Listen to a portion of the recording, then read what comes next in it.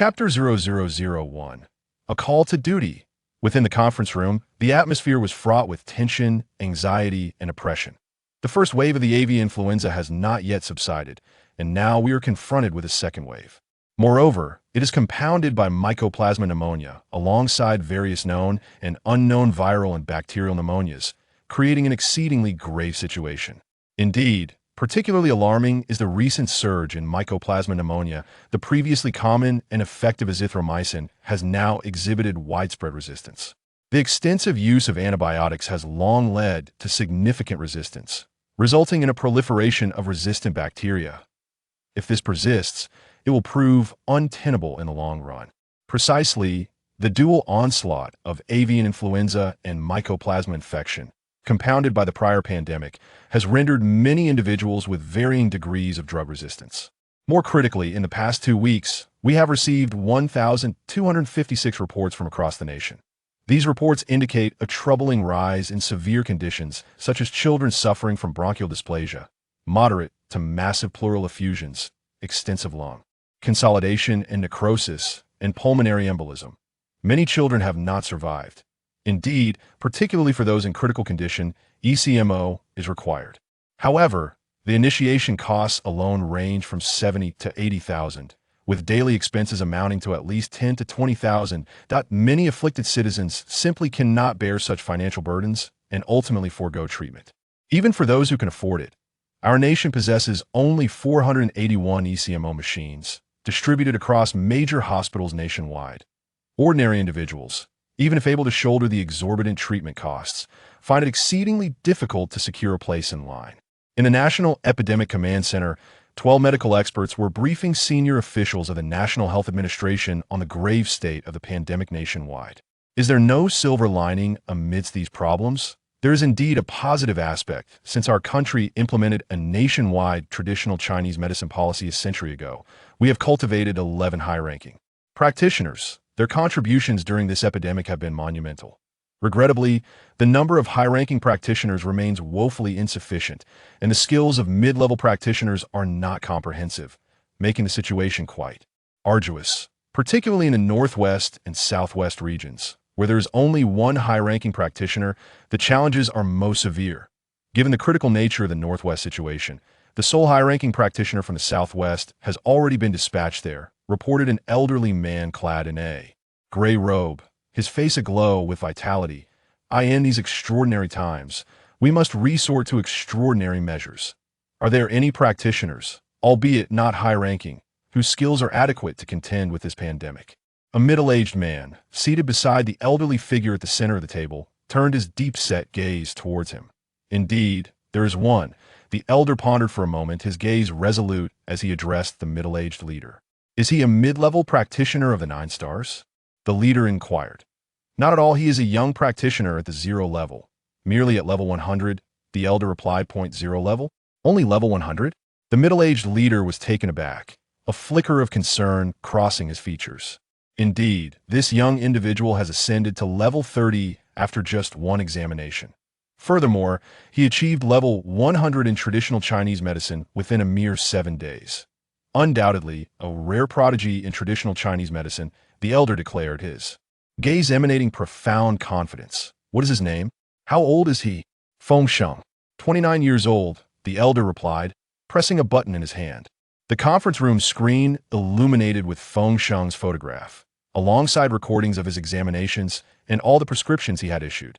0 rank? This must be a joke.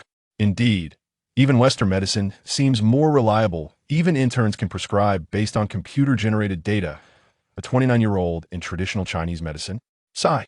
The attendees gaze at the information on the screen, their expressions shifting to disappointment.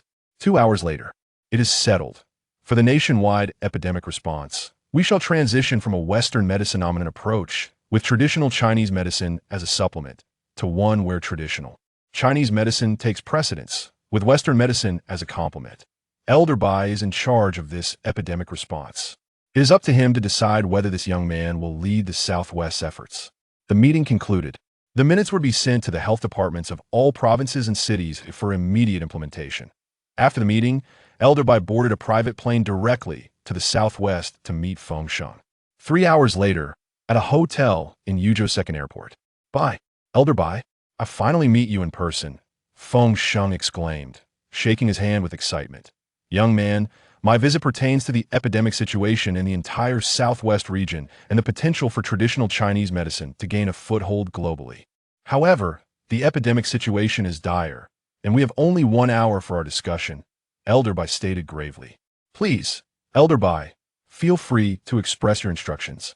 3 questions. First, regarding this large-scale outbreak of mycoplasma pneumonia, viral pneumonia, bacterial pneumonia, and the overlapping waves of H1N1 flu, what insights do you have? Elder Bai posed the first question. From the perspective of traditional Chinese medicine, regardless of whether it is mycoplasma, a virus, or bacteria, their essence is the same. They all belong to external evils. The difference lies in their varying strengths of aggression, which leads to diverse symptoms. Thus, our task is to bolster the body's defenses while expelling the evil. I have drafted some prescriptions for this pandemic. However, I am currently at level 100, and the herbs I have unlocked amount to merely 10 varieties. Therefore, I shall entrust these prescriptions to you, allowing qualified traditional Chinese medicine practitioners to adjust them as necessary, Feng Sheng remarked, producing 3 printed A4 sheets of prescriptions for Elder Bai. Elder Bai was taken aback. Upon receiving the prescriptions and examining them, he was astonished. The prescriptions listed for early-stage heat syndrome, Lianxiao W grams, Bo W grams, Jingjia W grams. For early-stage cold syndrome, Mahuang W grams, Gugan W grams, Ziswai W grams. Mid-stage, evil attacking Shaoyang, alternating cold and heat, Chaihu W grams, Jiang Banksia W grams. Mid-stage, predominant body pain, slight cold without sweating, Gugan W grams, Mahuang W grams. Mid-stage, predominant cough with cold syndrome, Chimpi W grams, Banksia W grams, Mahuang W grams. Mid-stage, heat syndrome. Late stage. I was right about you. These prescriptions are remarkably accurate. Elder Bai's eyes sparkled with hope and joy. The second question. In order for traditional Chinese medicine to establish a foothold worldwide and to heal those afflicted by this pandemic, are you willing to take the risk of leading the medical forces in the southwest region, even without the authority to prescribe? Old Bai gazed expectantly at Feng Sheng. Risk? Feng Sheng was perplexed. This pandemic response has drawn the world's attention to our traditional Chinese medicine nation. We are implementing a nationwide strategy centered on traditional Chinese medicine, which is a formidable endeavor, opposing global trends and the current of the times. However, I firmly believe this is a wise and just decision. Thus, in this pandemic response, our nation will adopt a strategy that prioritizes traditional Chinese medicine, supplemented by Western medicine, all while the national health department endures immense pressure from various quarters. Success is the only option. Failure is not permitted. Moreover, this success must be a national triumph, not merely a localized one. Therefore, should you lead the pandemic response in the Southwest, if failure were to occur? Old Bai began to elaborate on the historical context of the nationwide traditional Chinese medicine strategy and the significant implications and stakes of this initiative. I have absolute confidence in traditional Chinese medicine and in my own medical skills. The lack of prescribing authority is inconsequential. I can enlist those with the authority to issue prescriptions or collaborate with others to create a joint prescription. Rest assured, Old Bai, I can take on this responsibility, Feng Sheng asserted, locking eyes with Old Bai with unwavering confidence. That implies, although you would exert effort, you would not receive recognition. You would have the labor without the reward, and at most, be compensated financially. Are you still willing? Old Bai looked at Feng Sheng with anticipation. Promotion is secondary. Saving lives is of utmost importance. Old Bai, I am willing, Feng Sheng declared without hesitation. Upon hearing this, Old Bai placed his hand on Feng Sheng's shoulder, his voice filled with excitement. Excellent, I knew I had not misjudged you. The third question. Since the implementation of the comprehensive traditional Chinese medicine strategy, the Bai family has overseen the national system for the advancement of traditional Chinese medicine, and I have been at the helm of the National Traditional Chinese Medicine Examination Center for over 50 years. I possess considerable understanding of every skilled practitioner of traditional Chinese medicine in our nation. Naturally, I also have access to first-hand information and comprehensive data on each practitioner. However, I still harbor significant doubts regarding you. Given the gravity of this matter, you must speak candidly. Where do you hail from? Who was your mentor? What have you accomplished from your first examination until now? Chapter 0001, an urgent call to action. Within the conference room, an atmosphere of tension prevailed, laden with anxiety and oppression. The initial wave of H1N1 has yet to subside, and now a second wave has emerged, compounded by mycoplasma pneumonia along with various known and unknown viral and bacterial pneumonias, presenting a grave situation. Indeed, the recent surge in mycoplasma pneumonia is particularly alarming. The previously common and effective azithromycin has now exhibited widespread resistance. The overuse of antibiotics has long led to significant resistance, with the proliferation of resistant bacteria. If this continues, it will undoubtedly become untenable. Exactly. The dual impact of H1N1 and mycoplasma infections, coupled with the prior epidemic, has resulted in many individuals developing varying degrees of drug resistance. More critically, in the past 2 weeks, we have received 1,256 reports from across the nation, indicating a troubling rise in severe conditions such as pediatric bronchial plasticity, moderate to massive pleural effusions, extensive pulmonary consolidation and necrosis, and pulmonary embolism. Many children have not survived. Indeed, especially for critically ill patients, ECMO is essential. However, the initiation cost is exorbitant, reaching upwards of 70 to 80,000, with daily expenses amounting to at least 10 to 20,000. Many afflicted citizens simply cannot bear the financial burden and ultimately forego treatment. Even for those who can afford it, our country possesses only 481 ECMO machines, distributed across major hospitals nationwide. It is exceedingly difficult for ordinary individuals, regardless of their financial capacity, to secure a place in line. Within the National Epidemic Control Command Center, 12 medical experts were briefing senior officials from the National Health Administration on the dire state of the epidemic. Across the country, are there no positive aspects amidst these challenges? There are indeed some silver linings.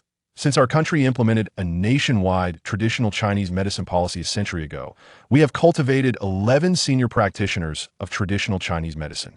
They have played a crucial role during this epidemic. Unfortunately, the number of senior practitioners remains insufficient, and the skills of mid-level practitioners are not yet comprehensive, making the situation quite challenging.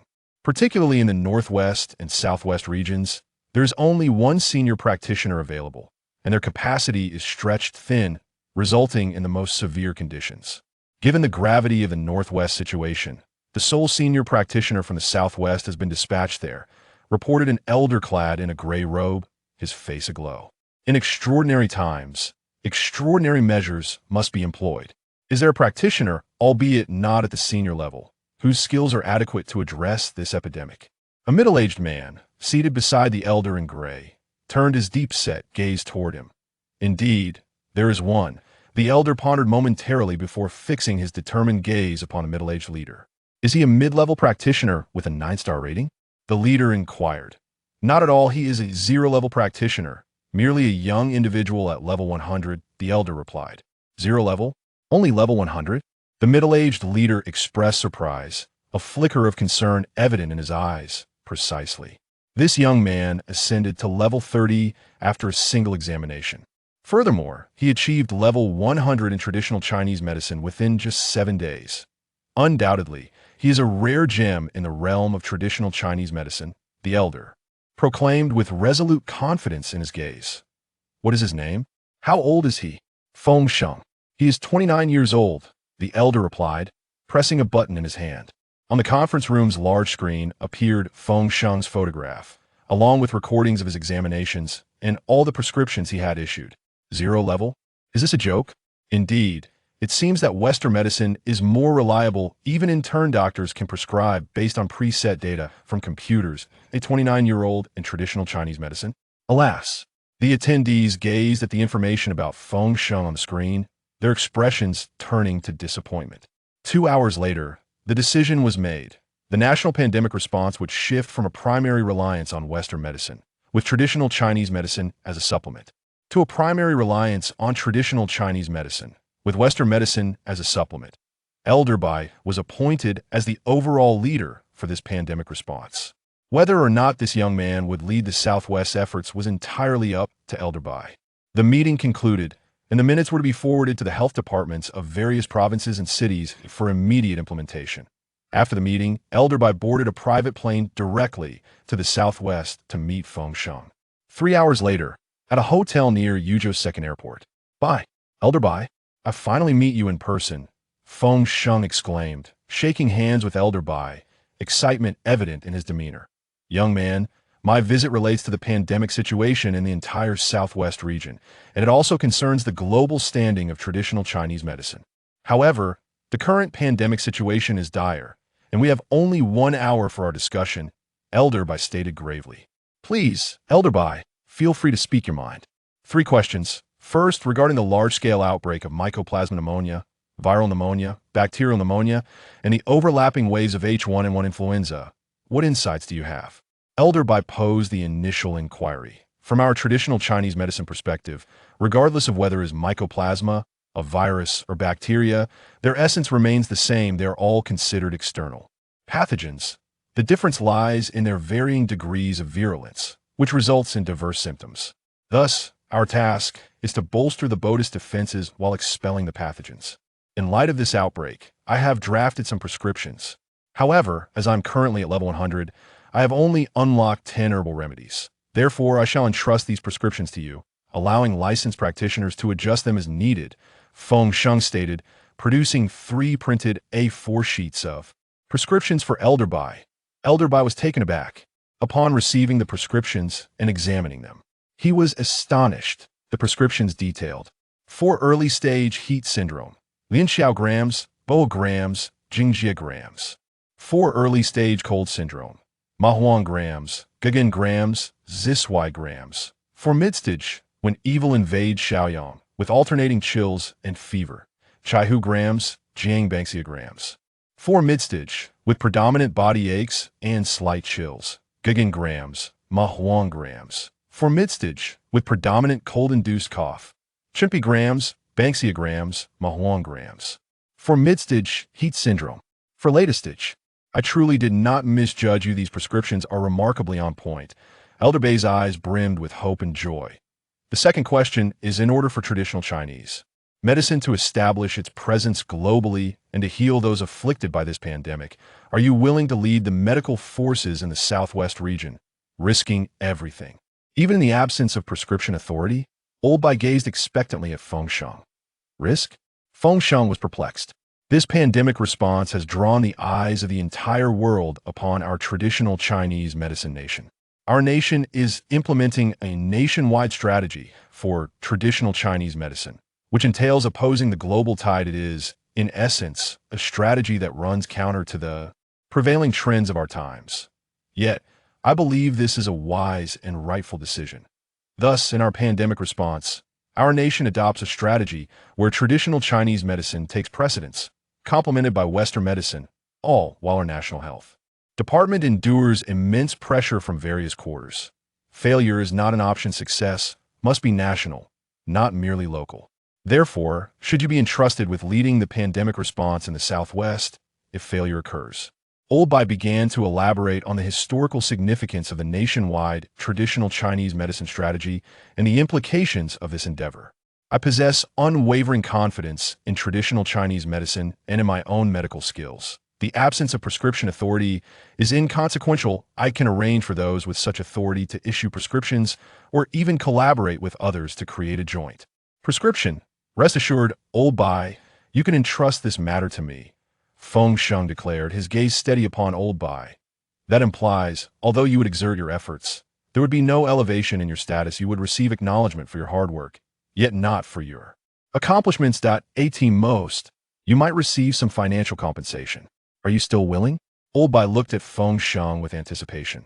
The potential for elevation is trivial. Saving lives is of utmost importance. Old Bai, I am willing. Feng Sheng did not hesitate in the slightest.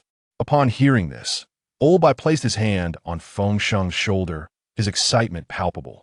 Excellent. I have indeed not misjudged you. The third question concerns the fact that since the implementation of the comprehensive traditional Chinese medicine strategy, the Bai family has overseen the national traditional Chinese medicine upgrade system And since I have taken on the role at the National Traditional Chinese Medicine Examination Center, over 50 years have elapsed. I can confidently say that I possess a comprehensive understanding of every skilled practitioner of traditional Chinese medicine within our nation. Naturally, I also have access to first-hand information and data regarding each physician. However, I harbor significant doubts about you. This matter is of great consequence, so you must speak the truth to me. Where do you hail from? Who is your mentor? What have you accomplished from your first examination until now? Chapter 0002, Rebirth. Transmigration. Can Elderbai keep my secret? Feng Sheng pondered for a moment before inquiring of Elderbai. Of course. Elderbai fixed his gaze upon Feng Sheng's eyes. I hail from another world. That day, during a reunion with high school classmates, Feng Sheng began to reminisce about his past. At that time, he was a sophomore studying traditional Chinese medicine at university. During the National Day holiday, at the high school reunion, he seized the opportunity to boldly confess his feelings to the goddess he had pursued since his first year of high school. Unfortunately, he was met with ridicule from everyone present. You're studying traditional Chinese medicine? Even after you graduate, it will still take you another 6 or 7 years to earn a decent living, right? Indeed, why choose such a path?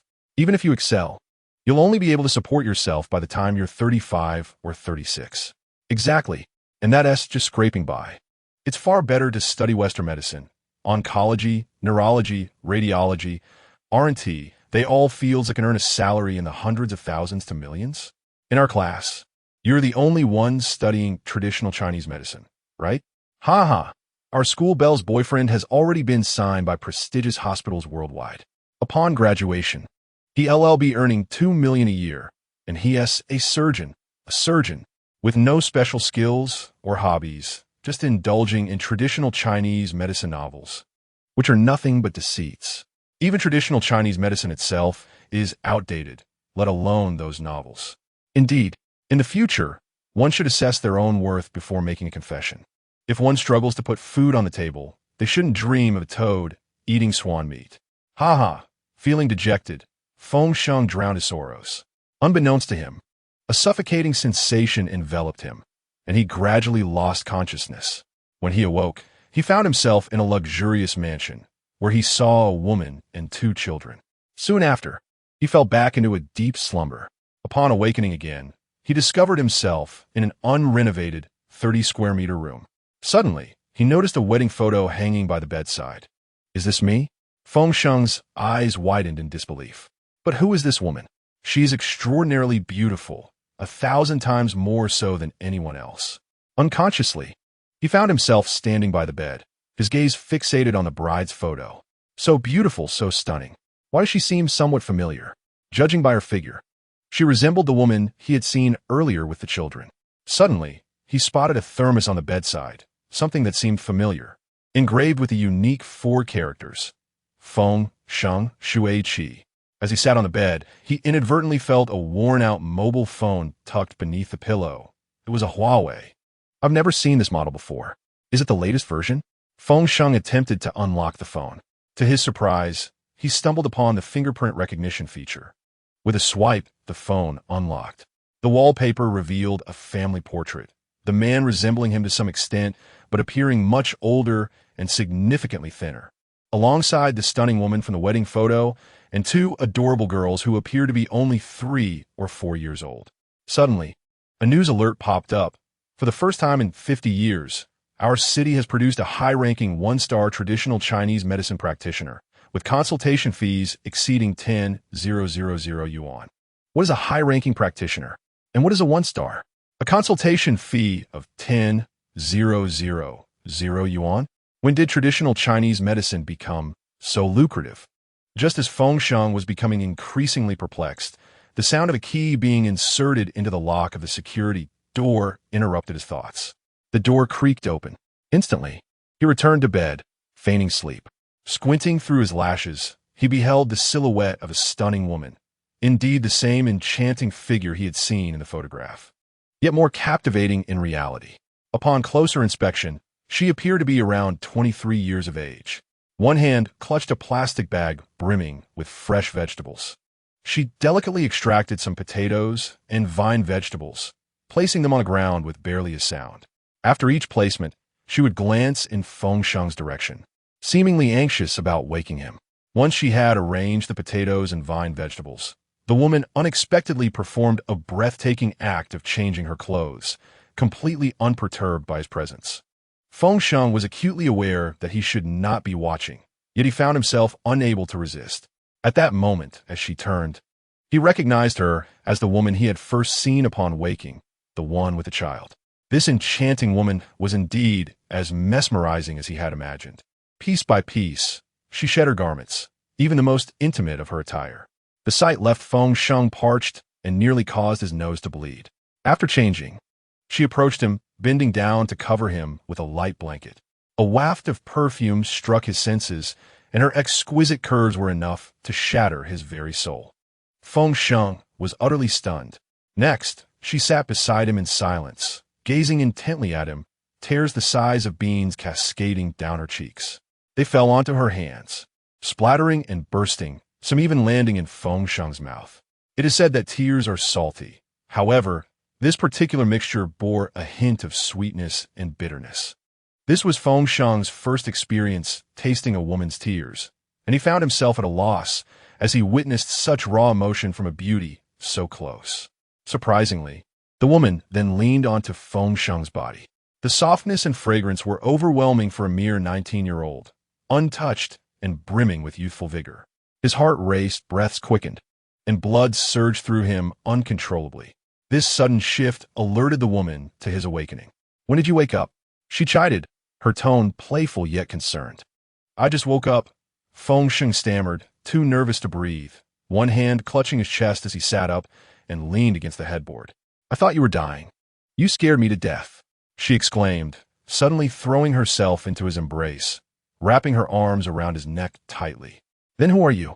Feng Sheng trembled, raising his hands above his head in a gesture of surrender. "Huh? Brother Feng Sheng, are you teasing me, or have you lost your memory?" The woman's eyes widened in surprise, and she quickly distanced herself, sitting opposite him, one hand resting on his thigh, her expression filled with confusion and concern. "Amnesia?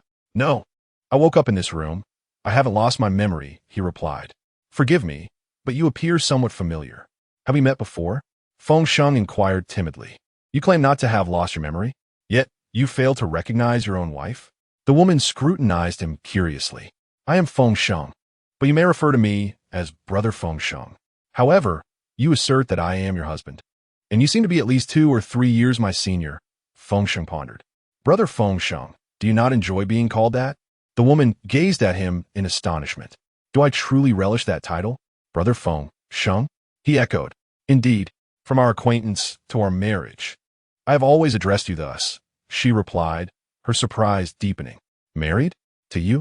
Feng Sheng was elated yet incredulous. This sudden wave of joy compelled him to rise abruptly from the bed. "Alas, it appears you have indeed lost your memory, forgetting our marriage. Look there. That is our wedding photo from 5 years ago." The woman pointed to a modest picture on the wall. "Could it be? Is that truly me? I married you? And it has been 5 years?" Feng Sheng was overwhelmed with mixed emotions. What should I do? Should I weep or laugh? Based on his experiences from novels he had read, he was nearly certain he had not only been reborn, but had also traversed time. "By the way, what is your name?" Feng Sheng took a deep breath, settling down to face the woman. "I am Shuiqi. Do you truly not remember me?" Shuiqi's eyes welled with tears of urgency. "You are Shuiqi?" Feng Sheng leapt up once more. "You remember me?" Shuiqi exclaimed, tears streaming down her cheeks. "Aren't you that cousin of hers? The chubby girl? Shuiqi, the one who gifted me that thermos?" Feng Sheng struggled to comprehend the reality before him. He suspected he was neither reborn nor time-traveling, but merely dreaming. Smack! He struck himself across the face. 5 distinct fingerprints appeared on his cheek, the stinging sensation confirming this was no dream. "What are you doing?" Shuiqi exclaimed, her heart aching as tears continued to flow. She hurriedly reached out to caress the swollen side of his face. "Is it truly you, Shuiqi?" Feng Sheng saw confirmation once more. Yes. Shuiqi nodded vigorously. "That cousin of hers?" He pressed again for clarity. Yes. She replied, her enthusiasm palpable. "How old are you?" Feng Sheng fixed his gaze upon her eyes. "I am 25 years old," Shuiqi replied, bewildered. 25? Feng Sheng reiterated, needing reassurance. Yes. What of it? She asked, still perplexed. What year, month, and day is it? He inquired once more. It is currently the year 2023, September 28th, Shuiqi replied, her expression one of confusion. So, it is September 28th, 2023. This means I have genuinely traversed time? I was reborn on October 1st, 2013, and simultaneously transported to September 28th, 2023? Feng Sheng realized with clarity. Do you possess a mirror? He asked Shuiqi. Yes, here you go, she said, producing a small mirror from seemingly nowhere and handing it to him. My goodness, only 10 years have passed, yet I appear so aged. At 29, I resemble a 59-year-old. Feng Sheng could hardly bear to gaze into the mirror, confronted by the lines of age. Forehead creases, crow's feet, and nasolabial folds, all too evident. You have not changed at all, still clinging to your pride. You deceived me for a full 5 years, renting a luxurious apartment while juggling 3 jobs, exhausting yourself. Shuiqi looked at Feng Sheng with a face full of remorse and compassion. Feng Sheng, perplexed, asked, I deceived you for 5 years? I worked 3 jobs? Why? Chapter 0003. Together forever. It was all for me. You once said that being with you would allow me to enjoy a life of luxury without lifting a finger. And indeed, for 5 years, we resided in a high-end apartment in the city center, while I did nothing but play with the children all day long. Meanwhile, you would leave at 5 in the morning and return at midnight, aging a whole 30 years in the process. Just the other day, you came home completely exhausted, collapsing into sleep, and when the landlord came to evict us, you remained oblivious. I thought you might never wake again. Shuiqi's face reflected both joy and guilt. Huh? I remember the first time I saw you. I was in my first year of high school. You and your cousin were playing games in an arcade. Back then, you were a chubby little boy, and now you look so handsome. Feng Sheng recalled the moment he first laid eyes on Shuiqi. Compared to the stunning beauty before him, he seemed a different person entirely. Women change dramatically as they grow older. At that time, I was merely 11. However, my most significant transformation occurred when I gave birth to our first child. After finishing my confinement, I feared becoming even heavier. Yet, I not only did not gain weight, but actually became slimmer, looking even younger and more beautiful. Shuiqi excitedly cupped her fair, jade-like face in her hands. I remember the last time I saw you was the day before our high school reunion, 10 years ago. You were 14, and I was 19. Still quite dark and overweight, and not tall either. That evening, you came to my house and gifted me this thermos. I asked why you engraved Feng Sheng Shuiqi on it, and you said you hoped I would succeed in my career and marry your cousin soon. Feng Sheng shook his head with a bitter smile, realizing now that the phrase Feng Sheng Shuiqi symbolized the bond between him and Shuiqi. Indeed, back then, your heart was solely for my cousin. I knew I was not as beautiful as her, nor did I come from a wealthy family. And being so young, how could you have possibly liked me? Thus, I could only wish you well with her. However, I was aware that my cousin had someone she admired, who would never reciprocate your feelings. Shuiqi smiled, her beauty radiant. You can't be telling me that you fell for me at 11? Feng Sheng stared at Shuiqi in astonishment. Yes, it was love at first sight, Shuiqi replied, her cheeks flushing. Then how did we end up getting married? Why didn't I marry your cousin? Feng Sheng naturally could not recall those events. In 2013, on October 1st, during your high school reunion, my sister's boyfriend was also present. You were disheartened and lost contact with everyone. 5 years later, you seem to have achieved success. Upon your return, we all assumed you were seeking my cousin. I had to inform you that she and her husband had gone abroad. You presented me with this thermos and said, you understand my intentions. Be my girlfriend, and I promise you a life of comfort and joy. At that time, I was 19 in my sophomore year, while you were 24, in the prime of your youth. Later, during my junior year, we married. By my senior year, we welcomed our first child. I even carried our baby to my thesis defense, my heart brimming with joy as I held a thermos in hand, a smile radiating happiness. But what came next? Feng Sheng, eager to uncover his past, pressed for more. Eventually, I graduated, and you invited me and our child to move into the luxurious apartment you had purchased. Only recently did I discover that it was rented. I was nearly beside myself with anger. Pouting, I pinched Feng Sheng's thigh, eliciting an exaggerated yelp of pain. You do feel pain, I remarked, for the truth of your actions had been revealed. My parents insisted I divorce you. And my cousin even called to urge me to leave you swiftly. My family declared that if I chose not to divorce, they would sever all ties with me. I pouted, sorrow etched across my face. Why didn't you divorce me then? Or are you already preparing to do so? Feng Sheng at that moment felt a rush of panic. If you wish to deceive me, then I hope to be deceived for a lifetime, I sighed, resting my head on his thigh. Upon hearing this, Feng Sheng felt an unexpected tightening in his chest. Clenching his fists, he spoke with unwavering resolve. Rest assured, I shall atone for my mistakes. In the future, I will ensure that all those who look down upon us will envy you. I want to make you the happiest woman in the world. In truth, every day spent with you fills me with happiness. Yet, our current circumstances are somewhat strained. However, I believe that together we can improve our lives. My words revealed a blend of hope and contentment. Where's this place? Feng Sheng asked, almost choked with emotion. This is the living allowance you've given me over the years, which I saved to purchase a small house. I never expected it would come in handy. Yesterday, when we were left without a home, I brought you here, I exclaimed, sitting up excitedly to recount the past, much like a joyful child. Feng Sheng gazed in astonishment at his beautiful and resourceful wife. What have I been doing working 3 jobs? He pondered aloud. I don't know. You've never shared that with me, nor do you talk about it, I replied. You have endured hardships all these years. For the first time, Feng Sheng was closely acquainted with a woman, a remarkable beauty who had shared a meager existence with him. Not at all, I don't feel it. Every day has been filled with delightful sustenance. I laughed, my laughter ringing like bells. What are you laughing about? He asked. I laugh at myself for loving you so much and being unable to part from you, I responded. So it seems I possess some charm. But I must say, why do I look so aged?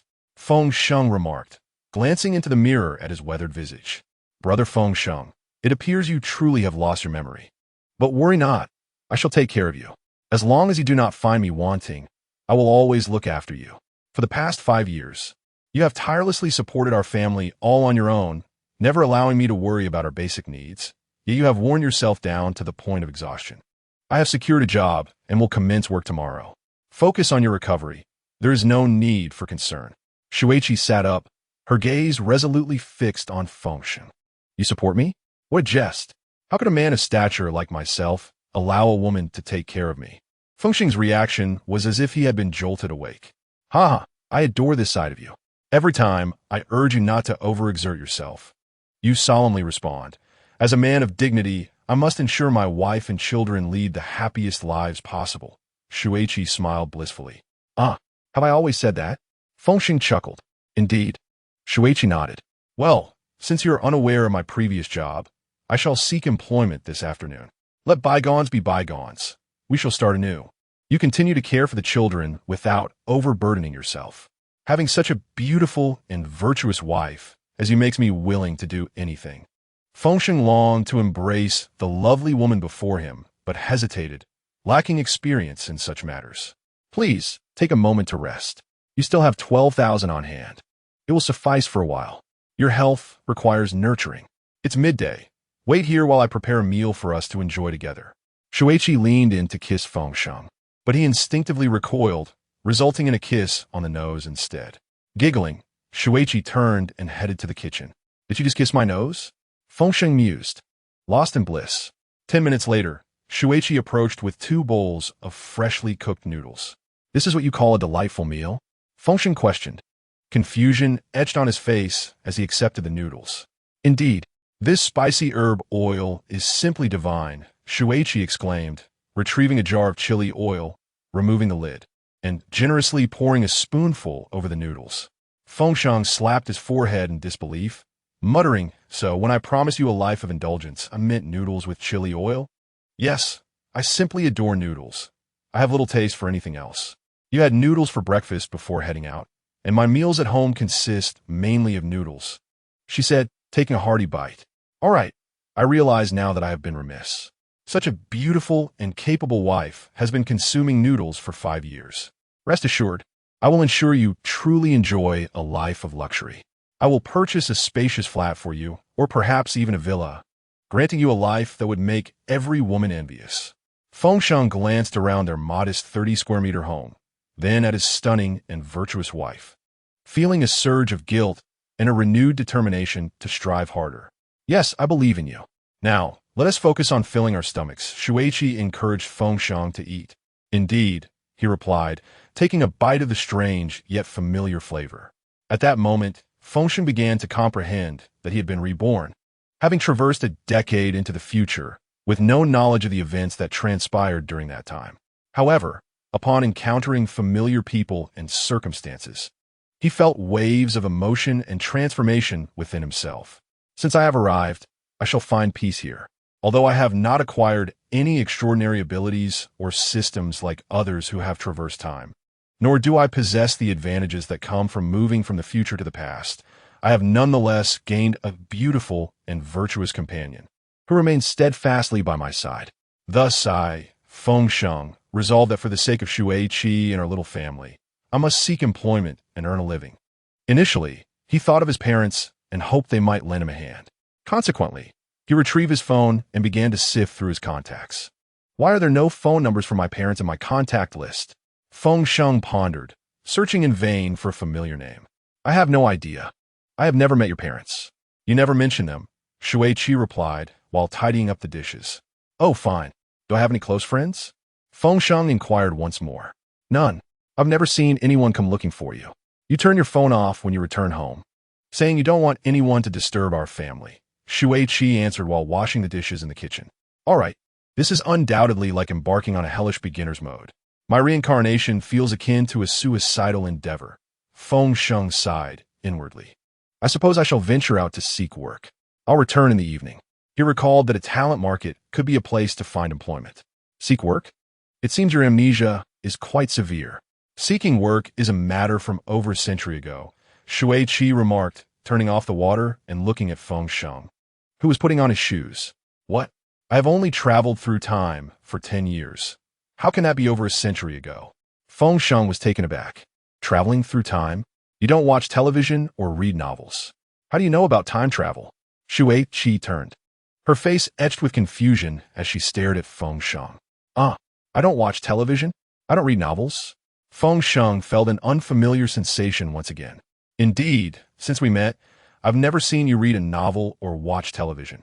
Our home doesn't even have a television. I only watch on my tablet, Shuiqi said, drying her hands and stepping closer to Feng Sheng, placing her hands on his face, her eyes filled with concern. Your amnesia is far too severe. If it becomes unbearable, we must see a doctor, but that is prohibitively expensive.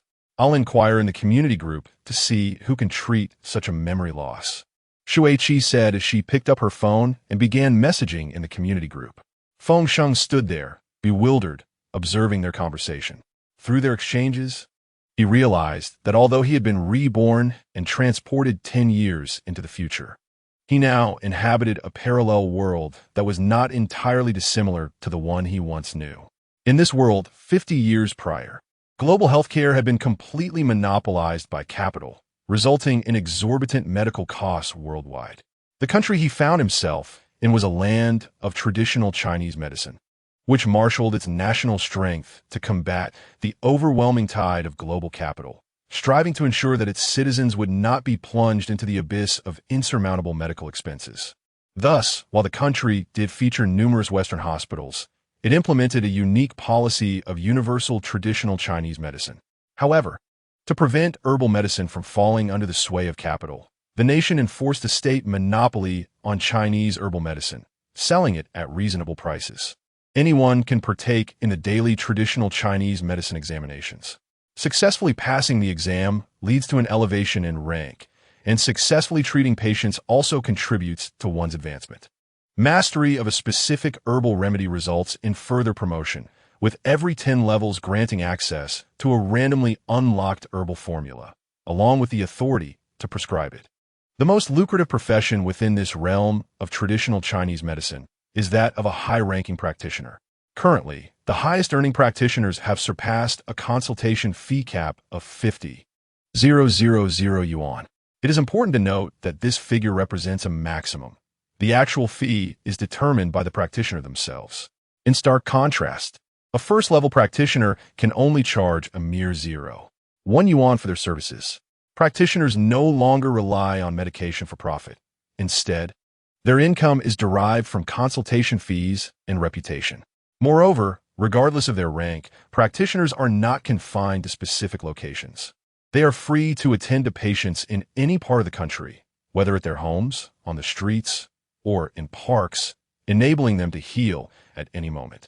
Shuiqi felt liberated, realizing he no longer needed to seek employment. Feng Sheng, overwhelmed with excitement, yearned to embrace his wife, whom he had never met.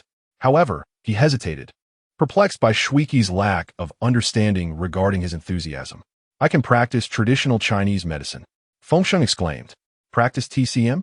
Shuiqi responded in astonishment.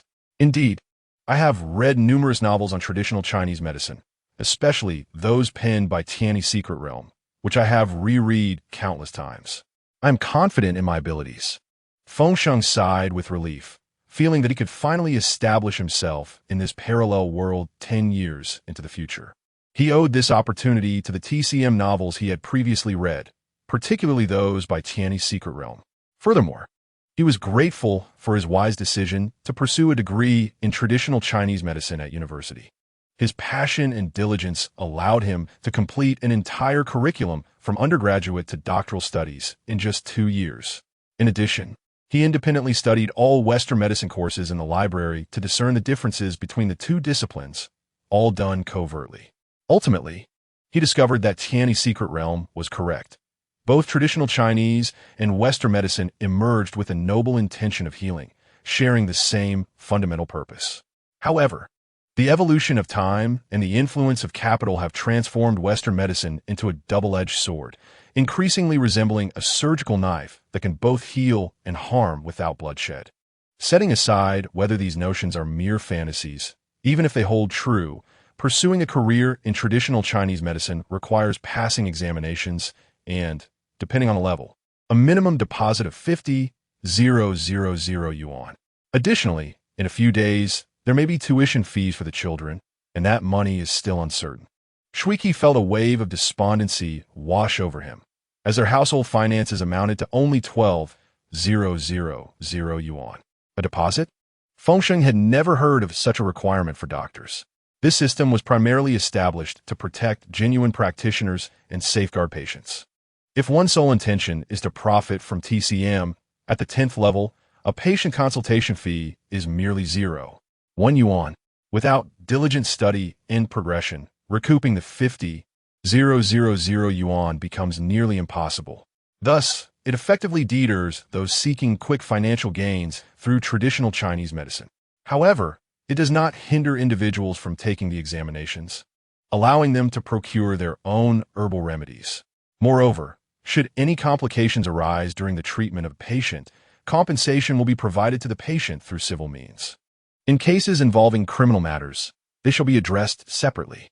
Thus, despite the fact that many individuals have participated in traditional Chinese medicine examinations, the actual practitioners are rather few, with most only attending to their family members. Shuiqi, somewhat perplexed, merely conveyed her understanding to Feng Sheng. "All right, enlighten me on the registration process and examination details," Feng Sheng urged, confidence gleaming in his eyes. "Registration is conducted online. You may procure a set of equipment for the examination, which can also be taken online. Alternatively, one can attend the Chinese Medicine Examination Center for the test," Shuiqi replied. "Given our current financial situation, it would be prudent to go to the examination center," Feng Sheng remarked, casting a glance around their sparsely furnished dwelling with a wry smile. The level of proficiency one can achieve in the Chinese medicine examination largely depends on speed and accuracy. No mistakes are permissible. At the examination center, there's a queue to navigate, and each candidate is allotted a duration of 1 hour per examination. "Let me check," Shuiqi said, picking up Feng Sheng's phone to assist with the registration. "All right, just scan your face. Registration successful. You're scheduled for the session tonight at 8 o'clock. Conveniently located next to the kindergarten." Shuiqi held the phone up for Feng Sheng to see. "Is there no fee for registration?" Feng Sheng inquired. "No fee. The government aims to promote traditional Chinese medicine for all, encouraging everyone to learn it, Shuichi explained. This system is splendid. If only my world operated similarly. It seems the wheels of my destiny are beginning to turn, Feng Sheng exclaimed, his excitement palpable as he anticipated attending the examination. What wheels of destiny? The first 10 levels are relatively manageable. However, beyond the 10th level, the difficulty escalates significantly. Moreover, to become a practitioner of traditional Chinese medicine, a deposit of 50,000 is indispensable. Unfortunately, we do not possess such funds, Shuichi pouted. Fear not, I shall earn it. I will seek a job that pays 50,000 within the next few days, Feng Sheng resolved, gazing intently at Shuichi. Given the fierce competition across all sectors, securing immediate employment to earn such an amount would necessitate labor-intensive work. However, that would be exceedingly arduous, especially considering your current health, Shuichi lamented, concern evident in her eyes as she looked at Feng Sheng. Very well, I shall undertake it. I am determined to provide you with a truly delightful life filled with abundance. Feng Sheng declared, putting on his shoes. Please assist me with the arrangements, Feng Sheng requested, his eyes filled with longing. Feng Sheng, do you genuinely aspire to be a practitioner of traditional Chinese medicine? Shuichi asked, noting his fervor. Indeed, I possess no other skills. In this world, perhaps only by practicing traditional Chinese medicine can I ensure your happiness, Feng Sheng replied, his emotions deepening as he leaned closer to Shuichi. Suddenly, a series of knocks echoed at the door. Who is it? Shuichi called out. It is I, Brother Wang from next door, came the response, as Wang cleared his throat and spoke with an exaggerated tone. Oh, Brother Wang, welcome, Shuichi replied, rising to open the door. Good day, Brother Wang. Please come in. As you can see, we have just moved in and have yet to settle, Shuichi welcomed him. As Brother Wang stepped inside, he had barely taken in the sparse furnishings before launching into a tirade. Ah, women ought to find capable men, especially someone as lovely as you, he said, placing his hand under Shuichi's chin. Confronted by this sudden scene, Shuichi stood frozen in place, overwhelmed by fear. What the hell? Feng Sheng abruptly lunged forward, delivering a punch that sent Brother Wang sprawling to the ground, blood gushing from his nose and mouth. Brother, I didn't know you were home, Brother Wang stammered, dazed from the blow, retreating backwards as he sat on the ground. So you've come to my house to harass my wife, have you? I swear I'll make you pay for this, you bastard. Feng Sheng's eyes glinted with fury as he raised his foot to kick Brother Wang. Feng Sheng, stop. Shuichi finally regained her senses and rushed to embrace Feng Sheng. Brother Wang, you need to leave, quickly, she urged, her voice filled with urgency. All right, just you wait, you too. Brother Wang shot back, swiftly rising to his feet and retreating into his house, locking the door and securing the windows, throwing out a harsh remark. Shuichi, why are you stopping me? Feng Sheng glared at her in frustration. He is my boss. I found my job through his company, Shuichi replied, tears welling in her eyes. You must not work for such a person. Has he ever bullied you? Feng Sheng inquired anxiously. No, we met when we were renting a place. I saw how hard you were working and wanted to help lighten your load. He even assisted during the move and arranged for workers to renovate the bathroom and kitchen. She explained, her voice trembling with fear at the sudden turn of events. Don't worry, I won't let anyone bully you, Feng Sheng vowed, shouting across to Brother Wang's door. You remember this. If you dare to harass my wife again, I will make you regret it. There was no response from across the way. Let us go inside, Shuichi suggested, pulling Feng Sheng back into their home. Having you here is such a comfort, she said softly. Years ago, when I encountered a pervert in the alley by the University's North Gate, you protected me just like this. In that moment, I vowed never to leave your side, no matter the challenges we face. She embraced Feng Sheng tightly, resting her head against his chest. This unexpected joy extinguished the remnants of Feng Sheng's earlier rage. As he looked down at Shuichi's alluring figure, he felt a wave of uncertainty wash over him, his hands unsure of where to rest, as if surrendering to the moment. What's wrong? Why aren't you holding me? Shuichi tilted her head to gaze up at him. Can I hold you? He stammered, mesmerized by her luscious lips and the delicate curve of her neck. His heart raced uncontrollably. Of course, I'm your wife, Shuichi replied, closing her eyes and tiptoeing closer to his lips. At that moment, Feng Sheng couldn't help but reflect on how he must have saved the galaxy in a past life to deserve such a gentle and virtuous wife. He found himself irresistibly drawn to her, inching closer and closer, mere centimeters apart. Suddenly, a loud banging echoed through the door. "Who is it?" Feng Sheng's anger flared as he rushed towards the door, but then he hesitated. No, this could be old Wang from across the hall. If there are too many of them, I'll be at a disadvantage. What if I get hurt? My beautiful wife is bound to face trouble, isn't she? Thus, Feng Sheng crouched by the peephole, gazing outside. There stood a woman, seemingly in her 40s, exuding elegance and charm. She appeared to be quite affluent. Feng Sheng positioned Shuqi behind him, opened the door, and inquired, "Who are you looking for?" "Who am I looking for? I seek the vixen standing behind you," the woman retorted sharply. "Mind your language. She is my wife." Feng Sheng defended his spouse without hesitation. "Your wife? Goodness. Just look at your age.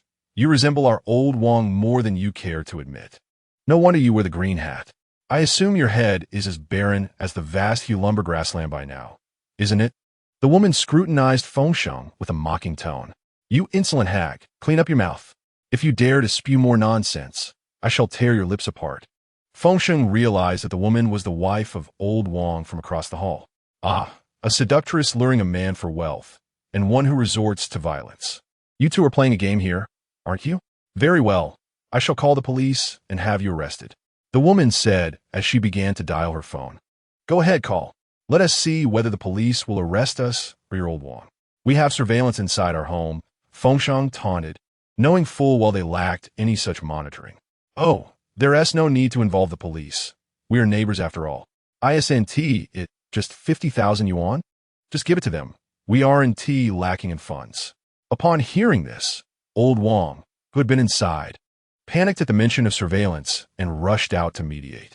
"Wang, are you trying to fool me?" The middle-aged woman instantly realized old Wang must be deceiving her. "No, I must report this. My money didn't come from thin air. Why should I give it to them?" she insisted, preparing to call the police again. "Ah, my money was lost in gambling. I didn't give it to them." Old Wang finally spoke the truth. "You ungrateful wretch, using my money, after 10 years together. Is this how you treat me? Just watch me beat you to a pulp," the woman wailed, chasing after old Wang to strike him. Chapter 6. Old Wang is dead. The couple, Feng Sheng, scoffed coldly. Suddenly, a horrific scream erupted from old Wang's residence. It was the woman's voice. Then came a dull thud. Bang! Everyone knew something had fallen from the 20-plus story building, creating quite the commotion. "Let us go back inside," Feng Sheng remarked, clearly uninterested in the drama unfolding next door. He naturally took Shuqi's hand and returned home. After such turmoil, the affectionate mood that had enveloped them previously dissipated. Feng Sheng was not in a hurry. Transforming from a boy into a man with his lovely wife was merely a matter of time. Contemplating this, a grin spread across his face. "What are you laughing at?" Shuqi inquired. "I'm laughing at myself. How did I manage to marry such a beautiful wife?" Feng Sheng replied with a chuckle. "How annoying," Shuqi remarked, glancing at her phone before beginning to undress. "What are you doing?" Feng Sheng thought she could no longer wait to engage in adult play. Changing clothes to pick up the children. They finished school at 4:30. Shuichi spoke as she changed her attire. Feng Sheng found himself captivated by the sight before him. With that lascivious expression, one might wonder if he had never encountered a woman before. After 5 years, is he still not satiated? Shuichi noticed Feng Sheng's flushed face, his breath quickening as he gazed at her. He had indeed seen women, but never one disrobing, especially not one as stunning as this. Feng Sheng unscrewed his thermos and drained its contents. He had no choice but to quench his thirst, lest he succumb to the heat. "It seems you must endure. Tomorrow the children have a holiday that lasts for 8 days. Shuichi chuckled mischievously. "Ah." Feng Sheng found himself momentarily at a loss for words. "Very well. I shall take my leave. You ought to rest well. Look at you, so lustful. Just last week you were in a different state of mind. And now you appear as if you've never seen a woman before. I truly cannot fathom the thoughts of men like you. Moreover, at the age of 29, why do you still act so impulsively? If old Wang were to claim that you harmed him, we would have quite the headache on our hands." Shuichi picked up her small bag, preparing to depart. Harmed him? I call that self-defense. He was harassing my wife and even came to our home to do so. It would be a mercy if I didn't put him in the ground, Feng Sheng thought, though in truth he was only 19 years old. He had no inkling whether he would still possess this demeanor at 29. Self-defense? That term is rather complex. Huh. Though Shuichi feigned annoyance, her heart was brimming with joy. No worries. Every time he bothers me, I shall retaliate. I said, Shuichi, it's only 3:30. We still have an hour left. Feng Sheng could hardly wait to grow up. Your memory loss is quite severe. We've moved, and the kindergarten is at the location of our previous rental.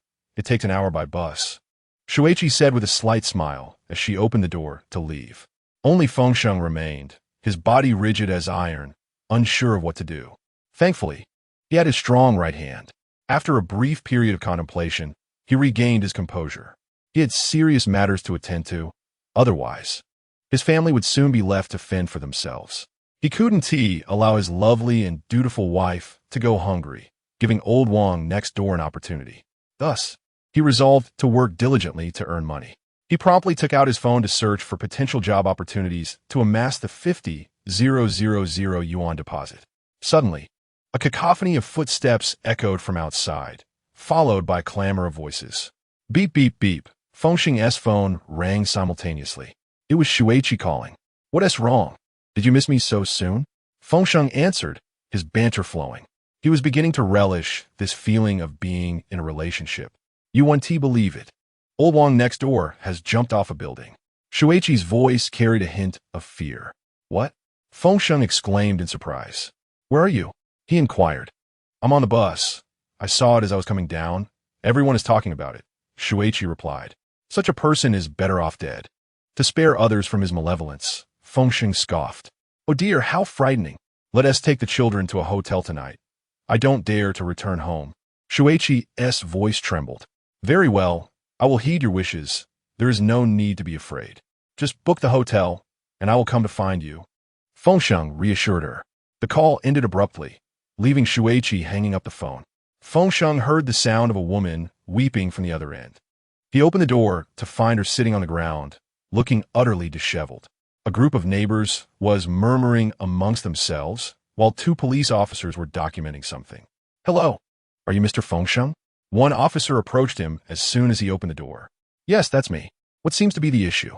Feng Sheng inquired. Did you have a confrontation with the deceased, Mr. Wang? Indeed.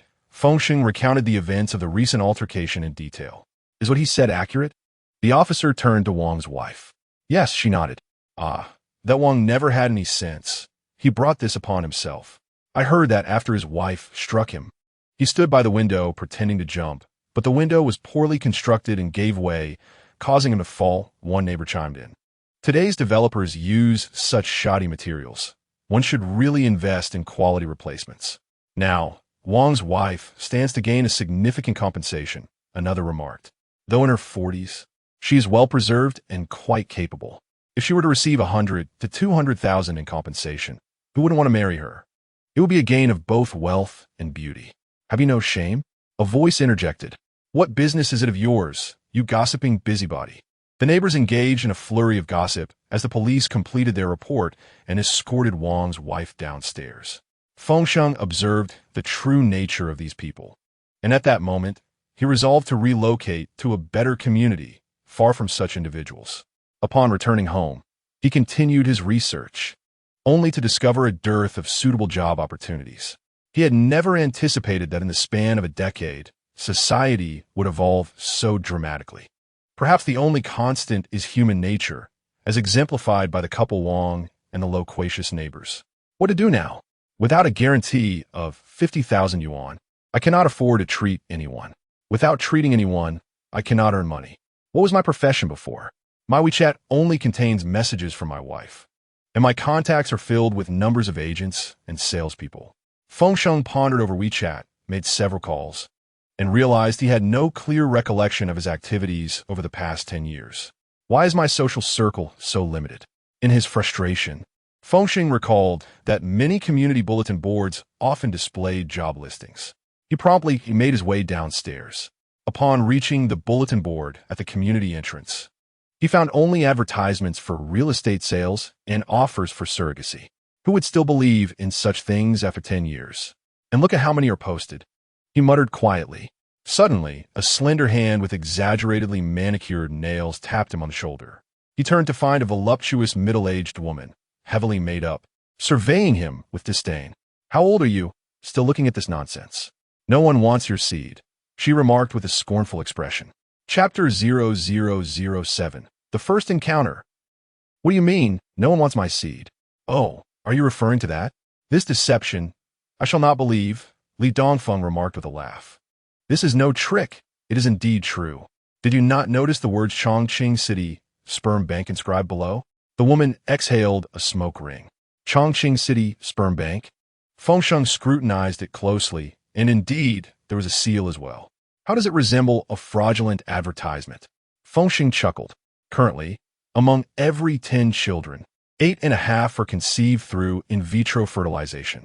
Moreover, quality sperm and eggs are exceedingly rare.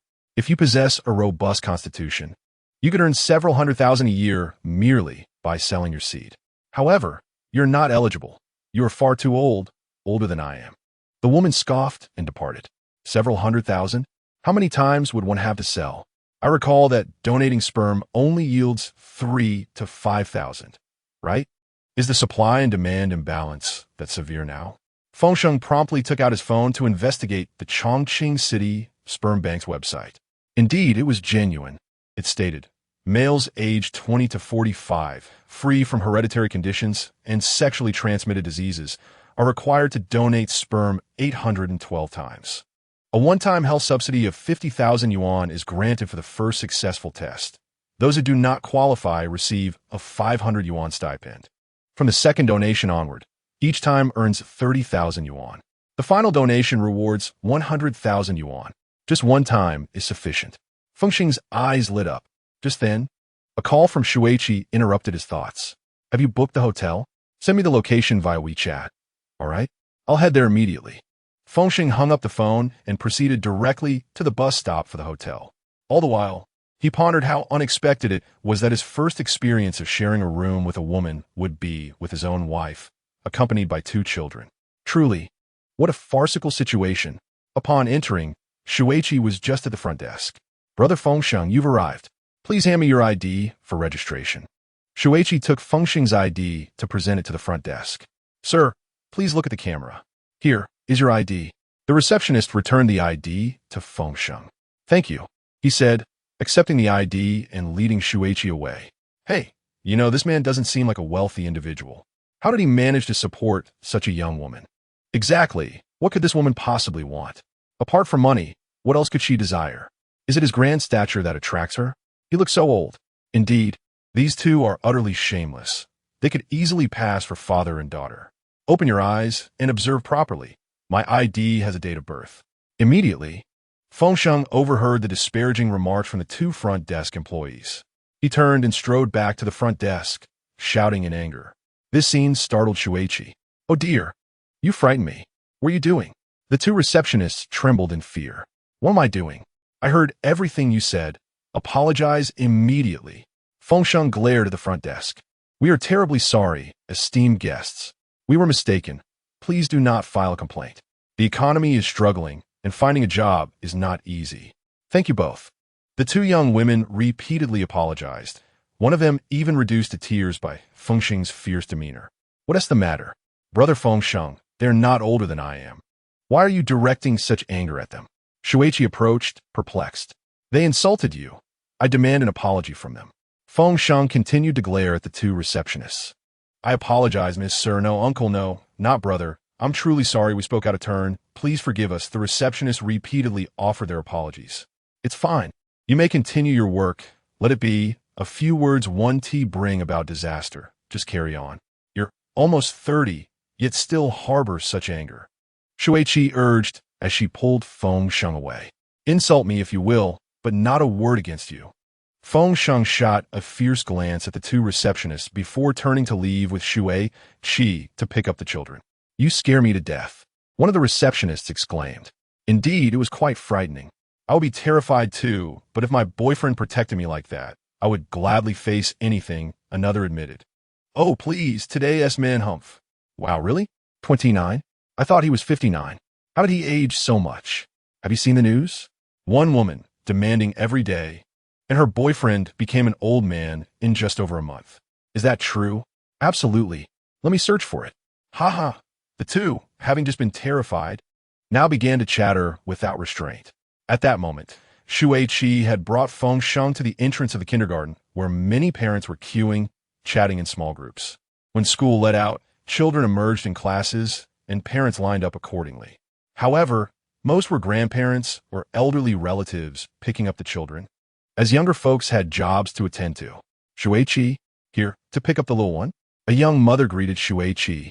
This is my husband, Feng Sheng. Shuiqi proudly introduced him. Hello, I am Feng Sheng, Shuiqi's husband. Feng Sheng smiled.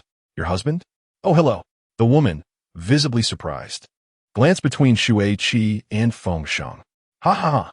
He looks a bit mature, doesn't he? Shuiqi teased. Well, he certainly has a touch of maturity. Nowadays, young people prefer someone more seasoned. The woman awkwardly chuckled before departing. Before long, Feng Sheng noticed many parents whispering and pointing in their direction. This time, he did not react with anger, but instead stood there, lost in thought, holding his ID card. What's wrong? Feeling down? Shuiqi understood Feng Sheng's thoughts. It's nothing. This is trivial. I'll just exercise properly, take some supplements, and get a haircut. I can regain my youth. Feng Sheng remarked to himself as he took his pulse. He realized that his body had merely suffered from overthinking and excessive fatigue, leading to significant depletion of vital energy. But it had not damaged the root. With proper nourishment, he could restore his original vitality in 3 to 5 months. That is my husband, haha, Shuiqi beamed. Pleased to see Feng Sheng maturing. I'm truly grateful for the heavenly physician's secret realm. His novels taught me ample knowledge of traditional Chinese medicine and martial arts. I never expected to apply them in this world. Feng Sheng mused to himself. What did you say? Shuiqi asked, puzzled. Ha ha, it's nothing. Yes, you. In 3 to 5 months, I'll be back to my youthful self, and then we shall engage in a grand battle of 300 rounds. Feng Sheng whispered playfully in Shuiqi's ear. You naughty thing, this is a public place. Shuiqi's face flushed crimson. She twisted Feng Sheng's arm with considerable force. It hurts. Can't you be a little gentler with this old fellow? Feng Sheng inquired with a smile. All right then, I shall save everything for you. We will settle the accounts in 3 months. Shuiqi teased, casting a playful glance at Feng Sheng. You must promise not to tempt me, or else my 100-day foundation will be in vain. Feng Sheng whispered near Shuiqi's ear once more. How annoying! Shuiqi exclaimed, darting away towards the school entrance. At that moment, 2 adorable little girls burst out from the school gate, rushing towards Shuiqi while calling out, Mommy, Mommy! Look who has arrived! Shuiqi squatted down, embracing the 2 girls. Daddy! Daddy! The little girls, upon seeing Feng Sheng, dashed towards him. The elder one ran ahead, while the younger one stumbled and fell behind. Feng Sheng's heart ached at the sight. Instinctively, his right hand reached out.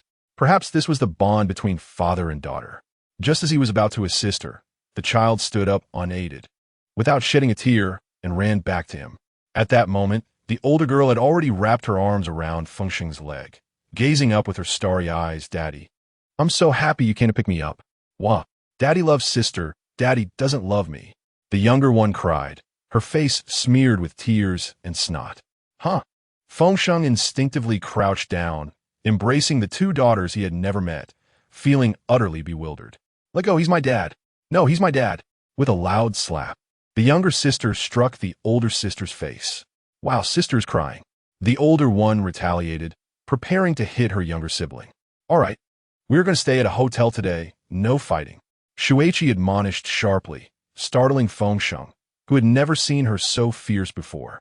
Oh, we're going to the hotel. Mommy loves us the most. We're going to the hotel. The 2 children, who had just been sobbing uncontrollably, instantly brightened with joy. Feng Sheng was left utterly perplexed. Children can change their moods faster than one can turn a page. Why do they love going to hotels so much? Daddy, hold me. Daddy, pick me up. The 2 daughters began to clamor for Feng Sheng's attention again. Enough with the holding. Walk on your own. If this continues, I won't let Daddy can pick you up next time. Come on, walk by yourselves. The hotel is right ahead. Let's see who reaches there first. Shuichi commanded once more. Oh, we're going to the hotel. Let's see who gets there first. The two daughters joyfully sprinted towards the hotel. Feng Sheng looked at Shuichi, astonished. I didn't expect you had such a fierce side. Experts say one should speak to children with a gentle approach. I tried, but it didn't work. Stay away from the road. Shuichi shouted as she chased after them. A woman managing two children perhaps has to be this way, Feng Sheng reasoned. Before long, they arrived at the hotel, and the group took the elevator to their room's door. Mommy, Mommy, the elder daughter called out at the entrance. Go ahead, I'm listening. Shuichi replied. I want to swipe the card. I want to swipe the card. Me too. Me too.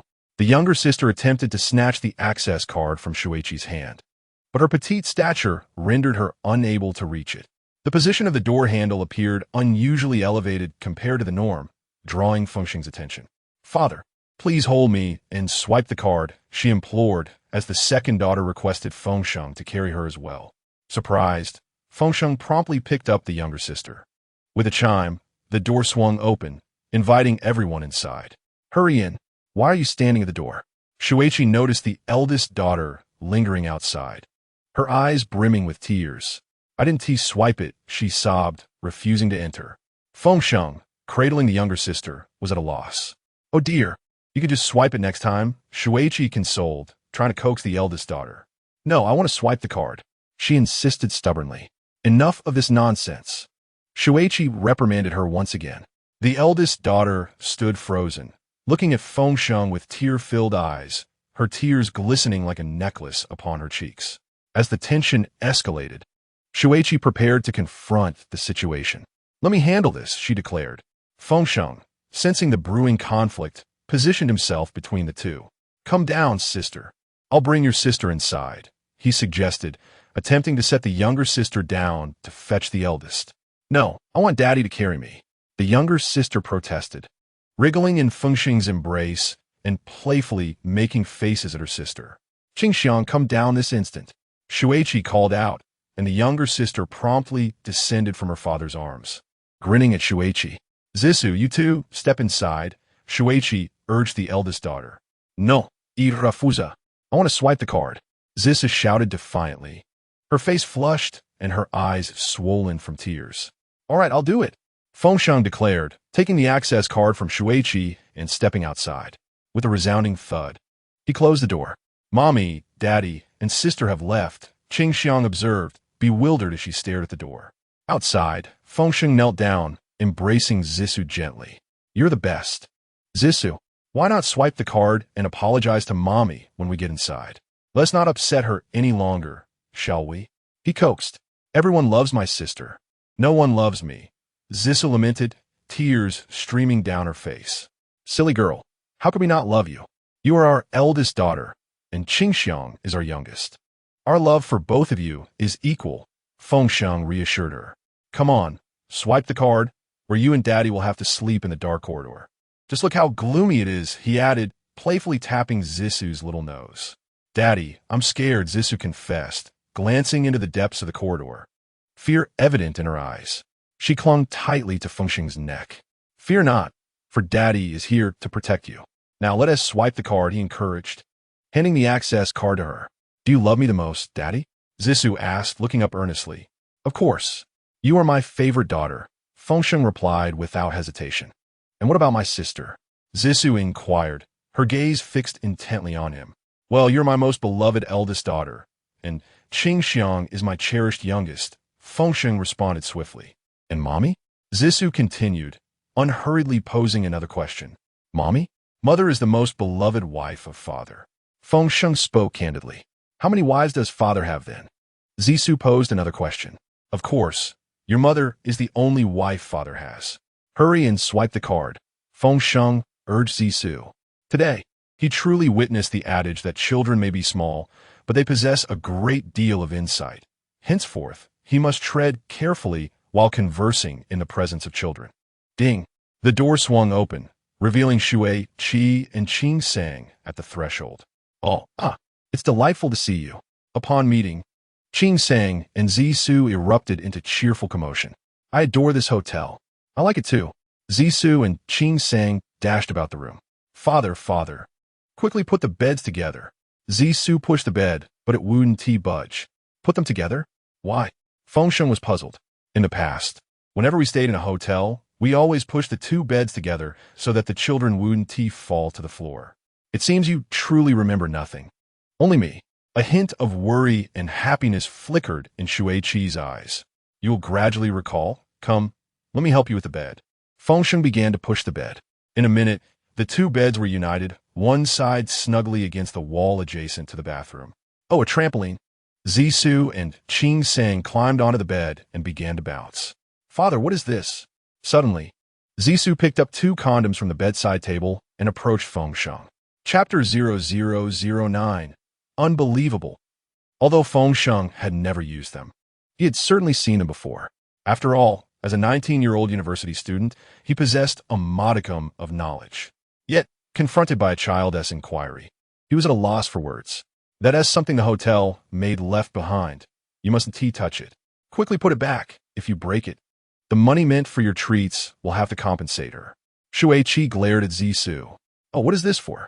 Zissou obediently returned them and turned to Shuiqi with another question. It's to protect the maid from harm. Girls only need it when they grow up. Shuiqi explained. Will my sister and I need it when we grow up too? Zissou inquired once more. Most girls will need it as they mature. But you cannot touch it now. It belongs to someone else. Shuiqi rummaged through the children's backpacks for clothes. Mother, mother. Zissou was still eager to ask. Here, change your clothes. Look at how dirty you are. Shuiqi took out clothes from both children's bags. Huh? Why are children carrying clothes instead of books to school now? Feng Sheng was utterly baffled. Father, have you lost your memory? We've always carried clothes. Zissou looked at the bewildered Feng Sheng and suddenly rushed over, her soft little hands cupping his face as she asked. Oh yes, father has forgotten a bit. Feng Sheng replied. Mother, I'm hungry. I want to eat shredded potatoes. Qing Sang stood on the bed, clinging to Shuiqi's waist and whining. Mother, I'm hungry too. I want to eat meat. Zissou chimed in. Move aside. She is my mother. Oh dear, my mother. Woe is me. The two children began to quarrel again. Feng Sheng felt overwhelmed in an instant. However, Shuiqi remained calm and composed. Feng Sheng felt the water rise with formidable strength. Brother Feng Sheng, you three stay here for a moment. I shall go procure some food. Shuiqi instructed the two children to change their clothes, as she herself needed to go out for a meal. Perhaps I should go instead. I am not adept at looking after children, Feng Sheng replied, a look of distress on his face. Indeed, over the years, he had never tended to children, being constantly occupied from dawn till dusk. Then you go, but do not lose them. I will send you a list of what the children wish to eat via WeChat. Shuiqi sent the list to Feng Sheng. All right. Feng Sheng rose to depart. Goodbye, Daddy, Qing Sang, and Feng Sheng waved. Oh, goodbye. It was only at the door that Feng Sheng realized, Daddy, I haven't said goodbye yet. Whoa. Zissou stood on the bed, crying. Why are you crying? Feng Sheng was bewildered. You don't remember, do you? Every time you leave, you must say goodbye, Shuiqi chuckled, shaking her head. Okay, Zissou, goodbye. Shuiqi hurried over to wave goodbye to Zissou. No. Zissou continued to weep. Zissou, goodbye. Feng Sheng approached once more, puzzled. No. Zissou extended both arms, continuing to sob. I understand now, Zissou, goodbye. Feng Sheng thought she wanted to be held, so he embraced her, saying goodbye. No, still not right. Zissou wailed loudly. Is it still wrong? Feng Sheng felt his own eyes welling with tears. You must say goodbye to the eldest daughter. Zissou cried even more sorrowfully. Oh, goodbye, my eldest daughter. Goodbye, dear. Feng Sheng's stomach grumbled, and seeing Qing Sang run over, he decided to embrace them both, saying goodbye together. Daddy, see you later. Come back quickly. Ha ha ha. Qing Sang and Zissou joyfully bounced on the bed. Observing their antics was akin to witnessing a real-life portrayal of Peppa Pig. The change of mood is astonishingly swift. Feng Sheng stood there bewildered. Hurry along now. If you do not leave soon, you may not be able to. Shuiqi smiled at Feng Sheng. Oh, all right. Goodbye. Feng Sheng quickly exited the room, closing the door behind him. Inside, the voices of Qing Sang and Zissou echoed, Daddy, goodbye. Goodbye. Feng Sheng, feeling dizzy, replied in kind. Suddenly, he was knocked to the ground by a couple frolicking in the corridor. I'm sorry, sir. I didn't see you. The girl rushed to help him up. Sir? Oh, well, it's fine, Feng Sheng replied, getting to his feet. Are you blind? Can't you see? The boy shoved Feng Sheng, cursing him. Just as Feng Sheng was about to retaliate, the door swung open. Daddy, why aren't you going yet? Zissou, having heard the commotion outside, opened the door. Upon seeing Zissou, Feng Sheng instantly lost his temper. He suppressed his anger and apologized to the boy. I'm sorry, young man. I'll be more careful next time. That's more like it, now go. The boy attempted to embrace the girl, but she pushed him away.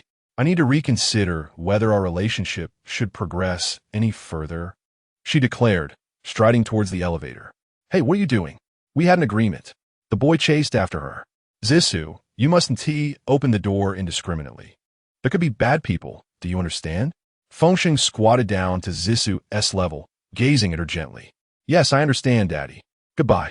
Zissou returned to the room and closed the door. I have yet to converse with my father, came the voice of Qing Sang from within the room. Father has gone to buy food. I must not disturb him. Zissou is shouting. Feng Sheng swiftly entered the elevator. As it descended, myriad thoughts flooded his mind. Why did I not confront that little brat earlier? Was it because of Zissou? Have I become timid? How frightening. Uncle? Indeed, this body feels rather aged. I must recover swiftly. Dingling, the sound of WeChat notifications. Upon opening it, he discovered that Shuiqi had transferred 2,000 yuan to him, with a note indicating it was for purchasing food. Does it really require such a sum? Feng Sheng chuckled, questioning the necessity. Keep the rest for yourself. I see you have no money left on your phone, Shuiqi replied. All right, thank you, my dear wife, Feng Sheng thought to himself, reflecting on how fortunate he was to have such a wonderful partner in this life. Before long, he arrived at the designated restaurant. Boss, I would like a serving of shredded potatoes without chili, a portion of braised eggplant, stir-fried meat slices, and mapo tofu. 3 servings of rice and 4 bottles of mineral water. Feng Sheng recited from his phone, his heart lightened by his favorite dishes. That will be 130 yuan. Please scan here. Thank you, the server instructed, holding out a card reader. However, Feng Sheng remained unresponsive, lost in thought. Who ordered such an extravagant amount of food? 130 yuan? How outrageous! Sir, please scan here, the server urged once more. Sir? Noticing Feng Sheng's lack of reaction, the server waved a hand before him. Ah, were you speaking to me? Feng Sheng replied, bewildered. Yes, sir. The total is 130 yuan. Please scan here. Thank you. The server greeted him with a smile. Is 130 yuan truly the cost for these dishes? Feng Sheng gazed at the server in disbelief. Indeed, sir. Our restaurant prides itself on being economical and is known for the most affordable prices in this area. The server continued to smile warmly. Economical? You mean to say this meal costs 130 yuan? Feng Sheng remarked. Well, the price of goods has escalated far too quickly. It has increased several times over in just a decade. With resignation, he retrieved his phone to complete the payment. Thank you, sir. Here is your receipt. Please collect your meal over there. Okay, thank you. Feng Sheng took the receipt, his desire to earn money intensifying. He collected his meal and stepped out of the restaurant. He noticed across the street a large sign reading Yuzhou City Community Traditional Chinese Medicine Examination Center. The clock read 6:30. There was still an hour and a half remaining. A spark of excitement ignited within him as he quickly made his way over, discovering the examination rooms were entirely self-service. There were over 120 small rooms, each occupied by individuals taking their exams, all separated by transparent glass partitions. The soundproofing was remarkable. No noise from within could penetrate outside. Inside each small room, there were numerous cameras, he estimated at least 10. Through the glass, Feng Sheng caught sight of some traditional Chinese medicine exam questions appearing on screens. How simple. Goodness, these questions are practically a gift. He surveyed over a dozen examination rooms, and in an instant his confidence surged. Joyfully, he returned to the hotel. Dad. Upon opening the door, 2 children engrossed in an animated show rushed towards him. Shuiqi promptly turned off the television, accepted the meal from Feng Sheng, and began preparing food for the children. The process of dining resembled a battlefield, yet this time, Feng Sheng remained composed. as his thoughts were entirely focused on the upcoming traditional Chinese medicine examination. "I've finished eating. I'm off to take the exam. Await my good news." Feng Sheng cheerfully bid farewell to everyone. "Yes, success in your exam," Shuiqi encouraged. "Go for it, Dad." Zissa chimed in. "Dad, I want to go too." Qing Sang rushed over, clinging to Feng Sheng's leg. "Come here. Your father must attend to important matters." "Please don't disturb him," Shuiqi said, lifting Qing Sang into her arms. "I want Daddy. I want Daddy." Qing Sang cried. "He'll be back shortly. He'll return soon," Feng Sheng assured as he turned and strode away. As he closed the door, he heard the sound of the child's weeping. Yet, this cry filled him with an unprecedented sense of responsibility and happiness. He was determined to become the most distinguished practitioner of traditional Chinese medicine, providing a blissful life for his wife and children. Like a general preparing for battle, he marched into the elevator with a commanding gait. "Hey, sir, can I have some fun?" Two provocatively dressed young women inquired. "Sir, have some fun?" Feng Sheng was taken aback. "It's just that men enjoy having a good time," the girls teased, striking seductive poses. "Oh, never mind. I'm far too old for this. Can't you see?" Feng Sheng chuckled wryly. In the past, he might have felt his heart race at the sight of such alluring girls, but not now. After all, who could be more beautiful than his wife? "Hey, old man, we've got some medicine," the two girls called out as Feng Sheng exited the elevator. Poor. Just a temporary situation, he thought, dismissing their remarks as he quickly left the hotel, crossed the street, and arrived at the public examination site for traditional Chinese medicine in Yuzhou City. At 7:55 a.m., he entered the examination room. "Please scan your phone to register. Please scan your face. Please blink. Please input your fingerprint." "Congratulations, Mr. Feng Sheng. Your fingerprint and iris have been successfully recorded. Your traditional Chinese medicine number is 202316888. You have embarked on your journey in traditional Chinese medicine. We wish you success in becoming a practitioner soon," the machine announced in succession. 16,888? That's quite a lucky number, Feng Sheng thought, following the instructions and feeling a surge of delight. "If you are ready, please say start," the machine prompted again. Start. Although Feng Sheng was confident, a hint of nervousness lingered. For the first question, please select from the following vocabulary that pertains to yang and read it aloud. "This is too easy. Ascending, evident, active, progressive, hyperfunctioning," Feng Sheng declared. "Congratulations, your answer is correct. Please listen to the second question." The second question, in the human body, the upper part is yang, the lower part is yin, the surface is yang, the internal organs are yin, the back is yang, and the abdomen is yin. Is this statement correct? Correct. Congratulations on your correct response. Please proceed to the third question. The third question states, in the Suan, it is said that the spirit is. Please complete the preceding blank. Feng Sheng began to contemplate the knowledge he had acquired. Suddenly, during the countdown of 252,423, he recalled the examination rules he had seen upon registration, which mandated swift responses. A single error would invalidate his score for this examination. He realized the answer. Yin and yang are interdependent, the spirit is. In the final second, Feng Sheng remembered the answer. Congratulations, your response is correct. You have successfully answered all three questions and have now advanced to level 1 in traditional Chinese medicine. There are still 55 minutes remaining in this examination. Do you wish to continue?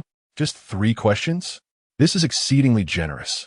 Feng Sheng had not anticipated that the examination would be so simple. He decided to continue, eager to ascend to level 10 to unlock the first medicinal herb, thereby allowing him to treat patients more swiftly and earn money. First question, is it correct that yin dominance leads to cold and yang dominance leads to heat? Correct. Second question, is it correct that yin deficiency leads to cold and yang deficiency leads to heat? Correct. Third question, what is the ultimate result of yin damaging yang? The deficiency of both yin and yang. Fourth question, in the observation diagnosis, does a bright color belong to yin or yang? It belongs to yang. Fifth question, in the auditory diagnosis, does a faint voice belong to yin or yang? It belongs to yin. Congratulations. You have answered all 5 questions correctly and have successfully advanced to level 2 in traditional Chinese medicine. There are still 53 minutes remaining in the examination. Would you like to continue? I wish to continue. Feng Sheng was now fully immersed in the examination. First question. Please select the pulse that belongs to Yang during pulse diagnosis. Floating, rapid, large, firm, slippery. Feng Sheng answered loudly. Second question. According to the Suan, what should a good diagnostician observe first, color or pulse? Yin and Yang. Feng Sheng did not need to ponder, for he had read the novel Heavenly Physician's Secret Realm dozens of times, and it was deeply ingrained in his memory. Third question. A patient presents with dizziness, irritability, insomnia, and dry mouth. Please select the corresponding diagnosis. Feng Sheng saw over a dozen options appear on screen. However, this did not daunt him. It is Yin deficiency and Yang excess. Feng Sheng quickly identified the correct option. Fourth question. How should one treat the Yin deficiency and Yang excess from the previous question? Please respond with 4 characters. Please note, you have only one opportunity to answer. Do not elaborate or abbreviate. Nourish Yin and subdue Yang. Without hesitation, Feng Sheng provided the correct response. Congratulations! You have answered all 4 questions correctly and have successfully advanced to Level 3 in traditional Chinese medicine. Chapter 0011, Malt and Hawthorn. 1. The more questions Feng Sheng answered, the more exhilarated he became. Soon, he ascended to Level 10. Suddenly, celebratory fireworks burst forth on the screen. Congratulations, you have advanced 10 levels, randomly unlocking the authority to prescribe a medicinal herb. Additionally, you will receive a chance to participate in a lottery. The machine's voice resounded once more. A lottery? How intriguing. Feng Sheng happily pressed the lottery button. Congratulations, you have drawn the medicinal herb malt. With its usage frequency and efficacy, it will assist you in leveling up more rapidly. Each time you prescribe, please record the patient using the traditional Chinese medicine software and upload the prescription along with the diagnosis. Upon receiving a prescription, one could earn a consultation fee of 0.1 yuan. Simultaneously, a new diagnostic feature was added to the traditional Chinese medicine application on his mobile device. Barley malt? Quite suitable indeed. Nowadays, many suffer from digestive issues, and barley malt can invigorate the qi, aid digestion, strengthen the spleen, and alleviate bloating. It remains a commonly utilized medicinal herb. Feng Sheng was elated to have drawn barley malt in the lottery. Now, the moment for the draw had arrived. He could hardly contain his excitement. Congratulations! You have won the National Traditional Chinese Medicine 10th Anniversary Commemorative Prize, worth 100 yuan. The amount has been transferred to your WeChat-linked bank card. Please check. The machine's voice was that of a charming young woman, around 20 years old, pleasant and unpretentious. 100 yuan? Not bad at all. Feng Sheng glanced at the time. 40 minutes remained. Surely, continuing to answer questions might yield further prizes? Thus, he began the quiz. The first question was, what are the benefits of raw barley malt? This was simple. Raw barley malt can strengthen the spleen and stomach and promote the smooth flow of liver qi. It is commonly used for spleen deficiency and insufficient appetite, as well as for milk stasis. Correct answer. Now, please proceed to the second question. The second question was, what are the benefits of toasted barley malt? Feng Sheng pondered briefly. Toasted barley malt aids digestion and alleviates stagnation. Used for food accumulation and abdominal distension. Correct answer. Now for the third question. The third question was, what are the benefits of fried barley malt? Fried barley malt invigorates qi, aids digestion, and promotes lactation. It is used for food accumulation and for women weaning. Feng Sheng began to grasp that this national traditional Chinese medicine system seemed to generate questions based on the randomly selected herbal remedy. Correct answer. Congratulations. You have successfully advanced to level 11 in traditional Chinese medicine. You have 38 minutes remaining. Would you like to continue answering questions? Yes, Feng Sheng joyfully replied. Now, please listen to the first question. The first question was, what are the properties and meridian affiliations of barley malt? This was exceedingly simple. Barley malt is neutral in nature, sweet in flavor, and corresponds to the spleen and stomach meridians. Correct answer. Now for the second question. The second question was, in one sentence, describe the preparation method for fried barley malt. At this point, the countdown had begun. 10, 9, 8. It seemed the difficulty was increasing. This required proficiency.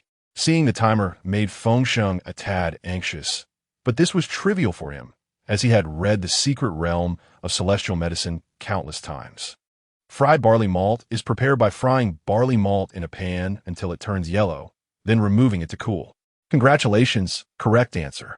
Now for the third question. The third question was, in one sentence, describe the preparation method for toasted barley malt. Toasted barley malt is also fried in a pan until it reaches a burnt yellow color.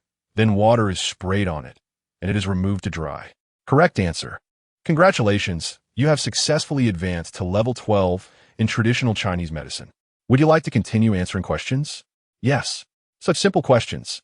How could Feng Sheng stop? If possible, he imagined advancing to level 1, 0, 0, 0, or even 10, 0, 0, 0. 15 minutes later, Feng Sheng successfully ascended to level 20 and earned a second opportunity to draw lots. This time, he drew Hawthorn and once again won the commemorative prize of 100 yuan. Splendid. Hawthorn is also a superior medicinal herb, and now his consultation fee had reached 0. 2 yuan. He earned an additional 200 yuan. If only he could acquire a self-service examination machine for his home, wouldn't that enable him to amass considerable wealth? Feng Sheng was exhilarated beyond measure. You have 25 minutes remaining. Will you continue the examination? The machine's voice resonated once more. Continue. I must continue. Please listen to the question. First question. What are the properties and meridians of hawthorn? The countdown began. 10, 9, 8. Hawthorn is slightly warm in nature, with a sour and sweet flavor. It enters the foot Taiyin spleen meridian, the foot Yangming stomach meridian, and the foot Jian liver meridian. Feng Sheng answered without hesitation. Correct. Please proceed to the second question. Second question. What are the benefits of hawthorn? Hawthorn aids digestion and strengthens the stomach, promotes qi circulation, and disperses blood stasis. It is used for food stagnation, abdominal distension, diarrhea, menstrual pain due to blood stasis, postpartum stasis, sharp pain in the heart and abdomen, and hernia pain. Correct. Please see the third question. Third question. What are the preparation methods for hawthorn? To prepare fried hawthorn, remove the seeds and stir-fry it over low heat until it turns light yellow, then remove and let cool. For charred hawthorn, use the same method but stir-fry until the exterior is dark brown and the interior is yellow-brown, then sprinkle with water, remove, and dry in the sun. Feng Sheng was thoroughly satisfied with his responses, which were both succinct and comprehensive. The countdown resumed. 8, 7, 6, what? Did I not answer completely? Feng Sheng began to perspire, feeling anxious. At this moment, the screen turned red and the countdown persisted. 5, 4, 3. What else could it be? Oh, I remember now. It's charred hawthorn. Charred hawthorn. Feng Sheng exclaimed excitedly. Charred hawthorn is prepared similarly, stir-fried in a pot over high heat until the exterior is blackened, but must retain its essence. Then sprinkle with water, remove, and dry in the sun. In the final seconds, Feng Sheng recalled a mention of charred hawthorn in the novel Secret Realm of Heavenly Medicine, and thus he immediately thought of it. Congratulations! You have answered all questions correctly and have advanced to level 21 in traditional Chinese medicine. Would you like to continue the examination? Continue. Feng Sheng composed himself and persisted with the examination. First question. Please answer in 4 characters. What are the benefits of charred hawthorn? Charred hawthorn aids digestion and alleviates diarrhea. Congratulations, correct answer. Please listen to the next question. Second question. In the preparation of traditional Chinese medicine, what does retaining essence mean?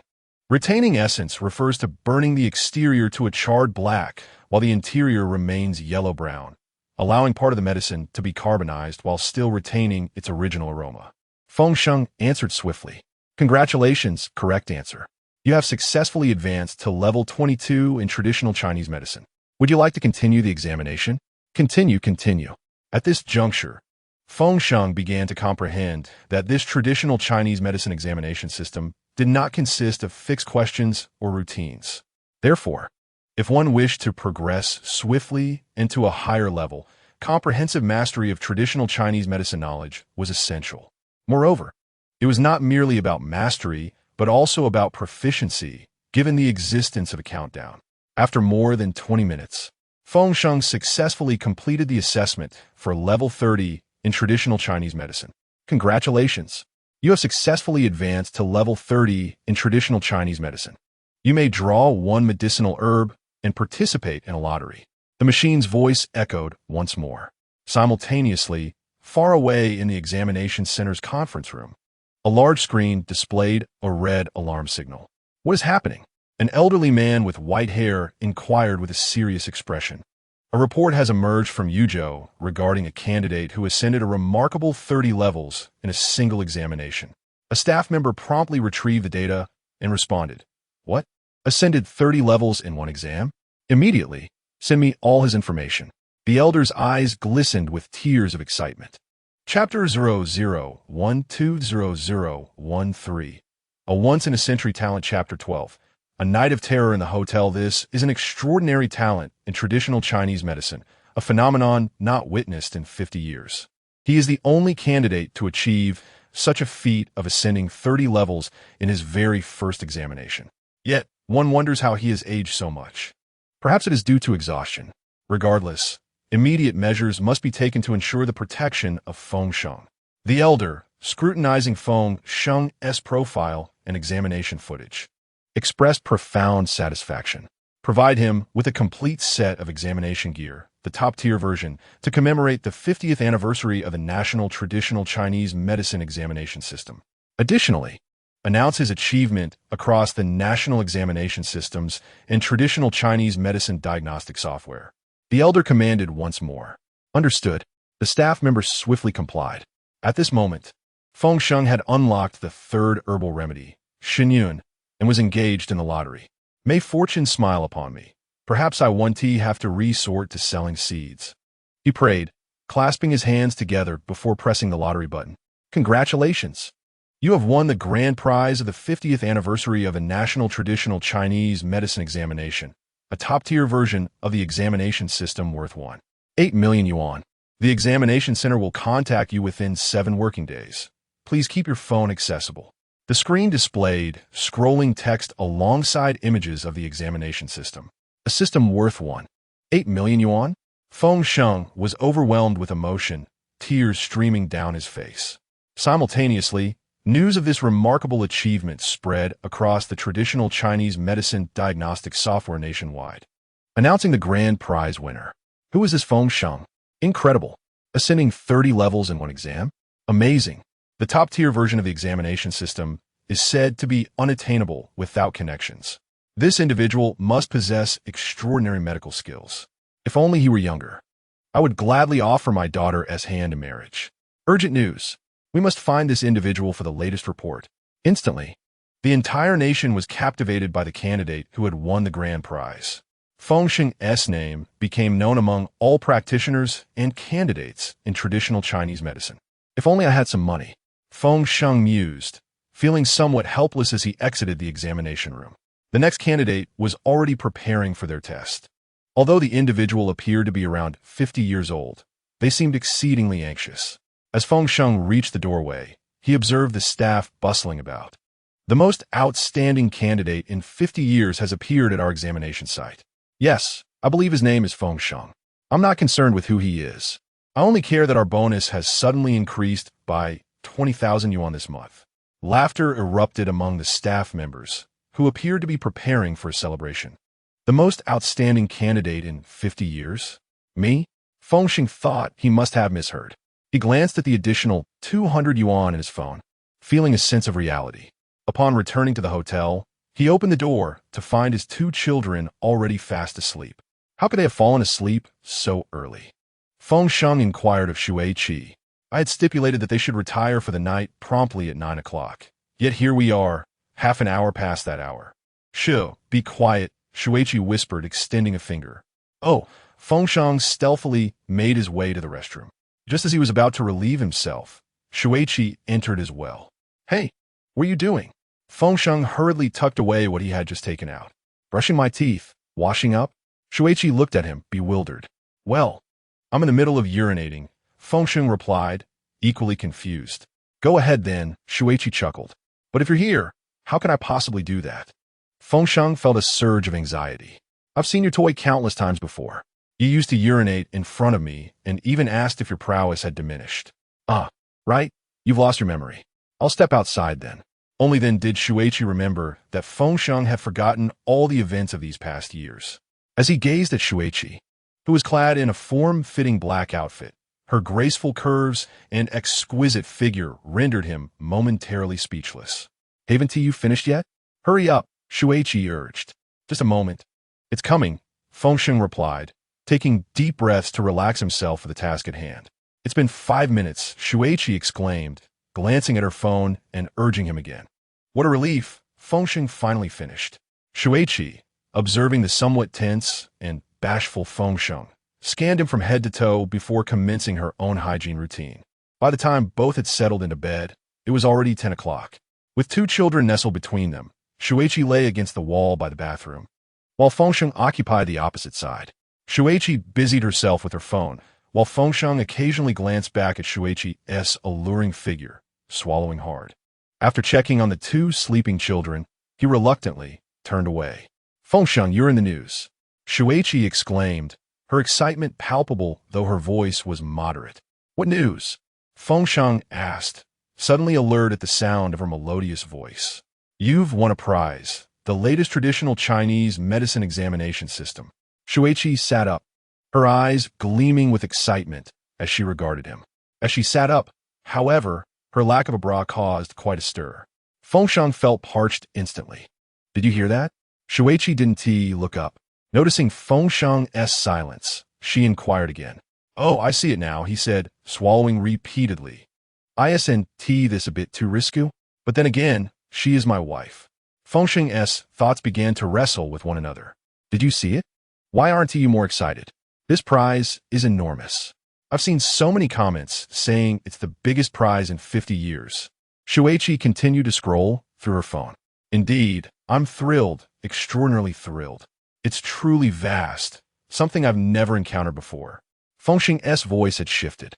At that moment, Shuichi sensed something was amiss. She turned her head to look at Feng Sheng. That glance was enough to startle her. He appeared to be nothing short of a long-starved wolf. "Why are you staring at me like that?" Those lecherous eyes, Shuichi's cheeks flushed slightly. "Aren't you my wife?" Feng Sheng replied with a cheeky grin. As Feng Sheng spoke, he was unaware that he had already crossed over the 2 children and arrived beside Shuichi. The children surely wouldn't awaken, would they? A fervent desire was clearly written in Feng Sheng's wide eyes. "Indeed, they wouldn't awaken, but would you be able to?" Shuichi instantly comprehended Feng Sheng's implication. Certainly, there would be no issue. Upon hearing that the children would remain asleep, Feng Sheng eagerly slipped beneath Shuichi's covers. His hands began to wander with a fervor he had long yearned for yet never dared to pursue. For the first time in 19 years, he relished a sensation previously unknown to him. Just as his right hand was about to ascend to a pair of peaks, Shuichi suddenly interrupted. "Wait, what is it?" Feng Sheng exclaimed, startled. "Look at that." Shuichi pointed toward a flickering red dot at the base of the television, nestled within the socket. "That can't be. Is it a surveillance camera?" Feng Sheng's enthusiasm instantly deflated. He angrily threw back the covers, leaping from the bed and frantically searching the room. "What are you doing?" "Be quiet. You'll wake the children," Shuichi whispered. "I'm looking for something to get that surveillance device out." Feng Sheng soon spotted a nail by the windowsill. Swiftly, he pried open the socket with it, revealing a small black surveillance camera. "Look, there's also a memory card here." Feng Sheng activated the device, extracted the memory card, and inserted it into the television. As he powered it on, 36 videos immediately appeared on the screen. "What is this?" Feng Sheng hadn't watched adult videos in quite some time. These were exceptionally clear. "Take it down quickly. If the children wake up and see this, it'll be bad." Shuichi, holding her phone to record, nudged Feng Sheng with her left hand. "Oh, all right." Feng Sheng glanced back at the children. If they weren't present, he would certainly watch the videos. "What should we do?" Shuichi fixed her gaze on Feng Sheng. "Call the police. Engaging in such acts is utterly disgraceful." Despite his words, Feng Sheng was reluctant to hand over the card to the authorities. Before long, the police arrived at the room, while the 2 children continued to sleep soundly. With undeniable evidence in hand, the hotel owner first refunded the room fee and subsequently compensated Feng Sheng and Shuichi with 5,000 yuan. Embracing the 2 children, they prepared to relocate to another hotel, while the owner of the establishment naturally found himself at the police station for questioning. When Feng Sheng and Shuiqi arrived at a different hotel, carrying Zissou and Qing Sheng, they found that the children were still peacefully asleep. Their slumber was indeed quite delightful. At this point, Feng Sheng felt utterly exhausted from the night's events, struggling to keep his eyes open as he spoke. Glancing at the time, he noted it was 11:21 p.m. Let us sleep. Otherwise, we won't rise in the morning. Shuiqi remarked, observing Feng Sheng's weary demeanor. May I sleep with you? Despite his fatigue, Feng Sheng's mischievous desires lingered. No. What if you can't control yourself? What if there is surveillance here as well? Shuiqi firmly rejected the idea. All right then. Unable to fulfill his desires, Feng Sheng succumbed to sleep, overwhelmed by exhaustion. Time slipped away, and before long, he felt two small hands gently shaking him. Daddy, it's time to get up. We plan to venture out to the mischievous fortress. Zissou kneels beside Feng Sheng, her hands playfully shaking him. Yes, let us go to the fortress. It has been a century since my last visit. Suddenly, Qing Sheng leaps up and plops down on a Feng Sheng's abdomen. Ouch! Feng Sheng gasps, feeling as though his insides might burst. In pain, he sits upright. It has been a millennium. Indeed, a millennium, he mutters. Seeing Feng Sheng rise, Zissou swiftly circles to his back, wrapping her arms around his neck while dangling her legs in midair. In that moment, Feng Sheng feels as if he can scarcely breathe. It feels like a trillion years. Qing Sheng begins to bounce up and down on Feng Sheng's legs. Get down now. You'll crush your father, Shuiqi exclaims sternly. If daddy dies, does he go to heaven? Qing Sheng gazes up at Feng Sheng, who appears utterly devoid of hope. Indeed, good souls ascend to heaven. Feng Sheng, disheveled and despondent, contemplates. Is heaven truly a pleasant place? Qing Sheng inquires again. Heaven is wonderful. It is where good people go after death. A place of abundance with no need for school or work. Feng Sheng looks at Qing Sheng, enveloped in a profound sense of despair. Then let daddy die quickly and go to heaven, so he won't be weary anymore. Qing Sheng begins to spout nonsense with utmost seriousness. Stop talking nonsense. If daddy goes to heaven, what will you do? Shuiqi admonishes Qing Sheng. I want to go too. I will go with daddy. Zissou rushes over, embracing Feng Sheng. Daddy will take me, but not my sister. Qing Sheng shoves Zissou gently. Sister, listen, daddy will take you to see it first, and then he will return to fetch you. All right? Zissou speaks softly to Qing Sheng. Huh? Feng Sheng is left utterly speechless. Chapter 0014. A trip to the amusement park. What time is it? Feng Sheng reaches for his phone to check. It's 5:10. Shuiqi replies with a smile. 5:10? You're all up at this hour? Feng Sheng muses that it won't be long before he, too, rises at such an early hour. It's always like this, Shuiqi chuckles. Why is that? Do children possess such boundless energy? Feng Sheng scratches his head vigorously. Because they want to bid you farewell. Every morning, you leave just after 5. And they've grown accustomed to it. Shuiqi's eyes brim with empathy. In an instant, Feng Sheng feels as though he has been struck in the heart. A sudden pain pierces through his chest. My dear ones, daddy is awake. Today, I shall take you to the mischievous fortress. With both arms, Feng Sheng envelopes Zissou and Qing Sheng in a warm embrace, tears streaming down his face uncontrollably. Daddy, are you crying? Zissou exclaims, rising to wipe his tears with her tiny hands. Daddy is happy. I am so very happy. Feng Sheng replies, bewildered by his own tears. Is daddy crying because he's excited about going to the fortress? Several of my classmates cried tears of joy when they visited the fortress. Qing Sheng resumes his playful banter. Yes, I am overjoyed to accompany you both to the fortress. Rising to his feet, Feng Sheng lifts both children, one in each arm. All right, put them down quickly. It's dangerous. Shuiqi warns as Feng Sheng slips, causing all three to tumble onto the bed, startling Shuiqi, who turns pale. Indeed, when safety is assured, the most perilous presence is that of the father. The day unfolded with an air of innocent mischief and laughter, as Zissou and Qing Sheng exhibited no trace of fear, instead bursting into delighted honks reminiscent of geese. Feng Sheng, however, was engulfed in trepidation, wrestling with feelings of guilt and embarrassment. Observing Shuqi's complexion gradually returning to its natural hue, he wore an expression of remorse. After freshening up, the family gathered their belongings, checked out of the hotel, and summoned a rideshare vehicle, eagerly setting off for the amusement park. "Hurry, the car has arrived. Get in," Shuqi exclaimed as they entered the vehicle, where the children were captivated by the shabby interior. "This car is quite dilapidated," Zissou remarked, her voice echoing in the confined space. "Daddy, this car looks so pitiful," she added wistfully. In the back seat, Qing Sang and Feng Sheng listened as Zissou touched the front seat's backrest, pondering aloud. "Let us buy the driver a new one," Zissou suggested. "Perhaps we can give him one for his birthday." Qing Sang chimed in, her voice exuberant. Before long, they arrived at the amusement park. "Goodbye, Uncle Driver." "Bye-bye." Zissou and Qing Sang waved farewell to the driver. "Wow, Daddy, you love us so much," Zissou exclaimed, clinging to Feng Sheng's leg, while Qing Sang had already dashed off, prompting Shuqi to chase after her. Upon reaching the ticket booth, they discovered the park had yet to open. "Daddy, I'm hungry," Qing Sang declared, pointing to her small belly. "I want to eat grilled sausages," Zissou added, gesturing toward the stall selling them. "All right, I'll buy you some grilled sausages," Feng Sheng replied, though he too felt hunger pangs. "Oh, they're selling grilled sausages." Qing Sang squealed with delight. "It's buying grilled sausages, not selling," Zissou corrected her. Approaching the stall, Feng Sheng asked, "How much are they?" 15 yuan each, the vendor replied. 15? For just one sausage? Feng Sheng was taken aback. "That's the price. The ones inside are 25. The vendor chuckled. "Daddy, I want to eat. I am starving." Zissou clung to Feng Sheng's leg. "Daddy, I also want one. I'll starve, and then you'll have no daughter left." Qing Sang's eyes brimmed with tears as she gazed up at him.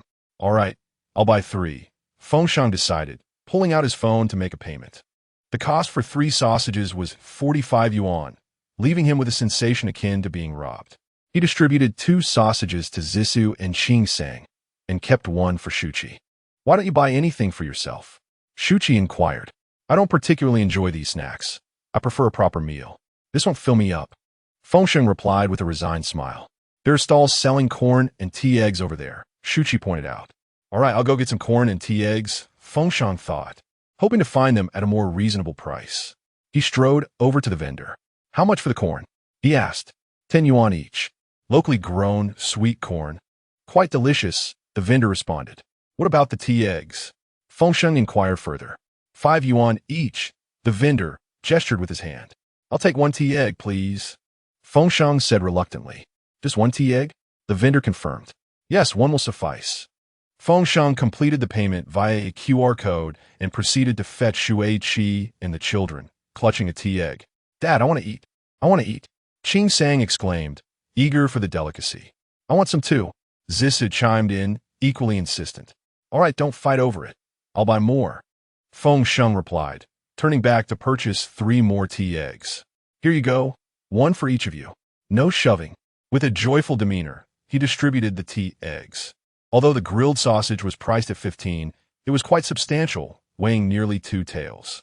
Watching Shui Qi and the children relish their sausages made Feng Sheng gulp. "Indeed, I can hardly eat. I'll give you half," he offered. Shui Qi kindly split her sausage with him. "All right, let me have a taste." However, before he could take a bite, Qing Sang snatched it away. "I'm still hungry. I want more." To Feng Sheng's surprise, Qing Sang had already devoured an entire sausage. "Don't take your father's food. I'll buy you another one. 2 can share one. Too much will upset your stomach. Do you understand?" Shui Qi admonished Qing Sang sternly. She then purchased another sausage, dividing it in half for Zissou and Qing Sang, along with 3 bottles of mineral water at 5 yuan each. After everyone was satiated, the amusement park was ready to open. From her bag, Shui Qi retrieved a yearly pass. "Does this have her photo on it?" Feng Sheng inquired. Intrigued. "Yes, 1 adult can bring a child under 12 for free. The yearly pass is the most economical at 780 yuan for unlimited visits," Shui Qi explained. Holding onto the rambunctious Qing Sang. "What is the cost for a single visit?" Feng Sheng asked. "For a single entry, the adult ticket is 299 yuan, while the child's ticket is 199. Children under 12 enter free," Shui Qi patiently elaborated. "Can we enjoy all the attractions inside?" Feng Sheng queried further. Not all. The water world and snow world require separate fees, as do activities like bungee jumping. The wildlife park is free, Shui-Chi sighed, observing Feng Sheng's obliviousness. Hey, I've never been here before, Feng Sheng exclaimed, recalling his long-held desire to visit an amusement park, which had gone unfulfilled due to financial constraints. Your first visit was 5 years ago, when we got married. You asked where I'd most like to go, and I said an amusement park. You were so happy because you wanted to go too. Hence, we obtained this family annual pass. Over the years, everything else has increased in price. Yet this amusement park remains unchanged, Shui-Chi reflected, lifting Feng Sheng as they approached the ticket gate. Feng Sheng observed the ticketing process closely, facial recognition, card swiping, verification, and the gate opening. As they entered the amusement park, Zissou and Feng Sheng eagerly leaped from their parents' sides. I want to ride the carousel. Zissou pointed excitedly at the distant attraction atop a hill. All right, let us go on the carousel, Feng Sheng responded enthusiastically, as he too had never experienced it. Dad, I want to ride that crazy spinning ride, Feng Sheng shouted, pointing to another attraction. Okay, let's go play. Feng Sheng began to run ahead with the children, while Shui-Chi followed behind. After a delightful period of play, it was already noon. Dad, I'm hungry, Feng Sheng declared, craving food once more. Dad, I'm hungry too, Zissou echoed, mimicking her sibling. Dear, I'm hungry as well, Feng Sheng added.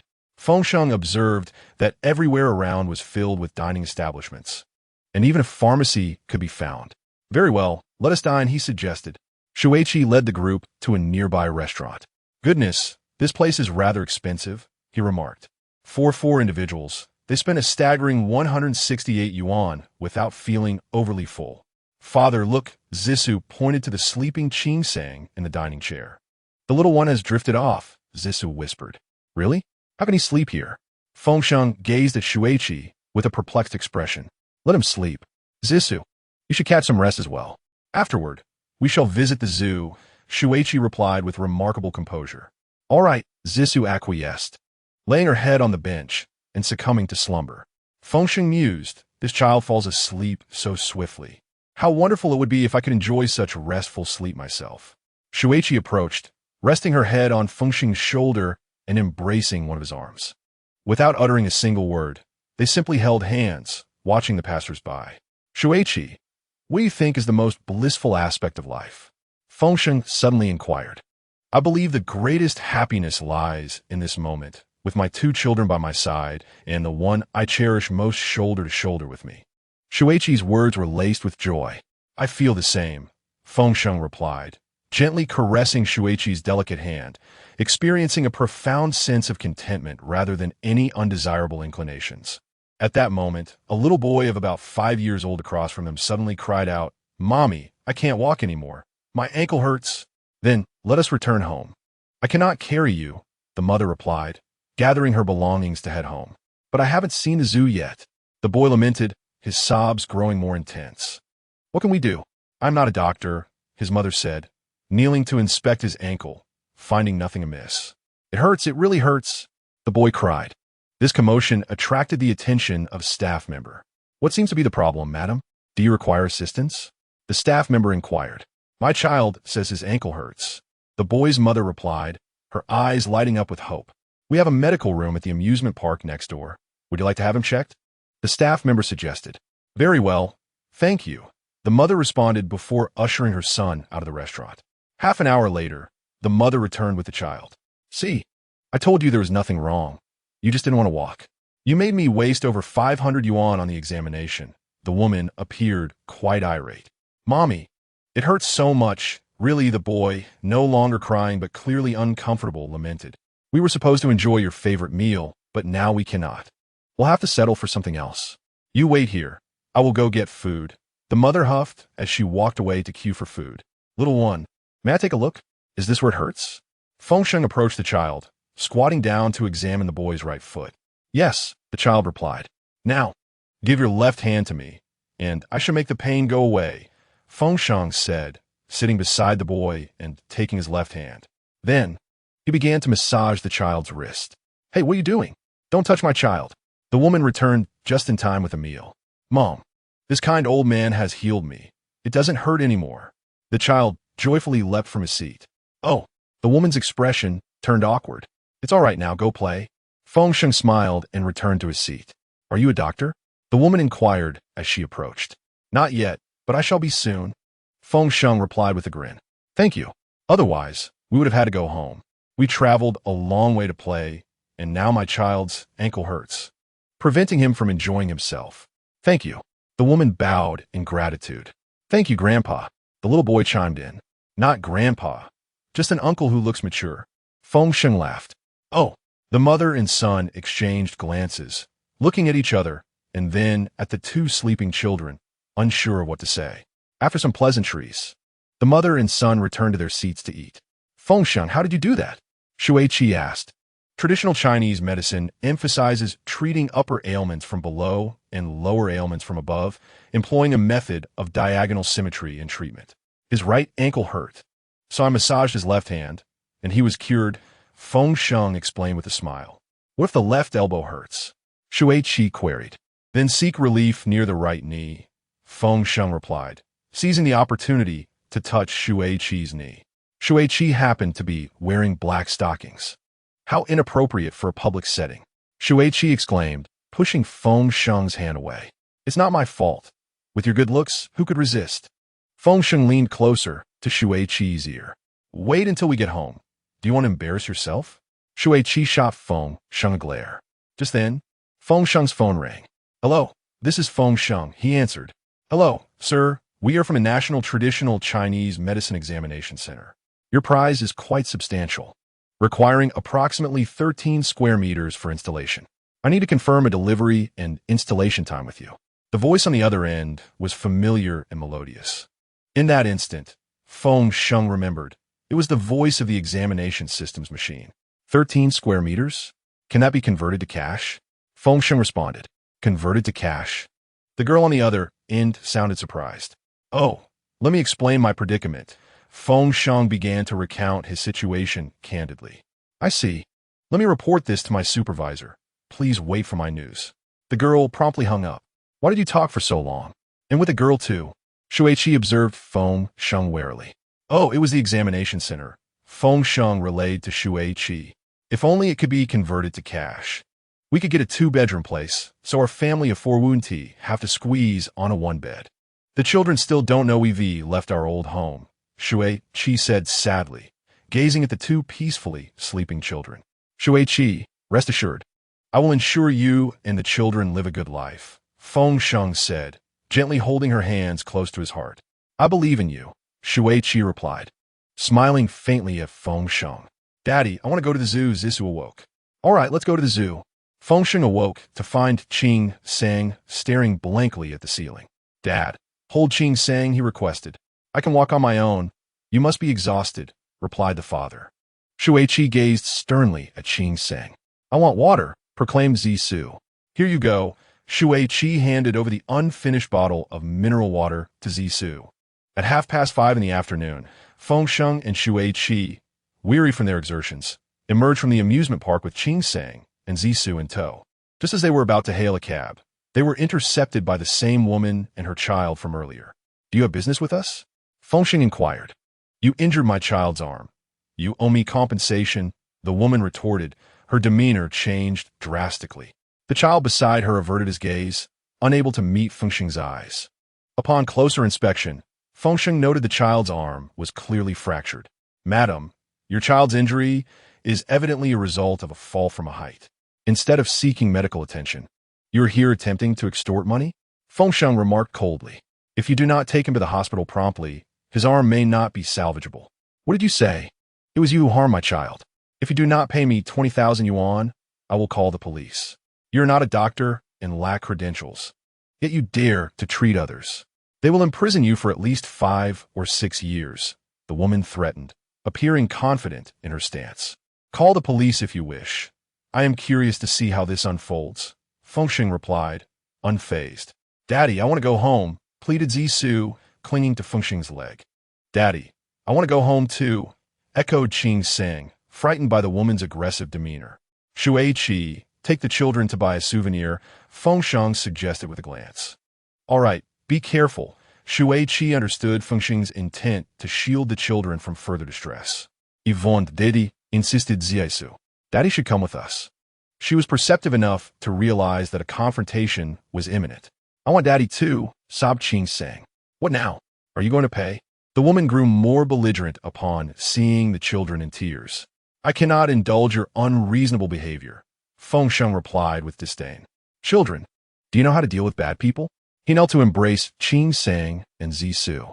No, she is the bad person. Zhisu glared fiercely at the woman. Your mother is the real villain, the woman's child retorted, disregarding his own pain.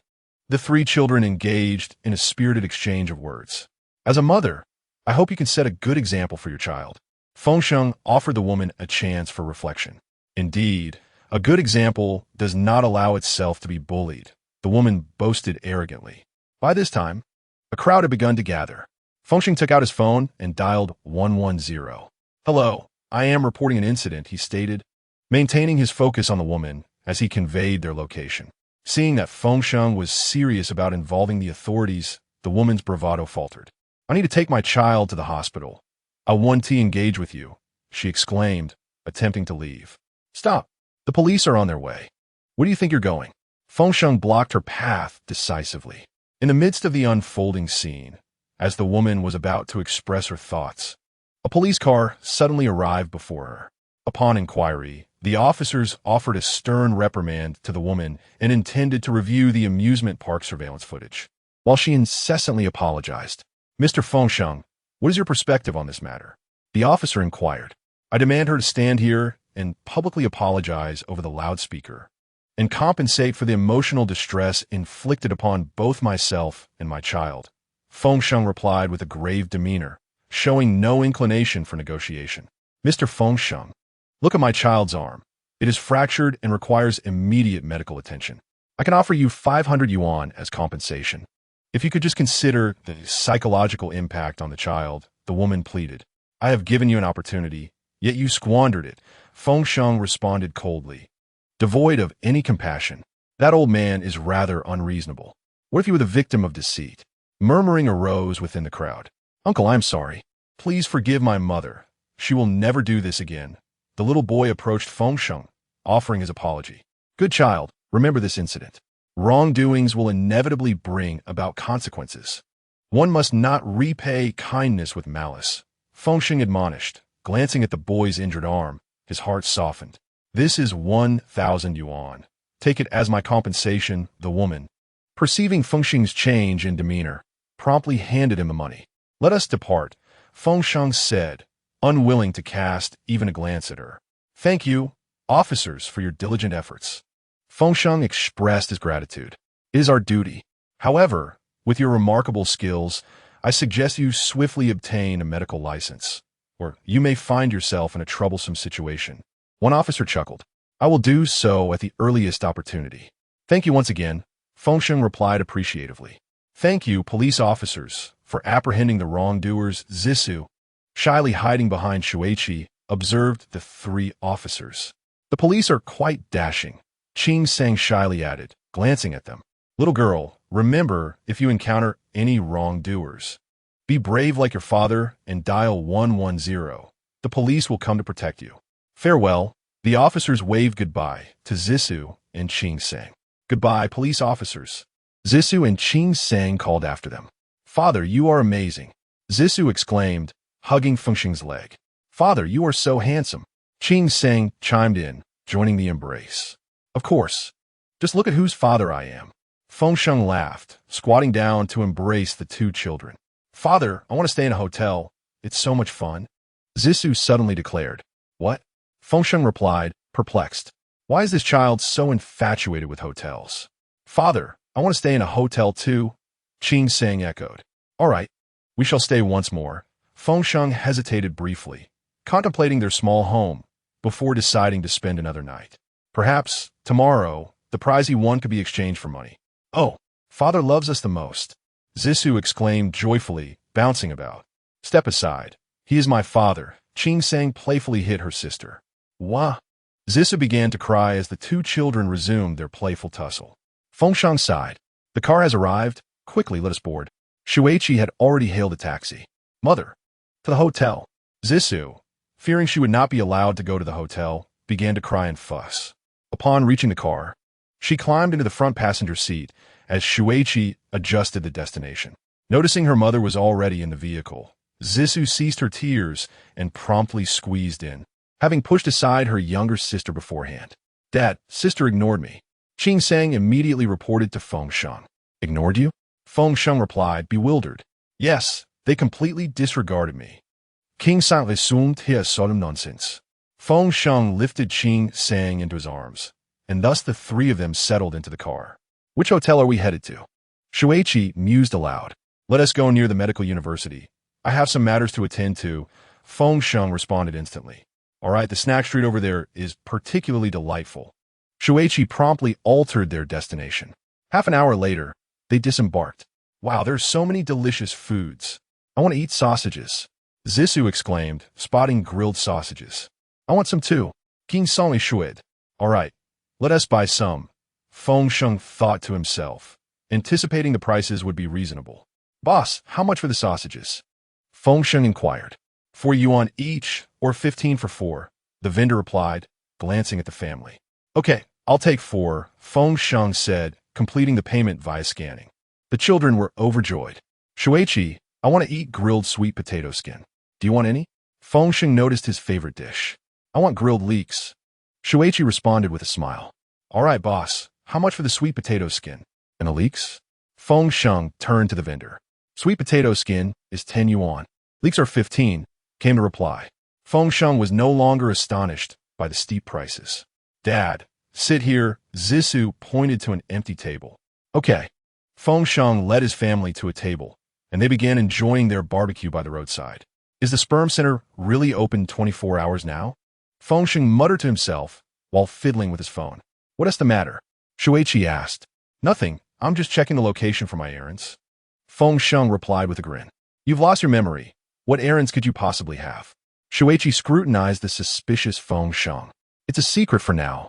You all enjoy your food, and I'll meet you at the hotel shortly, Feng Sheng said, bidding farewell to Shuichi. Goodbye, Dad, came the children's chorus as they embraced him. See you at the hotel, Feng Sheng smiled mysteriously, departing swiftly from the snack street. Chapter 0017, A Glimmer of Hope. Emerging from the snack street, a 5-minute walk and a left turn led Feng Sheng to the reproductive center of Yuzhou City. He had not anticipated that it would be open around the clock. It seemed that, a decade hence, concerns about fertility would be paramount. Once I unlock sufficient herbal remedies, merely treating infertility could yield substantial profits. No, I must refrain from profiting from medication. I can only rely on consultation fees. It appears I must prioritize upgrades. As Feng Sheng envisioned a bright future, he entered the doors of the reproductive center. Hey, what are you doing? A security guard intercepted him. I'm here to make a donation, Feng Sheng replied with a smile. Donation? You? You're more likely to have your grandson do it. How old are you anyway? The guard scrutinized Feng Sheng from head to toe. Alas, this is a lengthy tale. Behold my identification card. Feng Sheng casually produced his ID. 29? How have you aged so remarkably? The security guard, perplexed, lifted and lowered his gaze thrice. In these trying times, earning a living is arduous and exhausting. Feng Sheng accepted his ID back. However, I sense you may not be up to the task. Why don't you give it a try? The security guard permitted Feng Sheng to enter. Thank you, my good sir. Feng Sheng expressed his gratitude and proceeded into the hall. My good sir, please, I'm not that old. Being addressed as such feels rather awkward. The security guard shifted uncomfortably. At this juncture, Feng Sheng reached the service desk. Excuse me, where should I go to make a donation? He inquired of the receptionist. Your ID. I will conduct a preliminary verification here, then proceed over there. The doctor will guide you through the entire process. The receptionist replied with a smile. Very well. Here's my ID. Feng Sheng handed his ID to the nurse. Sir, where's your grandson? The receptionist did not glance at the ID. It is not my grandson who is donating. I am here to donate. Feng Sheng felt quite embarrassed. You? The receptionist gasped. Indeed, take a look at my ID. I merely appear a bit more mature. Feng Sheng pointed to the identification in the receptionist's hand. Indeed, that is rather mature. It gives the impression of being fully ripe. The receptionist smiled awkwardly. Off you go. Your information has been recorded in the system. Just take your ID and find the doctor. The receptionist handed the ID back to Feng Sheng. Thank you, young lady. Feng Sheng turned and headed straight for the doctor's office. He called a young lady? Another receptionist could hardly contain her laughter. Goodness, I'm only 21, and yet he addressed me as young lady? The receptionist felt as though she might weep in the restroom. Guffawing, the other receptionist could no longer suppress her amusement, bursting into laughter. After a series of procedures, Feng Sheng received a subsidy of 500 yuan for his initial examination. However, the test results were deemed unsatisfactory. Well then, I truly possess the soul of a 19-year-old. The age of 29 and the body of 59. Feng Sheng could only leave in disappointment. As he passed the reception desk, the charming receptionist teased, "How did it go, Feng Sheng?" "My good sir." Feng Sheng shook his head, smiled, waved his hand, and did not linger. Upon reaching the entrance, the security guard remarked upon seeing Feng Sheng's expression. "I told you not to go." With a long sigh, Feng Sheng sat upon a stone pillar at the entrance, observing the ebb and flow of vehicles and crowds. He pondered how he would confront his wife and 2 children upon returning home. In this moment, he felt the future was exceedingly bleak. Just then, amidst his near despair, a phone call came through. "What? You wish to lend me 200,000? Feng Sheng leaped up in excitement. "Yes. My father and I have decided to lend you 200,000. You may use 150,000 to rent a property for this traditional Chinese medicine examination system. The remaining 50,000 can be used as a deposit for obtaining your medical qualification certificate." It was the girl who had called earlier. "Splendid. Is there anything I can do for you in return?" Feng Sheng understood that there is no such thing as a free lunch. "I have not yet thought it through. I will let you know when I do," the woman replied with a smile. "Very well, as long as it does not violate the law or moral standards. Anything is permissible." Feng Sheng felt as if he had grasped a life-saving straw. He would not let her go. "All right, you must keep your word. Once the house is rented, give me a call, and I will arrange for someone to deliver the machine to you. Check your phone. The 200,000 yuan should have been transferred. Goodbye." The woman spoke succinctly and hung up the phone. Feng Sheng opened his phone and indeed saw the transfer of 200,000 yuan. The heavens have truly been exceptionally kind to me. This is fantastic. He was so excited that he wanted to immediately share this wonderful news with Shui Qi. He jogged his way to the barbecue stand. At that moment, Shui Qi and the 2 children had already left. Dingling. It was a location message and hotel room number sent by Shui Qi. "All right, I will be there shortly." Following the information provided by Shui Qi, Feng Sheng quickly located the hotel. As soon as he opened the door, he was greeted by a cacophony of noise. "Shui Qi, look." Feng Sheng showed his bank card information to Shui Qi. "Oh my goodness, where on earth did you acquire such a sum of money?" Shui Qi's expression shifted from surprise to fear. "You didn't rob a bank, did you?" she asked, casting a worried glance at Feng Sheng. "I just visited the reproductive center." Feng Sheng recounted the entire event to Shui Qi. "How could you do this behind my back?" Shui Qi playfully punched Feng Sheng twice out of mock anger. "Hee hee." Feng Sheng pulled Shui Qi into an embrace, unable to suppress his goofy smile. Then, gathering his courage, he kissed Shui Qi gently on the forehead. "Daddy and Mommy are getting married. Daddy and Mommy are getting married." Zissou suddenly rushed over, circling around Feng Sheng and Shui Qi while shouting loudly, "I want to marry Daddy too." Qing Sang also ran over. "Feng Sheng." Shui Qi shot him a knowing glance. After a playful commotion, it was already 9 o'clock. "Time for bed. Hurry up and wash up, so we can prepare for sleep." Shui Qi began to help the 2 children wash up, while Feng Sheng started to envision a beautiful future ahead. "I want to sleep next to Daddy." Qing Sang quickly finished washing up and climbed into bed, burrowing under the covers beside Feng Sheng. "Wow!" A voice echoed from the bathroom. It was Zissou. "I want to sleep next to Daddy too." Zissou cried as she ran out, clearly upset. "Today it's your sister's turn to sleep next to Daddy. Tomorrow you can," Shui Qi's voice followed. "Yesterday, it was your sister sleeping next to Daddy," Zissou protested. "Who says it was your sister? Yesterday, it was you who slept next to Daddy, all right?" Shui Qi began her reasoning with Zissou. "Daddy." Feng Sheng peeked out from under the covers with a cheerful smile, her little hands gripping the blanket, her big eyes blinking adorably. Sleep well, good night. Feng Sheng looked at this familiar yet unfamiliar daughter, a wave of warmth enveloping him. Good night, Daddy. Feng Sheng, already tired, fell asleep in an instant. Daddy, I also want to sleep next to you. Zissou stood at the head of the bed, tears streaming down her face. All right, then Daddy will sleep between you and your sister, snuggled up to both of you. Shuiqi laughed. No, it has to be just me. Zissou insisted. Feng Sheng. Chapter 0018. Things are getting better and better. After much commotion, Zissou finally fell asleep, gazing at the alluring curves of Shuiqi. Feng Sheng felt his restless heart stir intensely.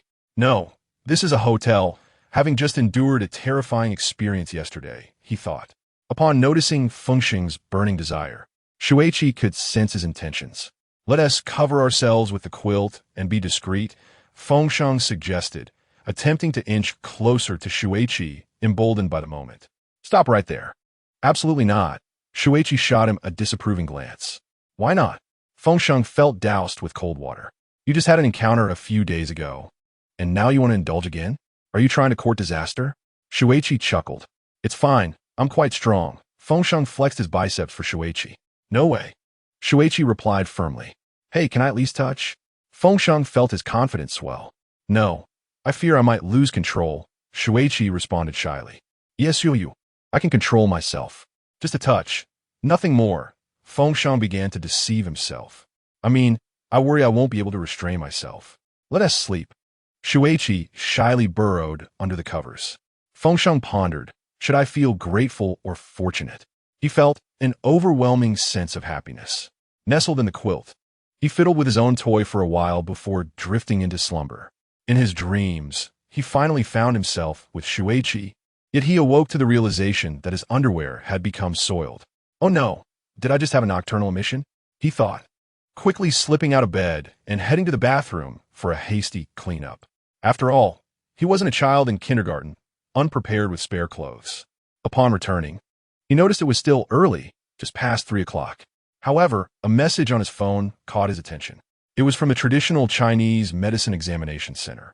The content instantly banished his drowsiness. The director has analyzed the reasons for your aging. Excessive worry has severely impacted your spleen and stomach, leading to a significant depletion of essence and blood, resulting in visible signs of aging. I have specially prepared a 7-day rejuvenation pill with top-quality herbs for you. Take 1 pill daily and refrain from intimate relations for 7 days to naturally restore your youthful appearance. Such good fortune. The 7-day rejuvenation pill mentioned in the Chinese secret realm was indeed real. How wonderful, he thought, as he had initially planned to spend 3 months recovering his youthful body. Yet now it could be achieved in just 7 days. Looking at the peacefully sleeping Shuiqi, who, perhaps due to the warmth, was not covered by the quilt, he admired her rhythmic breathing. Feng Sheng eagerly anticipated the day when, after 7 days, their child would be in school and he would regain his youth. He envisioned the freedom to indulge in long-desired experiences that he had never dared to attempt. Soon, he succumbed to sweet dreams once more. Brother Feng Sheng, do you think you've resolved it by yourself? Suddenly, Shuiqi's voice stirred him from his slumber. Opening his eyes, Feng Sheng found Shuiqi's hands on either side of his ears, their faces mere inches apart. This posture sent a jolt of energy through him. No, I haven't, he stammered. The abrupt question posed by Shuiqi left Feng Sheng momentarily speechless.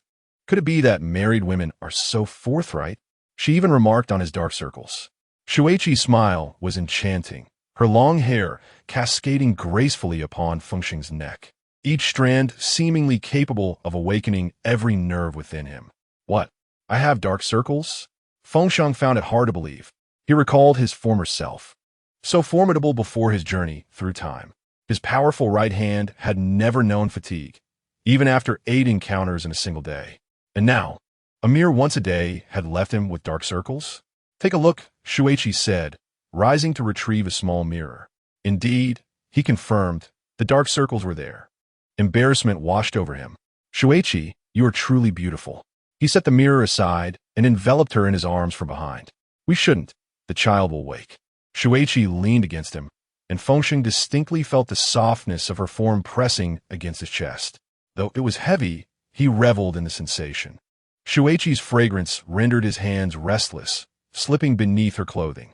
"Mommy, are you and Daddy getting married again?" Zissou, bleary-eyed, suddenly appeared before them, startling Feng Sheng and causing his excitement to dissipate instantly. He quickly withdrew his hands. "Haha, the little ones are awake." He noticed Qingxiang had also stirred. "Today, we are moving to a new home. Would you like to come?" Feng Sheng tilted his head in inquiry. "Is it prettier than our current home?" Zissou asked, tilting her head. "It is beautiful. Here, Daddy has some photos. You can choose which home you like best, and we'll move there today." He retrieved his phone, locating the rental listings. "I like this one," Zissou exclaimed as she spotted a room decorated in purple for children. "This one is too big. We can't live there." Feng Sheng noted that the rent for that house was 30,000 a month. "No, I want to live there. I want to," Zissou insisted, pushing Feng Sheng. "A house that large is empty and dark at night. Aren't you afraid?" He teased her with a ghostly tone. "I don't want to live there." Zissou climbed onto Shuiqi. "I want it too." Qingxiang, seeing his sister's action, also stood up. "Come on, little sister, climb on." Zissou beckoned. The family playfully piled together on the hotel bed. "Oh dear, my little ones, you are crushing me." Feng Sheng felt the delightful weight of the three upon him, a blend of burden and bliss. "All right, everyone down. Quickly choose a house, and after breakfast, Daddy must go rent it." Shuiqi urged the children to dismount. Soon, they had selected a house with 3 bedrooms and 2 bathrooms. Feng Sheng and Shuiqi would share 1 bedroom, while Zissou and Qingxiang would have another. For now, Shuiqi and the children would continue to reside together, each with their toys and clothes designated for their own rooms. The additional bedroom, Shuiqi mentioned, would be reserved for her brother, who might arrive at any time. After having breakfast, Feng Sheng set off to rent an apartment, and everything went smoothly, an annual rent of 100,000. Thus, Feng Sheng was left with 100,000. He used 50,000 to pay the deposit for his traditional Chinese medicine practice, and with his examination results, he successfully obtained the electronic version of his practitioner's license. The TCM practice system on his phone activated his professional permissions. Feng Sheng did not retain a single cent from the remaining 50,000. He transferred the entire amount to Shuiqi. "Why did you leave nothing for yourself?" Shuiqi asked, wrapping her arms around Feng Sheng from behind. "I am responsible for earning a living, and you are responsible for being beautiful. I want to make you the happiest woman in the world, indulging in all the pleasures of life." Feng Sheng recalled their first day together, with Shuiqi bringing a box of patched clothes and spicy noodles devoid of meat. "Brother Feng Sheng, you are truly wonderful." "Thank you," Shuiqi said, kissing his cheek. Suddenly, Feng Sheng's phone rang. He glanced at the screen. It was the charming lady from the National TCM Examination Center calling. Chapter 0019, The First Encounter with Bai Wei. "All right, I'll be there shortly. See you in half an hour," he said, hanging up and preparing to leave. From her voice, "She seems quite young," Shuiqi remarked playfully, watching Feng Sheng as he headed for the door. "There is absolutely no woman in this world more beautiful than you," Feng Sheng replied, embracing Shuiqi before quickly departing. Once Feng Sheng left, Shuiqi gazed into the mirror. At 24, she appeared to be 23, yet every woman knows that turning 25 is a significant milestone. She turned to look at the 2 children, her face radiating a blissful and serene smile. Meanwhile, Feng Sheng had taken a taxi to his residential community, Tongxin Garden. Coincidentally, the transport vehicle from a national TCM examination center had also arrived at the entrance of the community, drawing the attention of the local residents. Who is this? Indeed, that vehicle is quite impressive. Could it be that our community is about to host an extraordinary TCM practitioner? You may not know, but this vehicle is specifically for transporting the TCM examination system. The neighbors began to speculate. "Hello, I am Feng Sheng." He approached a staff member who had just disembarked. "Oh, splendid. We are here to install the examination system.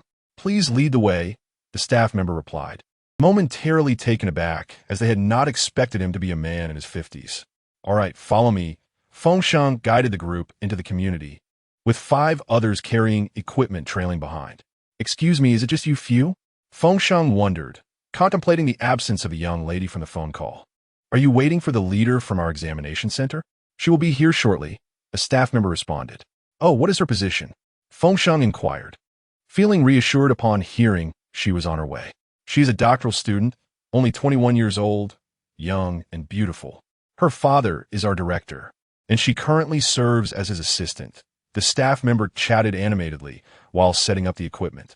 The examination center, is it located in Yuzhou? Feng Sheng asked. No, it is the examination center of our TCM nation, and she is the director of the National Examination Center. Quite a high-ranking position, the staff member replied excitedly. Such a prominent role? As Feng Sheng pondered the reason behind such generous attention from a high-ranking official, the doorbell chimed. Upon opening the door, he was greeted by a strikingly beautiful woman clad in a pristine white suit, her demeanor exuding an air of cold elegance. Though slightly less captivating than Shui Qi, she possessed an extraordinary allure, imbued with youth and vitality, and a distinctive charm enveloped her. Hello, you must be Mr. Shui Qi. I am Bai Wei, the assistant director of the National Examination Center. It is a pleasure to meet you. Bai Wei extended her hand for a handshake. The name Bai Wei conjured an image of the traditional Chinese herb, known for its bitter and salty taste and cold nature, used to clear heat and cool the blood. Ah, hello.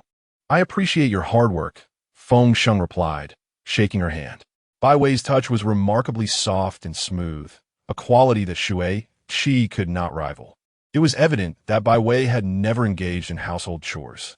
Assistant Bai Wei, the equipment has been successfully installed and debugged. We shall take our leave now. The foreman reported to Bai Wei. Thank you for your efforts. Bai Wei smiled gently, her expression as refreshing as a spring breeze. It was my duty.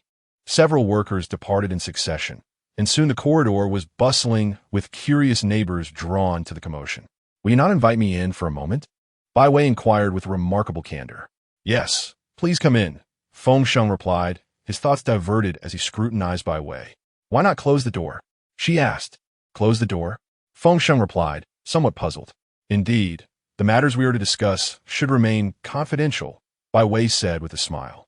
But, being a lone man and a woman together, are you not afraid? Feng Sheng was taken aback by Bai Wei's audacity. What is there to fear?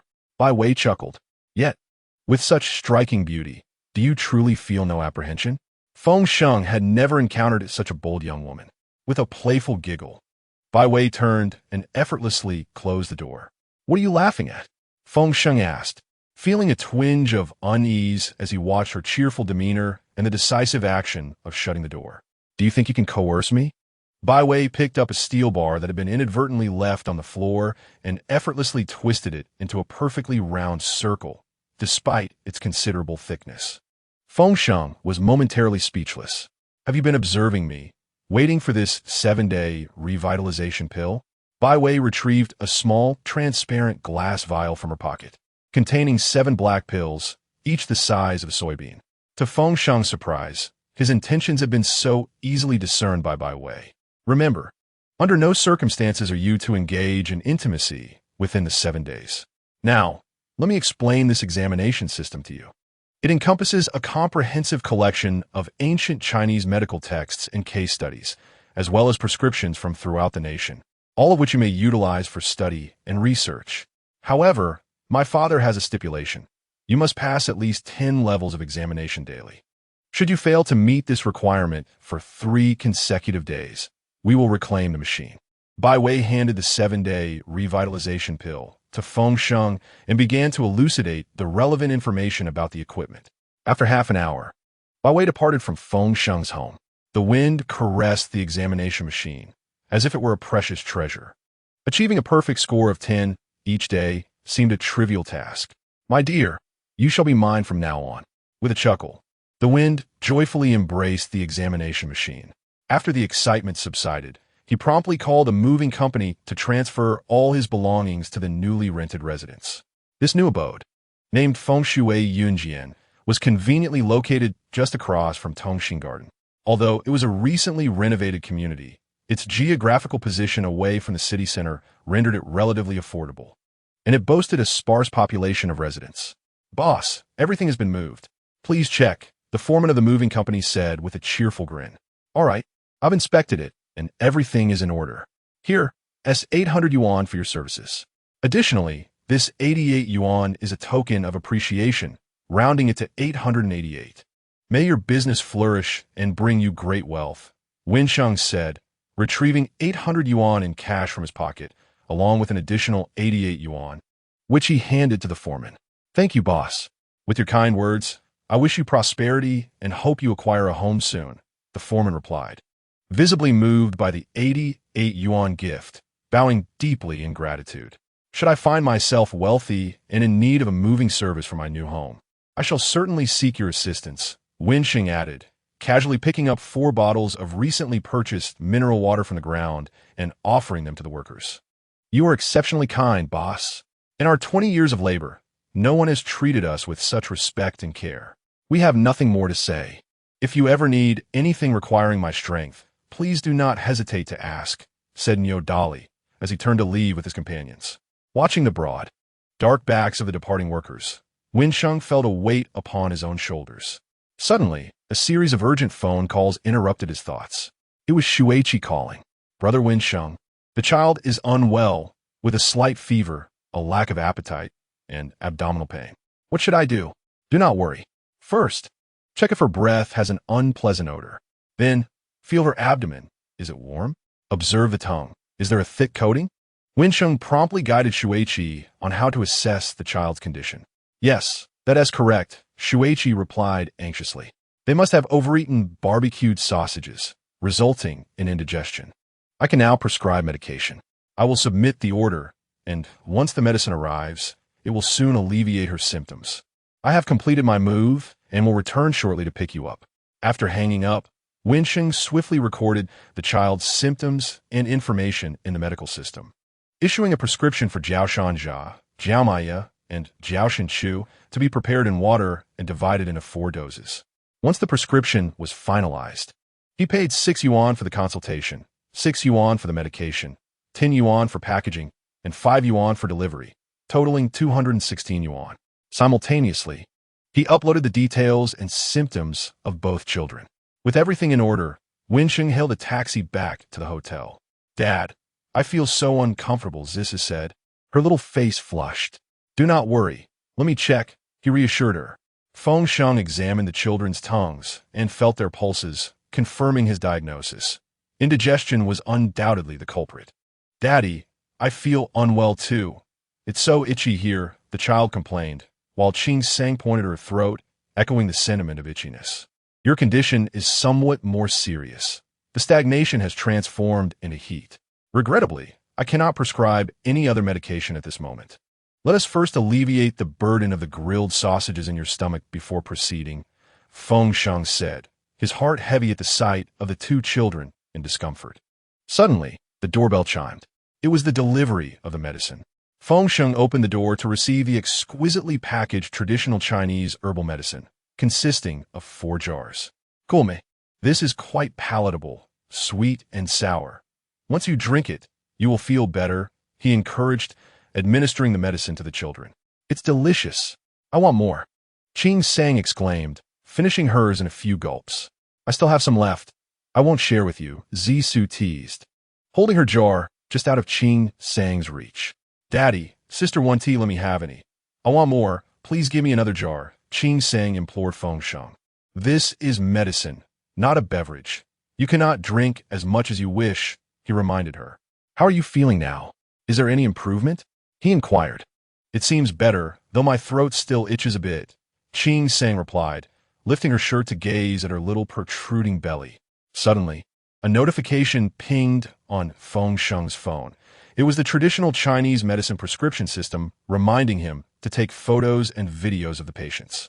He promptly followed the instructions, capturing images and recording symptoms of both Qing Sang and Zisu. Brother Feng, I never imagined that your first patient would be your own daughter, Shuiqi remarked, noticing that the children's symptoms were gradually easing, allowing her to breathe a sigh of relief. I hadn't anticipated that the newly unlocked herbal medicine would come in handy so soon, Feng Sheng replied, filled with joy. Daddy, I want to go home, Qing Sang said, looking up at him. All right, we've moved to a new house. Let us head back now, shall we? Feng Sheng squatted down, gently holding her arms. Okay. Qing Sang nodded, then turned to fetch her backpack. I haven't finished my drink yet. Wait a moment, Zisu said, noticing her sister packing. No ruse. Drink slowly. Daddy will help you with your things, Feng Sheng reassured, beginning to assist Zisu with her backpack. Suddenly, a drawing tumbled out of Zisu's bag. What is this drawing? Feng Sheng picked it up. The artwork depicted 4 little figures, all with braids, alongside a large tree and a shining sun. Within the tree, a child could be seen, accompanied by 2 blue clouds from which rain fell, and a smaller figure stood in the rain. A larger figure was positioned beneath a street lamp. This is my drawing. It's a family portrait, Zisu announced, rushing over. Really? This is a family portrait? Feng Sheng asked, bewildered. The big one is Mom. The one under the street lamp is me, and the one getting wet in the rain is me as a child. The one in the big tree is my sister. Zisu explained, clarifying her artwork. But you said this is a family portrait. Where am I? Feng Sheng inquired curiously. Daddy went to work, Zisu replied. Then why is my sister in the apple tree? Feng Sheng pressed further. Mom said, sister is like a small tree, very small, needing care to grow, Zisu said, a playful smile on her lips. Why were you out in the rain when you were little? Feng Sheng inquired. Because I was scared. It thundered, and I was afraid, Zisu replied, pointing upwards with her tiny finger. There's a monster that comes out when it thunders and rains. As I grew older, I overcame my fear. My father told me that when darkness enveloped the sky, he would transform into a beam of light, and by simply closing my eyes, I could sense his presence. However, whenever I shut my eyes, I found that my father had turned into a streetlight, eliciting joyous laughter from Zisu. Yet, for reasons unknown, Feng Sheng was unable to contain his tears. He suddenly embraced Zisu and said, Good girl, your father will stay home with you and your sister every day from now on. Never to leave. Really? Zisu questioned, her disbelief evident.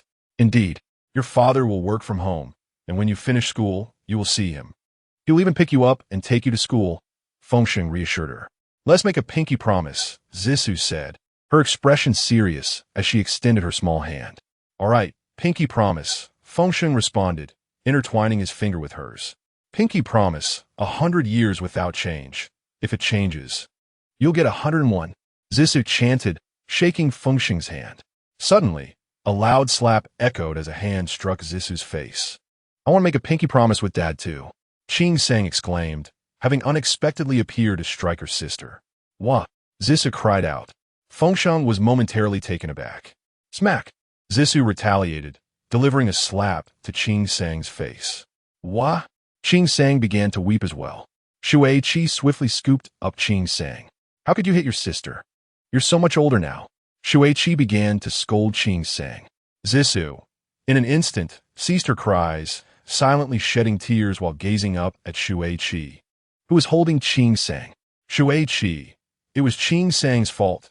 She hit me first, Feng Sheng asserted, rising to confront Shui Qi with a serious demeanor. But Qing Sang is the younger sister. As the elder sister, you should be more accommodating, Shui Qi retorted, glaring at Zisu in frustration. But Zisu is only 4.5. Feng Sheng, filled with compassion, lifted Zisu into his arms, gently rubbing her face, which had turned red from Qing Sang's slap. Suddenly, Shui Qi appeared to be overtaken by an unseen force, freezing in place. She stared at the distressed Zisu and said, Yes, Zisu is only 4.5. Tears streamed down Shui Qi's face uncontrollably. Upon seeing her mother cry, Zisu wept even more sorrowfully. She leaned forward, reaching out to wipe her mother's tears, offering apologies as she did so. Mom, don't cry. Zisu was wrong. I will never hit my sister again. Chapter 21. Time for a change. Before long, the family returned to their newly rented home. Wow, this is it. This is the house I chose, Zisu exclaimed, gleefully racing from room to room. This is my room with my sister. This is Dad's room. Whose room is this? Qing Sang asked Feng Sheng. Ah, this is your mother's brother's room, Feng Sheng replied. My mother's brother? Why is he coming to stay with us?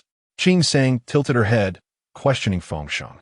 Because he's going to high school, which is nearby, so he want need to board, Feng Sheng explained. What is high school? Qing Sang inquired with curiosity.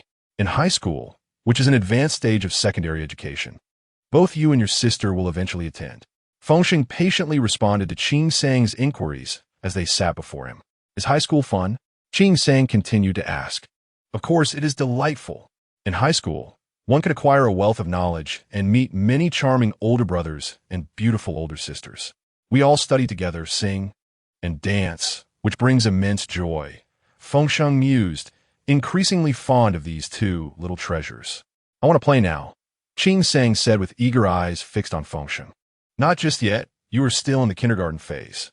You must progress through the middle class, then the senior class, followed by elementary school. And only then can you attend high school, Feng Sheng remarked, finding Qing Sang utterly adorable.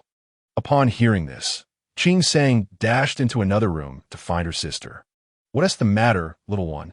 Zisu's voice echoed from within. Daddy said high school is so much fun, but I have to finish kindergarten, move on to middle class. Complete that, go to elementary school, and then I can go to high school. Sister, would you like to join me? Let's go together. Qing Sang's voice rang out. Feng Sheng reflected. How remarkable is the memory of this child. She repeats something once and retains so much. All right, we should go to high school. Zisu and Qing Sang began to bounce with excitement. Mommy, I need to use the restroom. I can't hold it. Zisu suddenly exclaimed. Quickly, go to the toilet by yourself. Shuiqi urged. I'm scared. I don't want to go alone. Zisu squirmed anxiously. Let me take you, Feng Sheng offered immediately. No. The teacher said boys must not watch when girls go to the restroom. Zisu replied sternly, glaring at Feng Sheng. All right, I will wait outside the door for you, Feng Sheng said, guiding Zisu to the restroom. That works, Zisu replied happily as they made their way. Daddy, don't leave, Zisu shouted loudly from within. I want tea. I'll stay right outside, Feng Sheng assured her.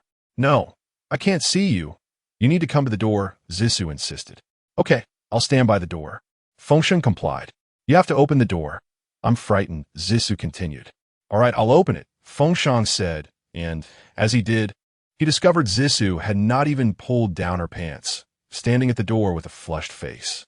Hurry, you need to go, or you'll have an accident, Feng Sheng urged, fearing for her. Before Zisu could respond, an unfortunate incident occurred. Mama, wah! Zisu burst into tears. Hearing this, Feng Sheng immediately turned around. Oh no, she has had an accident, he exclaimed. Shuiqi, Zisu has had an accident. What should we do? Feng Sheng had never encountered such a situation and was at a loss for how to react. Look at you. This is what happens when you're careless. Now you've made a mess, didn't you? You can't even do it properly. Always fidgeting, Shuiqi said, taking a packet of wipes and beginning to clean Zisu. All done. Do you need to go again? Shuiqi inquired. No, it's all finished, Zisu replied bashfully, glancing at Shuiqi. Now, go play, Shuiqi instructed, swiftly disposing of the mess into the trash. Then, the task of washing the soiled garments commenced. That odor, the breeze outside the door, forever etched in memory. Daddy, I need to poop too. Suddenly, Qing Sang expressed the same urgency. All right, I shall take you to another restroom. Feng Sheng swiftly cradled Qing Sang and carried her to a different toilet. He felt the pressure of time, fearing that Qing Sang might also have an accident. Daddy, carry me while I go. Qing Sang stood on the ground, gazing at Feng Sheng. Huh? Feng Sheng was bewildered. He had no idea how to hold a child while they relieved themselves. All right, I shall give it a try. Drawing upon his recollections, he imagined the scenes he had observed of adults assisting children in such matters. To his surprise, it worked. However, Qing Sang seemed to be experiencing a slight case of constipation, and during the process, she incessantly chattered away. 20 minutes passed, and Feng Sheng's legs began to ache from squatting. Another 20 minutes went by, and his arms felt equally strained. Darling, are you not finished yet? He inquired. I'm done, came Qing Sang's nonchalant reply, nearly causing Feng Sheng to collapse onto the ground. Why didn't you say so earlier? Come, let Daddy clean your bottom. As he attempted to rise to fetch some tissue, he found himself unable to stand. Water Chi, Feng Sheng called for help. What's wrong? Water Chi hurried over. Are you still in the midst of this? I thought you were merely playing, she remarked, astonished at the sight of Feng Sheng squatting on the ground. We are playing, but I'm holding her while we do. She finished a long time ago and didn't inform me. I cannot get up. You must carry her down. Feng Sheng had lost all sensation in his arms and legs. By the time Water Qi finished cleaning Qing Sang, Feng Sheng barely managed to stand. Yet, his legs were still numb, rendering him immobile. The poop has dried and stuck to her bottom. Next time, we cannot take this long. Look at Daddy. He can hardly move. Water Qi admonished Qing Sang. Okay. Qing Sang chirped, then turned and dashed outside. You haven't even put your pants on yet. Water Qi exclaimed, her words barely escaping her lips when, thud, Qing Sang fell. Look at that. Look at that. Running without wearing pants. Water Qi rushed to help Qing Sang up. Wait a moment. Do not assist her. Feng Sheng called out immediately. Why not? Water Qi inquired, turning back. We must wait for her to cry. Otherwise, she may suffer internal injuries. Feng Sheng explained. How do you know this? Water Qi asked, puzzled. I heard it from the elders, though I do not know why, he replied. I read it in a novel, The Secret Realm of Heavenly Medicine. You might want to take a look. It's quite well written. As he spoke, he hastened to Qing Sang's side. Oh, right, there are no novels about the secret realm of heavenly medicine in this world. Feng Sheng suddenly realized, recalling that he had traversed into this parallel realm devoid of such literature. A wail pierced the air. All right, my dear, come here for a hug. No more tears, remember.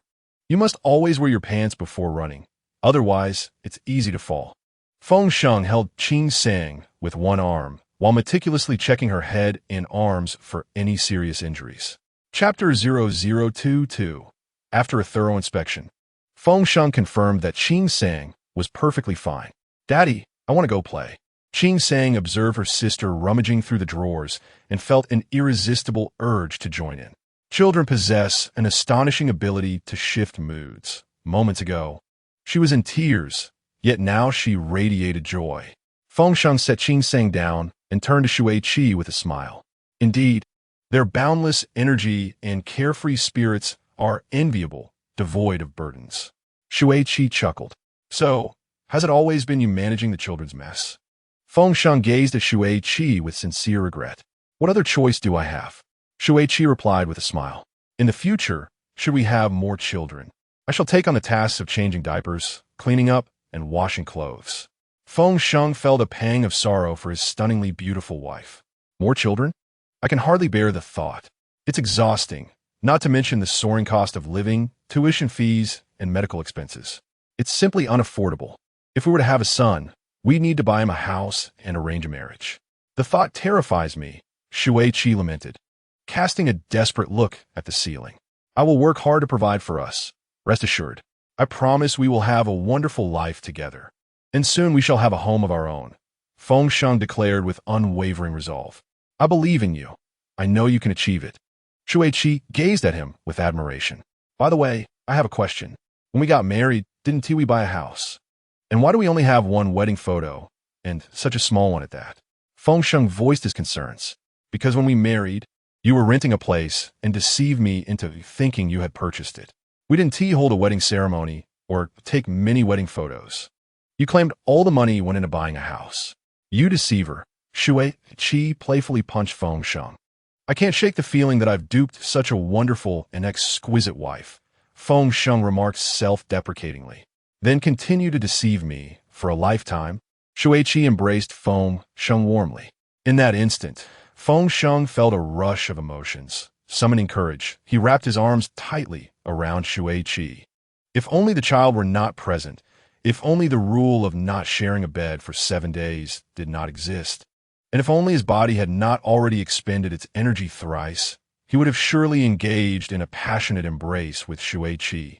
Suddenly, he noticed Shui Qi's phone flashing incessantly. Your phone keeps flashing. You must have received a message, he observed, glancing at the device on the table. Let me check, Shui Qi said, releasing herself from Feng Sheng's embrace to retrieve her phone.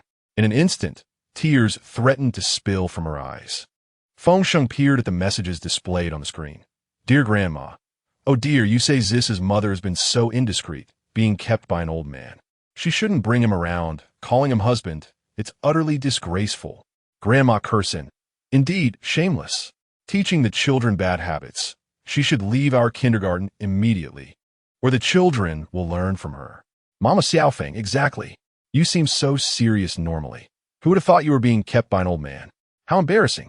Dad of Cheng. I say, why not come with me? Can that old man even satisfy you? I'm divorced too. It will be perfect, haha. Grandpa Xiaojian, I'm only 68 this year, widowed for many years. I heard about your financial struggles, but surely you wouldn't resort to another impoverished man. Come with me. I'll give you a house. In the WeChat group, vulgarities abound, accompanied by unfounded attacks against Shuiqi. There are also photos and videos of Feng Sheng and Shuiqi picking up children together. Many believe that Feng Sheng is an elderly man who is financially supporting Shuiqi. Enraged, Feng Sheng snatched Shuiqi's phone, ready to unleash a torrent of curses. Dad, play with me. Zissou ran over. Mom, why are you alone? Qingxiang followed closely behind. All right, my dear.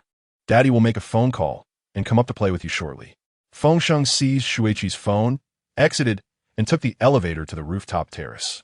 He opened WeChat, took a picture of his ID, and sent it to the group. You lot, open your eyes wide and see clearly, am I an old man? You gossiping harpies. I warn you, if anyone dares to slander again, I will come for you. I'll cut out your tongues and feed them to the dogs. Pathetic. Your tongues are so filthy that even the dogs would disdain them. Feng Sheng's furious outburst echoed in the silence that followed. The world seemed to pause. He exhaled, feeling a sense of relief wash over him. I urge all parents to speak civilly and refrain from defaming others. Such actions are illegal. The head teacher of Qingxiang's class suddenly interjected. We apologize. We were misled. Forgive us. We are truly sorry. The group began to express their regrets. I do not accept your apologies. It is a disgrace to have my children in the same kindergarten as you uncouth parents. Transferring schools is not a feasible solution. At the start of the new term, my 2 children will be transferring. I refuse to allow my children to share a class with families lacking in manners.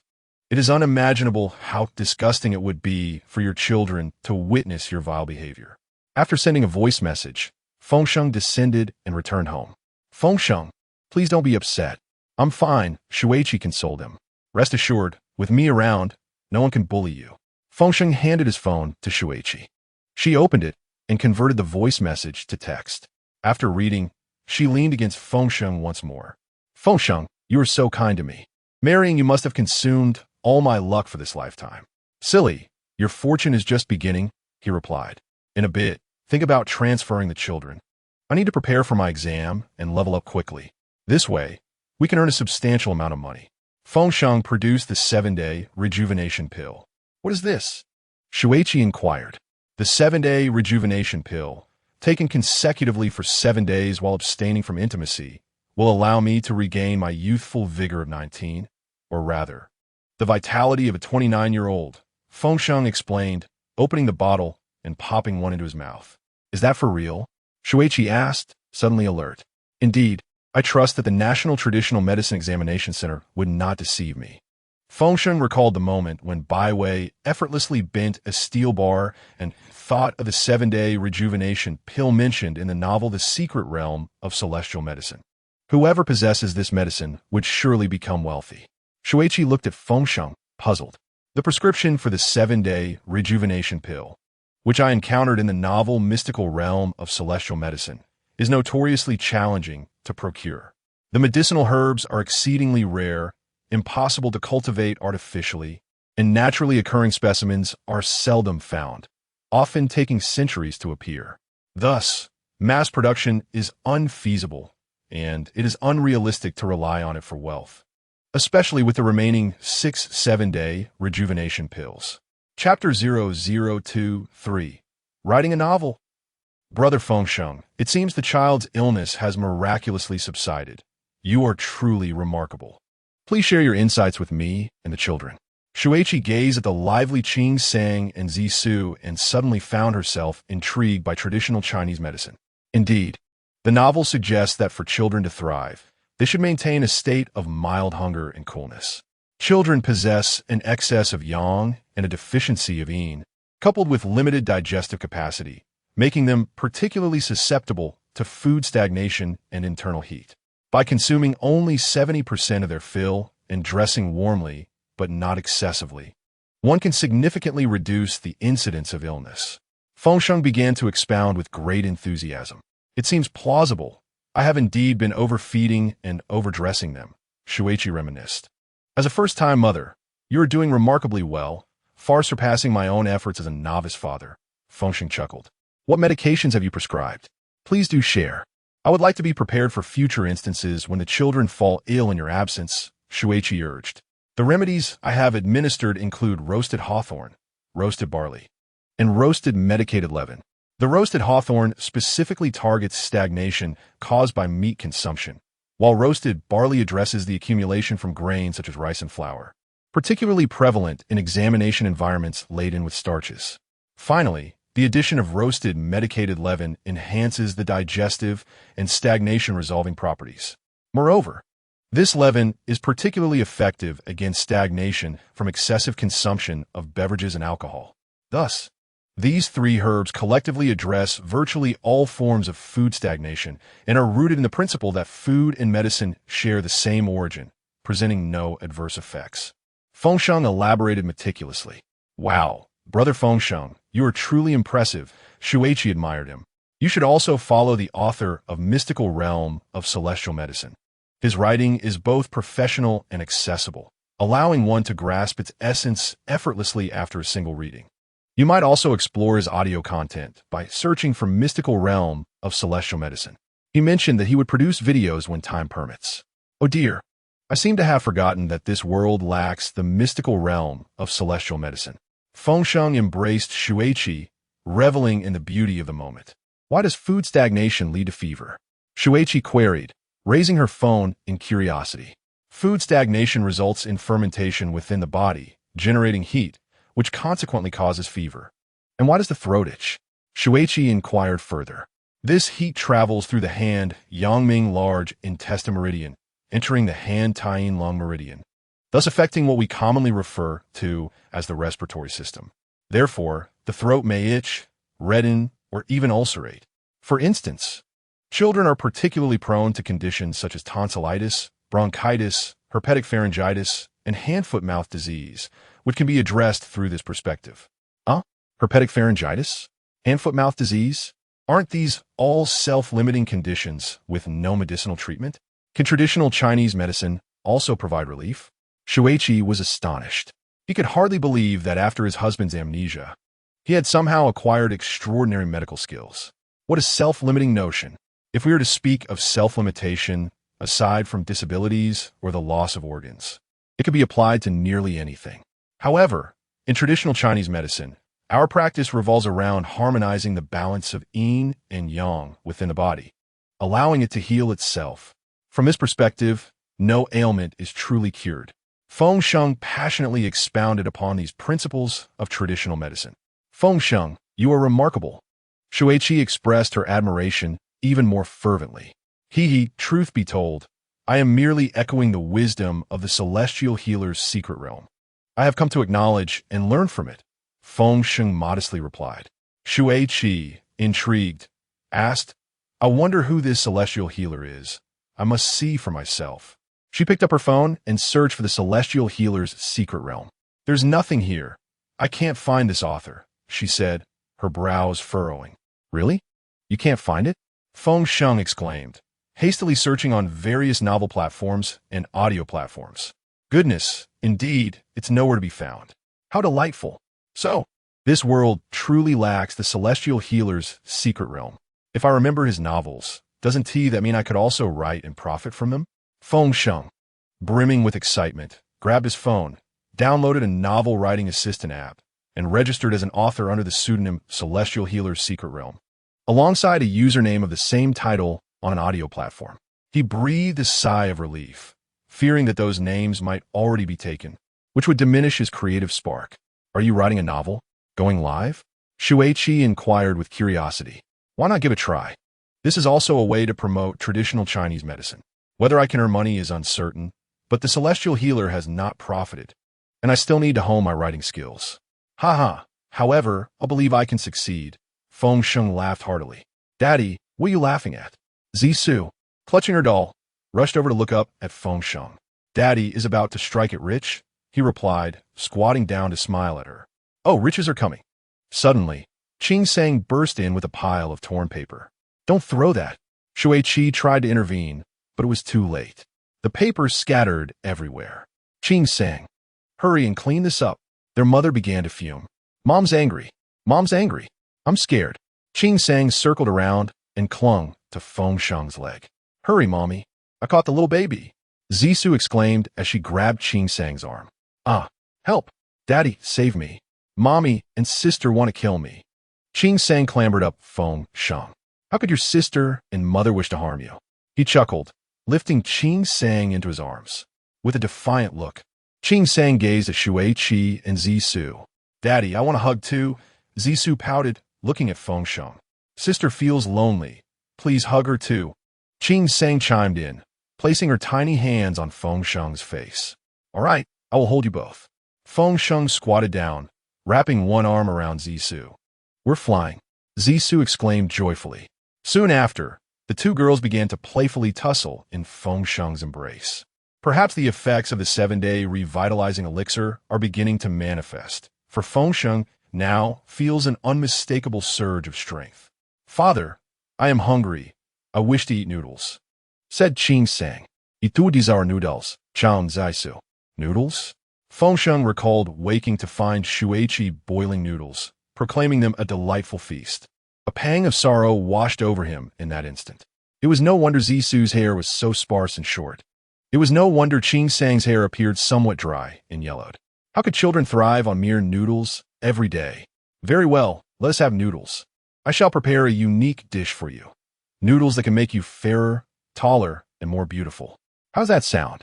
Feng Sheng contemplated a nourishing noodle recipe from the secret realm of healing. Chapter 0024. Descend to buy ingredients. Yes. I want to eat. Daddy loves us the most. Zissou danced around Feng Sheng in circles. Father, I want to help too. Qing Sang, biting her lip, took small steps and swayed her shoulders towards him. All right, let us prepare together. But first, I must gather some ingredients. You two stay inside and help your mother tidy up the house, organizing clothes and toys. Once I return with the supplies, we shall cook together, shall we? Feng Sheng crouched down, wrapping his arms around the two little treasures. I want to go. Zissou wriggled with excitement. Father, I want to go too. Upon seeing her sister's eagerness, Qing Sang insisted on joining as well. No, I must carry many items, and I cannot attend to you both. Please be good at home, Feng Sheng patiently reasoned. But we want to go, don't we, sister? Zissou wiggled even more vigorously, clutching Feng Sheng's clothing while exchanging knowing glances with her sister. We want to go. Qing Sang quickly understood and began to act coy. Enough of this commotion. Immediately, go inside and tidy up your toys, Shuichi commanded sternly. Ow! Upon seeing their mother's expression, Zissou and Qing Sang stuck out their tongues at Feng Sheng and retreated indoors. You're truly remarkable. Feng Sheng offered Shuichi a thumbs up. Remarkable? The expert's advice is not effective. This is merely my last resort, Shuichi chuckled. Nonetheless, I believe it is best to communicate with them calmly. Otherwise, they may treat others the same way as they grow older. But I do not blame you. Raising 2 children alone is indeed a formidable task. In the future, I shall assist you, and you will find yourself less exasperated, and your health will improve as well. Feng Sheng rose and embraced Shuichi. It could be said that holding his exquisite wife was the most effective way for Feng Sheng to elevate his dopamine levels. After all, deeper communication was not feasible at this moment. Very well, I may toil, but it pales in comparison to your efforts. Do go and procure some eggs. I wish to prepare bibimbap tomorrow, Shuichi expressed, her fondness for Korean mixed rice evident. Do you require raw eggs? Feng Sheng inquired with a smile. Mother cannot lay eggs. Only the gander can lay eggs. Qing Sang appeared from nowhere. That is incorrect. Only the rooster can lay eggs. Zissou quickly corrected her. Feng Sheng pondered. Are children always so earnestly absurd? He crouched down, gazing at Qing Sang and Zissou, and remarked, Mothers cannot lay eggs, neither can geese nor roosters. Only hens can produce eggs. Indeed, mothers can give birth to babies. Geese lay goose eggs, roosters yield rooster eggs, and hens lay chicken eggs, Qing Sang affirmed, nodding earnestly. All right, everyone rise. Mothers give life to you, not eggs. Just as roosters cannot lay eggs, fathers cannot produce babies. Off you go now. Soon you shall all be hungry. Feng Sheng instructed. Shuiqi tugged at Qing Sang and Zi Su, addressing Feng Sheng. Feng Sheng stood up and exited through the door. Shortly thereafter, he arrived at the supermarket, procuring ingredients for a nourishing noodle dish: yam, flour, eggs, mushrooms, tomatoes, green onions, cilantro, and bok choy. In addition, he purchased a bag of rice and a jug of canola oil. "Sir, ready to check out?" the cashier inquired. "Oh, these are all mine," Feng Sheng replied, while transferring items from his cart to the counter. "Would you like a bag?" the cashier asked. "Yes, indeed," Feng Sheng responded, thinking to himself, "Is that even a question? With this many items, I certainly need 2 large bags at 1 yuan each." The cashier retrieved 2 large plastic bags from beneath the counter. "Wait, I have to pay for the bags," Feng Sheng exclaimed, unaware that, a decade later, plastic bags would incur a fee. "Of course. It's always been this way. You're not from 10 years ago, are you?" the cashier jested. "It seems so," Feng Sheng chuckled. "You have a great sense of humor, sir. Can you manage all these items? If you're local, our supermarket offers free carts for your use. Just return them when done." The cashier continued cheerfully. "Really? That's wonderful. But I'm not a sir. You can call me brother," Feng Sheng replied, delighted at the prospect of a cart, as he had noticed his body had yet to fully recover. "Ha ha ha, you're quite amusing. It's commendable to not feel old. Keep it up, sir, and may you grow ever younger." The cashier efficiently packed Feng Sheng's items into a cart. "Thank you, young lady. Soon you will see the youthful version of me," Feng Sheng said, assisting in packing. "You're welcome, big brother," the cashier replied with a bright smile. "What's the total?" Feng Sheng inquired. "That would be 361, with 2 items on special, bringing it to 332 yuan after discounts. Would you like to pay by scan or cash?" the cashier asked. 332 yuan? Is it truly that expensive? Feng Sheng was once again taken aback by the steep prices. "Of course, it's much pricier than when you were younger," the cashier laughed. "All right, please provide me the receipt. I will scan it," Feng Sheng said, pulling out his phone. "Not bad, sir. You handle your phone quite adeptly," the cashier observed, noting Feng Sheng's swift movements were not typical of an older individual. "Indeed. Goodbye." Feng Sheng took the receipt from the cashier. After pushing the cart outside, he examined the receipt closely.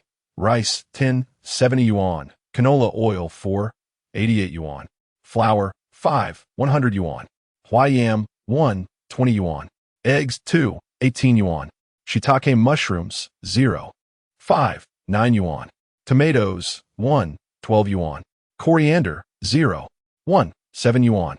Bok choy, 0, 3, 6 yuan. Convenience bags, 2 pieces, 2 yuan. Total, 332 yuan. Discount of 29 yuan. Goodness, the price of this cooking oil has more than doubled. It used to be 55 yuan, now it is 88 yuan. These grains and greens have become quite expensive. Feng Sheng couldn't help but lament that if the pace of earning doesn't keep up, he might be consumed by this inflation. Ding! Feng Sheng's phone chimed. Upon checking, he found a message from the traditional Chinese medicine practitioner system. He opened the app and saw, "Congratulations! You have successfully utilized the prescription of roasted hawthorn, roasted barley malt, and roasted spirit yeast once." According to the system's analysis, the patient's symptoms align with the prescription, granting you corresponding experience points, elevating your TCM level by 3 ranks, now at level 33. Please continue to monitor the patient's condition, upload their usage details, and obtain 5-star reviews from patients, which will aid in swiftly advancing your level. Keep up the good work, and remember, do not engage in review manipulation, as discovery will lead to severe penalties such as demotion. TCM National Examination Center. What? Issuing this prescription granted me a 3-level increase? 5-star reviews can lead to an upgrade. Wouldn't it be too easy to advance 10 levels in a day? Feng Sheng put away his phone, his heart racing with excitement. Chapter 0025.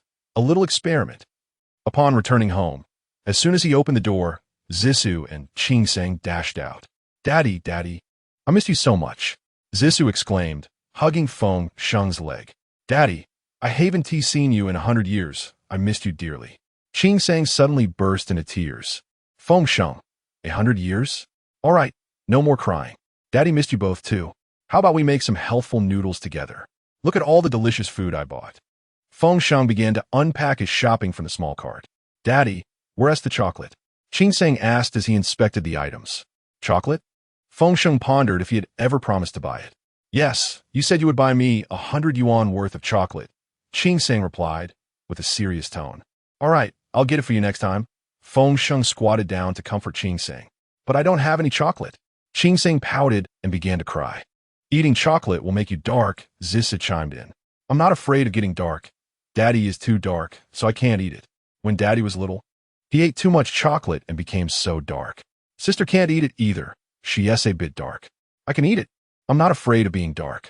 I want chocolate, Qing Sheng declared amidst his tears, presenting a series of arguments. All right, when did Daddy promise to buy you chocolate? I don't recall, Feng Sheng remarked, unable to handle Qing Sheng's insistence. Daddy said it the day after tomorrow, Qing Sheng asserted confidently, gazing at Feng Sheng. The day after tomorrow? Why not the year after next? Feng Sheng replied. Come on, let us go pick some vegetables together. Shui Qi took Qing Sheng and Zissou to the kitchen to gather vegetables. Oh, we're picking vegetables now. Zissou merrily hopped into the kitchen, exclaiming her intention to pick mushrooms. Qing Sheng eagerly seized a shiitake mushroom and followed suit, completely forgetting about the chocolate incident. Soon, Shuichi had organized the three children to prepare the ingredients as per Feng Sheng's instructions. Tomatoes were peeled and diced, shiitake mushrooms sliced, and eggs beaten into liquid form. Wow, you all are incredible. Thank you. Feng Sheng praised as he surveyed the prepared ingredients, giving Shuichi and the children a thumbs up. Now, our yam should be perfectly steamed. He retrieved the yam from the steamer and began to mash it into a puree. Daddy, I want to help too, Qing Sheng insisted, reaching out to touch the hot yam. No, it's too hot. Little ones can't do this. Only adults can, Zissou immediately intervened. But I want to do it with Daddy. Qing Sheng protested, pushing Zissou aside. No, you cannot touch it. It's too hot, and you might get hurt, Shuichi added, trying to prevent any mishap. However, this time, Qing Sheng resorted to tears when denied access. Mommy is upset, Shuichi remarked, clearly distressed. Don't be angry. Children only learn by experiencing things for themselves. Let her try a little. Feng Sheng comforted Shuichi. I won't bother with you anymore. You're being disobedient. Shuichi felt a tinge of disappointment that her child was not heeding her words. Come here. Qing Sheng, let me explain. This is hot, very hot. If you touch it, your hand will hurt. So when you do touch it, you must be gentle and cautious to gauge the temperature. Also, if you get burned, you cannot blame anyone. You must take responsibility for your own choices. Do you understand? Feng Sheng squatted down, his gaze serious, as if addressing an adult rather than child. Yes, I understand. I will be responsible. I just want to try, Qing Sheng replied, her determination evident.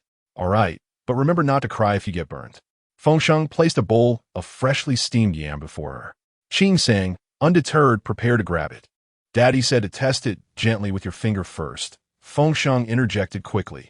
Qing Sheng, glancing at Feng Sheng, switched to using her fingertip. Unfortunately, she plunged her finger into the hot yam. Ouch, she exclaimed, swiftly withdrawing her hand, her fingertip now bright red. Daddy just said it was very hot. You need to be more careful. What else did he say? Feng Sheng reached out to prevent Shuichi, who was visibly pained, from coming closer. You must take responsibility for your actions and touch gently. As tears streamed down Qing Sheng's face, she sobbed. So, do you now believe what Mommy and Daddy say?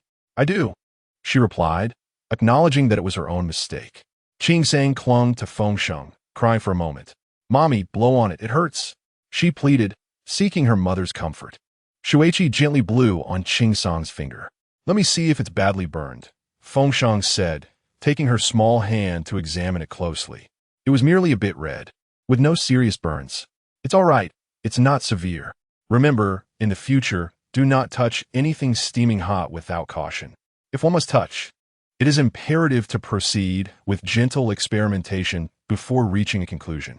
Do you remember? Feng Sheng lightly kissed the small, scalded hand of Qing Sheng. I remember. Qing Sheng looked at Feng Sheng with a face full of grievance. Always remember, the things your parents disallow are meant to protect you. In the future, as you grow older, your parents will only offer suggestions. The decisions will rest solely with you. However, it is essential to always bear in mind that you must be accountable for your choices.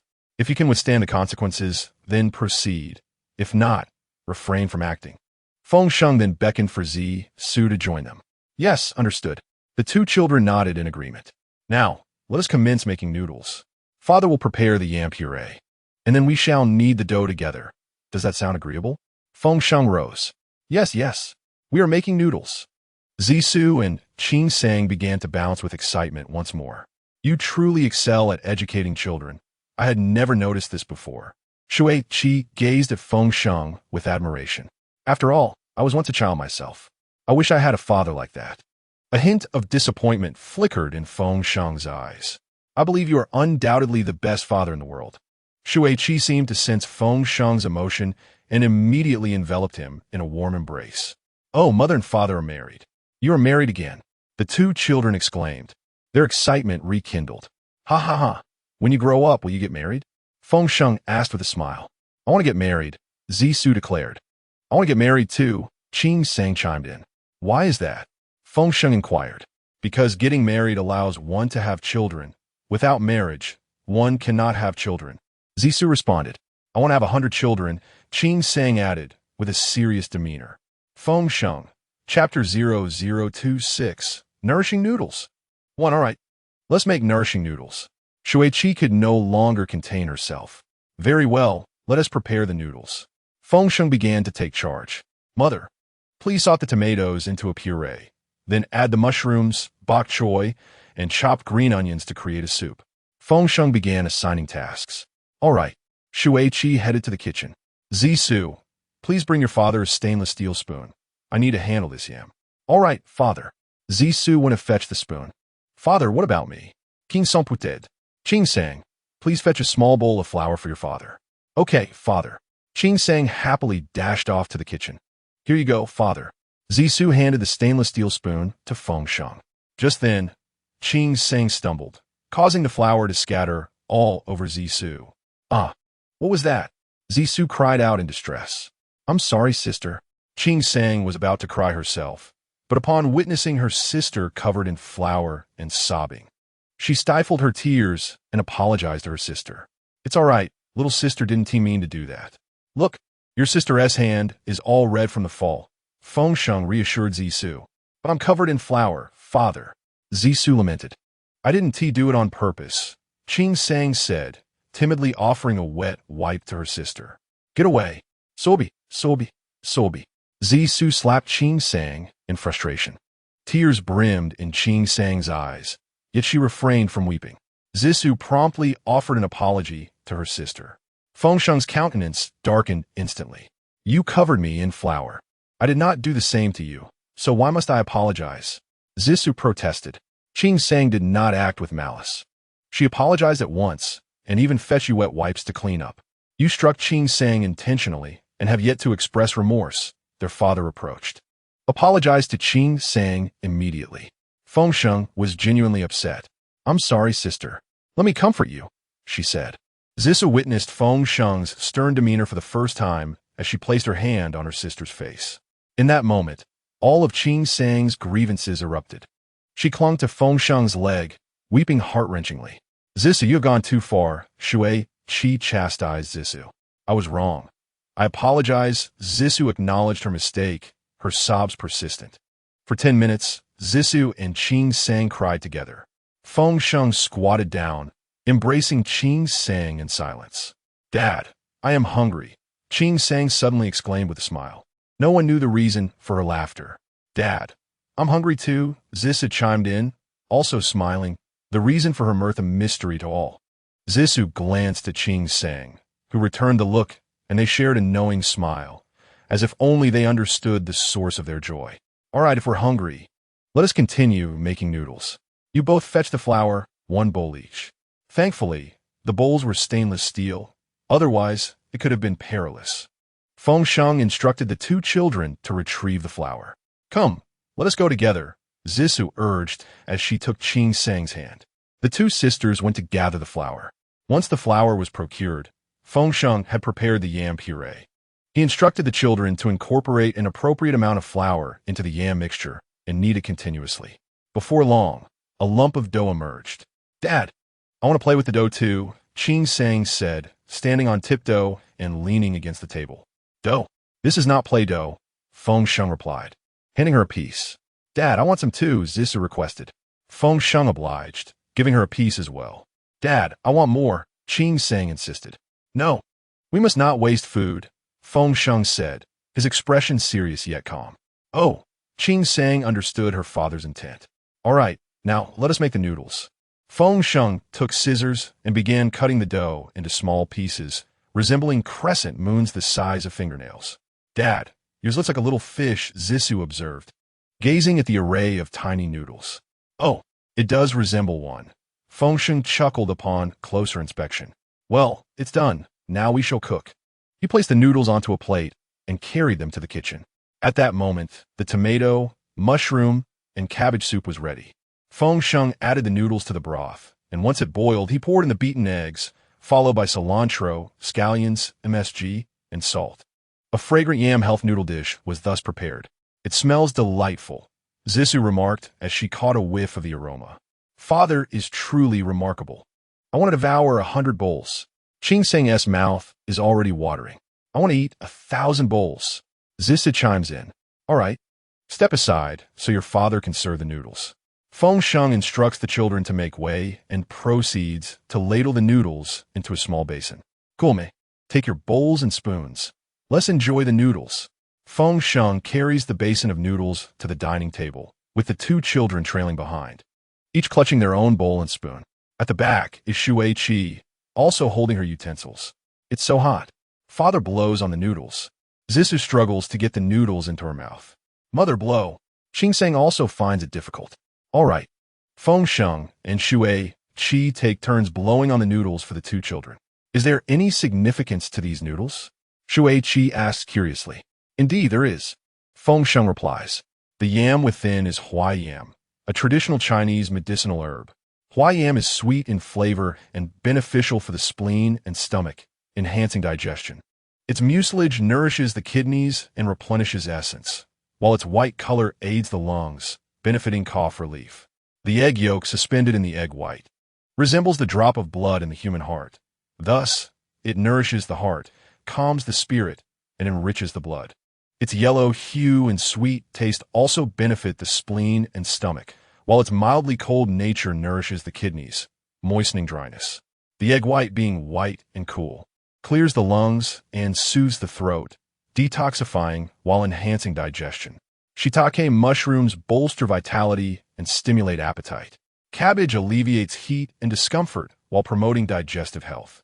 Cilantro aids in detoxification and digestion, while scallions invigorate the yang and eliminate toxins. Hence, this noodle dish is exceptionally suitable for children. It is easily digestible, strengthens the spleen and stomach, and aids in their growth, fair complexion, and intelligence. Feng Sheng patiently elucidates the benefits to Shui Qi. "Brother Feng Sheng, you are incredible. I had no idea you were so knowledgeable." Shui Qi gazes at him with admiration. Feng Sheng finds it difficult to endure such a gaze. His heart races. "It seems having such a beautiful wife is quite the burden for a man," he muses. "Hurry and eat, truly." Shui Qi, blushing, lowers her head to eat the noodles. "Mother is blushing. Mother is blushing." Zissou exclaims. "Mother, is the noodle too hot?" Feng Sheng tilts her head to look at Shui Qi. "Yes, it's quite hot." Shui Qi pretends to struggle with the heat. "Just blow on it, and it will cool down." Feng Sheng hops off her chair, dashes over to Feng Sheng, and tiptoes to help her mother cool the noodles. After their meal, the family joyfully plays for a while. The two children soon grow tired. Although children quickly regain energy, they expend it just as rapidly. Gazing at his delicate and lovely wife, Feng Sheng yearns to experience the joys of manhood. However, he must resist. Today marks the first day of the 7-day revitalization pill, and the wait feels interminable. Nay, every moment feels like an eternity. "I cannot endure this any longer.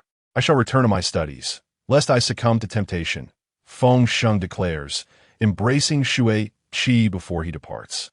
However, Shui Qi held on her tightly, unwilling to let go. "What's the matter? Are you reluctant to part with me?" Inhaling Shuiqi's unique fragrance and feeling the exceptional softness of her body, Feng Sheng's breath quickened noticeably. Look at you. It's time to go. If you delay any longer, I fear your medication may lose its efficacy.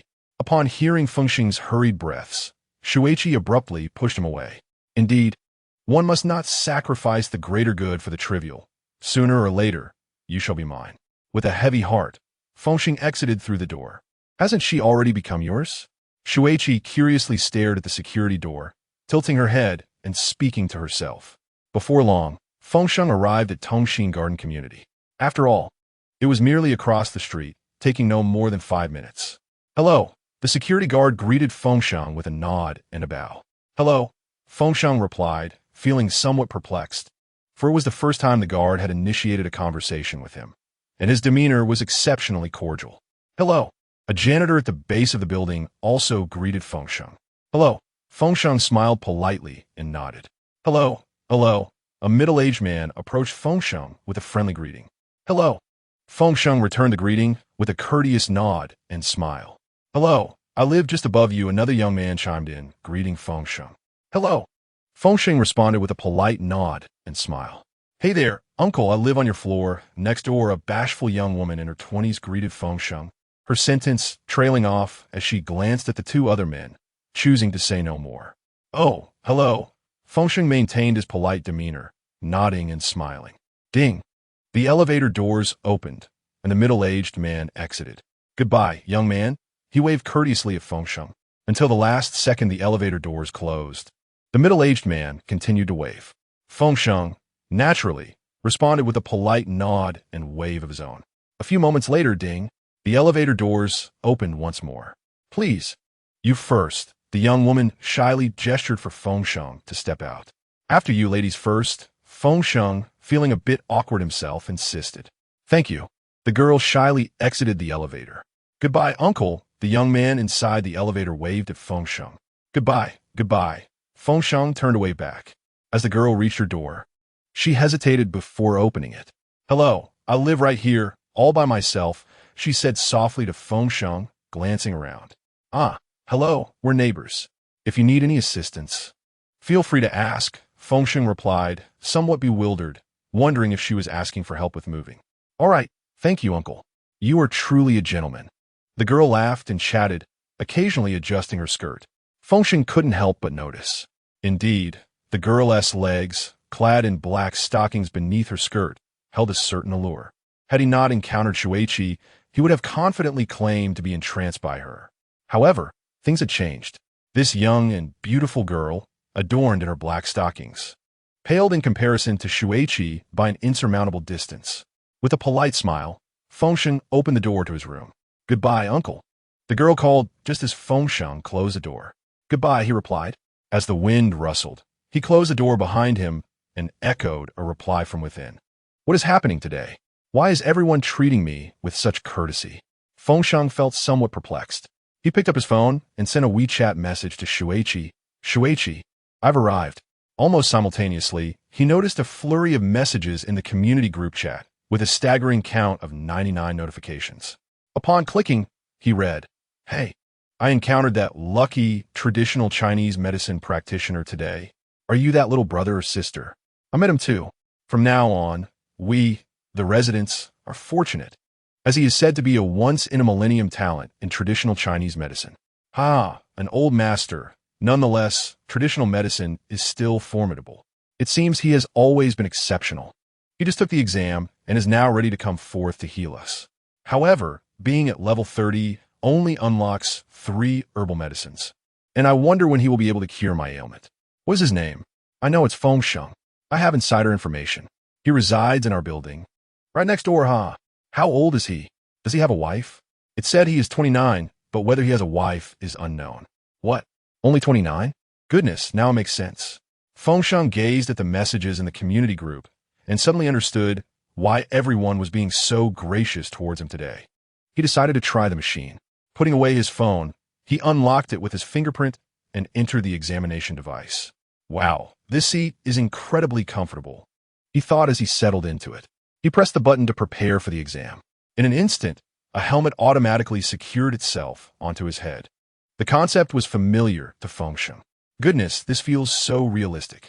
He noticed numerous doctors around him, both male and female, of varying ages. This candidate, we are the examiners. If you're prepared, please let us know. The countdown has already begun. As the examiner gestured, a massive transparent countdown appeared in the air. 593900, and it commenced. Feng Sheng was keen not to waste time. All right, previously you unlocked a medicinal formula. Do you remember? An elderly gentleman inquired. Yes, Feng Sheng replied. Please state the properties and meridian affiliations of this formula. The elder looked at Feng Sheng with a serious expression. The formula, Shen Xiu, is warm in nature and possesses a sweet, spicy flavor.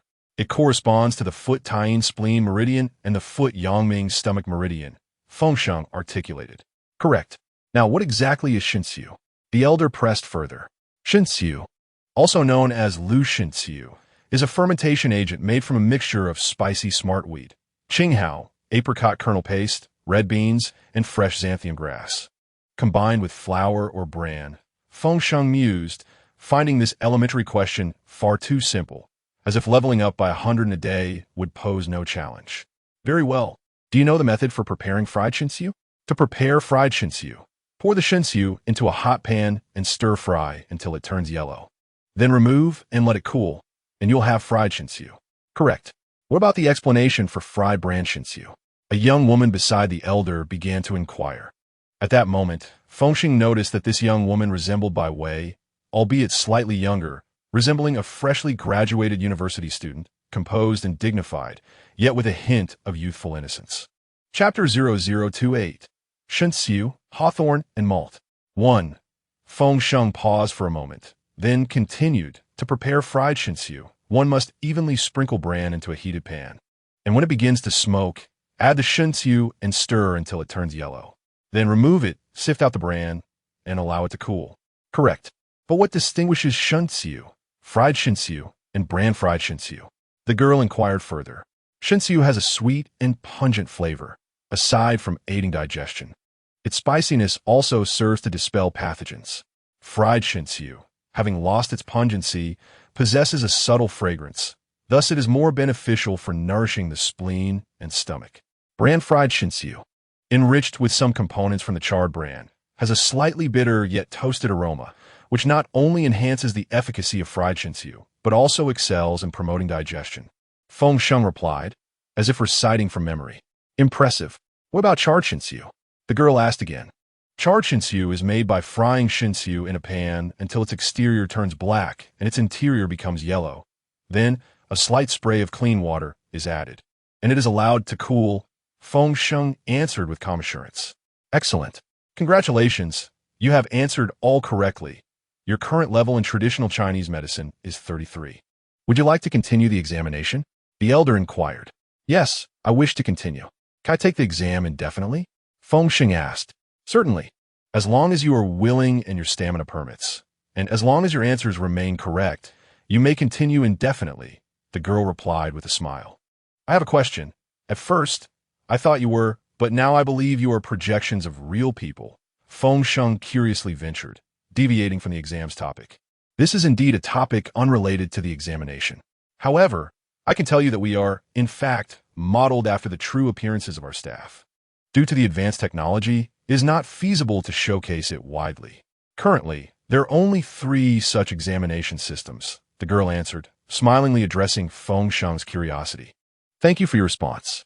Since I can take the exam without a time limit, why is there a countdown? Feng Sheng asked, glancing at the timer, which displayed 545610. This is to collect data from the candidates, and it also pertains to the content of the examination, allowing us to assess your proficiency, the girl elucidated. I understand.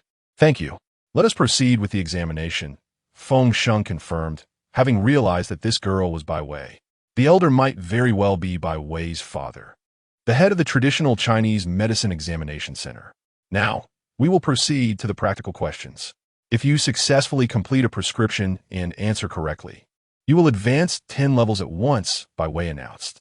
As her words fell, the entire space instantaneously transformed into an ancient Chinese medicine clinic, complete with wooden medicine cabinets. brass weighing scales, cast iron pestles, small sieves, and various other tools. He could even scent the aroma of concocting herbal medicines. This technology is extraordinarily advanced.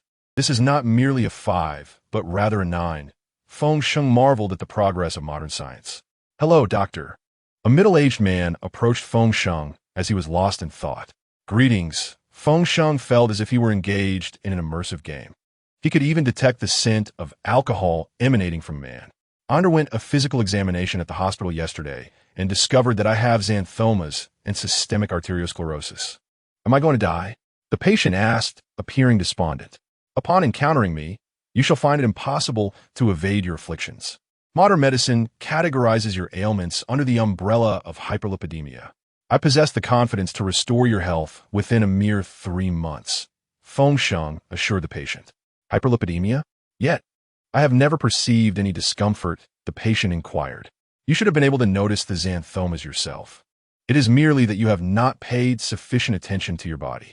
The onset and progression of atherosclerosis require a considerable duration, which is why, in most instances, insensate patients remain oblivious to any symptoms or abnormal signs. Typically, such conditions are only revealed during biochemical blood tests that measure cholesterol and triglyceride levels. In truth, it is not entirely devoid of symptoms.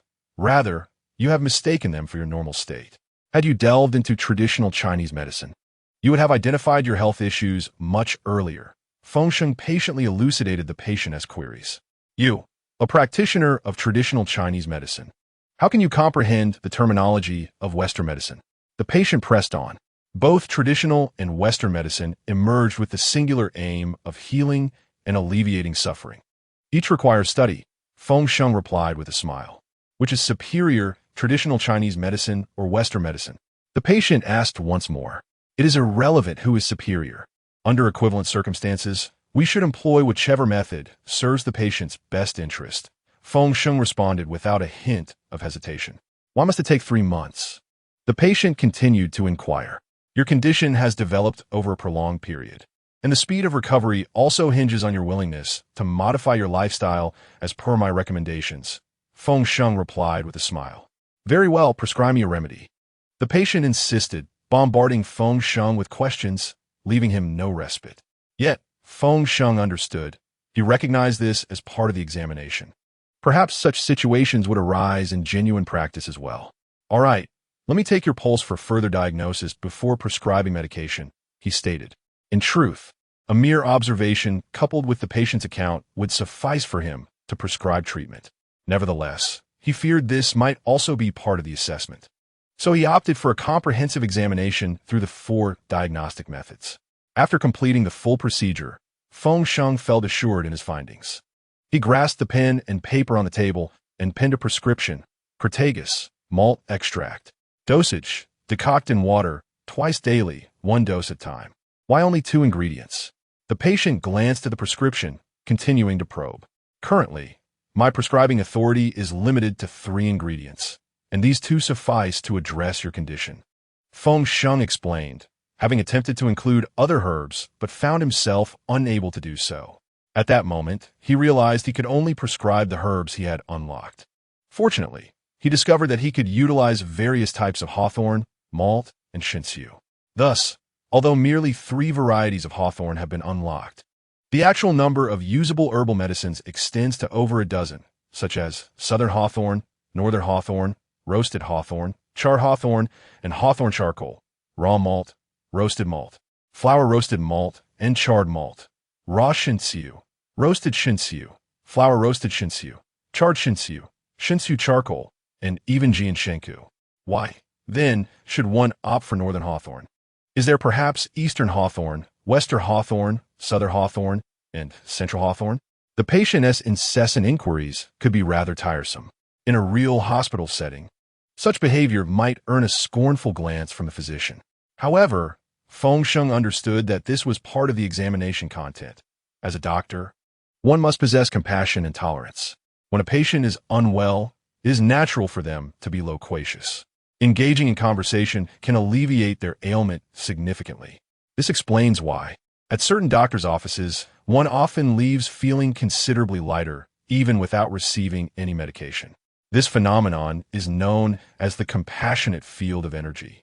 Chapter 0029: Lowering Lipids and Transforming Turbidity. Hawthorn is categorized into southern and northern varieties, and many medicinal herbs are similarly classified. Traditional Chinese medicine emphasizes authenticity. As the saying goes, an orange grown in the south of the Huai River is an orange, whereas one grown in the north is a trifoliate orange. The growing environment profoundly influences the properties of the herbs. Even identical seeds, when cultivated in different locales, yield herbs with markedly different medicinal qualities. Additionally, the season of harvest affects the properties of the herbs significantly. Feng Sheng patiently elucidated these points. The patient, eager to expand their knowledge, inquired further about the distinctions between southern and northern hawthorn. As the name suggests, southern hawthorn flourishes in the south, while northern hawthorn thrives in the north.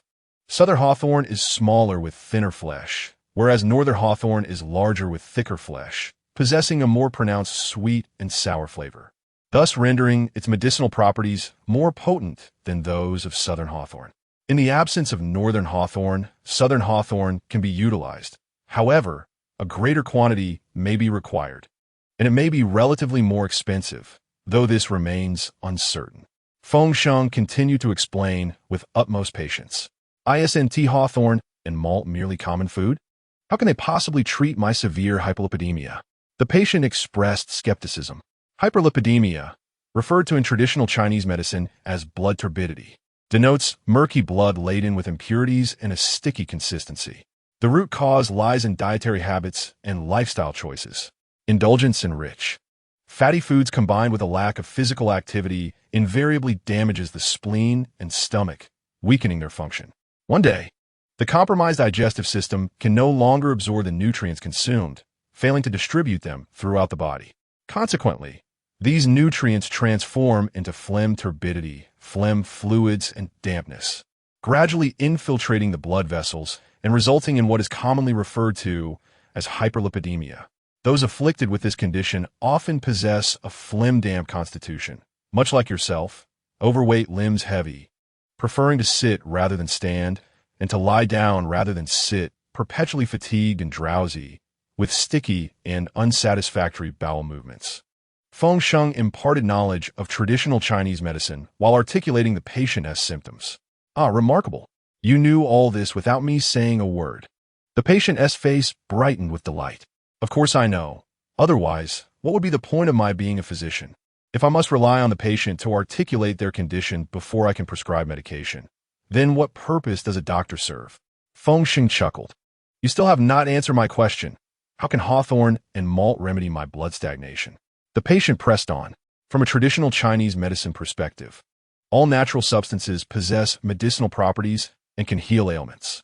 Hawthorn, with its sour and sweet flavors, engages the liver through its acidity and nourishes the spleen and stomach through its sweetness.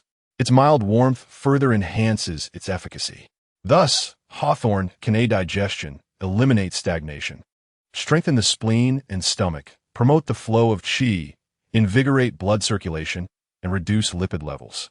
When combined with raw malt, it can bolster the spleen and stomach while facilitating liver qi movement. The synergistic effects of both ingredients yield significant results. Moreover, as they are both food and medicine, they pose no side effects if consumed in moderation, allowing for long-term use without concerns. 3 months of consumption poses no issues. Feng Sheng elucidated the prescription to the patient. Remarkable. I have encountered many candidates, yet none have answered as fluently and understandably as you. The patient praised. Candidates? Feng Sheng pondered. This is rather intelligent. Yes, I am a patient, but I also serve as your examination subject. Across the nation, I am utilized to assess this ailment. You are exceptional. If you answer 2 more questions well, I shall grant you full marks and elevate you by 20 levels. The patient responded. Very well, please proceed. Feng Sheng replied. Excellent. The first question, what does mutual necessity mean? The patient inquired. Mutual necessity refers to a concept in traditional Chinese medicine regarding the compatibility of herbal formulations, known as the 7 relations. These relations include mutual action, mutual necessity, mutual assistance, mutual restraint, mutual antagonism, mutual aversion, and mutual opposition. Mutual necessity denotes the pairing of two herbs with similar properties to enhance their efficacy. As the saying goes, those of the same kind cannot be separated. Feng Sheng answered with remarkable proficiency, having encountered such content repeatedly in the novels of Tiany's Secret Realm. It is indeed foundational knowledge. Very well. Now for the second question. Why use raw malt instead of toasted malt, fried malt, or malt carbon? The patient continued. Toasted malt, fried malt, and malt carbon each exhibit progressively diminished effects on liver qi movement. Malt carbon has essentially lost its potency. However, their capacity to aid digestion and eliminate stagnation has increased. Given your symptoms, it is essential to have a remedy that promotes liver qi movement. Thus, raw malt, with its ability to facilitate qi flow and relieve liver stagnation, becomes imperative. Stagnation in the liver weakens the spleen and stomach, hence the necessity of incorporating raw malt to promote liver qi. Among the remedies I have unlocked, raw malt is the optimal choice, as it not only facilitates liver qi movement, but also, when paired with hawthorn, enhances digestive efficacy. Thus, we achieve a result greater than the sum of its parts. In fact, just 2 months of this treatment will lead to substantial improvement. However, to solidify the effects, I prescribe a 3-month course. Meanwhile, it is crucial to avoid rich and greasy foods and to maintain regular exercise. Feng Sheng genuinely regarded this examiner as a living patient. Congratulations. Your answers were utterly flawless. I grant you full marks. Upon the patient's declaration, everything surrounding Feng Sheng returned to its prior state. Congratulations. You have excelled in this practical examination, achieving a perfect score in traditional Chinese medicine, a rare feat indeed. You have gained 20 levels of experience, bringing your total level in traditional Chinese medicine to 53. You are now entitled to randomly unlock 2 herbal medicines and partake in 2 draws. As the examiner, adorned in a by-way persona, finished speaking, a lottery button appeared before Feng Sheng. The prospect of 2 draws was exhilarating, and he eagerly clicked on the button. Congratulations! You have won a consolation prize in the traditional Chinese medicine examination, amounting to 100 yuan. The system will transfer the funds to your bank account, number 200-316-888. Please keep an eye on your balance. Congratulations once again. You have won another consolation prize in the traditional Chinese medicine examination, also worth 100 yuan. The system will similarly deposit this amount into your bank account, number 200-316-888. Please be attentive to your account. The examiner smiled as she announced the 2 prizes. Well, 200 yuan is better than nothing. It's sufficient to purchase 2 barrels of rapeseed oil, Feng Sheng remarked cheerfully. With 10 minutes remaining in the examination, the examiner inquired, "Would you like to continue?" "No, that's enough for today. I've leveled up 10 times, which is more than satisfactory. I'd like to unlock the herbal medicines now," Feng Sheng expressed, eager to discover what new herbs awaited him. "Very well. Please click the button to unlock the herbal medicines," the examiner instructed. "All right," Feng Sheng replied, clicking the button twice. "Congratulations, candidate 200-316-888. You have unlocked an herbal medicine, Poria.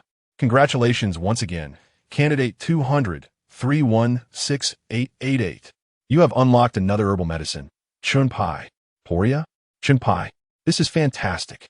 With these, I can treat many more ailments," Feng Sheng exclaimed, thrilled by the new herbal medicines he had acquired. Chapter 0030, Herbal Medicine, Snow Pear. 1. Please confirm once more. Do you wish to continue the examination? The examiner asked again. "No, thank you," Feng Sheng responded. "After this examination, please remember to prepay for your electricity and water. The cost of operating this system is 100 yuan per hour. What on earth? It costs 100 yuan to run once? It's far more economical to level up multiple times in one go," Feng Sheng mused, realizing he needed to act swiftly to level up in the future. "I've only just won 200 yuan, and now it's going to be consumed at a rate of 100 yuan. He was astonished by how the system seemed to devour funds like a voracious beast. Indeed, the operational cost is 100 yuan per hour. Each activation is 10 yuan, and standby mode costs 10 yuan per day. It is advisable to remain in permanent standby mode with automatic renewal. Very well, then proceed with the operation. Set it to permanent standby with automatic renewal. Feng Sheng calculated that this would indeed be the most economical choice. Please allow me to scan your face for authorization. All right, go ahead. Feng Sheng stood straight. Please shake your head. Feng Sheng complied. Please blink. He blinked. The system is now set to automatically renew utility payments, ensuring a 24-hour standby without interruption. Additionally, the automatic water supply mechanism can sustain usage for 3 days. All right, you've got it. I'm heading home now. See you tomorrow, Feng Sheng declared, removing his helmet. As he exited the examination room, the glass door revealed Bai Wei once more. Please take care, and I wish you all the best on your journey in traditional Chinese medicine. Farewell. Such politeness is truly delightful, Feng Sheng reflected with appreciation. He turned around and opened the entrance door, only to be taken aback by the scene before him. The entire corridor was teeming with people. What brings you all here? Feng Sheng asked, bewildered. Ah, Brother Feng, we've come to seek your medical assistance, one replied. Indeed, we are here for your help, another echoed. Yes, Brother Feng, please examine us, yet another implored. I was here first, honestly. Are we not aware of the order? Let us form a queue, everyone. With a chorus of hands extending their wrists, the crowd eagerly anticipated Feng Sheng's pulse diagnosis. The chatter grew. Some individuals even began to jostle for position. Feng Sheng glanced at the clock. It was already 8 in the evening. He had promised the children that he would spend time with them each day. Very well. I currently have limited access to traditional Chinese medicine, and thus can only treat a few ailments. For those I can assist, I will write prescriptions now. For those I cannot, please be patient, all right? The temperature in the corridor felt like 40 degrees Celsius. There was no alternative. The crowd was large, and he had no idea how long they had been waiting. All right, we shall heed Mr. Feng Sheng, they agreed. Yes, let him first assess our conditions. The crowd resumed their chatter. Silence, please. I will examine each of you in turn, starting with you, Feng Sheng instructed. The first individual was a lad of 17 or 18. You're suffering from indigestion. You likely overindulged in meat last night, Feng Sheng suggested. My goodness, how did you know? The boy's mother exclaimed, visibly astonished. It's merely observation. Now, allow me to take your photograph for record keeping. He pulled out his phone and captured an image of the patient. Do you have your identification? He inquired. Yes, the mother replied, producing the ID. Feng Sheng scanned it, and the patient's details were recorded seamlessly. I will prescribe you a remedy, and to be taken twice daily for 2 days. Once the prescription was completed, it appeared on the patient's medical app. Thank you, Mr. Feng Sheng. The boy's mother expressed her gratitude hastily. Next, Feng Sheng urged, needing to quicken the pace. You are ineligible. I lack the necessary medication for your condition of kidney yang deficiency. You, too. You have heart yin deficiency. You are not suitable either. You suffer from both spleen and kidney deficiency. However, you are treatable. You have blood stasis, and I will prescribe a month's worth of treatment. Feng Sheng continued to examine patients, swiftly diagnosing conditions such as spleen deficiency with dampness, excessive cough with phlegm, and more. Without realizing, an hour had slipped by, and he had written a total of 100 prescriptions. That will be all for today. I can scarcely speak any longer. He noticed more individuals arriving via the elevator. Overwhelmed, his voice was now hoarse. Thank you for your hard work, Divine Dr. Feng. They expressed their appreciation. Ah, the doctor cannot see any more patients today. Let us reconvene another day, someone suggested. Indeed, let the doctor rest. He is worn out, others concurred. Seeing Feng Sheng utterly exhausted and hoarse, a few compassionate patients formed a protective circle around him, escorting him out of the complex. Throughout the journey, Feng Sheng felt as if he had become a celebrity. As he was leaving the neighborhood, several neighbors gifted him vegetables and fruits. Dragging his weary body home, it was already 9:30 in the evening. Dad, you deceived me, cried Zissou as she embraced Feng Sheng. His father could not utter a word. Exhausted, Feng Sheng sank directly onto the floor. Dad, what's wrong? Qing Sang rushed over. Concern etched on her face. Brother Feng Sheng, why are you so exhausted? Shui quickly handed Feng Sheng a freshly peeled snow pear. Ah, this is delightful. Feng Sheng said as he accepted the pear and devoured it eagerly. Mom, what about mine? Qing Sheng turned to inquire of Shui. I'll peel another for you and your sister. Your father is tired. Let him eat first. Shui helped Feng Sheng to the sofa. How could you be this worn out? How could an exam be so exhausting? Shui asked curiously. I treated a neighbor, Feng Sheng replied, and after consuming the snow pear, his throat felt much clearer, and his speech became more articulate. Is Dad all right? Zissou stared at the snow pear in Shui's hand, finding it quite remarkable. Yes, this pear is also a medicinal ingredient. It can generate saliva, moisten dryness, clear heat, and resolve phlegm. Therefore, when your father spoke too much earlier, his throat became hoarse, and this pear is just what he needed. Feng Sheng explained the pear's benefits to Zissou. Wow, I've realized that our dad is more knowledgeable now than before. He knows everything. Zissou exclaimed in surprise and delight as she gazed at Feng Sheng. Indeed, your father is quite remarkable. In the future, he will ensure that you, Qing Sheng, and your mother live a life fit for a princess. Feng Sheng joyfully lifted Zissou into his arms. Dad no longer loves me. Qing Sheng pouted, turning away and pressing her fingers into the sofa. Of course I love Qing Sheng as well. You are my most cherished daughter, Feng Sheng reassured her, pulling Qing Sheng into his embrace, with both daughters seated on his legs. All right, both of you, get down. Let your father rest a bit. He is tired. Shui sliced the peeled snow pear into small pieces, dividing them into 2 bowls and placing them on the coffee table. So does Dad love Mom? Zissou asked, placing a piece of pear into Feng Sheng's mouth. Dad is eating mine. Qing Sheng also offered a piece to Feng Sheng. Of course I love her. Your mother is my most beloved wife. Feng Sheng proclaimed loudly, intentionally. That's not quite right. Shui shot a glare at Feng Sheng. Chapter 0031. Level up to 60. What is not right? Feng Sheng chuckled at his beautiful wife. How many wives do you have? Zissou asked, hands on her hips as she scrutinized Feng Sheng. Just your mother, he replied, filled with joy at the sight of his adorable daughters. He never imagined he would be blessed with such lovely children. Exactly. You're quite old now. Who else could you marry? Zissou teased, her little face twisting adorably. Yes, I'm this old, and only your mother wants me, haha. Feng Sheng gradually embraced the feelings of fatherhood. Brother Feng Sheng, how many patients have you seen? How could you be this worn out? Shui, feeling pity, sat beside him and caressed his weathered face. 100. A full 100. Feng Sheng held up a finger. 100? I have heard that the fastest doctor can only attend to a little over 200 patients in a single day. How are you managing to do it so swiftly? Are you perhaps deceiving people? Shuiqi expressed her bewilderment. Today, during the examination, I suddenly grasped the facial diagnostic techniques taught by the esteemed master of the heavenly medical secret realm. Indeed, it is remarkable. Diagnosing ailments feels akin to possessing X-ray vision. Look at them. Their complexions have returned to normal, indicating that the medicine administered has been remarkably effective. The issue of food stagnation has been resolved, Feng Sheng pointed out, gesturing towards Zissou and Qing Sheng. I distinctly remember when they were around 2 years old, they were frequently ill.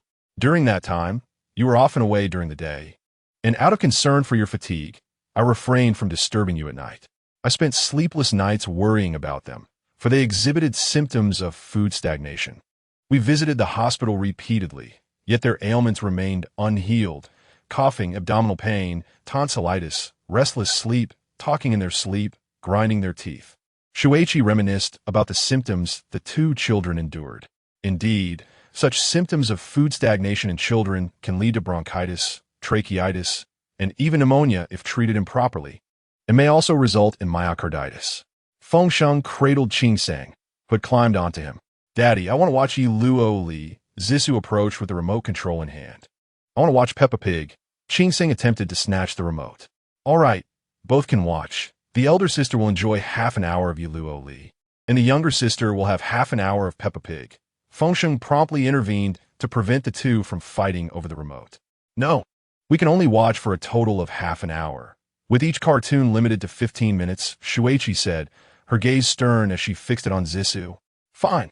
Zissou conceded, turning on the television, her face lighting up as she began to watch Yi Luo Li. Good. Let us start with the little girl first. And then we'll watch Peppa Pig. Qing Sheng noticing Yi Luo Li on the screen, also became captivated by the television. Ding dong, ding dong, ding dong. Messages began to flood Feng Sheng's phone. What on earth? Why are there so many messages? He exclaimed as he picked up his device. It turned out to be notifications from the traditional Chinese medicine practitioner system. Congratulations! You have successfully prescribed 32 cases for the treatment of blood stasis syndrome, with patients providing positive feedback. Proficiency in the use of Chinese herbs, such as hawthorn and malt, has increased by 32, while your TCM level has risen to level 56. Congratulations! You have successfully prescribed 29 cases for the treatment of food stagnation syndrome, with patients offering commendations. Proficiency in the use of roasted hawthorn, roasted malt, and roasted spirit has increased by 49, elevating your TCM level to 58. Congratulations! You have successfully prescribed 15 cases for the treatment of phlegm damp syndrome, with patients providing positive feedback. Proficiency in the use of poria and dried tangerine peel has increased by 51, raising your TCM level to 59. Congratulations! You have successfully upgraded to TCM level 60, with a maximum consultation fee of 6 yuan per session. Additionally, you have unlocked a random opportunity for Chinese herbal medicine and received a lottery chance. Congratulations! You have accumulated consultation fees amounting to 50 yuan, granting you a lottery opportunity. Brother Feng Sheng, you are truly impressive. You have reached level 60 so swiftly. Shuiqi exclaimed, her excitement palpable as she noticed Feng Sheng's TCM level displayed on her phone. This is merely the beginning. I shall soon ascend to level 1000, which is my goal for this year. At that level, my consultation fee will be 10 yuan per session. If I attend to 200 patients in a day, I could earn 2,000 yuan. Soon, we shall swiftly acquire a home that belongs solely to us. Feng Sheng has set a modest goal for the remaining 2 months of this year. Feng Sheng, you are remarkable. Shuiqi nestled against Feng Sheng, gazing at him with tender affection. Hee. Feng Sheng yearned to kiss Shuiqi, yet hesitated. What's there fear? She is my wife, after all. As Feng Sheng beheld his beautiful spouse so near, he found it difficult to restrain himself and encouraged his own resolve. However, just as he was about to act, Zissou suddenly inquired, Dad, has it been 15 minutes? All right, Zissou, the 15 minutes are up. It's time to watch Peppa Pig. Shuiqi reminded her as she descended from Feng Sheng's lap. Oh, come on, sister. Let us watch Peppa Pig, Zissou exclaimed, embracing her younger sister before searching for the show. Is Dad becoming a divine healer? Zissa glanced back at Feng Sheng, questioning him. Yes, Dad is indeed a divine healer. Feng Sheng replied, patting Zissou's head while thinking, you little light bulb, you're ruining my moment. At that moment, Zissou had already become engrossed in the television. Her expression blank as she stared, mouth agape and eyes wide. Utterly transfixed, her responsiveness to the outside world nearly diminished to nothing. Yet, she could still absorb external information. Perhaps this is how every child behaves when watching cartoons. After we finish watching television, you and your sister will have a lottery. If you win the grand prize, we will go out for a feast and visit the play castle, Feng Sheng announced. As soon as he finished speaking, Zissou climbed up excitedly. I want to participate in the lottery. I want to participate right now. Zissou squealed with delight. Sister, the lottery is happening. Zissou turned to shout at her younger sister. Oh, the younger sister, with a vacant stare, merely responded and continued watching television. You and Mom can draw first. Let your sister watch for now. Feng Sheng said as he took out his phone. All right, I'll go first, Zissou insisted, climbing onto Feng Sheng's shoulders. Get down. You're going to break Dad's back. Shuiqi attempted to intervene. It's fine. Let her have her fun. Come on, dear, give it a try. Feng Sheng encouraged, displaying the lottery page for Zissou. Congratulations. You have won 100 yuan. Wow, big sister, you're amazing. You won 100 yuan. Feng Sheng chuckled. I have 100 yuan now. We could go to the play castle and have a feast. I'm so happy. Zissou exclaimed, bouncing on Feng Sheng's shoulders. Sweetheart, don't move too much. Dad's neck might break. Feng Sheng lamented, feeling the strain on his body. Chapter 32. Chinese Herbal Medicine, Chicken Dung Vine. 1. Come on. Mom, help me draw medicine. Feng Sheng retrieved the interface for unlocking herbal medicine. Okay, Shuiqi replied, excited, as it was her first time unlocking herbal medicine. Congratulations. You have randomly unlocked chicken dung vine. Chicken dung vine? What a peculiar name. Is it really chicken dung? Shuiqi responded, utterly perplexed. Oh no, Mom drew chicken dung. Mom drew chicken dung. Zissou began to sway her body again. Chicken dung vine is a type of plant. It is indeed a fine medicine, Feng Sheng declared, evidently thrilled. Ah, what a rather unappealing name. Yet it is indeed an effective remedy. Shuiqi is perplexed. Yes, the name of this plant, chicken dung vine, derives from its foul odor. It is also referred to as dog dung vine or stinky dung vine. However, its medicinal properties are remarkably potent, capable of affecting the heart, liver, spleen, and kidney meridians.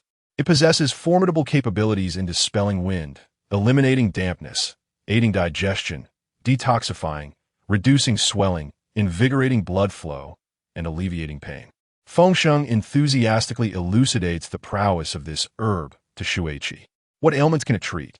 Shuiqi admits her limited understanding of traditional Chinese medical terminology. Depending on the method of application and dosage, this herb can address rheumatic pain, food stagnation leading to abdominal distension and diarrhea, and even heat stroke. Furthermore, it can treat jaundice, hepatitis, and hepatosplenomegaly. Common ailments such as cough, eczema, dermatitis, and even bites from snakes and scorpions can be managed as well. As Feng Sheng answers Shuiqi's inquiries, he searches for an image of the chicken dung vine. Isn't this just a type of grass? Sometimes it can be spotted along rural paths, much to the delight of rabbits. Shuiqi realizes she has seen the chicken dung vine before, albeit unaware of its name. Yes, but it is relatively rare around here. It is more abundant in the Yunguang region, where people also enjoy using it as food. By the way, I can now prescribe a remedy to strengthen the spleen and stomach for everyone. As Feng Sheng speaks, he writes a prescription in the traditional Chinese medicine practice system. Chicken dung vine, hawthorn, poria, and dried tangerine peel, all in specific quantities. Let's prescribe enough for 3 months. Feng Sheng opts for a 3-month supply. Why so much? Shuiqi is confused. We can all take it. These herbs combined can strengthen the spleen and stomach, promote qi circulation, resolve stagnation, and eliminate phlegm. Especially since both of you tend to experience food stagnation, diarrhea, and lack of appetite. This will address those issues. Feng Sheng places the order. Can it be taken even if there is no illness? Shuiqi's confusion deepens. I won't elaborate. Your bodies are already quite unwell. All 3 of you exhibit some degree of spleen and stomach weakness, so it is suitable for you. However, if someone is not ill, the components that resolve stagnation should be reduced, while the strengthening components should be increased. Otherwise, remedies for stagnation can lead to further stagnation without relieving qi. Feng Sheng glances at the time and hands the remote control to Shuiqi. There is quite a bit to discuss. Shuiqi gazes at him with admiration. Hee. I also want to teach you and the children about traditional Chinese medicine, so that in the future, our family can treat patients and potentially earn substantial income. Moreover, there are prizes for advancing 10 levels in exams. I finally understand that knowledge equates to wealth. Haha. Feng Sheng chuckles. Teaching me is fine, but I have to manage household chores daily, and time is limited. Aren't they still a bit too young? Shuiqi takes the remote and turns off the television. Not too young. We can start with small lessons. Feng Sheng has already formulated a plan to teach the children about traditional Chinese medicine in his mind. Why did you turn it off? Qing Sang finally steps away from the animated show. It's time. We watch for half an hour. Let us do the lottery. You haven't drawn yet. Feng Sheng hands his phone to his sister. All right. Qing Sang's voice is bright. Congratulations. You have won the second prize, a reward of 10,000 yuan. Wow. Qing Sang, you are amazing. You won 10,000 yuan? Feng Sheng excitedly lifts Qing Sang into the air. 10,000 yuan? Shuiqi hurriedly approaches to check the phone. Ha ha ha. Indeed, it is a sum of 10,000 yuan. Qing Sang, you are truly remarkable. Shuiqi is filled with excitement. After all, for them, 10,000 yuan is indeed a substantial amount. Am I not impressive as well? Zissou, leaning against the sofa, pouts slightly. You are impressive, very impressive. Shall we go out for a grand feast tomorrow? Feng Sheng pulls Zissou on his lap. All right, Daddy, I want to go to the play castle. Zissou lifts her little head to look at Feng Sheng. I want to catch dolls, I want to catch dolls. Qing Sheng has already gotten off the ground. Let us go. Hurry up, or others will catch them all. Qing Sheng pulls Feng Sheng eagerly. It's too late today. It's time for bed. Otherwise, we want to have a strength to go to the play castle tomorrow. Shuiqi encourages the children to sleep. Meanwhile, Feng Sheng, without anyone noticing, has already fallen asleep on the sofa. Shoo, let us keep it quiet. Daddy is too tired and has already fallen asleep. You all hurry and brush your teeth. Wash your faces and go to bed. Shuiqi looks at Feng Sheng with concern and covers him with a blanket. Should be quiet.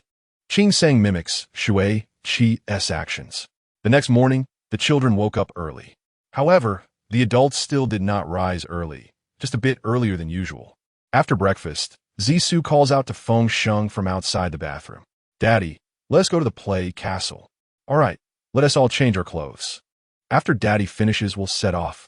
Feng Sheng wipes himself with toilet paper. Once Feng Sheng emerges, Zissou stands beside the sofa with clothes in hand. Not yet dressed. Shuiqi is styling Qing Sheng's hair. Why aren't you dressed yet? Feng Sheng asks Zissou. Daddy, help me get dressed. All right, just as Feng Sheng is about to get up to fetch shoes for Zissou, Shuiqi sternly interjects. You could dress yourself. You're old enough to take care of your own matters. Oh, Zissou, somewhat dejected, jumps off the sofa and sits on the ground by the door to put on her shoes herself. Mommy, I can dress myself. I'm almost done. Qing Sheng proudly declares from the side. You're wearing them wrong. Take them off and put them back on correctly. This one goes on this foot. Shuiqi helps Qing Sheng align the shoes with the correct feet. Oh, I just want to try and see if I could wear them. Qing Sheng feels a bit embarrassed. I'm done. Yay, I'm first. Zissou cheerfully exclaims after successfully putting on her shoes. You still haven't dressed. Your clothes aren't on yet. Shuiqi informs Zissou while placing her phone in her bag. I'll put my clothes on first. By this time, Qing Sheng has already put on her shoes and quickly rushes off to get dressed. Before long, the whole family is dressed. Let us see who can press the elevator button first. As soon as they step outside, Zissou dashes to press the elevator button. I pressed it first. After pressing the button, Zissou jumps with joy. Woo, I didn't press it. Qing Sheng's face instantly turns to a mix of tears and snot. Just press the button inside. Don't cry, or you'll become ugly. Feng Sheng squats down to comfort Qing Sheng. Here, wipe your face. Shuiqi takes out a wet wipe and hands it to Qing Sheng. Here, let Daddy help you. Feng Sheng attempts to take the wet wipe from Qing Sheng's hand. I can do it myself. Qing Sheng insists fiercely. Do it yourself? Oh, you want to do it yourself? How wonderful. The wind ruffled Qing Sheng's hair as he gave a thumbs up. The elevator arrived, urging haste. Zissou rushed to fetch water. One by one, they entered the elevator. I pressed it, Zissou declared, pressing the button for the first floor. Mom, I didn't press it. Qing Sheng lamented, his sister snatching the chance. Wah. Qing Sheng began to cry again. Why are you so troublesome? Water Chi remarked, canceling the first floor selection. Qing Sheng, go press the elevator button. Hurry. Water Chi urged him towards the first floor. Zissou stood to the side, hands clasped behind her back, swaying side to side, sticking out her tongue while watching Water Chi. Suddenly, the elevator came to an abrupt halt. Chapter 0033. Innocent words. So many people. Someone exclaimed. No more, it's full. Suddenly, a throng of individuals squeezed into the elevator, and Qing Sheng's expression reflected sheer terror. Come here, Daddy will hold you, Feng Sheng said, lifting Qing Sheng into his arms. It's too crowded, we can't fit. No more, it's too tight. If more people get on, the elevator will explode. Tears welled up in Qing Sheng's eyes. Don't be afraid. Daddy is holding you. Everything will be fine, Feng Sheng reassured him. Daddy, I'm scared too, Zissou feigned fear, inching closer to grasp Feng Sheng's clothing. Don't worry, come stand between Daddy and Mommy, Feng Sheng said, shifting slightly. Zissou quickly nestled herself between Feng Sheng and Water Chi. Would the elevator really not explode? Qing Sheng clutched Feng Sheng's neck, asking Water Chi. No, look. It says 13 people maximum, and we only have 12, Water Chi explained, pointing to the elevator information board. Here comes a little baby. Qing Sang noticed a mother holding an infant. Ah, the baby is interacting with me. Qing Sang exclaimed. Daddy, why is the baby talking to me? He asked, gazing at Feng Sheng with innocent eyes. The baby likes you, Feng Sheng replied, glancing between the baby and Qing Sang. Oh, if the baby likes me, then the baby's mother must like you, right? Qing Sang's remark elicited uncontrollable laughter within the elevator. The baby's mother flushed crimson, while the baby's father turned pale. Feng Sheng found himself momentarily at a loss. The baby's mother likes the baby's father. Mothers like their own daddies. Water Chi quickly clarified for Qing Sang. Oh, is it because daddy is too old that no one likes him? Qing Sang asked earnestly. Laughter erupted again in the elevator. This child is truly adorable, haha, someone remarked. Indeed, quite amusing, several young ladies turned to engage with Qing Sang. As the elevator doors opened, everyone departed from various directions. Goodbye, pretty sister. Come play with me. My daddy is so strong. He can lift you all. Qing Sang enthusiastically invited the neighbors. The crowd erupted in laughter, reminiscent of geese honking. Moments later, Feng Sheng overheard a conversation. That mother is quite attractive, so young. How did she end up with such an old man? I thought he was the child's grandfather. I wish I could find a wealthy partner, wait for him to pass, and then be financially free, never having to work again. Hearing such idle chatter, Feng Sheng refrained from losing his temper this time. He is acutely aware of his aged appearance, yet he knows that in a few days, he shall regain his youth, dispelling any such misunderstandings. To achieve this transformation, he must suppress his yearning for water. Hurry, Dad. We need to catch the tram. Zissou dashed ahead, joyous as a little butterfly. Sister, wait for me. Dad, run faster. Qing Sang exclaimed, reaching out eagerly. However, in his current state, Feng Sheng found it challenging even to carry her, let alone run. Not now. Wait until next week when I have recovered my strength, and then I shall carry you, he said, reluctantly setting Qing Sang down, feeling utterly fatigued. Wait for me, sister. As soon as her feet touched the ground, Qing Sang darted off. In the blink of an eye, she vanished around a corner. Suddenly, a heart-wrenching wail echoed back. Startled, Feng Sheng rushed toward the sound, discovering Qing Sang sobbing pitifully on the ground. What happened, Qing Sang? He asked, anxiety gripping his heart. In a moment before he reached her, his mind raced with distressing scenarios. Bitten by a dog, bullied by peers, or injured in a fall. Yet, upon examining her, he found no signs of physical harm. At that moment, Shuiqi arrived, breathless. What is wrong? Stop crying and tell me. Qing Sang, gasping for breath, pointed at her sister. Sister, shouldn't T wait for me? Did she hurt you? Feng Sheng inquired with concern. Shouldn't T wait for me? Wah. Qing Sang cried in frustration. Feng Sheng was bewildered. Is it really necessary to cry so dramatically over that? Though relieved that Qing Sang was unharmed, he felt his legs weaken and his heart race uncontrollably. This body is so frail. Just a few steps and I'm winded, he sighed. Didn't you say you'd be fine in 7 days? You seem younger already. Shuiqi remarked with a smile. Really? Feng Sheng responded with surprise. Indeed. Take a look. Shuiqi produced a small mirror for him. Oh, would you look at that? My wrinkles have diminished considerably. If I practice traditional martial arts for health, I might rejuvenate even faster. He resolved to commence his training that very night. Let us go. Dad, let us hurry. Qing Sang tugged at Feng Sheng, her tears forgotten. I'll press the button. She insisted, eager to open the door. Ah, y praseite. Zissou exclaimed as she activated the button. The door opened. With a swift motion, Qing Sang slapped Zissou across the face. You hit me. Zissou cried in dismay. Qing Sang, why did you strike your sister? Apologize at once, Shuiqi urged. I won tea. I didn't even press it. Qing Sang protested, tears brimming in her eyes. Feng Sheng, perplexed, pondered the nature of sibling squabbles. As an only child, he found it difficult to comprehend. All right, it's closed now. You press it, Shuiqi said, as the door shut automatically, beckoning Qing Sang to take her turn. Finally, they exited the community in harmony, just as their ride arrived. That SR car. Let us get on. As the vehicle came to a halt, Zissou and Qing Sang prepared to embark.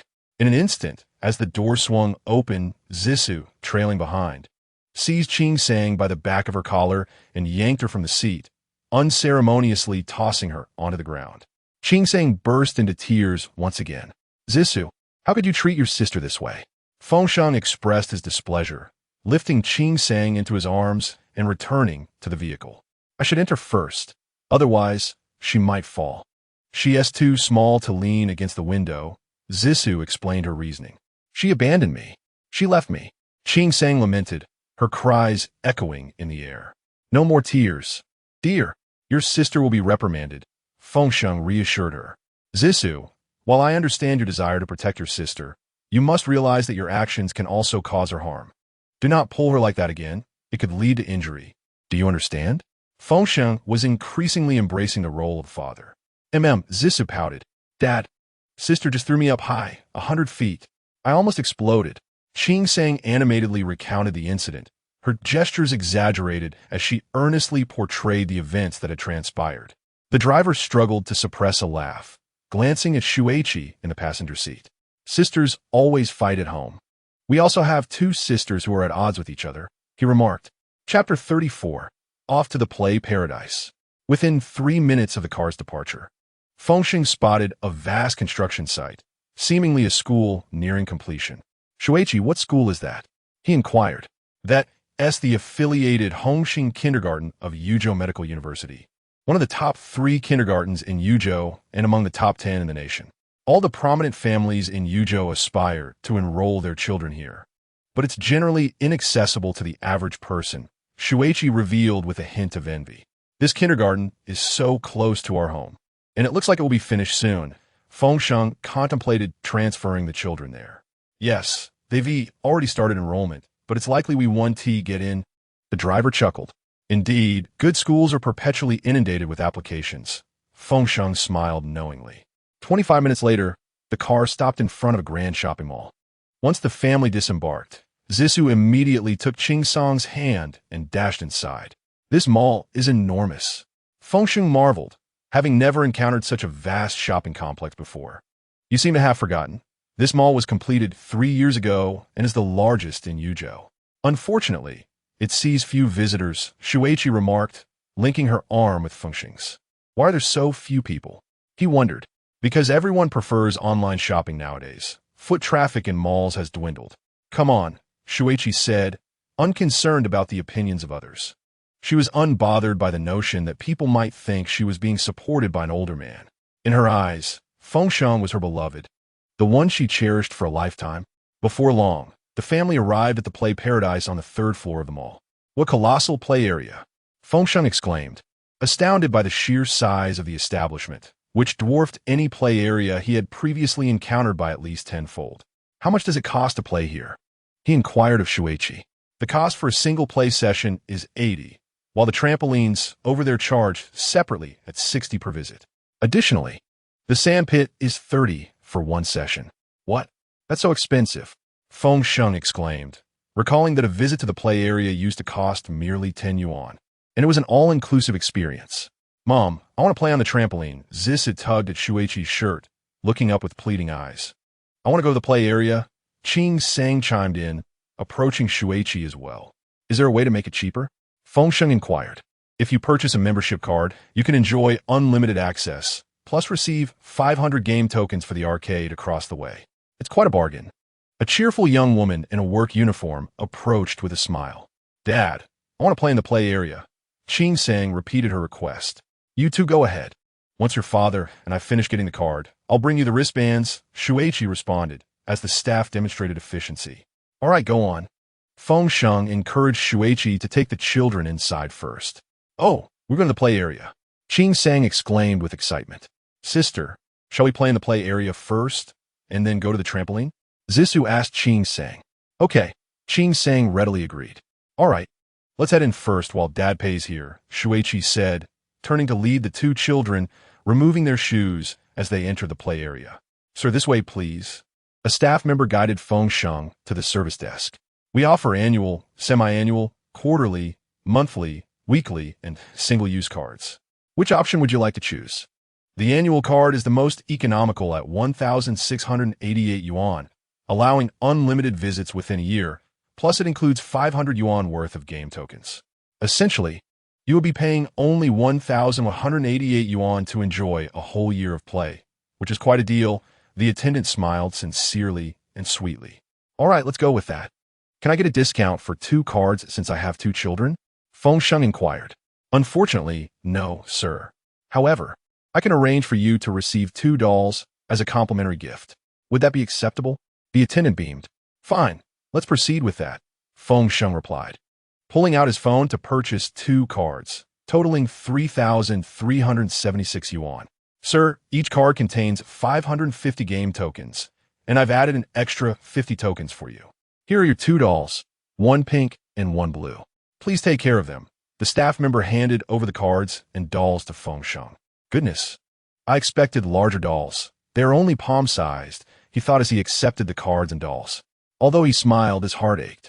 After all, he had nearly exhausted himself today, earning merely 50 yuan, only to spend 3,376 yuan in an instant. I must expedite my advancement. Only as a qualified practitioner of traditional Chinese medicine can I provide a better life for myself and my family. In that moment, Feng Sheng's expression grew distant, catching the attention of the attendant. Sir, are you feeling unwell? You may sit and rest over there, she offered, moving to assist him. Oh, I'm fine, thank you. May I also enter? Feng Sheng asked. Certainly, but please be cautious. Some activities are not permitted for those over 50, the attendant kindly advised.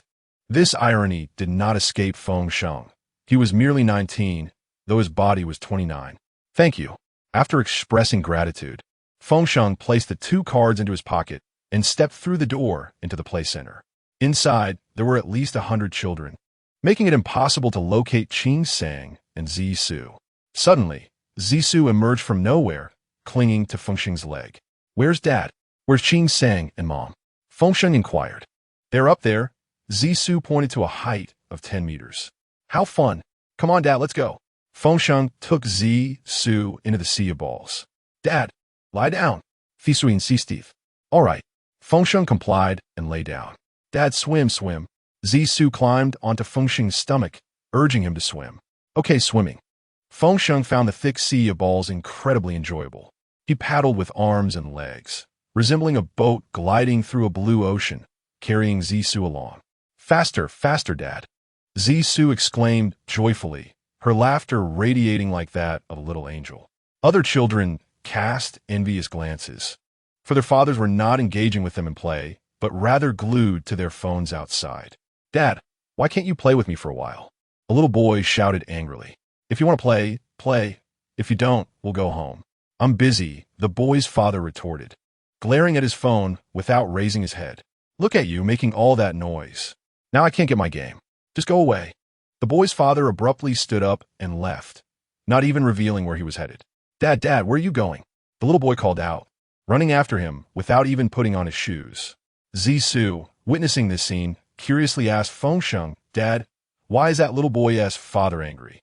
Perhaps he is working. And the boy interrupted him. Feng Sheng replied, unsure of how to explain. Did he say he wants to eat chicken? Is he hungry? Zisu looked at the crying boy with a puzzled expression. Maybe. Let us find Mom and play a bit more. We need to have lunch soon. What do you want to eat for lunch? Feng Sheng asked Zisu. I want to eat chicken for lunch, Zisu answered promptly.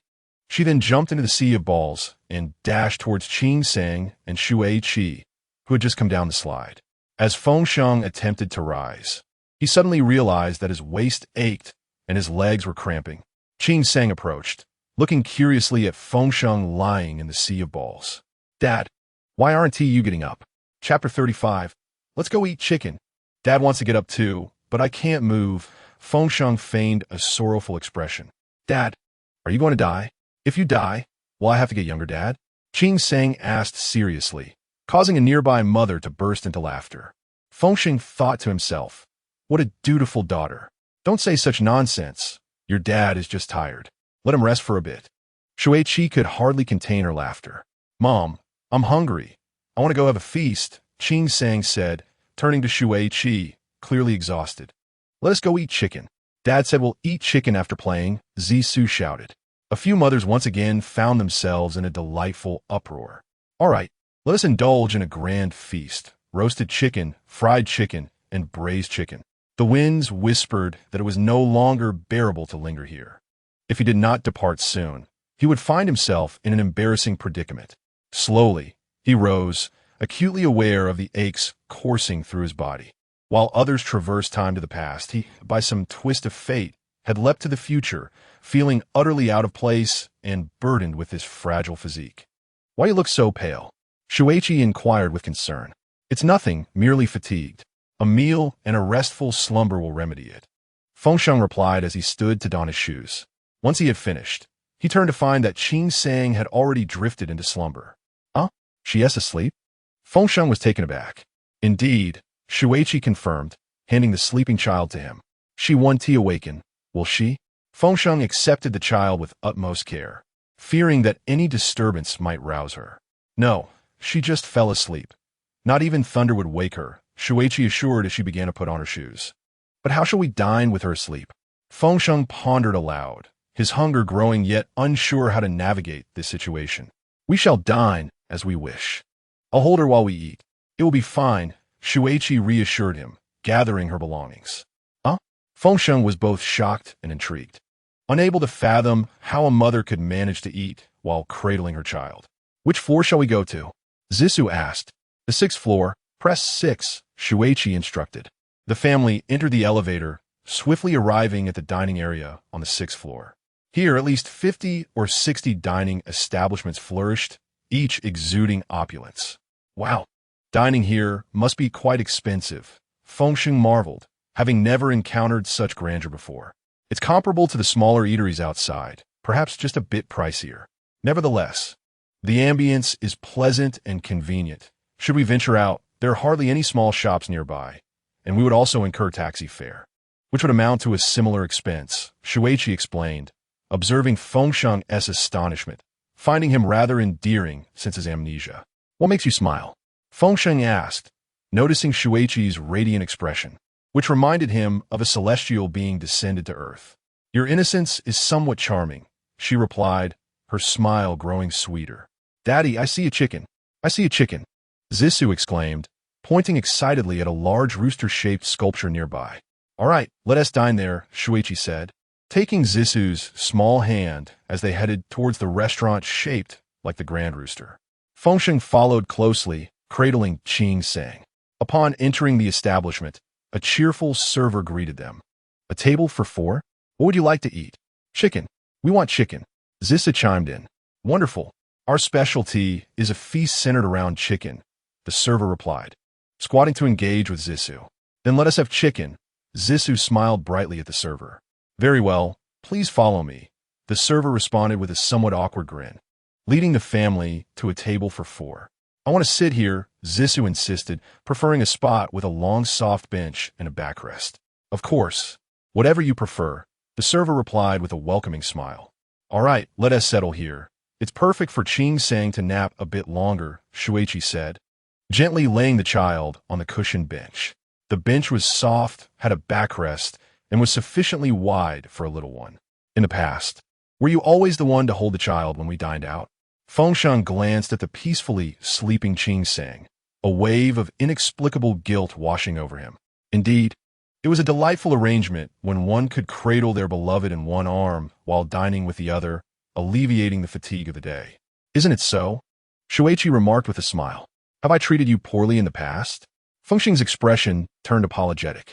"Not all. You have always been wonderful," Shuichi replied, her eyes brimming with happiness. "Sir, here is our menu for your perusal." The waiter approached with the menu in hand. "Thank you," Feng Sheng responded.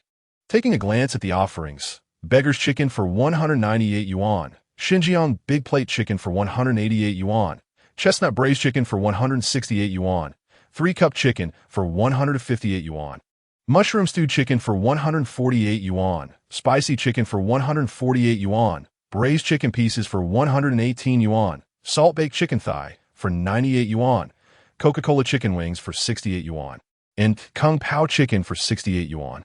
Goodness, how exorbitant! Feng Sheng mused internally. Which dishes are mild enough for children to enjoy? He inquired. Most of them are suitable, except for the spicy chicken. The Coca-Cola chicken wings are particularly favored by children, the waiter explained. "Shuichi, what chicken dishes did we enjoy in the past?" Feng Sheng asked. We once dined at this establishment and ordered the Xinjiang big plate chicken. We both indulged to our heart's content. Shuichi reminisced, swallowing her saliva. Then let us order that and a portion of Coca-Cola chicken wings, Feng Sheng decided, returning the menu to the waiter. Very well, sir. Today is our anniversary celebration. For every 200 yuan spent, you will receive a complimentary black chicken soup. Please hold on for a moment, the waiter said as he departed. How fortuitous. With the black chicken soup valued at 128 yuan, the overall cost became more palatable. Feng Sheng thought to himself, pleased. Daddy, I'm so sleepy. Zisu's eyelids began to droop. Come here, sleep next to mommy with your sister. Shuichi beckoned Zisu to her side. Daddy, don't eat everything. Save some for me. Zisu turned to remind Feng Sheng as she snuggled beside her mother. Of course, Daddy will save some for you. Now sleep, Feng Sheng chuckled. Zisu quickly dozed off on the long bench. Perfect, we can enjoy our meal in peace now. Feng Sheng smiled at Shuichi. Brother Feng Sheng, do you truly believe that the 7-day rejuvenation pill can restore your health? Shuichi fixed her gaze on him. I believe it can. I have faith in the heavenly physician's secret realm, Feng Sheng replied confidently. The heavenly physician's secret realm. Where did you come across this? I searched through numerous novel platforms, but found nothing. I only discovered your newly registered pen name on Kiki Novels, Shuichi said, her expression tinged with concern. She feared Feng Sheng might be deluding himself. Ah, is that you, little sister Shuichi? Suddenly, 3 burly, intoxicated middle-aged men approached. Chapter 0036. Senior brother is in trouble. Senior brother? It has been years since I last saw you. Shuichi hurriedly greeted one of them. I just arrived in Yuzhou for development. I never expected you, the campus belle, to marry such a individual, the senior brother scoffed, casting a disdainful glance at Feng Sheng. Senior brother, you've had too much to drink. Shuichi immediately displayed her anger. Feng Sheng turned to glance at the 3 individuals, letting out a cold huff. You should hurry to the hospital. It might be too late. Hey, who do you think you are to even consider marrying our campus beauty?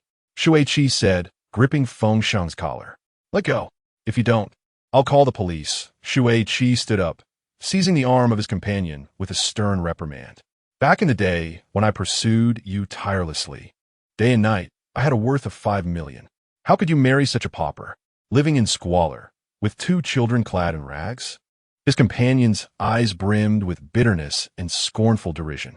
My affections are none of your concern. Please release my husband. Otherwise, I will call the authorities right now. Shuichi declared, brandishing his phone. Gentlemen, please refrain from causing a disturbance in our establishment. If you wish to fight, kindly take it outside, the restaurant manager approached, maintaining a calm demeanor as he regarded the group, clearly accustomed to such scenes. You filthy, my stomach is in agony, my back too. Your food is unsanitary. His companion clutched his abdomen with one hand while reaching for the manager with the other. The manager swiftly retreated as the 4 men converged in the center of the dining hall. Suddenly, his companion began to vomit violently and collapsed to the floor, curled up in a fetal position, surrounded by his own vomit. A gasp of horror erupted from many diners, some fleeing without settling their bills. Your food is contaminated. Look, my brother has been poisoned. Compensate us. The 2 lackeys, believing their companion was merely acting, immediately chimed in, revealing their history of extorting others. Is he still your brother? Feng Sheng turned to regard the trio. During my university days, he was in the previous cohort. He pursued her for several months. He drove me to distraction. Shuichi remarked, disdain evident as he watched the writhing figure on the ground. Brother Feng, you mentioned he had 3 minutes. It seems quite accurate, as he has collapsed and vomited in mere moments. What is going on? Shuichi inquired, curiosity etched on his face. Using the diagnostic methods from the celestial healer's secret realm, I noticed his acute pancreatitis was on the verge of an attack. Hence my warning for him to seek medical attention. Feng Sheng sipped his barley tea. Acute pancreatitis? Could that not be fatal? Shuichi immediately took out his phone, preparing to dial emergency services. What are you doing? Feng Sheng questioned. I'm calling 120. Otherwise, he won't make in time. Shuichi appeared visibly anxious. Why are you so concerned for him? He was just mocking you and insulting me and the children. Feng Sheng felt a twinge of jealousy. Ah, it's not as you perceive. Saving a life is worth more than building a pagoda of 7 stories. Shuiqi promptly dialed 120. Yes, this is Central Tian Street. Acute pancreatitis. After completing the call, Shuiqi sat back in a chair, his mind restless as he observed the agonized figure of his companion. At that moment, the companion managed to sit up. Help me call 120. My pancreatitis has flared up again. It was only then that he realized his acute pancreatitis was indeed recurring. Ah, big brother.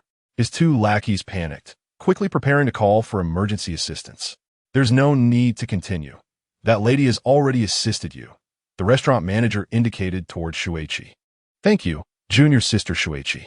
If I survive this ordeal, I shall express my gratitude appropriately. A sharp pain surged through him, his abdomen distended alarmingly. Shuiqi shook her head, choosing not to respond. Brother Feng Sheng, how can his belly still be so swollen after he has vomited? Shuiqi questioned, perplexed. This ailment is unlike other gastrointestinal disorders. Even after vomiting, the abdomen can remain distended. However, I fear his condition is dire. He likely will not survive until the ambulance arrives. His pancreas has ruptured, Feng Sheng observed, scrutinizing the patient's complexion and physical state. Brother Feng Sheng, can you save him? Shuiqi grasped Feng Sheng's hand tightly. In situations like this, whoever attempts to intervene may face repercussions. We should refrain from getting involved. His fate reflects his own wrongdoings, Feng Sheng thought, aware of certain acupressure techniques, but unwilling to assist this individual. At that moment, the brother had already slipped into unconsciousness. Good day, gentlemen. Your dishes are ready to be served. Shall I bring them out? A waitress approached Feng Sheng with a query. Yes, please. Thank you. Feng Sheng replied with a slight smile. Certainly, sir. Please hold on a moment, the waitress responded, glancing at the unconscious brother before hastily retreating to the kitchen. Oh dear, brother Feng Sheng. I find myself lacking the appetite to eat. Shuiqi expressed her anxiety over the brother lying on the floor. Very well. I shall attempt to save him, Feng Sheng decided, motivated by her concern. However, the paramedics had already arrived. Quickly, lift him onto the stretcher. Prepare the equipment in the ambulance. The doctor commanded the nurses, enlisting the help of the brother's companions to assist. Once the paramedics had taken the patient away, Shuiqi exhaled a sigh of relief. All right, now we can enjoy our meal, she remarked. Feng Sheng poured Shuiqi a cup of barley tea. What a tense experience. It's my first time witnessing someone I know on the brink of death. It's utterly terrifying, Shuiqi sighed again. Shuiqi, you possess a kind heart, but kindness must be bestowed upon the deserving. As for individuals like your brother, not sending him to meet his maker is already a form of mercy. Such people should not be saved. Feng Sheng believed that a gentle soul like Shuiqi, without a more cunning protector, would inevitably encounter many hardships. Brother Feng Sheng, do you think I'm foolish? Shuiqi laughed lightly. Indeed, I harbor no pity for such malevolent individuals, Feng Sheng replied, sipping his barley tea. The dishes arrived. A large plate of Xinjiang chicken, cola chicken wings, black chicken soup, and 2 servings of rice. Enjoy your meal, gentlemen, the waitress announced. Excuse me, do you have any hawthorn water? Feng Sheng inquired of the departing waitress. Hawthorn water? We do not have that, but we offer other beverages, she replied. Oh, never mind then. Thank you, Feng Sheng smiled. After the waitress departed, Shuiqi curiously asked, what do you need hawthorn water for? Chapter 0037. Discussing medicine at the dinner table. Due to the excessive consumption of meat today, digestion becomes a challenge, particularly for the 2 children who are prone to indigestion. Furthermore, the abundance of oil in the dishes may lead to a condition known as blood turbidity.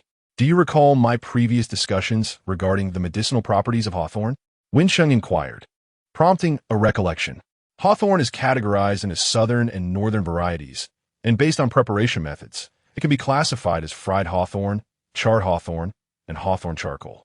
Hawthorn possesses a sour and sweet flavor, with a slightly warm nature, and is non-toxic. It can influence the spleen and stomach meridians, though some details elude me. I am surprised at your remarkable memory.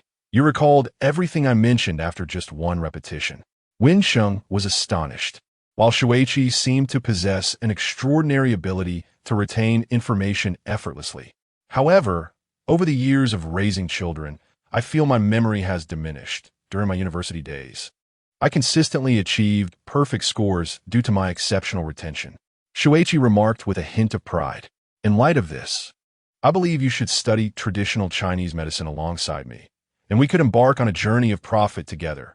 It seems a beautiful life is beckoning us. Feng Sheng expressed excitement. Is that feasible for me? Traditional Chinese medicine is exceedingly complex, Shuiqi replied, deflated like a punctured balloon. It is not difficult. I will guide you and ensure you learn swiftly. I will teach you in a manner that you can comprehend. In fact, if children could also become doctors, I would gladly teach them traditional Chinese medicine, allowing our family of four to thrive together. What a delightful prospect. Feng Sheng reveled in the vision of a bright future. Children can indeed pursue traditional Chinese medicine. Alas, your memory seems severely impaired. Do you not recall that last year, in our traditional Chinese medicine nation, a policy was enacted allowing anyone, regardless of age or gender, with the capability to participate in the traditional Chinese medicine examination and unlock the secrets of herbal medicine, to treat others? However, for children to practice, their parents must also possess knowledge of traditional medicine, as they share in the responsibility. Shuiqi sipped her barley tea. Really? Such a wonderful policy exists? That is simply marvelous. I must teach them traditional Chinese medicine. Then we could establish a larger establishment, perhaps a clinic named Heavenly Medicine Hall. Feng Sheng felt on the verge of becoming a global magnate. The children are quite young. Once they enter elementary school, I hear they will have daily attendance requirements, likely leaving them little time to learn traditional medicine. Shuiqi glanced at the two peacefully sleeping children. I have a solution. I will teach them in a way that is comprehensible, integrating traditional medicine into their daily studies. Leave this to me, Feng Sheng declared with unwavering confidence. Brother Feng Sheng, I feel that although you have experienced memory loss, you seem like a different person. I find myself liking you even more, Shuiqi confessed shyly, her cheeks flushed. What did you say? You like me more? Feng Sheng exclaimed loudly. Oh, how embarrassing. Shuiqi quickly shielded her face with her hands, lowering her gaze. Let us eat quickly before it cools down. It is settled then. Starting today, I shall teach you traditional Chinese medicine. Take hawthorn, for instance. The reason you have not fully memorized its properties and meridian connections is that you are relying solely on rote memorization.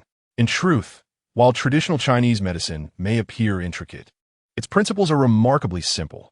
Once you grasp the rules, everything else can be deduced. The hawthorn possesses a delightful balance of sweetness and acidity. Its sweet essence nourishes the spleen, while its tartness invigorates the liver.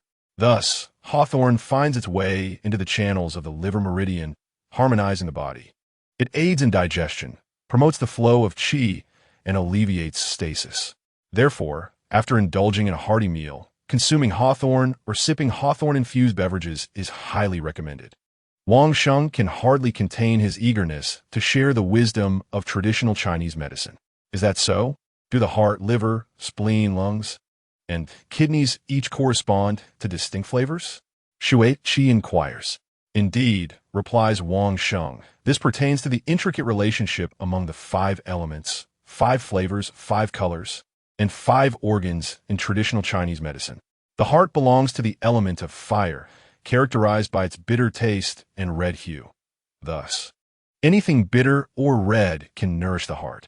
The liver corresponds to the element of wood, associated with sourness and a green color, meaning sour and green foods can benefit the liver. The spleen is linked to the earth, with a sweet flavor and yellow shade. Consequently, sweet and yellow foods support the spleen. The lungs fall under the element of metal, marked by a pungent taste and white color, implying that spicy and white foods can strengthen the lungs. Lastly, the kidneys align with water, possessing a salty flavor and black color, indicating that salty and black foods can nourish the kidneys. By remembering the 5 flavors, sour, sweet, bitter, pungent, and salty, and the corresponding colors, green, red, yellow, white, and black, one can discern the primary meridians to which a remedy belongs. Feng Sheng explains with a smile. How simple! Shuiqi exclaims. Hawthorn embodies two flavors, with its acidity corresponding to the liver and its sweetness to the spleen. Thus, hawthorn can nourish both. You are remarkably astute. You shall undoubtedly become a renowned physician in time. Feng Sheng encourages Shui Qi. Feng Sheng believes that the pinnacle of a husband's devotion lies in aiding his wife to become her finest self. Therefore, as long as Shui Qi expresses a desire, he should diligently impart his knowledge of traditional Chinese medicine to her, step by step, nurturing her growth into a skilled practitioner without her even realizing it. Their engaging dialogue captivates nearby diners, servers, and even the restaurant manager, as Feng Sheng's explanations are remarkably accessible. Throughout their meal, Feng Sheng shares a wealth of knowledge about traditional Chinese medicine, broadening Shui Qi's horizons. The restaurant soon swells with patrons drawn to hear Feng Sheng's teachings, even prompting several internet influencers to commence live broadcasts. Mr. Feng Sheng, we specialize in traditional Chinese medicine training. Would you consider giving lectures at our establishment? I can offer you a monthly salary of 20,000 yuan. What do you think? A man, exuding the air of a business magnate, pushes to the front of the crowd. 20,000? That seems quite generous. Feng Sheng muses, noting that he only charges 0.5 yuan per patient, while teaching could earn him 20,000. Is that too little? If so, I can increase it. 9 to 5, no overtime. The businessman entices with an even more appealing offer. No, it's just that it seems excessive. Feng Sheng admits, feeling tempted, as he genuinely needs the money. Just then, his little one stirs awake, rubbing her eyes with tiny hands. In the future, we will have opportunities to collaborate. You can follow me on Douyin. My account is Tian Yimi Jing. Or find me on Qianxia novels under my pen name, Tian Yimi Jing. Feng Sheng recalls having promised his children to always be with them. Moreover, each day he faces examinations for advancement. If he were to work for that sum of 20,000, he would inevitably sacrifice precious time with his children, the opportunity for further examinations, and the chance to treat patients. This does not align with his life's aspirations. Very well, Mr. Feng Sheng, I shall follow your lead. The boss did not pursue the matter further, but instead took out his phone to follow Mr. Feng Sheng on Douyin and Kiki novels. Mr. Feng Sheng, you have brought immense traffic to our restaurant. I have reported this to the boss, and we have decided to present you with a complimentary annual card. Henceforth, each time you visit, you may enjoy a complimentary serving of Xinjiang big plate chicken and cola chicken wings, along with a 50% discount on all dishes. The restaurant manager handed over a card. Mr. Feng Sheng rose to take the card and said, "Thank you kindly. However, I cannot accept your generosity without offering something in return. Allow me to teach you a medicinal dish known as hawthorn chicken." Chapter 0038. Hawthorn medicinal dish. Hawthorn chicken? The restaurant manager was perplexed, having never heard of such a dish. Quickly, summon our head chef to learn this recipe. He instructed a waiter to fetch the chef from the kitchen. Understood, manager. The waiter replied, hastening away. Before long, a chef clad in white emerged. Manager, you called for me? He inquired. Oh, this esteemed, traditional Chinese medicine practitioner, Mr. Feng Sheng, wishes to teach us a dish called hawthorn chicken. The manager introduced Feng Sheng to the chef. Hawthorn chicken? I am currently seeking to develop new dishes, the chef said eagerly. Please, Mr. Feng Sheng, enlighten me. The essence of hawthorn chicken lies in incorporating hawthorn during the preparation of the chicken. It is, in truth, not complex. As for the culinary aspects, you are the expert, and I shall refrain from boasting, Mr. Feng Sheng replied with a smile. How much hawthorn should be added? The chef inquired. Any amount from 10 to 100 grams is acceptable. It depends on the desired taste, Feng Sheng answered. What significance does this hawthorn chicken hold? The chef asked again. The chicken itself is a medicinal ingredient, capable of warming the center, invigorating energy, replenishing essence, and enriching marrow. Hawthorn, in contrast, aids in digestion, disperses stagnation, reduces lipids, and promotes the flow of qi. Together, one nourishes while the other eliminates, ensuring that nourishment is absorbed without depleting vitality. Additionally, in terms of flavor, it imparts a delightful sweet and sour profile to the chicken. It can be deemed a commendable medicinal dish, Feng Sheng elucidated. My master once mentioned that chicken preparations often include various herbal seasonings. He also remarked that top chefs possess some understanding of traditional Chinese medicine. Alas, I have never pursued the study of TCM. May I take you as my teacher? The chef gazed at Feng Sheng with eager eyes. Currently, I'm not considering taking on disciples. However, you may follow my Douyin and Kiki novels. If fate permits, we shall see, Feng Sheng replied, as his focus remains on imparting knowledge to Shuqi and his 2 children. Thus, others wishing to learn must await their turn. Very well, I shall follow you. Please wait a moment while I ponder over this hawthorn chicken, the chef said, turning to return to the kitchen. He instructed his apprentice to go to the supermarket on the lower level to procure some hawthorn. The manager also arranged for a waiter to purchase 2 bottles of pure hawthorn juice. Mr. Feng Sheng, starting today, our restaurant will serve every guest a delightful hawthorn beverage. These 2 bottles are a gift for you. Thank you for your guidance. The restaurant manager presented 2 bottles of hawthorn drink to Feng Sheng. Thank you, manager. We will certainly return often. However, it is best if we brew the hawthorn drink ourselves using fresh hawthorn. 1 handful of hawthorn, a suitable amount of rock candy, and water should be simmered together. It is both tart and sweet, aids in reducing fat and clearing turbidity, nourishes the spleen and lungs, and alleviates cough. Feng Sheng also recommended a medicinal tea to the manager. I truly appreciate your guidance, sir. The manager expressed his profound gratitude. There is no need for such formality. In the spirit of reciprocity, having received this card and a complimentary meal, it is only fitting that I return the favor. However, do remember that rock candy comes in both single crystal and multi-crystal forms. For medicinal purposes, multi-crystal rock candy is essential, as it holds greater therapeutic value and is also more affordable, Feng Sheng advised. Understood. Thank you very much, the manager replied with a respectful gesture. Come, sir.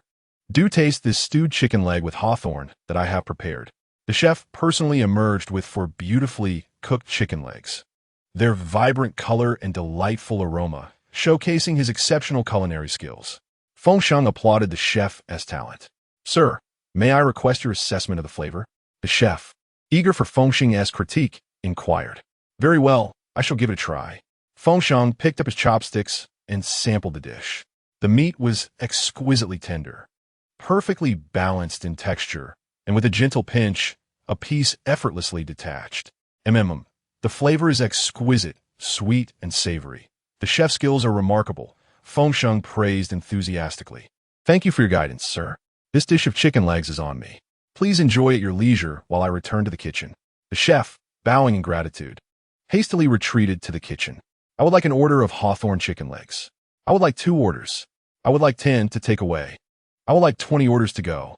In an instant, a multitude of onlookers began placing orders for the hawthorn chicken legs. Boss, someone on Douyin has ordered our hawthorn chicken legs, inquiring if a group purchase is possible as they wish to provide it as an employee benefit. 1,000 servings.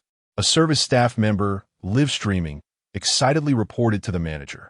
Certainly, the procurement team, please. The restaurant manager's heart raced with excitement. Immediately procure the finest chicken legs. Hawthorn and rock candy. For each order of hawthorn chicken legs, we will include a complimentary hawthorn rock candy drink. And remember, we need multi-crystal rock candy. Hurry. After arranging matters, the restaurant manager made a phone call to report to the owner. What? Excellent news. Your bonus for this month will be increased by 10,000. Upon hearing this, the owner promptly granted the manager an additional 10,000 in bonus. In no time, the manager was bustling with activity, and the restaurant staff also became busy. Mr. Feng Sheng, here is the hawthorn rock candy drink sent by the manager, freshly brewed. A server brought a large pot of the beverage. Thank you. Feng Sheng happily lifted a cup. Waterkey, do have a taste. Feng Sheng handed the hawthorn rock candy drink to Waterkey.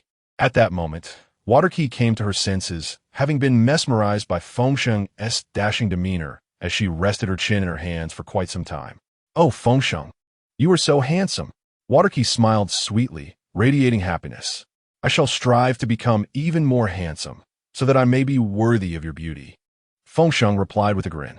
Father, how come you started eating without me? Zissa had just woken up. Come, both you and Feng Sheng must savor this hawthorn chicken leg. is truly delectable. Feng Sheng generously allocates one chicken leg each to Qing Sang and Zissou.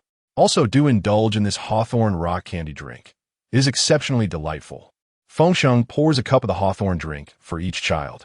Wow, Daddy, this is so delicious.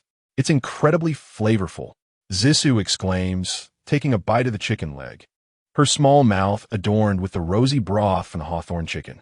This drink is fantastic. I want to drink 100 cups. Qing Sang joyfully declares after a sip of the hawthorn beverage. However, you must eat something first before drinking. Consuming it on an empty stomach may lead to discomfort later. Feng Sheng advises, encouraging Qing Sang to eat the chicken leg. Come, let me assist you with the chicken leg. Try this piece, Shuiqi says, promptly using chopsticks to place a small morsel of chicken into Qing Sang's mouth. It's truly delicious. Let us come here every day to eat, Qing Sang exclaims, unable to restrain herself from devouring the food voraciously. In no time, she has polished off an entire chicken leg, wiping her mouth, now smeared with broth. She points to another chicken leg and says, Daddy, I want another chicken leg.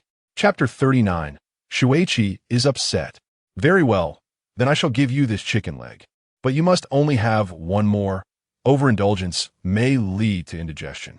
If it were not for this hawthorn chicken leg, you would be limited to just one at a time. Do you understand? Feng Sheng states, offering his own chicken leg to Qing Sang. Daddy, I only have one, while my sister has two. Upon hearing this, Zissou requests a second chicken leg. You've already eaten. You haven't finished yours yet, Shuiqi observes, noting that Zissou has only consumed half of her chicken leg. Once your sister finishes, it will be your turn, and she will have had two, while I will have only one. Tears begin to well in Zissou's eyes. Feng Sheng, taken aback, wonders why children can so easily be brought to tears. All right, Mommy will give you hers. Go ahead and eat. Mommy is full. Shuiqi immediately places her chicken leg in front of Zissou. Thank you, Mommy, Zissou replies, her smile returning. What a dutiful daughter she is. Feng Sheng finds these two little girls utterly charming and instinctively pulls out his phone to capture the moment. Daddy, you didn't take a picture of me, Zissou pouts, feeling overlooked as she believes Feng Sheng is only photographing her mother and Qing Sang. I did take one of you. Feng Sheng quickly reassures her, eager to prevent further tears. Let me see. Zissou, with her hands greasy, abandons her chicken leg and rushes to Feng Sheng's side. With a swift clap of her small hand against Feng Sheng's thigh, the red broth splatters all over him, leaving him covered in grease. Just as Feng Sheng contemplates expressing his annoyance, he catches sight of the adorably oblivious Zissou and decides against it. Well, after all, she is my daughter. Another excited clap lands directly on Feng Sheng's phone. Zissou, how could you do that? This is inappropriate behavior. By doing so, you risk damaging Daddy's phone, rendering it unusable. Feng Sheng feels that Zissou requires a lesson on proper conduct. Does Daddy no longer love Zissou? She asks, her expression filled with confusion. It is precisely because Daddy loves you that I must explain to you that this behavior is incorrect. If I were not your father, such actions would surely invite reprimand. Furthermore, having damaged another's phone entails monetary compensation. This device costs 1,500 yuan. Consequently, you would be unable to purchase toys, lovely dresses, or delectable treats for an entire semester. Feng Sheng regarded Zissou with great seriousness. As soon as he finished speaking, Zissou burst into tears. Mom, Dad says I won't be getting any clothes, toys, or delicious food for a whole semester, she cried, seeking her mother's comfort. You should not behave this way. It is indeed a wrongful act. Quickly, take some tissue to clean up after your father, Shuiqi chimed in, beginning to admonish Zissou as well. Dad, I'll clean it up. Will you buy me clothes, toys, and tasty treats tomorrow? Zissou promptly rushed to grab a tissue from the table. Observing Zissou tiptoeing and straining to reach, Feng Sheng felt a twinge of sympathy. However, in order to impart a lesson, he refrained from assisting her. Zissou, noticing Feng Sheng's lack of movement, climbed onto a stool and stretched her hand to grasp the tissue. Please forgive Zissou, Dad. She promises never to do this again. While she wiped the grease from Feng Sheng's legs, she offered her apologies. If you clean Dad's phone and it remains undamaged, he will forgive you. Yet, before the school term begins, You must refrain from purchasing anything. Feng Sheng struggled to suppress a smile. Okay, I understand, and I promise to behave, Zissou replied earnestly, diligently wiping the phone clean. Look, Dad, the phone is fine. It's not broken. Zissou exclaimed joyfully, presenting the phone to Feng Sheng. Very well, I forgive you, Feng Sheng said, playfully tapping Zissou's little nose with his finger. Now, let me see if you took any pictures. Zissou leaned against Feng Sheng's thigh. All right, let me show you, Feng Sheng replied, retrieving his phone to display the photos. Dad, I want to see too, Qing Sang exclaimed, having finished her second drumstick and immediately leaping off her chair. Wait, clean your hands and mouth first, Shuiqi instructed, swiftly catching Qing Sang to wipe her clean. Ha ha ha, sister is so funny. Qing Sang giggled upon seeing a picture of Zissou with her mouth wide open while eating a chicken leg. You're funny too, Zissou remarked, noticing that her sister had stuffed an entire drumstick into her mouth. After a bout of laughter, the grand meal concluded. Everyone departed the restaurant, beverages gifted by the manager in hand. Dad, today's feast was delicious. I want to come back tomorrow, Qing Sang said, her face beaming as she looked up at Shuiqi. Not tomorrow. While the food outside is tasty, it contains too much oil and salt, which can lead to illness if consumed frequently. We can dine out once a week, Feng Sheng replied, holding Qing Sang's small hand. Given Qing Sang's diminutive stature compared to Feng Sheng's height, he had to bend slightly, a posture that appeared quite exhausting. Yet, Feng Sheng reveled in the moment, cherishing these two little treasures. Dad, let us play the claw machine, Zissou exclaimed, spotting a claw machine on the third floor through the glass railing. All right, let us go catch some prizes. The family made their way to the claw machine store on the third floor. Wait a moment, Dad. Let me see how to make the payment. 188 yuan for 40 tokens. Each account can only purchase twice. 50 yuan for 60 tokens. 100 yuan for 130 tokens. 200 yuan for 280 tokens. 400 yuan for 700 tokens. 500 yuan for 800 tokens. The 188 option is the most economical. Come, Dad. Buy each of you 40 tokens, and let us see who catches the most. Feng Sheng began to fumble with the operation, but he did not possess an account on this platform. After struggling for a while, he was still a loss. Let me handle it. Your amnesia seems rather severe, and you have never had these accounts. Shuiqi observed that Feng Sheng was incapable of managing it, and promptly came over to scan the payment. With a flourish, 40 tokens appeared. With another flourish, another 40 game tokens emerged. Oh dear, those are mine. Where are yours? Zissou was the first to grab them, and Qing Sang, not seeing a second batch, assumed it was for two people and made a grab for it. Naturally, Zissou would not allow this. In a flurry, 40 tokens scattered all over the ground. Wow, Dad, look at my sister. She spilled all of mine. Zissou then approached and knocked the game tokens that her sister had just acquired all over the ground as well. In dismay, Feng Sheng once again felt a sense of hopelessness. Whether to pick them up or leave them, no one was catching anything anymore. Let's head home. Shuiqi finally lost her temper. She bit her lip tightly, her eyes filled with profound disappointment and anger. Her voice carried an unspeakable authority that sent shivers down one's spine. For the first time, Feng Sheng realized that even a beauty like Shuiqi could become angry, and quite terrifying at that. Chapter 40. Let us catch dolls. Upon witnessing this, Zissou and Qing Sang immediately crouched down to gather the game tokens. For half an hour, Shuiqi stood there, motionless, watching them collect the tokens. Shall I help them pick up? Feng Sheng timidly asked Shuiqi. After all, he had no say when it came to taking care of the children. They should pick up their own mistakes and bear the consequences. Shuiqi crossed her arms over her chest. All right, dear, don't be so angry.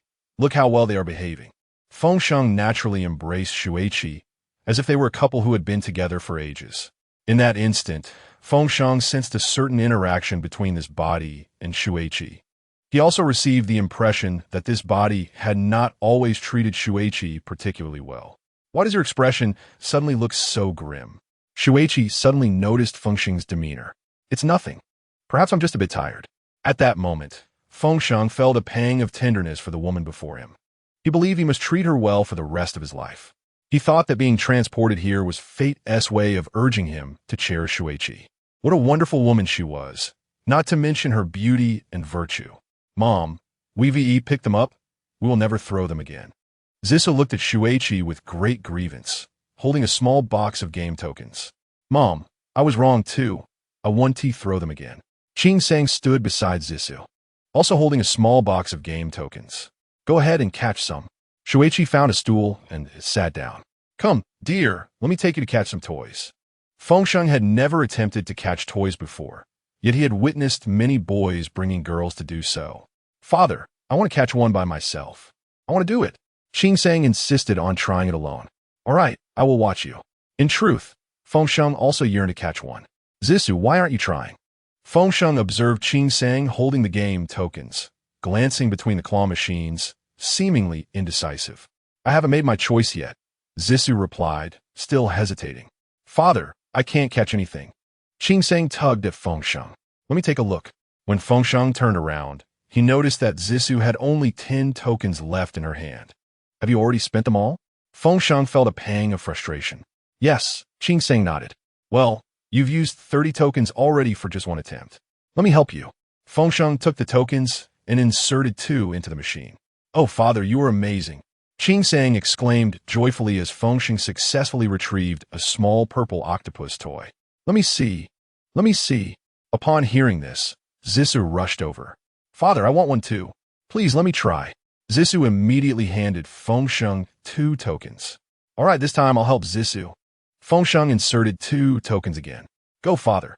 You can do it. Zissou cheered him on. However, they still failed to catch anything. Father, let me give you another token. This time, you will surely succeed.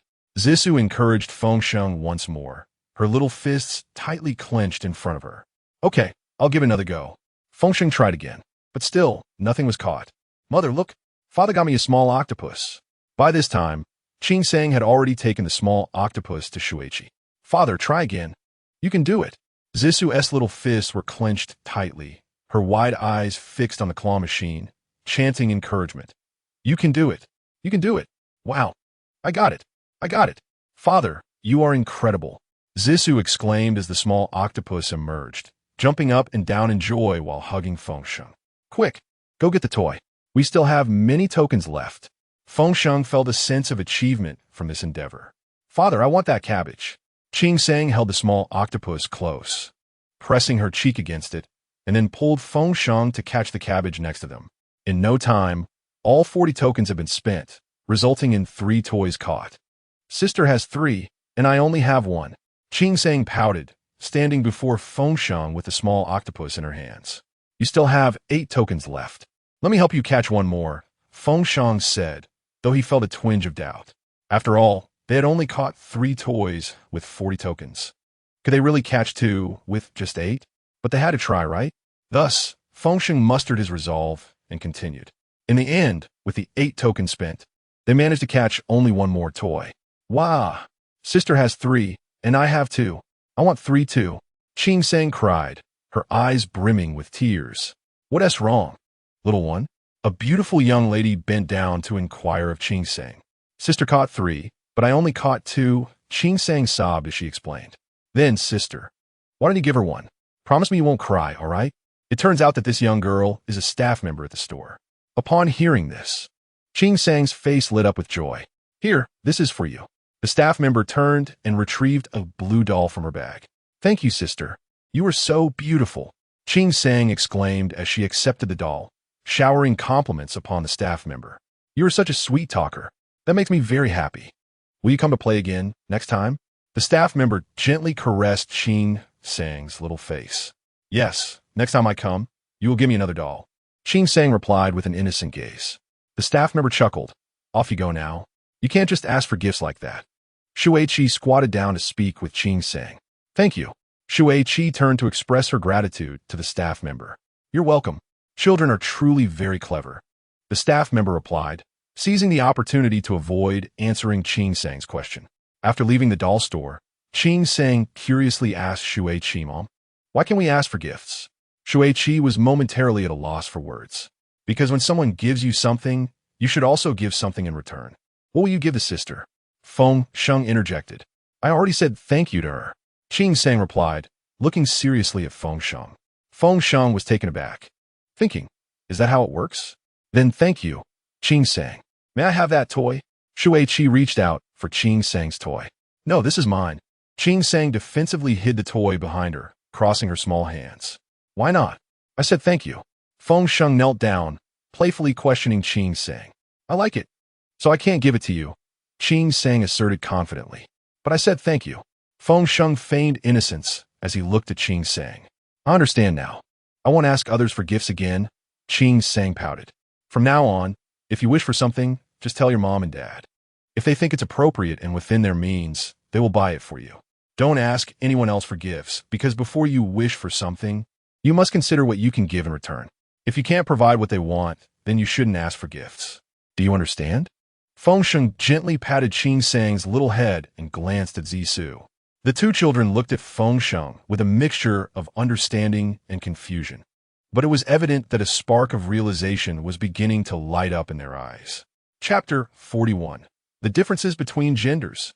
By the time they returned home, it was already dinner time. Prepare for a bath first. No television yet, Shuiqi called out, stopping Zisu, who had just picked up the remote control. I don't want to take a bath. I want to watch TV.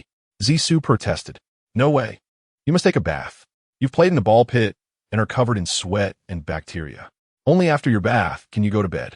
Shuiqi firmly snatched the remote from Zisu's hands. Oh, it's bath time, Zisu exclaimed, dashing towards the bathroom. Naturally, Qing Sang followed closely behind. Once inside, the two little girls began shedding their clothes, tossing them aside one by one. Feng Sheng, can you help me with my zipper? Shuiqi called from the bathroom door, requesting Feng Sheng's assistance. Huh? Feng Sheng hesitated slightly. Hurry up. They're both undressed. They'll catch a cold, Shuiqi urged. However, they're all undressed, and it would not be appropriate for me to approach. Feng Sheng hesitated. Oh, you are her father. They're still young. It is nothing to worry about, Shuiqi urged. Father, please help mother remove her dress. Zissa dashed out completely unclothed. Hurry back, how embarrassing. Girls should not be seen by boys. Go inside. Shuiqi insisted, sending Zissa back. Giggling, Zisu returned to the bathroom with Qing Sang.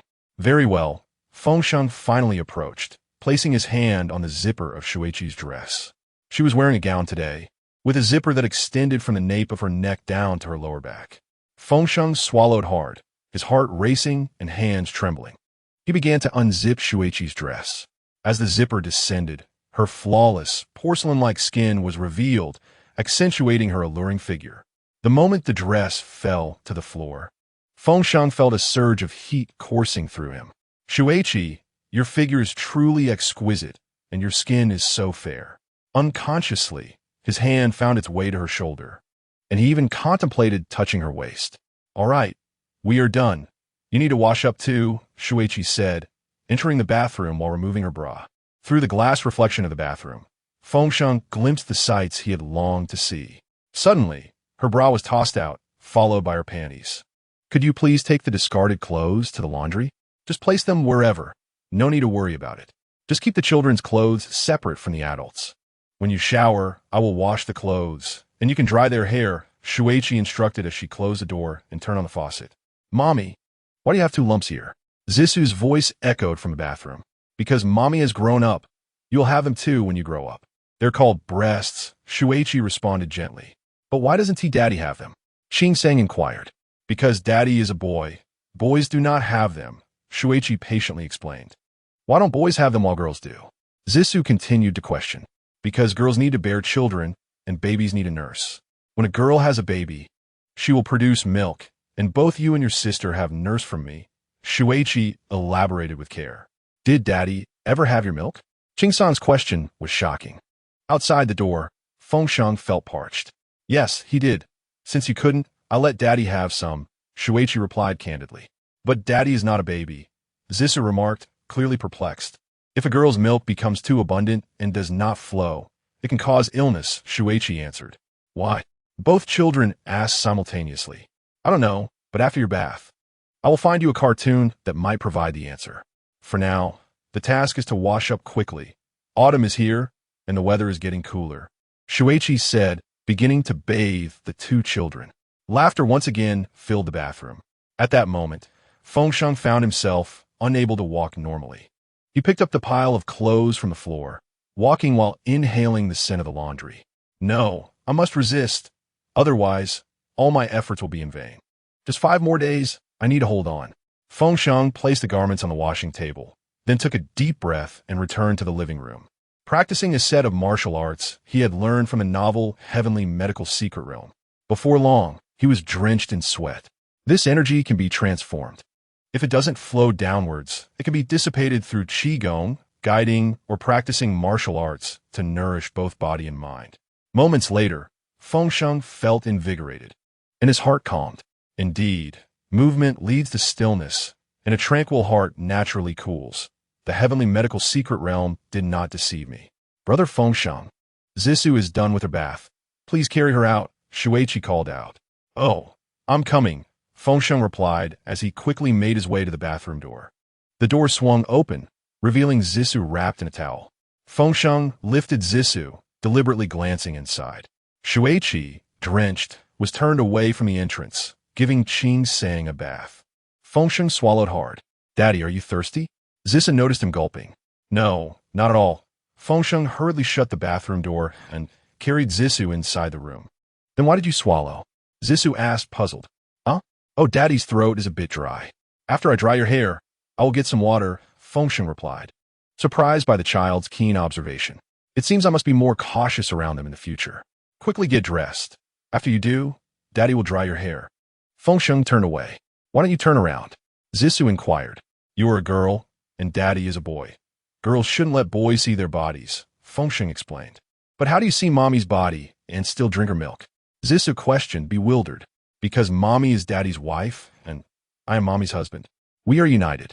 My body belongs to Mommy, and Mommy's body belongs to Daddy, so we can see each other but not others, Feng Sheng articulated, unsure of where this reasoning came from. However, he felt it made a certain sense. Then why can we see Mommy? Zissou pressed on. Because you came from Mommy's body. Your bodies also belong to her. Moreover, since childhood, Mommy has been the one dressing and bathing you. Naturally, she can see your bodies. As for why you can see Mommy, it's because you're also girls and share a unity with her. After this explanation, Feng Sheng found himself admiring his own reasoning. At that moment, Shuiqi, wrapped in a towel, entered the room, carrying Qing Sang. To Feng Sheng, this scene resembled a beauty emerging from a bath, a celestial maiden descending to earth. Why haven't you dried Zissou's hair yet? Shuiqi asked, noticing Feng Sheng's astonished expression. Oh, just wait until she gets dressed, Feng Sheng replied, unable to tear his eyes away from Shuiqi's figure. All right, you go wash up. I will take care of their hair. Upon observing the demeanor of Feng Sheng, Shuiqi could easily discern his thoughts. However, with the child present and Feng Sheng still under medication, he felt compelled to usher him away. In truth, Shuiqi had his own contemplations. Very well, I shall take a shower. Do I need to change my clothes? Feng Sheng inquired as he approached the door. Your clothes are in your room, neatly laid out on the bed, Shuiqi replied.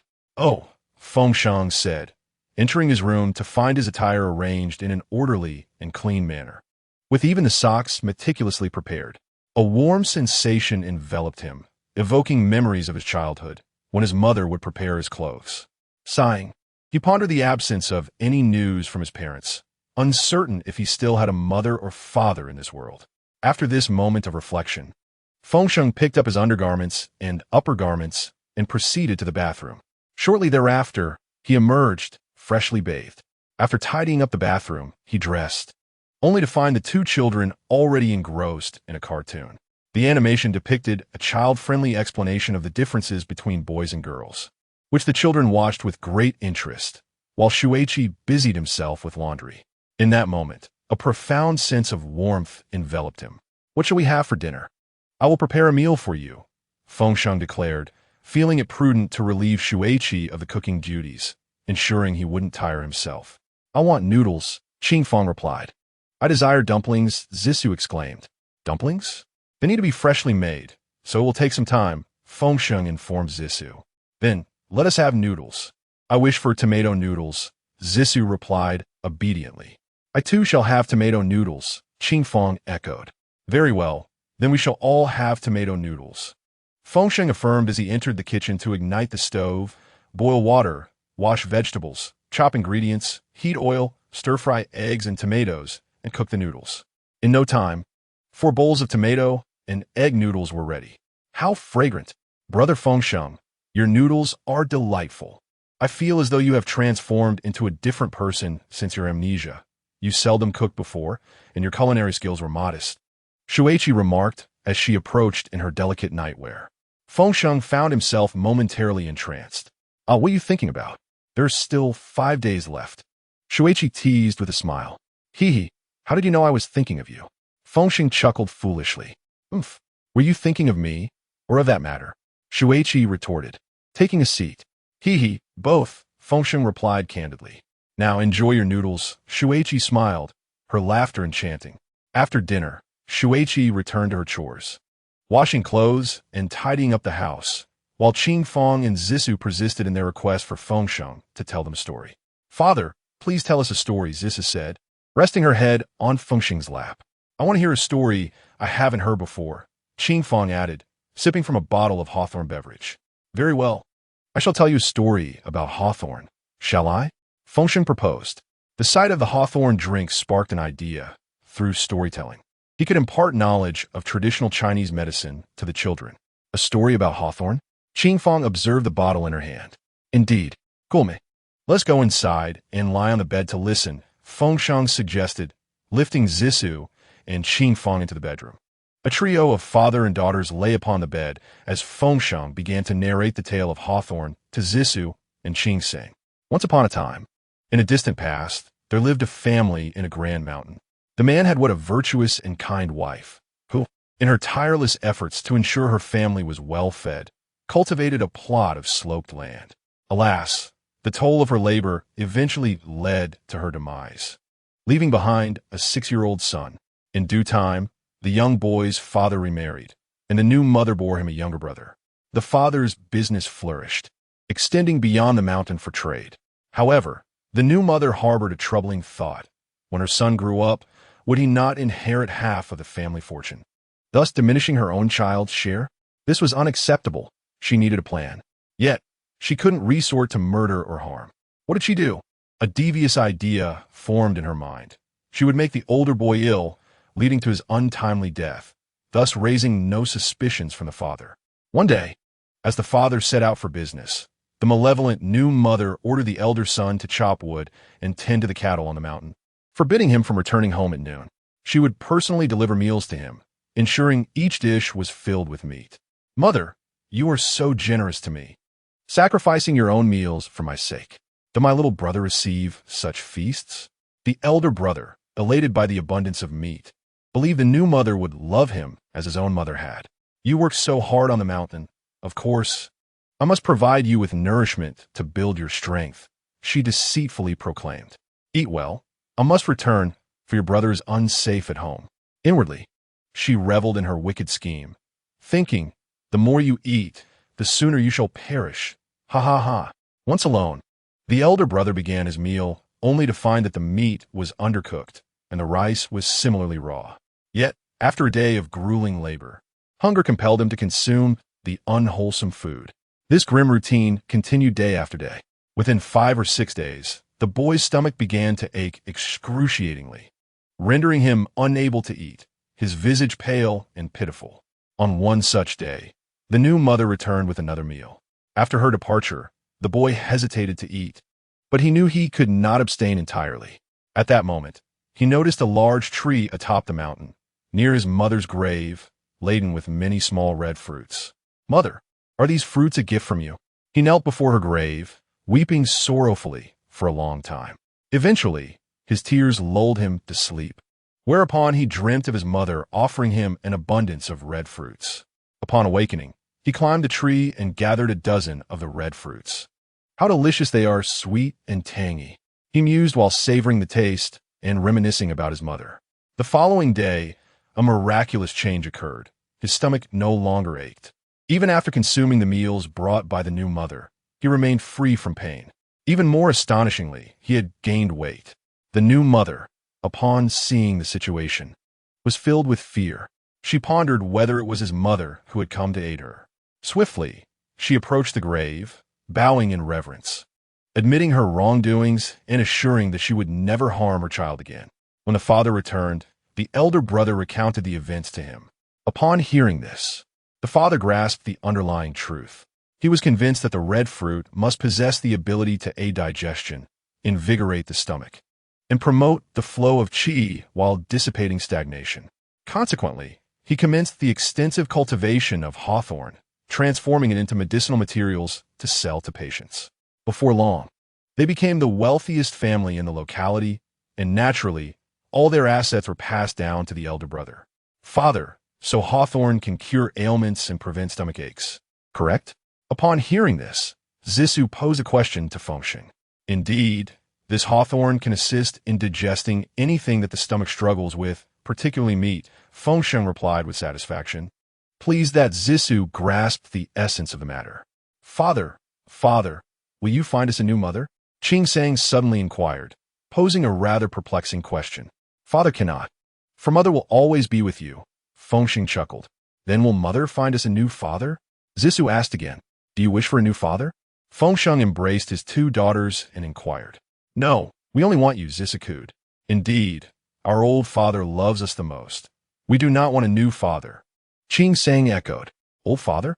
Feng Sheng was at a loss for words, his expression one of amusement. Just then, Shuiqi finished tidying up the house and walked in. All right, it's time for bed. It is already 9:30. No, we want to hear a story.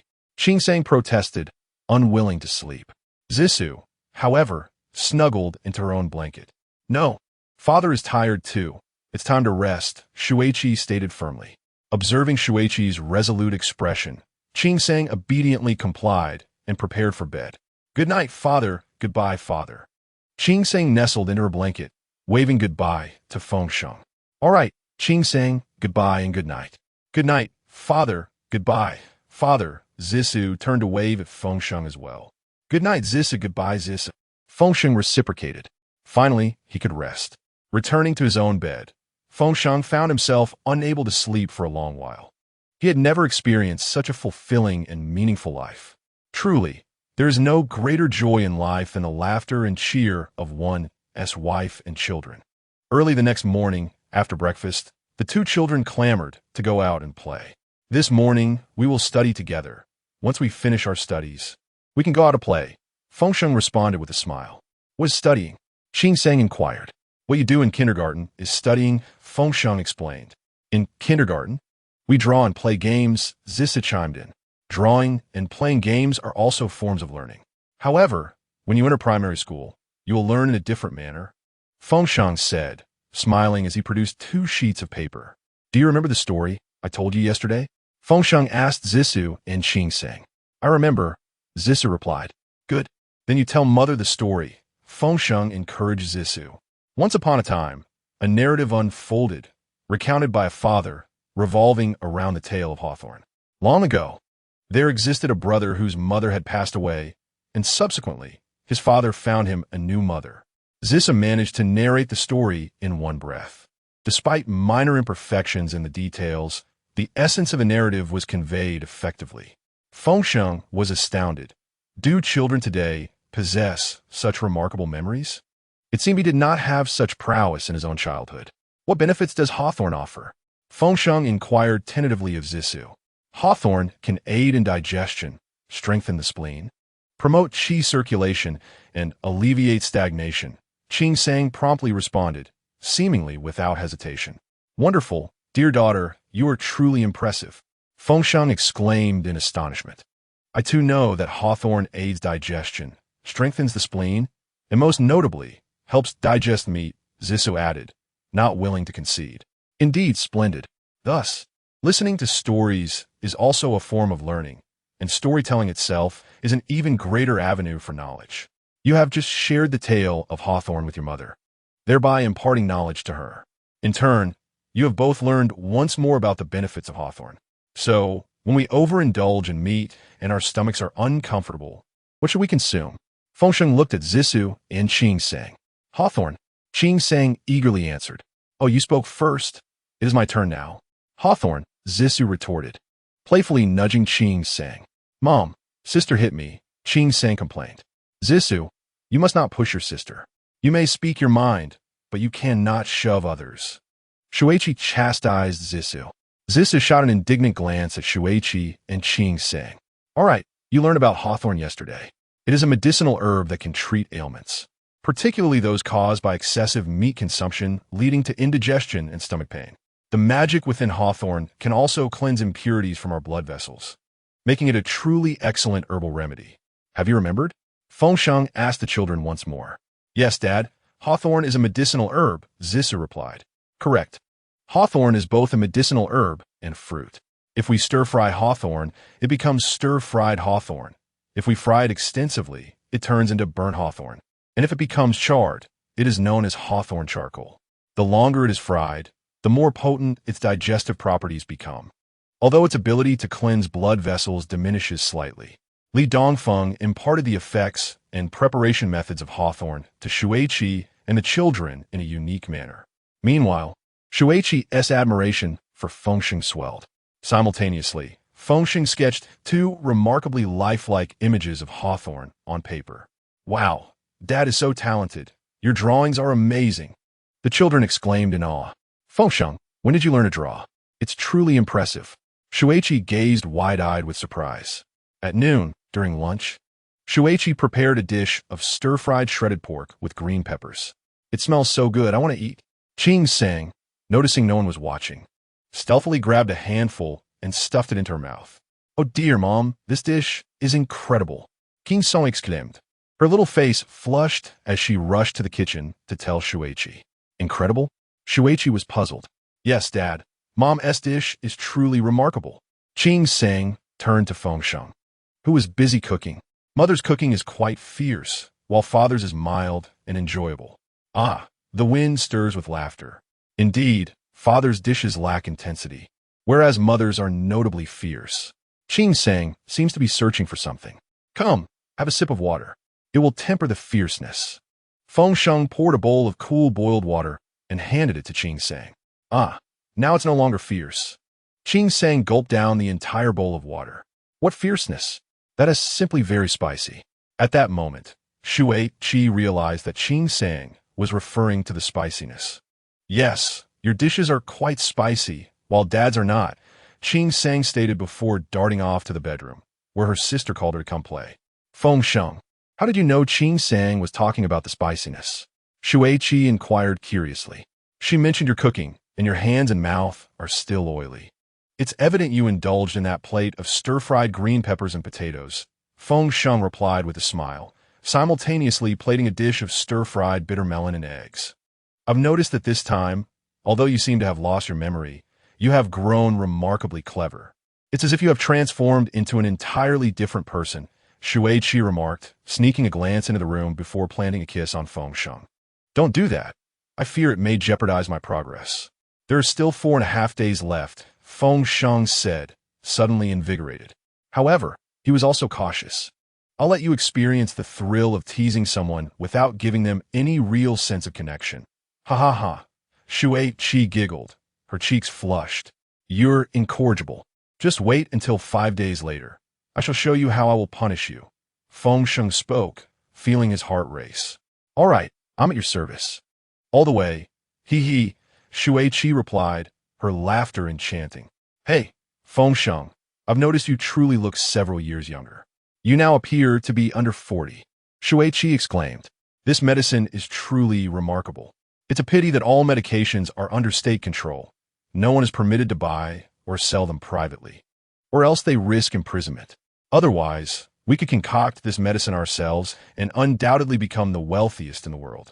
Shuiqi scrutinized Feng Sheng's transformation. Feng Sheng pondered. In truth, the state's monopoly and fair pricing are a boon for the common people. Suddenly, the sound of a notification chimed from Feng Sheng's phone. Is your phone ringing? Shuiqi asked, astonished, as Feng Sheng's phone rarely received calls. Oh, let me check. Please keep an eye on the fire for me. Feng Sheng set down the spatula and went to the living room to retrieve his phone. Is this Mr. Feng Sheng? My child has a stomachache.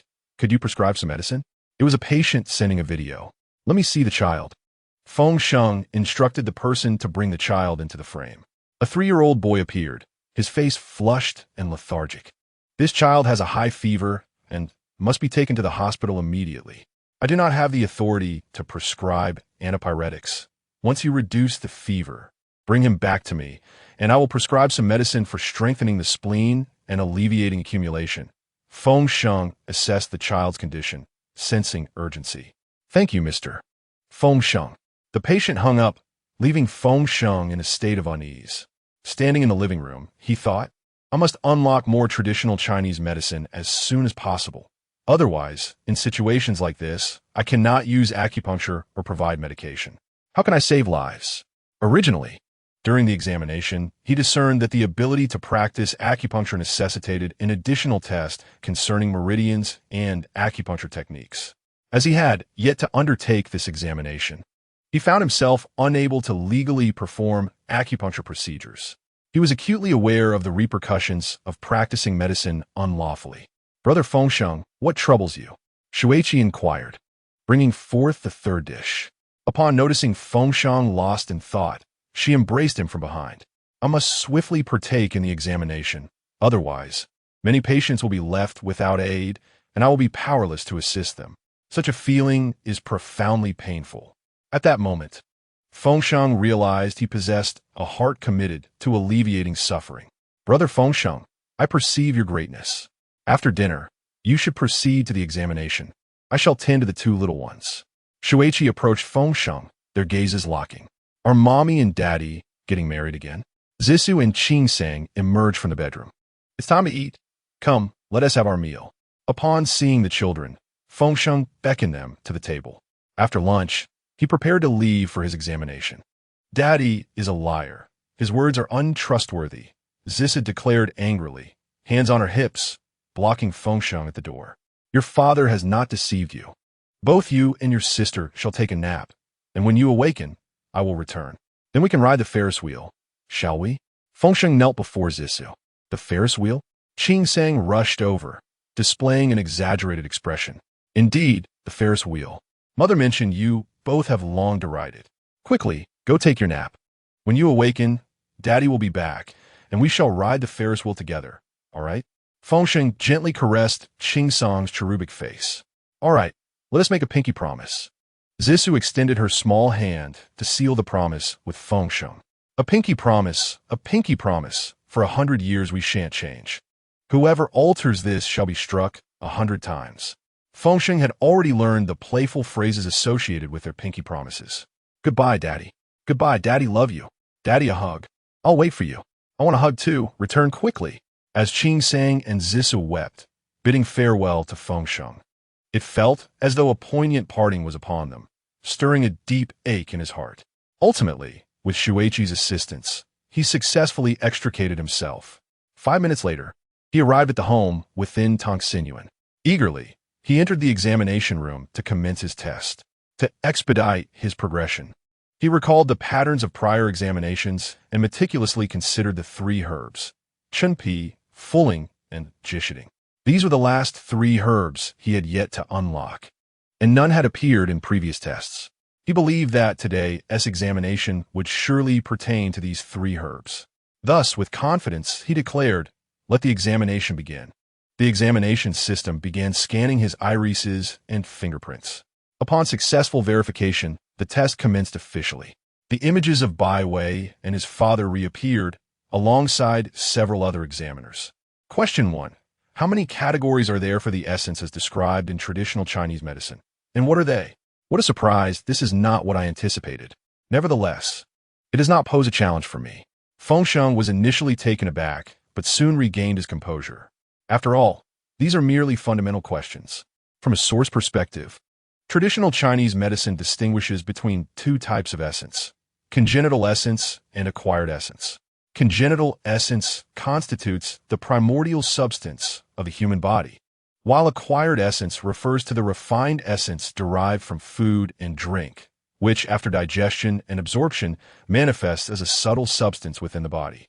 Feng Sheng deemed the question exceedingly simple. He answered correctly. Moving on to the second question, how is essence categorized based on function? In terms of function, congenital essence, which originates from one's parents, is also known as reproductive essence. Acquired essence, derived from the refined essence of food, nourishes the organs, and is referred to as organ essence. Feng Sheng felt that thus far, the questions had been rather straightforward. He answered correctly again.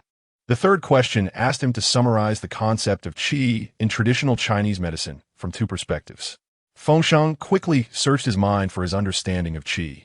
Count down 5, 4, 3. He recalled that qi can be described as the various functional activities of the organ systems on one hand, and on the other, it represents the flowing, nourishing, subtle, and intricate substance within the body.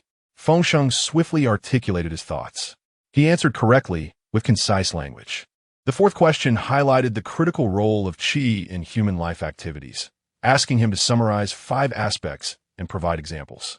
If I were to summarize 5 aspects, the first function would be propulsion, such as the distribution of fluids and the circulation of blood. The second function is warmth. For instance, when a person suffers from a deficiency of yang qi, they may experience cold limbs and aversion to cold. The third function is defense. When the protective qi is insufficient, one becomes particularly susceptible to colds and flu. The fourth function is consolidation. If the consolidating power is inadequate, one may experience spontaneous sweating, drooling, or incontinence. The fifth function is transformation. For example, essence can transform into qi, and qi can transform into blood. Additionally, transformation also refers to the functional activities of the organs. Feng Sheng successfully completed this substantial question. He answered correctly once more. The fifth question inquired about the classification of qi into yuan qi, zong qi, ying qi, and wei qi. What principle governs this classification? This is simple. It is named according to the distribution location of qi. Yuan qi gathers in the lower jiao. Zong qi accumulates in the upper jiao. Ying qi circulates within the blood vessels, and wei qi disperses across the skin and muscle layers. His response was impeccable. The sixth question asked about the meaning of true qi, which is said to be received from heaven and coexists with the qi of cereals. What does this refer to? True qi refers to yuan qi, also known as original qi, originating from the kidneys and encompassing both yuan yin and yuan yang, also referred to as kidney yin and kidney yang. He answered correctly. The seventh question posed, what happens to a person who has been ill for a long time and has depleted their yuan qi or has insufficient congenital yuan qi? Feng Sheng thought to himself, this upgrade is becoming increasingly challenging. A person who suffers from prolonged illness or lacks sufficient congenital yuan qi will consequently exhibit low resistance and be prone to weakness and illness. He answered correctly. The eighth question asked if a low voice is often due to insufficient zong qi. Indeed, Feng Sheng replied without a moment's hesitation. You are correct in your response to the ninth question. Please elucidate the 2 functions of the zong qi. The functions of zong qi are twofold. Firstly, it assists the lungs in their respiratory function, and secondly, it permeates the heart channels to facilitate the circulation of blood and nutrients. The respiratory function of the lungs encompasses breathing, speech, and sound production. The notion of permeating the heart channels refers to the infusion of the refined essence from food and water into the channels, while simultaneously dispersing the crude essence externally. Your affirmation regarding the 10th question is accurate. The circulation of qi and blood, as well as the thermal conditions of the limbs, is indeed closely related to zong qi. Correctly acknowledged. For the 11th question, what is the qi that travels within the channels, accompanying the blood, and is indivisible? The answer is ying qi. You are correct in your 12th response.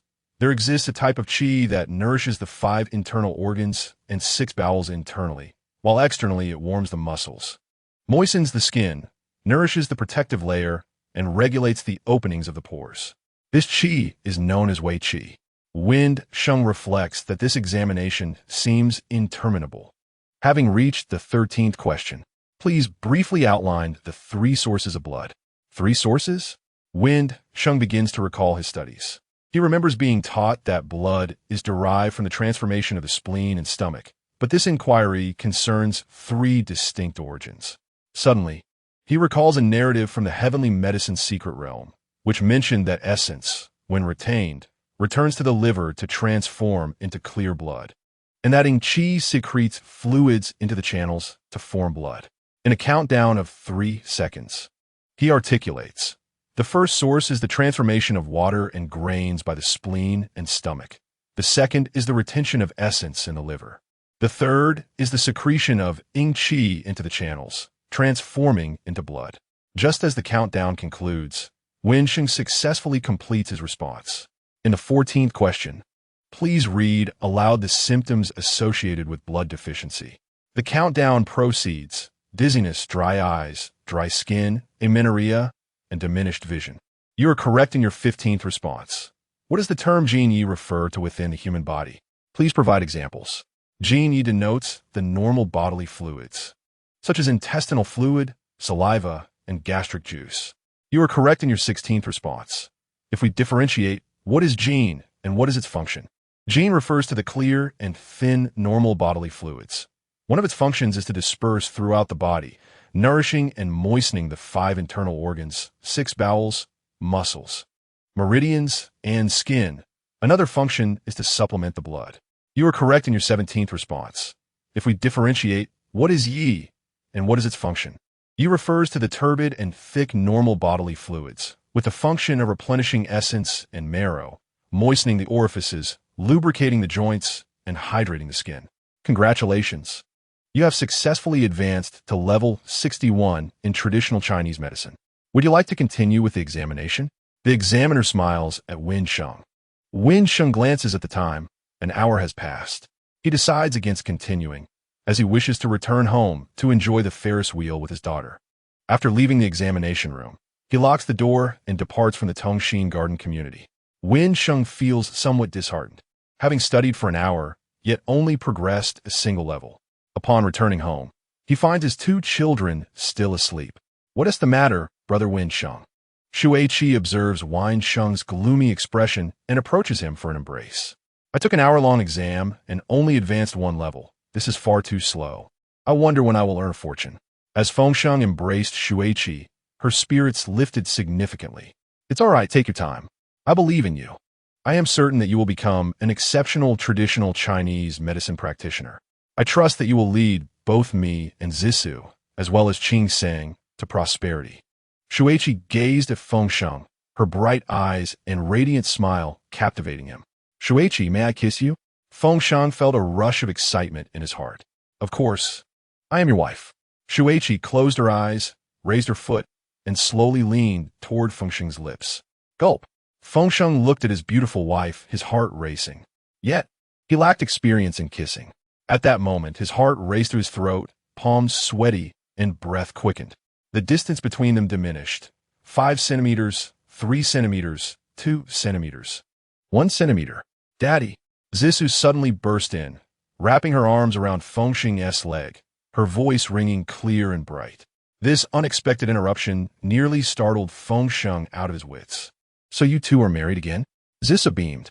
This is an embrace, not a marriage, Shuiqi replied gently, squatting down to look at Zissou. You just said you weren't married, yet your lips are practically touching. That means you are married. Zissou exclaimed, then dashed back to the bedroom. Sister, come out quickly. If you don't, Mommy and Daddy will get married again, and we won't be able to ride the Ferris wheel. Zissou shouted as she ran. Wow. The sound of Qing Sang's crying echoed from within the house. What happened? Shuiqi hurried inside. Sister grabbed my neck. It almost broke. Qing Sang complained. How could you grab your sister's neck? Shuiqi asked Zissou. I didn't I just grabbed her arm. Zissou defended herself. You grabbed my neck. Qing Sang extended her arm. This is your arm. This is your neck. Shuiqi laughed, teaching Qing Sang the difference between an arm and a neck. No, this is an arm. This is a neck. Qing Sang insisted, convinced that her neck was indeed her arm. Sweetheart, don't cry. Let us go to the Ferris wheel. Feng Sheng approached, arms wide open, waiting for Qing Sang to run into his embrace. I want a hug too, Zissou exclaimed as she jumped onto the bed without even taking off her slippers. Take off your shoes. You cannot go on the bed with them on, Feng Sheng said sternly to Zissou. Why not? Zissou stared at Feng Sheng. Because shoes are dirty. If they get on the bed, you'll itch and get bumps while you sleep. Besides, if you dirty them, your mother will have to wash them, and that's hard work. As he spoke, Feng Sheng lifted Zissou down from the bed. Are shoes really that dirty? Qing Sang ran over to Feng Sheng. Yes, indeed. Shoes have many tiny bugs that we can't see. Very small ones, countless, and if they get on you, those little bugs will bite your skin. Feng Sheng gently stroked Qing Sang's little face. There are 100,000 bugs on the shoes. Qing Sang exclaimed, dramatically stretching her arms and tracing a half circle in the air. Just then, Shuiqi's phone rang. It was a phone call from the kindergarten teacher. Hello, Zisu's mother. You still owe the tuition fee for this semester, which is 9,800 yuan per person. Each of Qing Sang and Zisu has already prepaid 2,000 yuan, so you can transfer the remaining tuition directly to me now. Chapter 0046, Riding the Ferris Wheel. Oh, Teacher Tang Tang, we have moved, and we have yet to determine whether we will continue attending our kindergarten. Shuiqi took the call. Have you moved far? The teacher on the other end seemed to tense up immediately. A bit far, and we haven't decided yet. I will confirm before the school year starts, and then contact you. All right, but Zisu's mother, please get in touch with us as soon as possible so that we can hold a spot for you. The enrollment is quite tight right now. Teacher Tang Tang was evidently creating a sense of urgency. I see. Shuiqi hesitated for a moment. Thank you for the reminder, Teacher Tang Tang.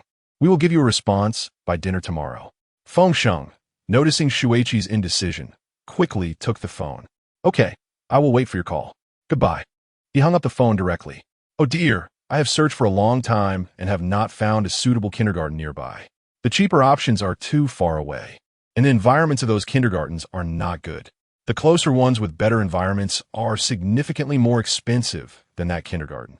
Shuiqi was troubled. Why not consider public kindergartens? Feng Sheng suggested.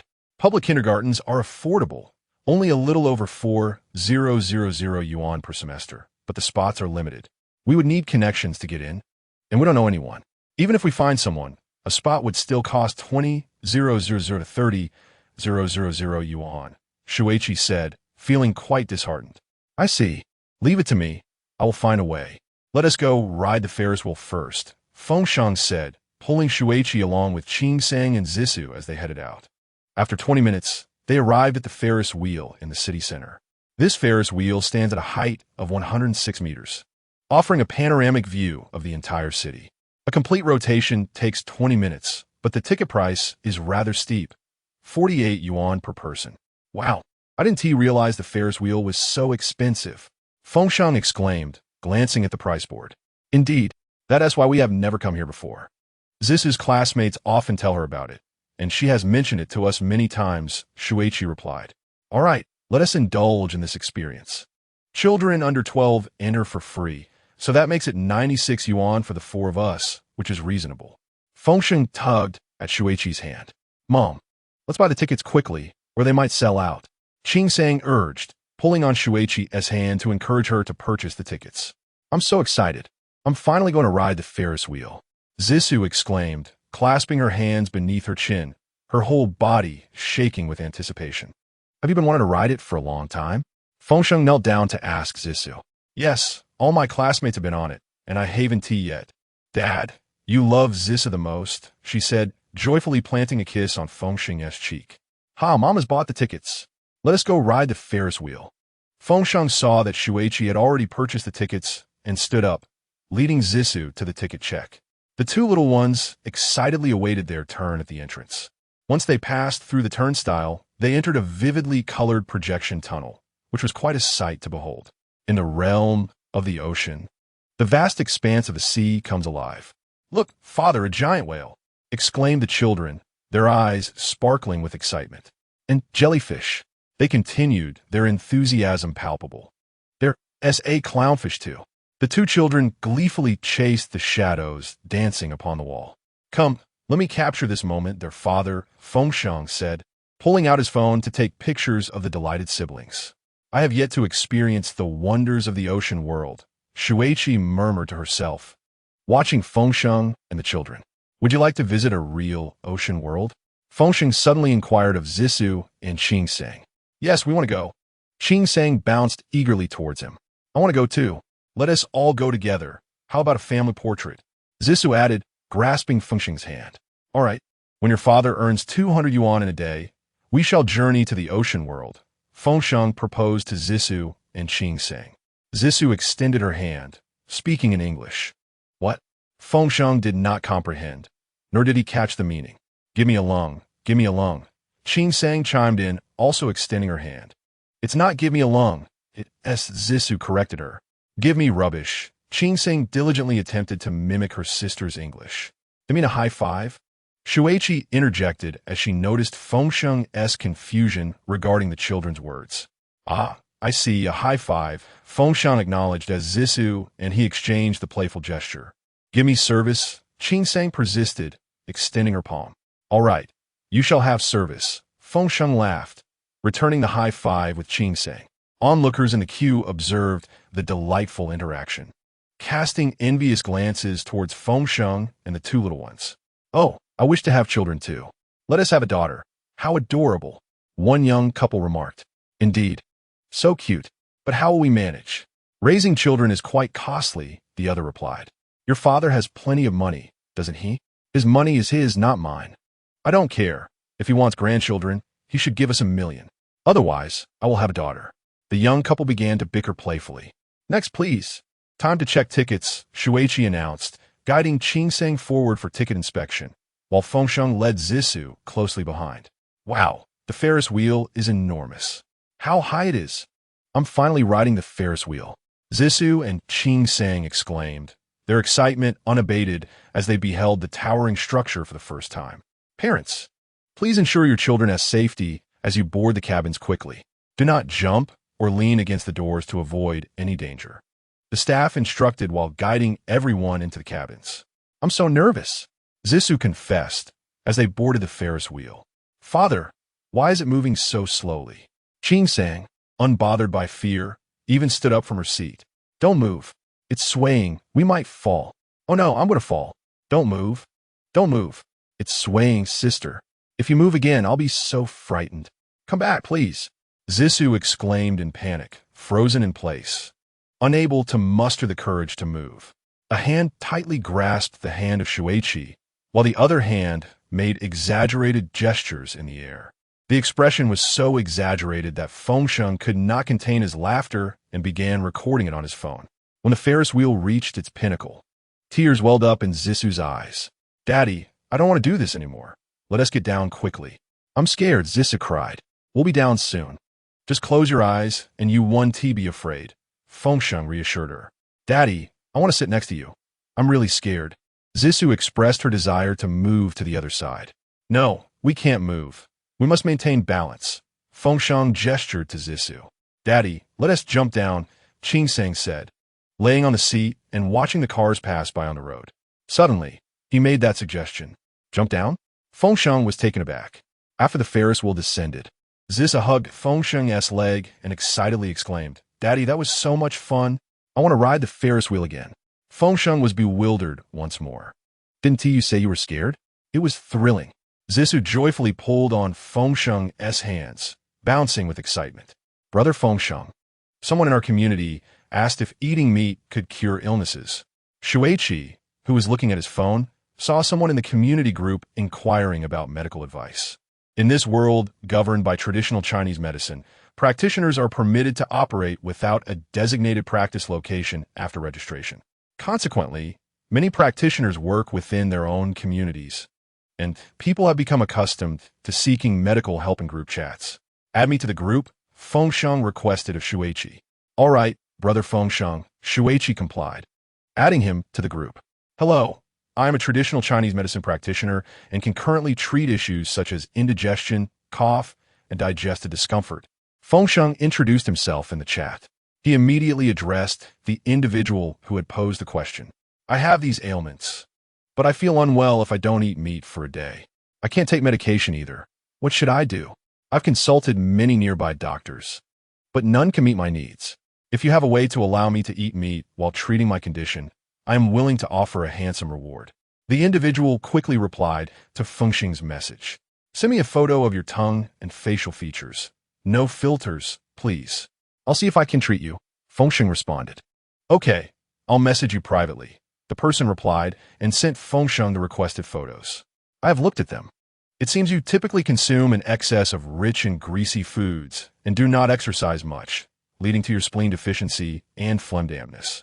Therefore, your symptoms should be A heavy head, dizziness, fullness in the chest and sides, shortness of breath, a sensation of a foreign object in the throat, excessive phlegm, and fatigue. Correct? Feng Sheng inquired of the patient. You're a miraculous doctor. You figured this out just by looking at the photo? I've consulted many doctors, but none possess your skill. The patient responded with a thumbs-up emoji. You've tried some damp-resolving and phlegm-transforming medications, but the results were not ideal, were they? Feng Sheng asked again. Yes, I felt better for a few days, but then it returned. Moreover, I can't eat. It takes me over 3 hours to finish a single dose of medicine, which I have to divide into 10 portions, the patient replied. The lungs store phlegm, the spleen generates it, and the kidneys are the root of its formation. Based on the observation of your tongue and facial features, it appears that your kidneys are in excellent health, suggesting that your appetite remains satisfactory. However, it is evident that your spleen is significantly weakened and your lungs have sustained some degree of damage. Therefore, merely addressing the dampness and phlegm without simultaneously considering the deficiency of the spleen is merely a superficial remedy and will not eradicate your ailment. At present, the overall situation does not seem severe, and I am confident that I can provide you with a cure. Furthermore, I am amenable to your notion of consuming meat as part of the healing process, but the manner of consumption must adhere to my guidance. Feng Sheng imparted some knowledge regarding phlegm to the patient and made a preliminary assessment of their condition. Most importantly, Feng Sheng asserted that eating meat could indeed aid in healing. A true healer, undoubtedly. Very well, please come to my residence later. I reside in Building 6. On the 12th floor, door 1. My surname is Liu, and I will be home after 6 o'clock this evening. My telephone number is... The patient shared their information. Excellent. Let us meet at 7 this evening. Feng Sheng and the patient agreed upon a time. Wonderful. I look forward to the esteemed healer's visit. The patient hung up the phone, eagerly anticipating Feng Sheng's arrival to attend to their ailment. All right, see you tonight. Feng Sheng also put away his phone and picked up the pouting little girl, Qing Sang. What is the matter? Feng Sheng inquired of Qing Sang. Daddy is ignoring me, and I feel so lonely. Qing Sang pouted, tears welling in her eyes. Father must work to earn money to buy you delicious food and fun things, to treat you to grand meals and take you on the Ferris wheel. Come here, let Daddy hold you. Feng Sheng embraced Qing Sang. Daddy, how much do you earn for treating a patient? Qing Sang asked curiously. Currently, for each patient I see, I earn 50 cents, Feng Sheng replied, holding up 5 fingers. 50 cents? Is that a lot of money? Can it buy 100 toys? Qing Sang, still grasping the concept of numbers, questioned. 50 cents is a small sum. It can buy half a lollipop. Feng Sheng smiled with a touch of helplessness. How Chunjing mentioned that her father earns 3,000 a day and takes her on trips every week. ISNT, how Chunjing's father more impressive? Qing Sang continued to inquire. 3,000 a day? In terms of earning potential, his father is indeed far more accomplished than yours at present. However, I believe that your father will soon earn a similar amount and take you on weekly excursions as well. All right? Feng Sheng mused, finding it quite exaggerated that Qing Sang's classmate's father earns 3,000 a day. Yes, I believe my daddy is the best. Qing Sang planted a kiss on Feng Sheng's cheek, instilling in him a sense of unprecedented strength. At that moment, he saw that in her eyes. He was her entire world. Daddy, I'm hungry. Let's go have a feast. Zissou tugged at Feng Sheng's clothing. Very well. Let us indulge in a grand meal. Feng Sheng cradled Qing Sang in one arm while holding Shui Qi's hand, with Shui Qi leading Zissou. The family set off in search of a restaurant for dinner. After dinner, the 2 little ones were already weary. As soon as they arrived home, they slipped into slumber. I will head to Building 6 to attend to that patient. You should rest for a while. Feng Sheng embraced Shui Qi, then opened the door, gently closing the security door behind him as he turned to the elevator. 3 minutes later, Feng Sheng arrived at the home of the Liu patient on the 12th floor. Door 1 of Building 6. Divine Healer, your punctuality is commendable, arriving precisely at 7 o'clock. The patient, surnamed Liu, appeared quite exhilarated. May I change my shoes? He inquired. Feng Sheng observed the immaculate and tidy interior of the room. No need. My wife will clean up when she returns from work this evening, Liu replied, his tone infused with a sense of pride and a hint of boasting. Evidently, his wife not only contributes financially, but also maintains the household adeptly. Please, take a seat here and enjoy some tea, Lu offered, pouring tea for Feng Sheng and inviting him to settle upon the elegant leather sofa. Oh, thank you, Feng Sheng responded, sipping the tea while discreetly assessing the patient's mental state. During this time, Lu intermittently coughed and expectorated, producing a white, watery phlegm. I shall take your pulse, Feng Sheng remarked, already possessing a preliminary understanding of the patient's ailment. However, he deemed it essential to confirm through pulse diagnosis. After all, the observational techniques he acquired from the celestial medical realm required further practice. You often feel a sense of heaviness in your body, fatigue easily, and experience loose stools, correct? While checking the pulse, Feng Sheng reiterated some of the patient's symptoms. Lu, astonished and puzzled, gazed at Feng Sheng and replied, indeed. How do you know this? Are you an advanced practitioner of traditional Chinese medicine? Yet that cannot be, for there is only one esteemed practitioner in our Yuzhou. Your symptoms arise from the dysfunction of your spleen and lungs. Observe your tongue. The white and greasy coating indicates an excess of dampness within your body. When one is burdened by dampness, lethargy ensues, and all your symptoms can be attributed to the spleen's inability to function properly. Therefore, I sincerely advise you to reduce meat consumption and increase physical activity. Feng Sheng patiently elucidated the patient's concerns. Divine healer, I will try, but I feel utterly miserable without meat for even a day. It feels as though I cannot survive without it. As for exercise, I truly loathe moving, Lu lamented. Lifestyle habits require gradual adjustment. Otherwise, even if I cure you this time, you will likely fall ill again. However, it is not entirely your fault for being unable to resist. The more one suffers from spleen deficiency, the more one craves such foods. What kind of meat do you enjoy? Feng Sheng inquired. I relish all kinds of meat. I am fond of them all, the patient replied, his excitement palpable. Is it permissible not to eat meat in the morning and evening? Feng Sheng asked again. I can manage in the morning, but in the evening, I fear I may lose control. Lu chuckled, frequently coughing and expectorating in between. Let us proceed this way. I will prescribe a medicinal dish for you to consume at lunch and dinner, allowing you to eat meat only in the form of this dish, while abstaining from other meats. Can you adhere to this? Feng Sheng queried. That sounds agreeable. As long as I can have meat, Lu exclaimed, instantly invigorated at the prospect of meat consumption.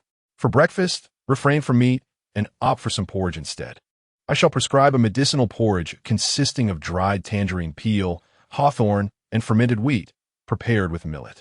Use 1 gram each of dried tangerine peel, hawthorn, and fermented wheat, combined with 100 grams of millet. First, boil the hawthorn and fermented wheat in water for 15 minutes to extract the essence, then discard the solids. Subsequently, utilize this liquid to prepare the porridge. During this process, finely slice the dried tangerine peel as thinly as possible, and then incorporate these shreds into the cooked millet porridge. You may also prepare some appetizing side dishes, but avoid meat. This should be your breakfast regimen every morning. Feng Sheng prescribed the first dietary therapy for the patient. Cough, cough, cough. Can porridge really cure ailments? How wonderful, exclaimed the patient surnamed Lu, who coughed lightly, expectorated phlegm, and eagerly sipped his tea. Within this porridge, dried tangerine peel aids in regulating qi and strengthening the spleen, drying dampness, and resolving phlegm. Hawthorn promotes digestion and strengthens the stomach, facilitating the movement of qi, dispersing stagnation, and reducing cholesterol, particularly effective for mitigating the accumulation of meat, and Shinsu enhances the spleen and stomach, aids digestion, and is especially adept at addressing the accumulation of wheat-based foods. The small yellow millet nourishes yin, enriches the blood, benefits the kidneys, and alleviates dampness. Together, these ingredients work to resolve stagnation, invigorate blood circulation, strengthen the spleen and stomach, and nourish yin while replenishing the kidneys. As Feng Sheng explained the principles of this medicinal dish to the patient, he deftly operated his mobile device to finalize the prescription. Shall I also operate my phone? The patient asked, pulling out his device to confirm. It was evident that he was quite adept at this process, suggesting frequent visits to the doctor. At that moment, He glimpsed the dietary prescription prepared by Feng Sheng. Why is the dosage so small? Others have prescribed much larger amounts for me, he inquired, puzzled. This is merely for breakfast. There will be more for lunch and dinner. Patience, Feng Sheng replied with a smile as he continued to navigate his phone. For lunch and dinner, you can prepare dishes with fish, duck, chicken, or any meat such as pork or beef. However, limit yourself to just 2 tails of meat per meal and avoid fatty cuts. When making these meat dishes, add a pinch of dried tangerine peel and hawthorn for flavor. I've noted the quantities on your prescription. Thank you so much. If I recover, I will be sure to express my gratitude, Lu responded excitedly, pulling out a red envelope containing 1,000 yuan. What is this? Feng Sheng asked, perplexed. This is my way of thanking you, Lu insisted, offering the envelope. No need for that. I've already received my consultation fee, which suffices, Feng Sheng declined politely. But that was only 50 cents. You've cured my illness and allowed me to enjoy meat. 50 cents is far too little, Lu pressed, firmly pushing the envelope into Feng Sheng's hands. No. As a physician, how can I accept red envelopes? Healing and saving lives is my duty. The modest consultation fee reflects my current level. Once I advance, it will increase. For now, this is the appropriate fee. If you wish to show your appreciation, please help spread the word and leave me a good review to expedite my promotion. Feng Sheng chuckled, gently refusing once more. All right then, I shall certainly help promote you. Divine healer, I love drinking tea. Can I drink tea to aid in my recovery? Lu inquired again, putting away the red envelope. I have considered this, so I will provide you with another prescription, Feng Sheng replied, jotting down another set of instructions on his phone. 10 grams of poria, 10 grams of hawthorn, 10 grams of dried tangerine peel, and 10 grams of chicken feces vine. This is a single serving. Since your daily meals already include hawthorn and dried tangerine peel, this tea should not be consumed excessively, limited to 3 times a day. You have now given me 3 prescriptions, and they all include dried tangerine peel and hawthorn, Lu observed, glancing at the prescriptions displayed on his mobile device. Due to your excessive indulgence in meat, your spleen and stomach can no longer process the intake, resulting in a significant accumulation of food stagnation. Hawthorn is particularly adept at alleviating such excesses. Additionally, your long-standing meat-heavy diet combined with a lack of physical activity has led to a state of blood turbidity. If left unaddressed, this condition may soon manifest as cardiovascular issues. Therefore, it is imperative to utilize hawthorn to lower lipids and clear congestion. However, this is not infallible. My recommendation is to gradually reduce your meat consumption, eventually aiming for merely an ounce per day. As for the dried tangerine peel, its primary function is to strengthen the spleen, regulate qi, and resolve dampness and phlegm, all of which address your predominant symptoms. Feng Sheng patiently elucidated the principles of the treatment to the patient. Impressive. I sense you possess great potential and could very well become the second esteemed practitioner of traditional Chinese medicine in Yuzhou, remarked a patient named Lu, giving a thumbs up to Feng Sheng. Thank you for your kind words, Feng Sheng replied with a smile as he put away his phone. But what about my lack of exercise? Lu inquired once more. Allow me to demonstrate a simple exercise, Feng Sheng instructed, guiding Lu to recline on the sofa while he stood beside him. All right, Lu said, looking somewhat puzzled as he lay down. Now, place your hands over your heart and gently push downwards towards your lower abdomen. This technique is called abdominal pushing. Engage in this practice whenever you have a free moment, and you will soon experience burping, flatulence, and even gurgling sound from your stomach. This signifies the initiation of expelling the stagnant gas, accumulated food, and water from your digestive system. Feng Sheng took hold of Lu's hands and demonstrated the abdominal push. Oh dear, I feel a slight pain, as if there's a lump. Could it be colon cancer? The patient suddenly broke into a cold sweat. Fear not, you do not have colon cancer. It is merely a mass of gas, or food, or water, potentially a combination of these. Simply massage it gently to disperse it. Feng Sheng guided Lu's hand to the lump, urging him to massage it. What if it bursts? Although Lu was robust, he was timid as a mouse. If one tea burst, you can control the pressure yourself. Rest assured, I will be here to assist you should any issues arise, Feng Sheng reassured with a smile. Very well. Lu gathered his courage and began to massage the lump. After approximately 3 minutes, he felt the lump dissipate, followed by a series of loud, flatulent sounds. Forgive me, esteemed physician, Lu said sheepishly as he looked at Feng Sheng. His stomach began to gurgle audibly, and he could distinctly sense that the blockage in his epigastric region was alleviating. Oh, I suddenly feel relief in my chest. This is so comfortable. Esteemed physician, you are truly remarkable, the patient exclaimed, rising to bow deeply to Feng Sheng. No need for such formality. Your family can also practice this technique safely on themselves, Feng Sheng suggested as he prepared to take his leave. Esteemed physician, could you please teach me another technique to dispel phlegm? The patient looked at Feng Sheng with eager anticipation. Certainly, in the region of the calves. One may engage in gentle percussion during moments of leisure, for approximately 5 to 6 minutes at a time, adjusting the pressure as deemed comfortable. This practice proves remarkably effective for alleviating the sensation of phlegm lodged in the throat, facilitating its expulsion. Additionally, the forearms may also benefit from similar treatment, yielding commendable results in phlegm resolution. Feng Sheng demonstrated this technique to the patient, which pertains to the principles of meridians and acupoints, eliciting a cheerful smile from the patient. Feng Sheng, in turn, smiled back, choosing not to elaborate further. Upon returning home, he found his 2 children still slumbering, while Shuiqi was diligently washing clothes for both the children and him. Darling, you've worked hard, Feng Sheng said, wrapping his arms around her slender waist from behind. Oh, please. If you think I'm weary, you should do the washing yourself, Shuiqi replied with a laugh. Very well, my dear wife, you rest. And I shall take on the laundry, Feng Sheng declared, rolling up his sleeves in preparation. Never mind that.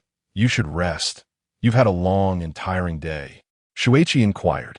What do you mean by what about it? Feng Sheng responded, slightly perplexed. How did your consultation with that patient go? She asked. Oh, it was quite straightforward. However, I currently have a limited arsenal of remedies at my disposal. Moreover, I cannot rely solely on acupuncture for treatment. Otherwise, it would be far simpler, Feng Sheng expressed, his countenance reflecting both confidence and a hint of helplessness. Once I finish the laundry, do share more about traditional Chinese medicine with me, he continued. I've been contemplating your words, and you are indeed right. By learning together, we shall prosper more swiftly. Furthermore, acquiring additional knowledge in traditional Chinese medicine is undoubtedly beneficial, Shuiqi remarked as she placed the freshly laundered clothes into the washing machine. You speak wisely. Feng Sheng chuckled heartily, elated by Shuiqi's eagerness to learn about traditional Chinese medicine. Why do you place the clothes back into the washing machine? Haven't they already been washed? Feng Sheng queried, puzzled. I addressed the areas that the washing machine couldn't clean properly, and naturally, the children's undergarments must be handled separately. This is not for you to concern yourself with. You need only focus on your practice of traditional Chinese medicine, while I will manage the household affairs, Shuiqi retorted, somewhat exasperated. Ha, indeed. I am not well versed in such matters.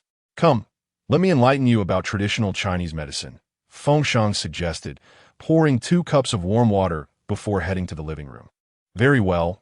Today I am eager to hear about the ailments you treated and the remedies you employed, Shuiqi said, drying her hands before settling comfortably in Feng Sheng's lap. This unexpected closeness caused Feng Sheng's heart to race. Shuiqi, in this position, I find it quite challenging to share my insights, he exclaimed, swept up in excitement as he embraced her. Why is it difficult to discuss? Shuiqi teased, glancing back at him with an enchanting smile. Because you smell so delightful, Feng Sheng replied, leaning closer to her long hair. What fragrance? It's merely the scent of laundry detergent, Shuiqi giggled, looking utterly charming. You ought to move and sit across from me. Otherwise, I may find it hard to maintain my composure, risking our previous efforts, Feng Sheng lamented, reluctant to let her go. All right then, are you implying that you find me too old? Shuiqi pouted playfully, her cheeks rosy. Not at all. Truly, look at me. If I don't exercise some restraint, things may spiral out of control, Feng Sheng confessed, lowering his hands that had been shielding himself. Ah, you are quite the rogue, Shuiqi laughed, thoroughly amused. I cannot be held responsible for that. Feng Sheng chuckled in return. Do not blame you. Should I blame myself instead? Shui-Chi laughed lightly. Indeed, it is your remarkable beauty that is to blame. How could any man resist such temptation? Feng Sheng took a sip of water, though he had been parched for quite some time. Ah, but this medicine is truly potent. You now appear as if you are in your 40s.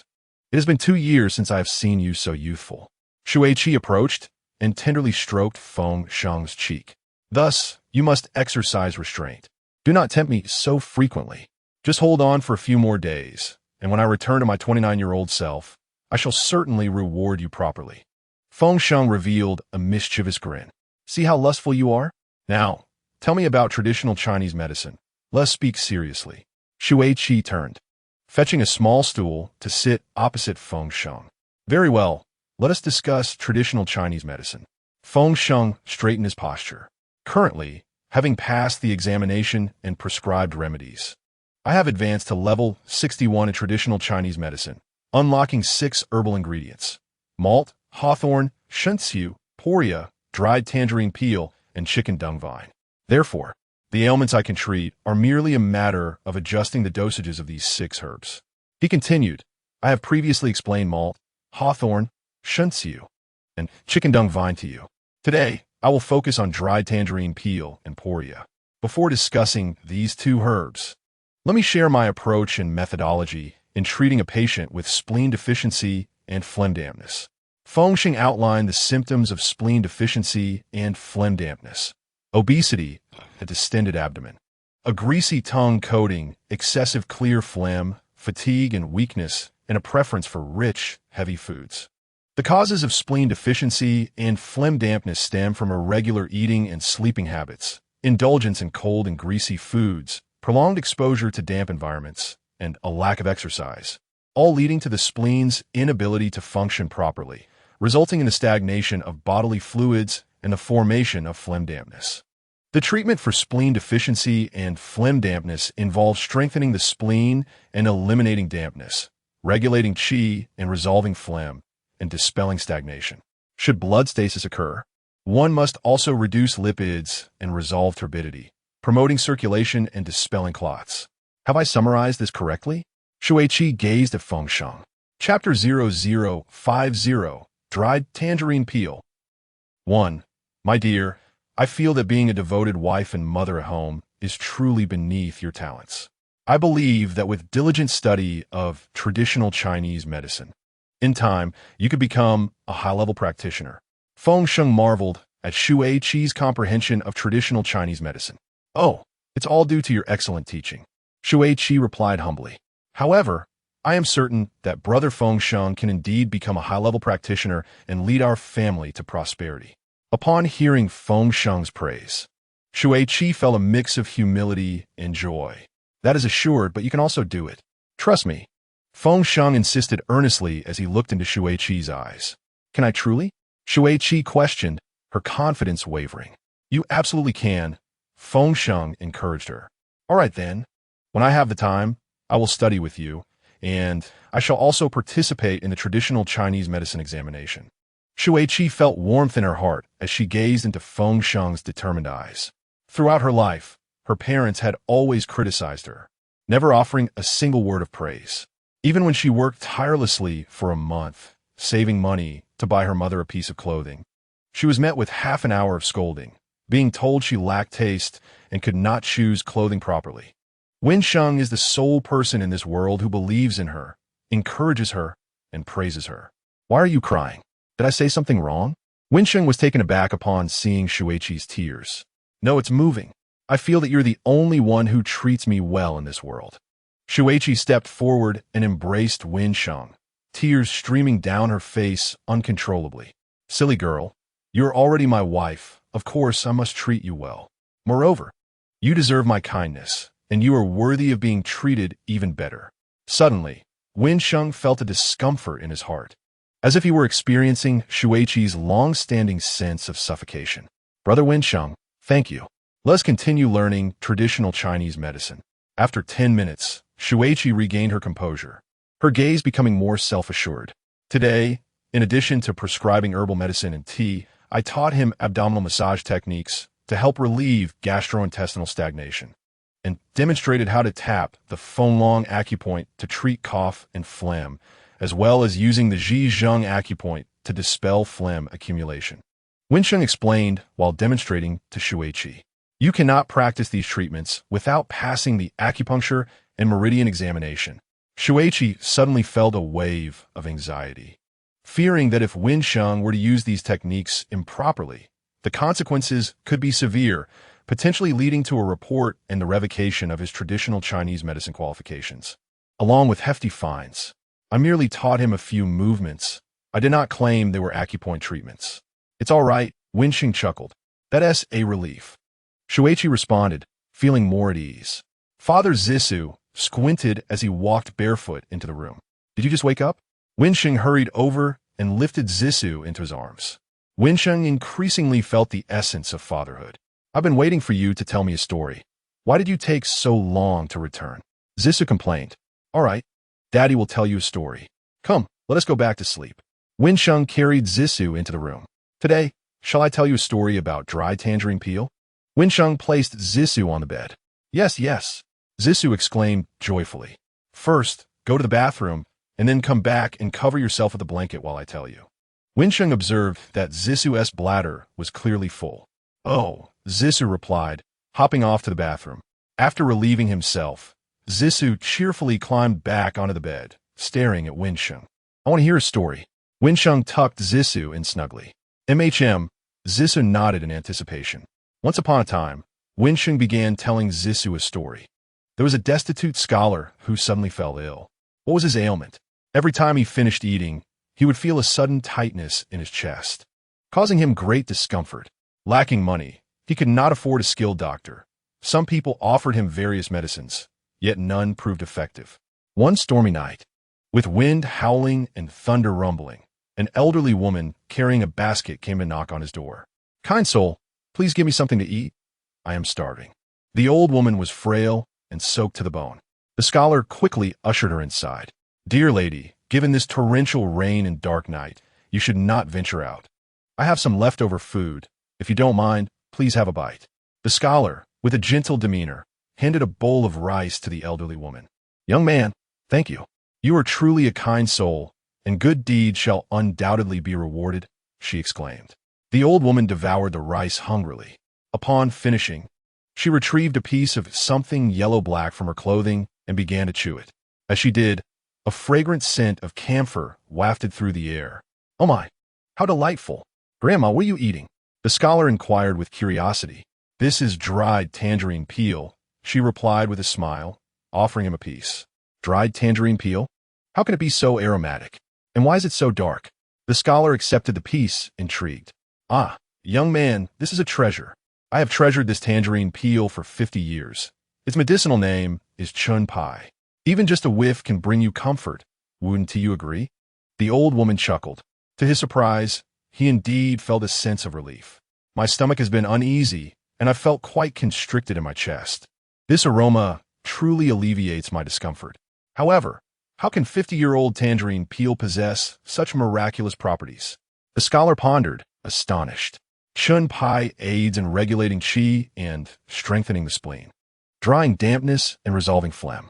It can treat bloating caused by spleen and stomach qi stagnation, as well as chest tightness and abdominal distension caused by dampness.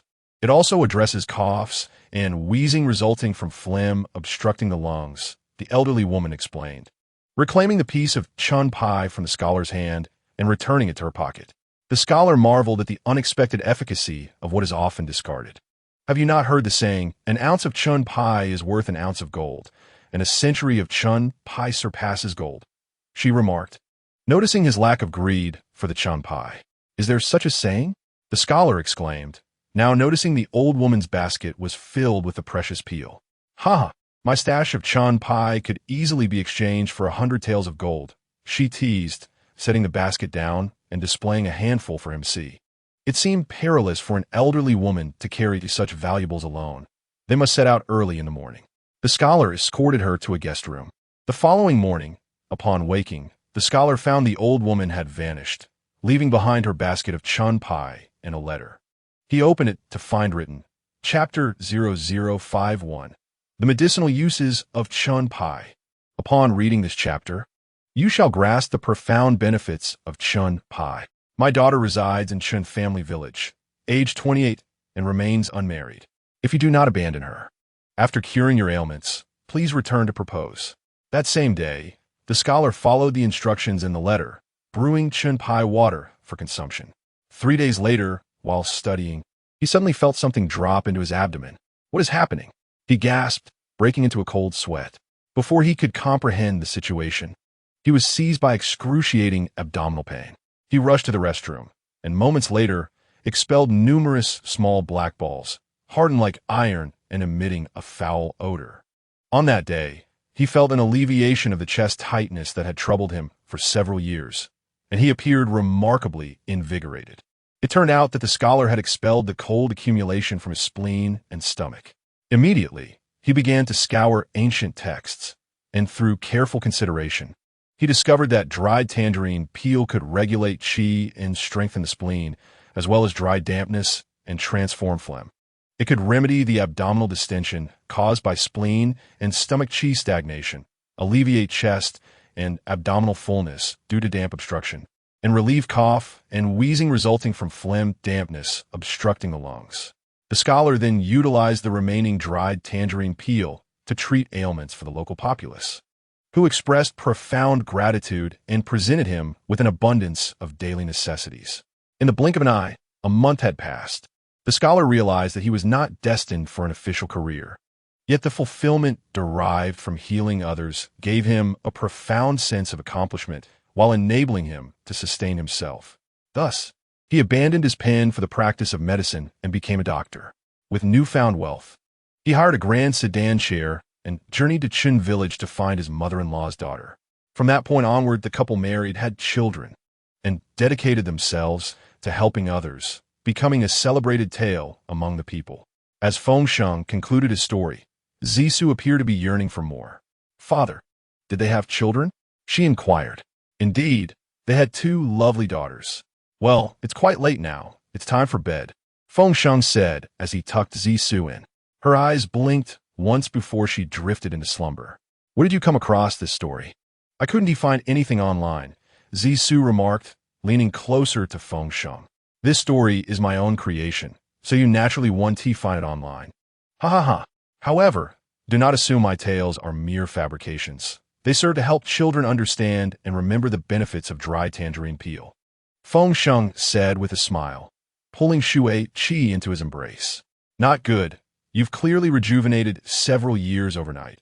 You must exercise restraint and not squander your progress," Shui Qi insisted, pushing Feng Sheng away with a serious demeanor. "Yes, restraint is crucial. But in this long, endless night, how can I possibly resist such a lovely wife?" Upon seeing Shui Qi, Feng Sheng was instantly consumed by desire. "Tell me about traditional Chinese medicine and herbal remedies," Shui Qi laughed. "All right, what shall I share with you?" In truth, Feng Sheng had no intention of narrating stories to Shui Qi. His mind was already clouded with desire. "Wait a moment." Shui Qi swiftly got out of bed and soon returned with 2 oranges. "One for you, one for me," she said, handing Feng Sheng an orange. "Where did these oranges come from?" Feng Sheng asked. "Our neighbor's sister gave them to me," Shui Qi replied with a smile. They are truly sweet." "Have a taste," she encouraged as Feng Sheng took a bite and then offered a piece to Shui Qi. "Delightful. The peel is surprisingly good. I should save it for medicinal use in the future," she declared, placing the peeled skin aside. "That one tea do." Dried tangerine peel requires a minimum of 3 years to mature. If used for medicinal purposes, it's best if it is aged for 5 to 7 years.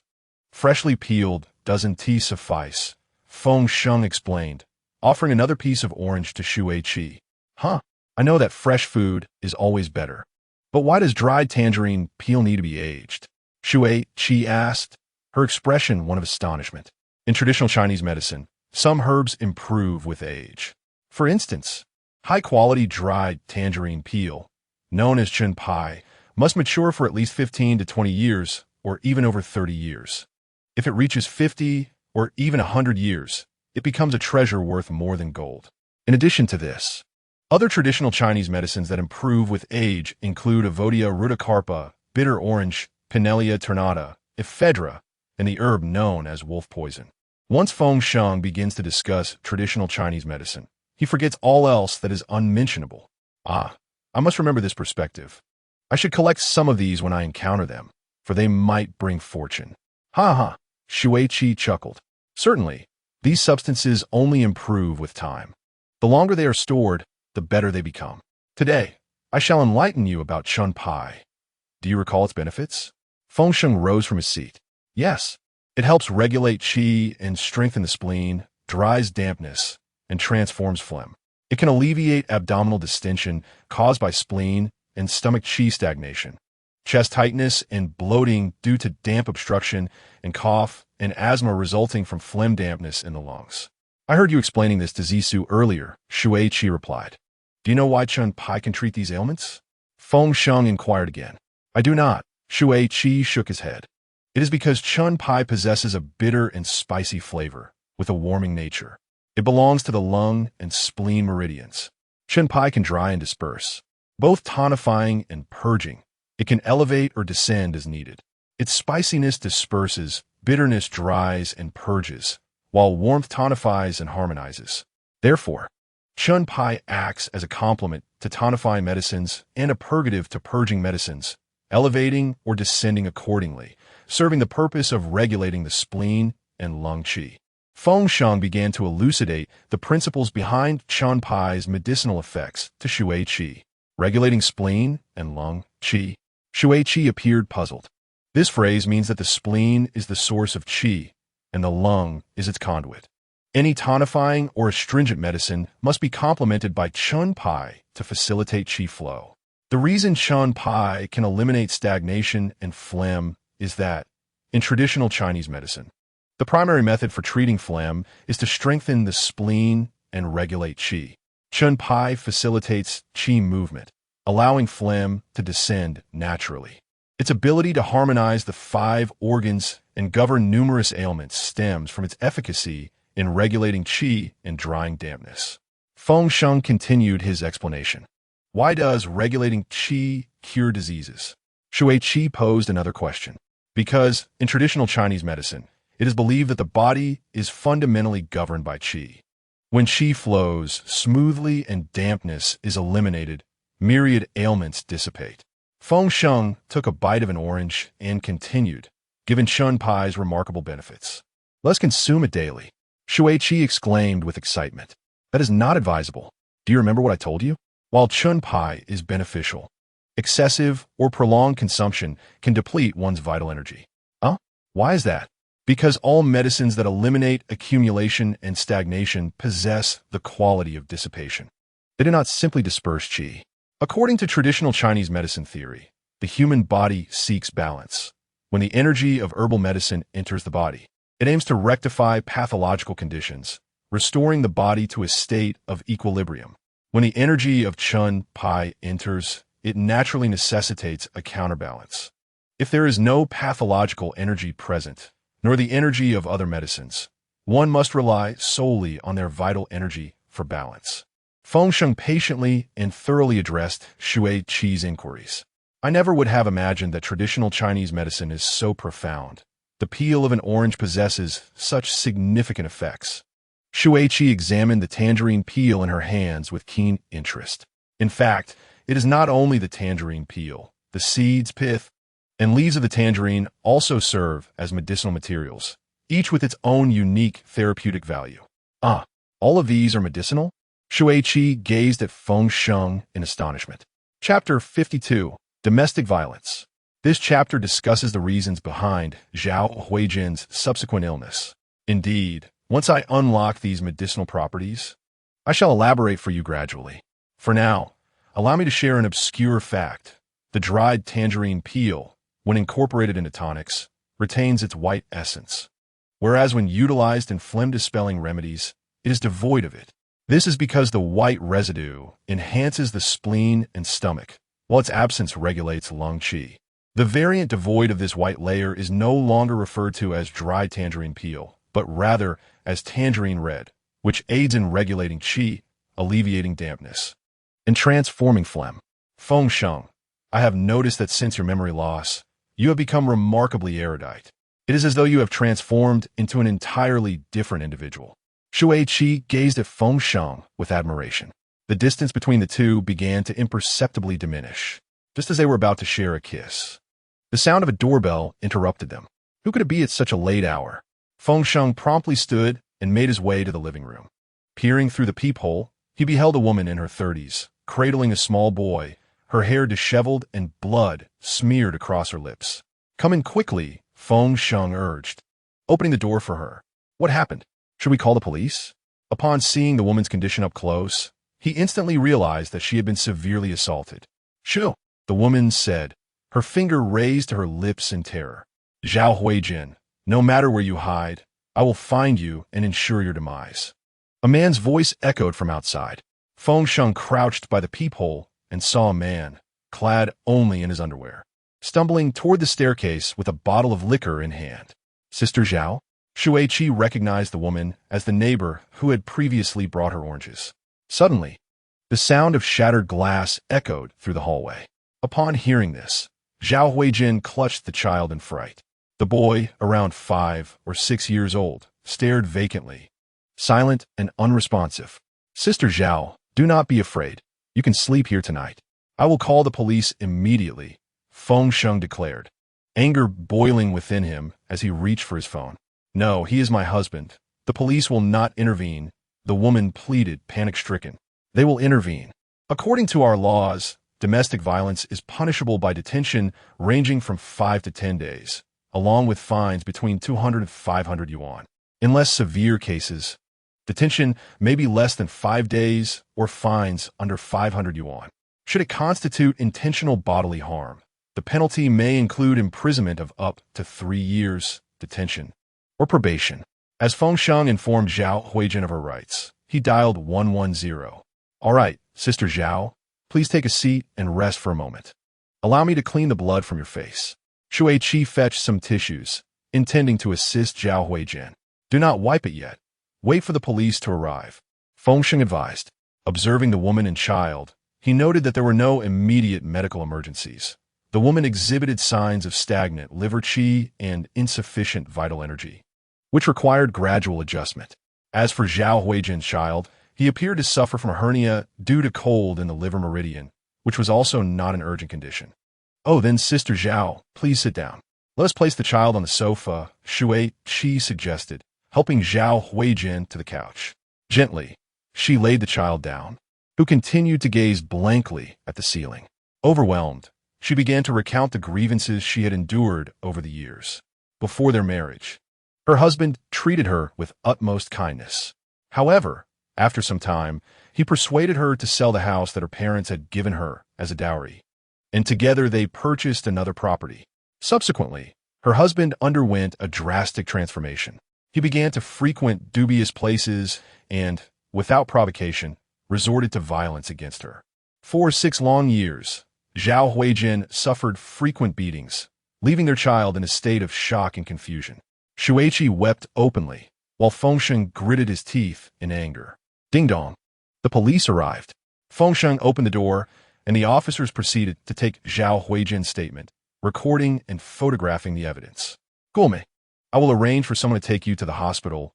One officer instructed a female officer to escort Zhao Huijin and her child. "Where's your husband?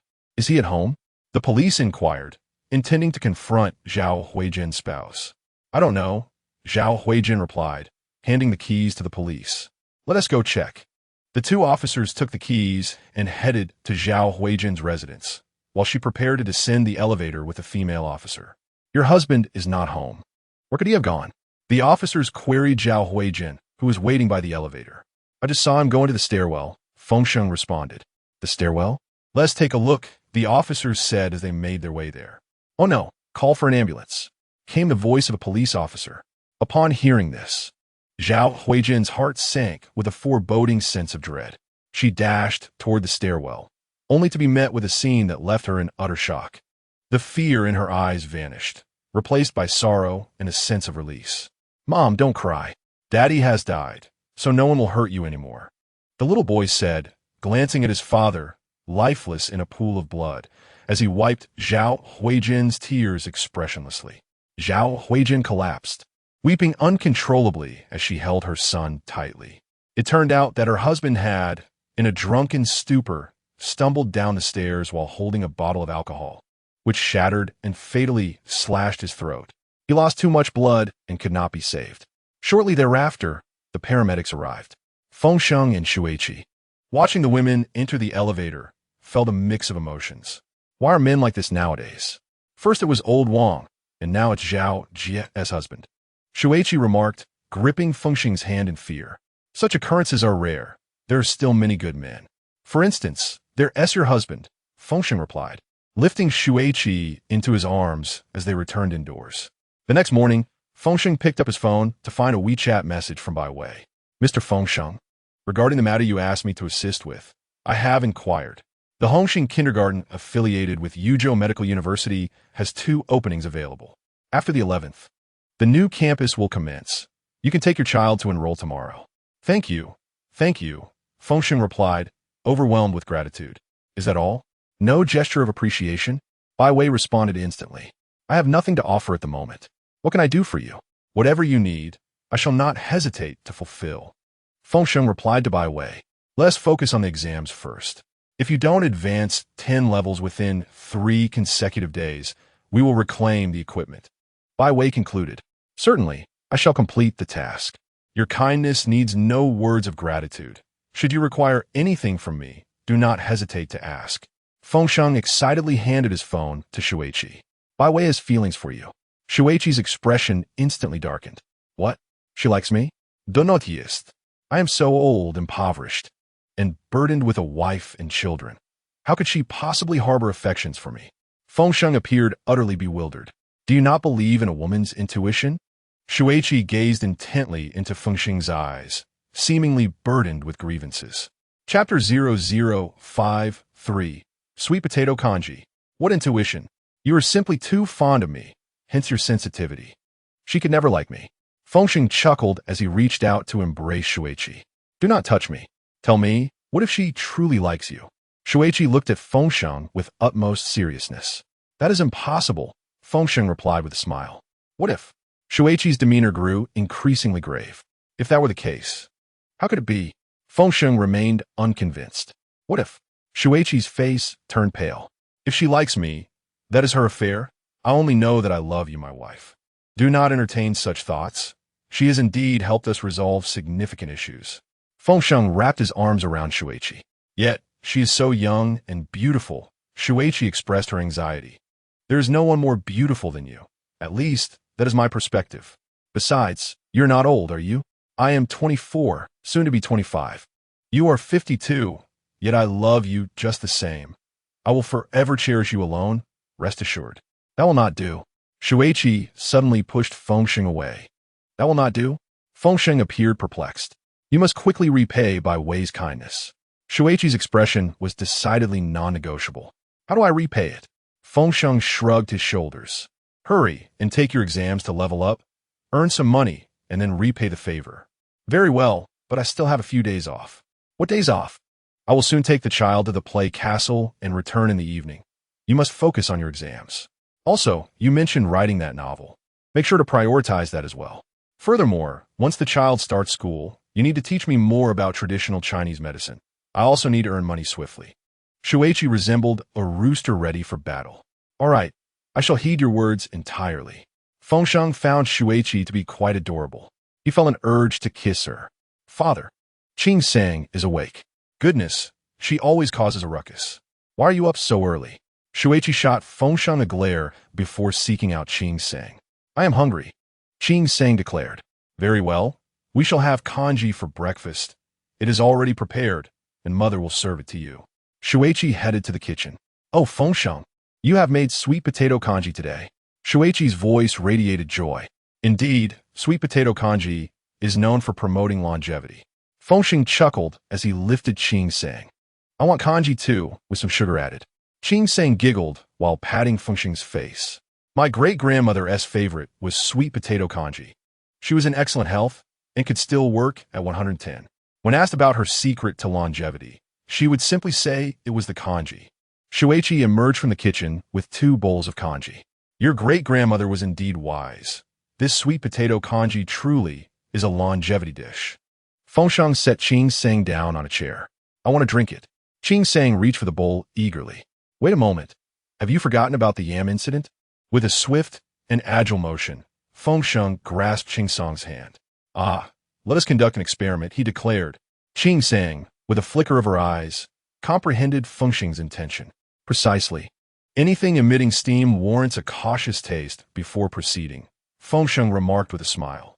Father, I too wish to partake in the porridge. Upon hearing the commotion, Zissou rushed out.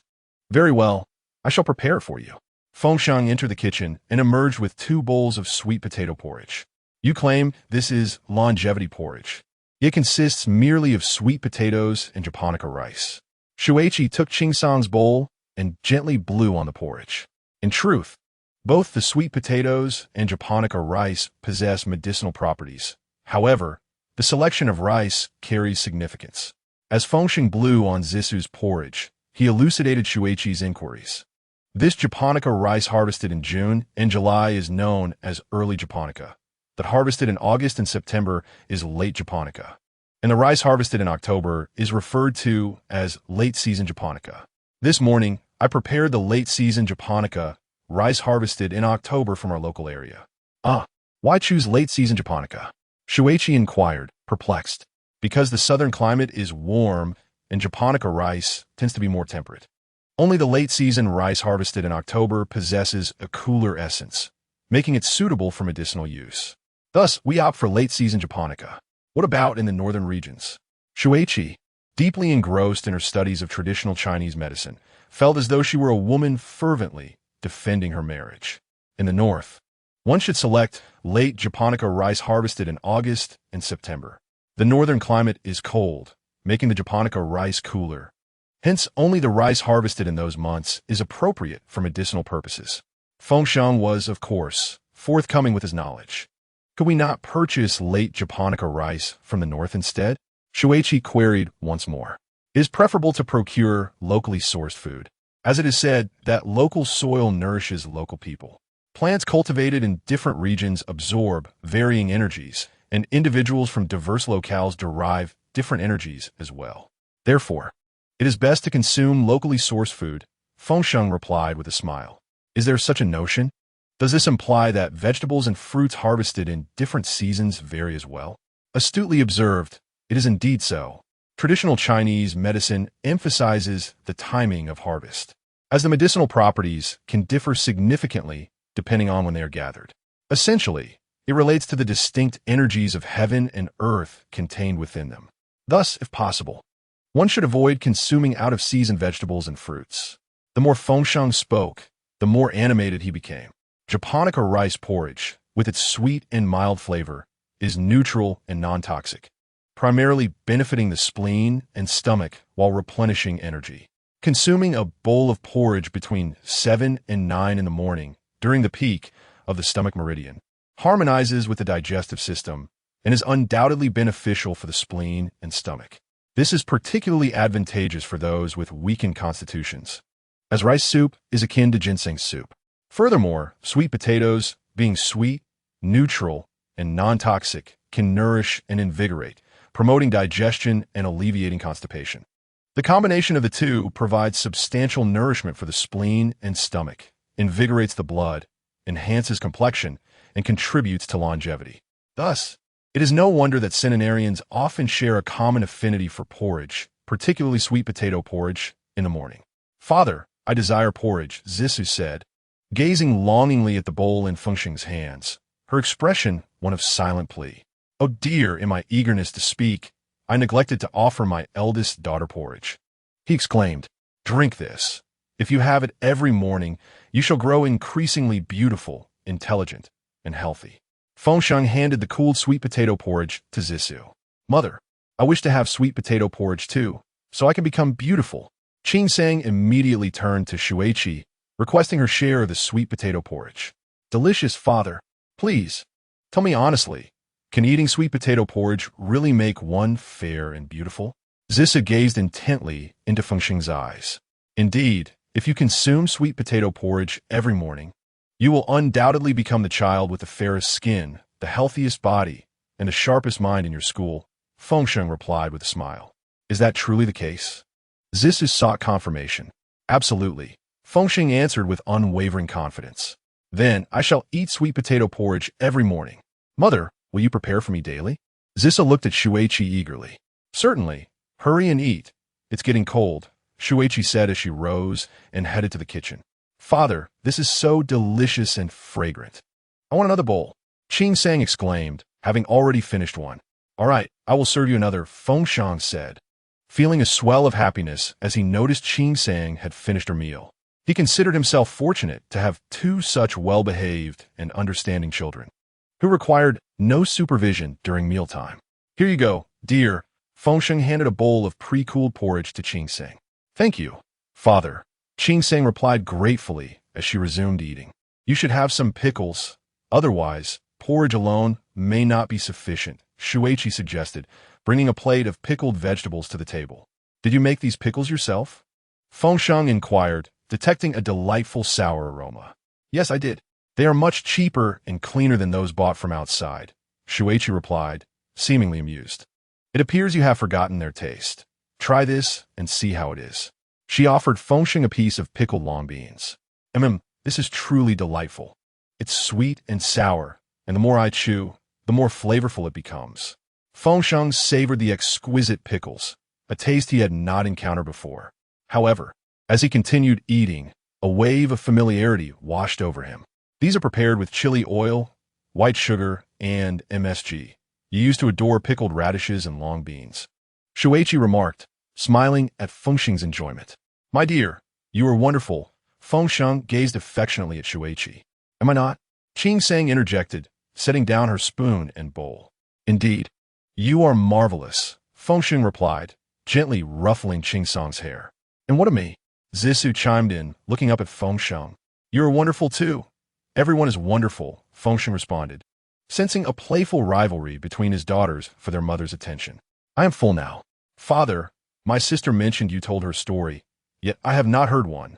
I wish to hear a story too. Qing Sang tugged at Feng Sheng's arm, urging him to share a tale. Of course. Once I finish my meal, I shall narrate a story for you. For now, why not watch some cartoons? Feng Sheng suggested, looking at Qing Sang. All right, Qing Sang agreed, climbing down from her stool to fetch the remote control. I am also full. I will put on the cartoons, Zissou exclaimed, quickly finishing her porridge and leaping off her chair to grab the remote. Brother, once you finish eating, you should go take your exam. Hurry and level up, Shuiqi said, taking a spoonful of porridge while casting a concerned glance at Feng Sheng. Do not worry too much. I promise, in this life and all others, I shall love you alone. Feng Sheng vowed. The matters of the next life are beyond my concern.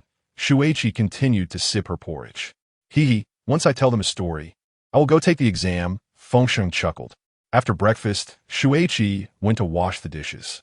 As the half-hour mark approached, Feng Sheng addressed the two children, saying, All right, my dear ones, the time has come. Let us turn off the television. Father will regale you with a story. After the tale, their mother would take them to the play castle. Feng Sheng picked up the remote and switched off the TV. I want to sit on your lap, Qing Sang declared, climbing onto Feng Sheng's thigh. I want to sit on Daddy too. Zissou followed suit, clambering onto Feng Sheng's other leg. Oh dear, he is my father. Qing Sang pushed Zissou playfully. No, he is my father, Zissou retorted, pushing back. The two began a delightful game of gentle pushing and kicking. All right, I'm the father of both of you. One on each leg, no fighting allowed. Do you still wish to hear a story? Do you still want to visit the play castle? Feng Sheng interjected, try to mediate. Yes. We want to hear the story. We want to go. They chimed in unison. Then let us behave.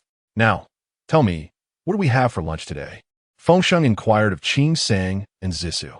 We had porridge, Qing Sang replied. It was sweet potato porridge, Zissou corrected. Very well. Then I shall tell you a story about sweet potatoes, shall I? Feng Sheng said, gently stroking the children's hair. Really? Sweet potatoes have a story? Zissou exclaimed, her eyes wide with disbelief. Indeed, they do. Feng Sheng began the tale. Once upon a time, there was a man who suffered from severe constipation, causing him great discomfort and preventing him from eating properly.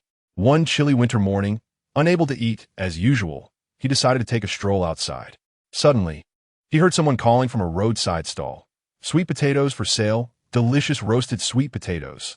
"Oh dear, no matter how fragrant they are, I cannot eat them.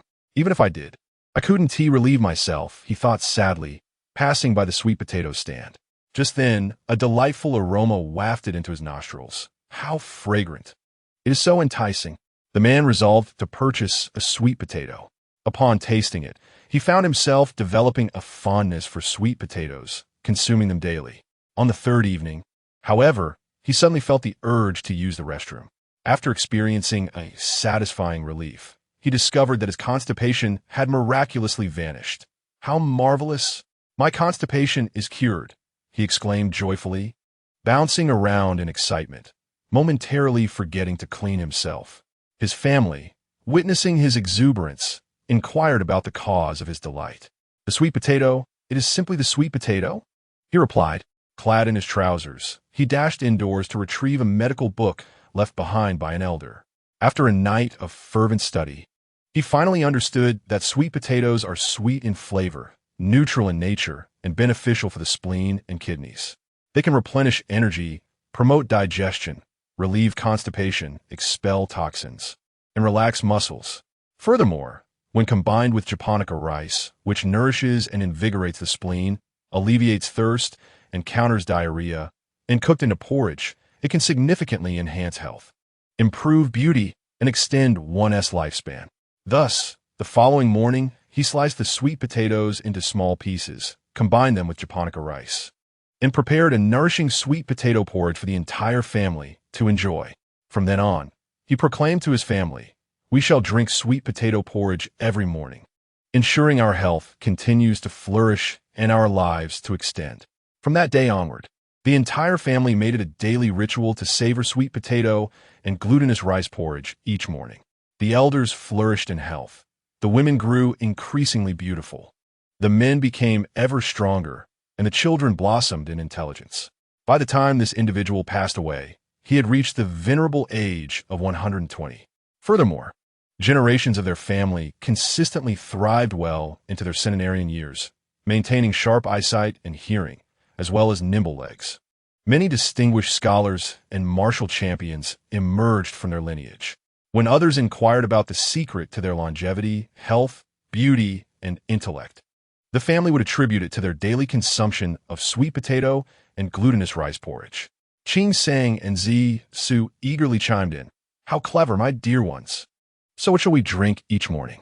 Feng Sheng joyfully embraced both Feng Sheng and Zi Su, to which they replied in unison, "Sweet potato and glutinous rice porridge."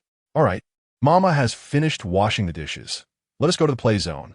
She had just tidied the kitchen and entered the living room.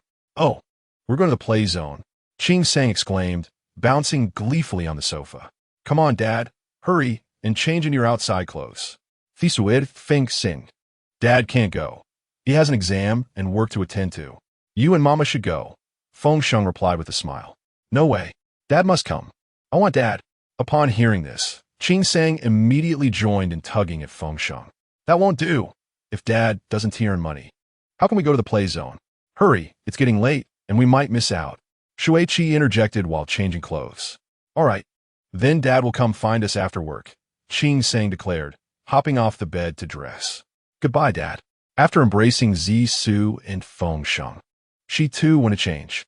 After Shuiqi departed with the two children, Feng Sheng finished dressing and prepared to head to the examination at Tongxing Garden. Just as he put on his shoes, his phone buzzed incessantly with notifications. Chapter 0055. The Chinese Herb Poria. 1. Feng Sheng opened his phone to discover messages from the National Traditional Chinese Medicine Examination System. "Congratulations! You have received a 5-star rating from patients, with a satisfaction rate of 94. Your Chinese medicine level has been elevated to level 65. Congratulations! Your prescription effectiveness rate is now 79, and your Chinese medicine level has risen to level 69. The effectiveness of your prescriptions may vary with the duration of the patient's medication. Do not lose heart due to a low effectiveness rate. Strive to enhance your skills in traditional Chinese medicine and with dedication to healing each patient, your prescription effectiveness will significantly improve. Congratulations! Your prescription cure rate is currently at 66, elevating your Chinese medicine level to 70. The cure rate will also vary with the patient's medication duration. Do not lose confidence due to a low cure rate. Focus on improving your expertise in traditional Chinese medicine. And with commitment to healing, your cure rate will considerably increase. Congratulations!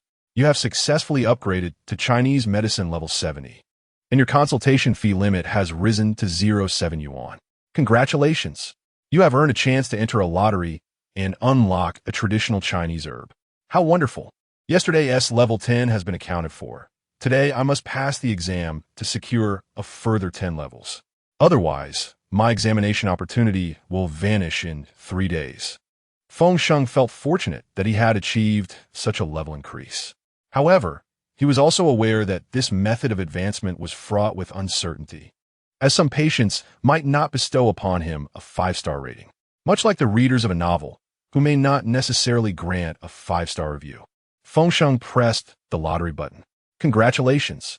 You have won a consolation prize of 100 yuan, which has been transferred to your bank account. Please check. Another 100, sufficient to purchase a bucket of rapeseed oil. Feng Sheng was elated.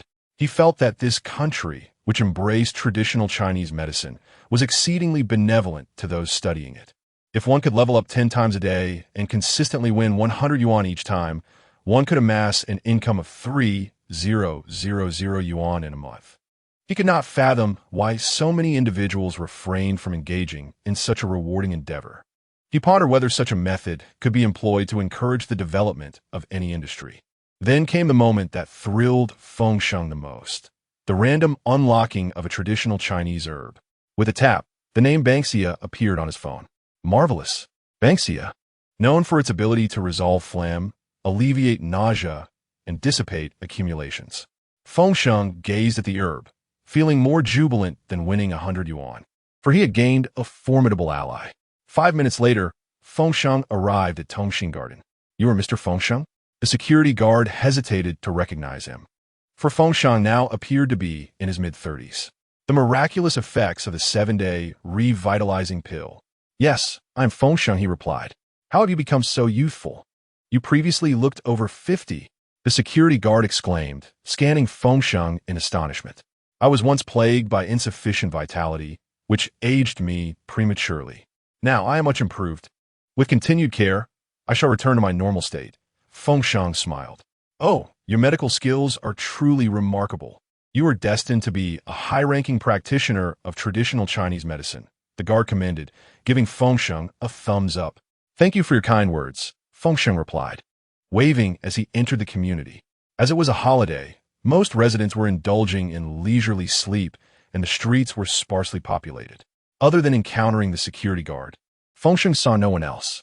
Upon activating the traditional Chinese medicine examination system, the image of Bai Wei and several examiners materialized before him. Congratulations, examinee! You have leveled up to Chinese medicine level 70. Shall we commence the examination? One examiner inquired. Let us begin, Feng Sheng declared, having brought a thermos with him, determined to not terminate the examination until he achieved 10 levels of advancement. Very well, the examination commences. First question. Among the herbs you have unlocked, which one promotes diuresis, resolves dampness, strengthens the spleen, and calms the heart? The answer is Fulling. Feng Sheng responded promptly. Correct. Second question. What herbs have you unlocked? Hawthorn, malt, Shenchu, Fulling, Chunpi, Jishiding, Banksia, a total of 7 herbs. Feng Sheng recited them with ease, for each herb was a treasure to him. Correct. Third question. What are the properties and meridian affiliations of Fulling? Fulling is sweet, bland, and neutral, associated with the hand-showing heart meridian, hand-tying lung meridian, foot-tying spleen meridian, and also entering the foot-showing kidney meridian. Correct. Fourth question. If a person has a spleen deficiency that impedes the transformation of dampness and leads to the accumulation of phlegm and fluid, with the traditional Chinese medicine you now possess, which 3 herbs would you select for treatment? The preferred trio consists of poria, dried tangerine peel, and pinellia. After a moment's contemplation, Feng Sheng provided a prescription. Correct answer, Congratulations, your traditional medicine level has now ascended to level 71. Bai Wei smiled faintly at Feng Sheng. So soon? Why were there so many questions last time and only 4 this time? Feng Sheng expressed his confusion.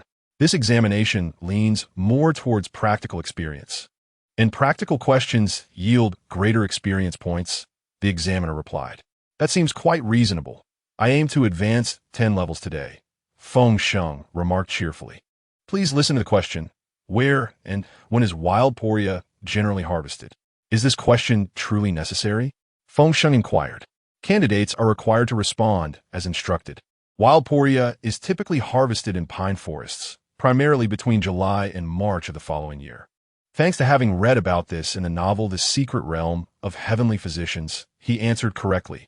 Please listen to the second question. What does it mean that poria can produce multiple medicinal substances? I know it refers to poria skin, red poria, white poria, and poria spirit, Feng Sheng responded. What about earth poria? Earth poria is unrelated to poria. They're entirely different medicinal materials, Feng Sheng stated confidently. Correct answer. Please listen to the third question. Briefly describe the relationship and effects of poria skin, red poria, white poria, and poria spirit. Poria skin, the reddish-brown exterior of poria, excels at treating skin edema. Hence the adage, treat the skin with its skin. Red poria, which is the pale red portion beneath the poria skin, is adept at dispelling damp heat and promoting urination. White poria, the milky white part deeper within, is skilled in promoting water metabolism, dispelling dampness, tonifying the spleen, and calming the heart. Poria spirit, encircled by the pine root, includes both poria and part of the pine root, specializing in calming the heart and spirit. Correct answer. Please listen to the fourth question. What is the pine root encircled by known as, and what therapeutic effects does it have? The encircled pine root is referred to as poria wood, which can pacify the liver and calm the spirit. Correct answer. Please listen to the fifth question. If a man experiences a weak heart and nocturnal emissions, which unlocked herbal medicine should be chosen for treatment? For a weak heart with nocturnal emissions? To tonify the spleen and calm the heart, one should use white poria as a powder, taken with rice soup. This method was learned by Feng Sheng from the novel The Secret Realm of Heavenly Physicians. Correct answer. Please listen to the sixth question. If a person suffers from internal wind of the liver, resulting in convulsions and loss of consciousness, which unlocked herbal remedy should be employed for treatment? Poria spirit wood, decocted and consumed, can save him, Feng Sheng answered swiftly. Why? The examiner inquired again. Internal wind of the liver causes the heart to be insufficiently nourished, resulting in convulsions. Poria spirit can treat the heart, and since the wood encircling corresponds to the liver, employing the principle of wood controlling wood, when a wood is balanced, the wind is settled, and thus the heart is at peace, stopping the convulsions. Correct answer. Congratulations. You have successfully leveled up to traditional medicine level 72. Would you like to continue the examination? I will continue. Unless I say to stop, please proceed without further inquiries. As it wastes time, Feng Sheng thought, finding the machine's repeated questions quite time-consuming. Very well. This narrative prompts a creative exploration centered on the virtues of poria, inviting the reader to comprehend this traditional Chinese medicine through an engaging story, distinct from any readily available online sources. The protagonist, Feng Sheng, is granted 10 minutes to craft his tale, during which he reflects deeply. Upon completion, he confidently begins to narrate his original story. Once upon a time, nestled at the foot of a grand mountain, there lay a thriving city renowned for its prosperity. Within this urban expanse resided the wealthiest man in the land. As his daughter approached the age of marriage, suitors of high standing flocked to seek her hand. Among them emerged a young, handsome lad, clad in shoes fashioned from pine and garments woven from pine needles and bark. Greetings. I believe I share a fateful connection with the young lady and have come to propose. I earnestly hope she will become my wife, he courteously declared to the affluent gentleman. Pray tell, from which noble family do you hail, and why are you dressed in such a peculiar manner? The wealthy man inquired. Despite the boy's unusual attire, he possessed an extraordinary aura that suggested he was far from ordinary, a conclusion drawn from the man Man's vast experience. I am a herbalist residing in the mountains. During one of my descents to sell my medicines, I encountered the young lady and was instantly smitten. I have come today to formally propose, the young man explained with utmost politeness, presenting a gnarled piece of wood resembling a sweet potato. What is this? The wealthy man questioned, his curiosity piqued. This is poria, a divine gift from nature, known to strengthen the spleen, calm the heart, promote diuresis, enhance beauty, and prolong life. The youth replied respectfully, "Is this not merely a gnarled piece of wood from a pine tree?" The man retorted, "Given your disheveled appearance, you must be a charlatan seeking to deceive us for wealth or favor. In matters of proposal, one is expected to present at least 100 taels of gold. You dare present a mere piece of wood? Begone. Indeed, expel him," echoed the voices of other suitors. "Look at his outlandish attire and his offering of wood. It is utterly preposterous." The wealthy man's wife lamented, her indignation palpable. "Alas, young man, I will keep this poria and offer you 3 taels of silver in exchange." "You may depart now," the affluent gentleman declared, signaling his servant to fetch the silver, thus dismissing the young suitor. "Your discerning eye is commendable. Should you ever require my assistance, simply bow to the mountains behind your estate," the boy proclaimed before transforming into a wisp of blue smoke and vanishing. Could it be that he was a celestial being? The wealthy man marveled, astonishment etched on his face. "Nay, I suspect he is a spirit. I shall summon a Taoist priest to capture him," one of the suitors declared, a flicker of fear and determination flashing across his features. "Indeed, dear husband, if he is truly a spirit, our daughter may be in peril," the wealthy man's wife added, her voice thick with urgency. Suddenly, the heavens roared with thunder, and a fierce wind began to howl. A torrential downpour persisted for a full 3 months, shrouding the city in an unyielding gloom devoid of sunlight. Soon, the inhabitants fell ill, afflicted by various ailments. Some suffered from edema and scant urination, others from palpitations and insomnia, while some experienced restlessness, diarrhea, dizziness due to phlegm, and a lack of appetite stemming from spleen deficiency. The city's physicians endeavored tirelessly, employing numerous remedies, yet none could effectively alleviate the widespread maladies. Even the affluent were not spared. They too found themselves in a state of unease and sleeplessness. The wealthy man's wife endured edema and reduced urination, her skin taking on a sheen, while the male members of the household were beset by persistent diarrhea, and the maid frequently found herself with uncontrollable urination. The household was in utter disarray. Remarkably, only the rich man's daughter remained unscathed, diligently caring for her ailing family. One day, the sky unexpectedly cleared, and the sun bathed the earth in its warmth. The weary young lady, overwhelmed by the sunlight, succumbed to slumber. In her dreams, she encountered the youth who had previously sought her hand in marriage. "Do not fret, my lady. You may utilize my skin to brew a remedy for your mother's edema and scant urination. My flesh can serve to cure your male kin's diarrhea and lack of appetite. My essence can soothe your father's restless heart and sleepless nights." As he spoke, he transformed into the precious poria mushroom he had brought on the day of his proposal. Upon awakening, the young lady hastened to the storeroom, where she discovered the poria. Following the guidance from her dream, she meticulously divided the poria into its components: the poria skin, red poria, white poria, and poria spirit, administering them accordingly to her family. Indeed, within 3 days, the ailments of her family members began to dissipate. "My daughter, how did you come to heal them?" inquired the wealthy man's wife. "I was instructed by the youth who came to propose, mother. It was through the poria he provided that we found our remedy," replied the young lady, her cheeks tinged with embarrassment. "It appears I have misjudged the young man. He is no monster, but rather a divine being of poria." The wealthy wife promptly made her way to the courtyard and knelt in reverence towards the distant mountains.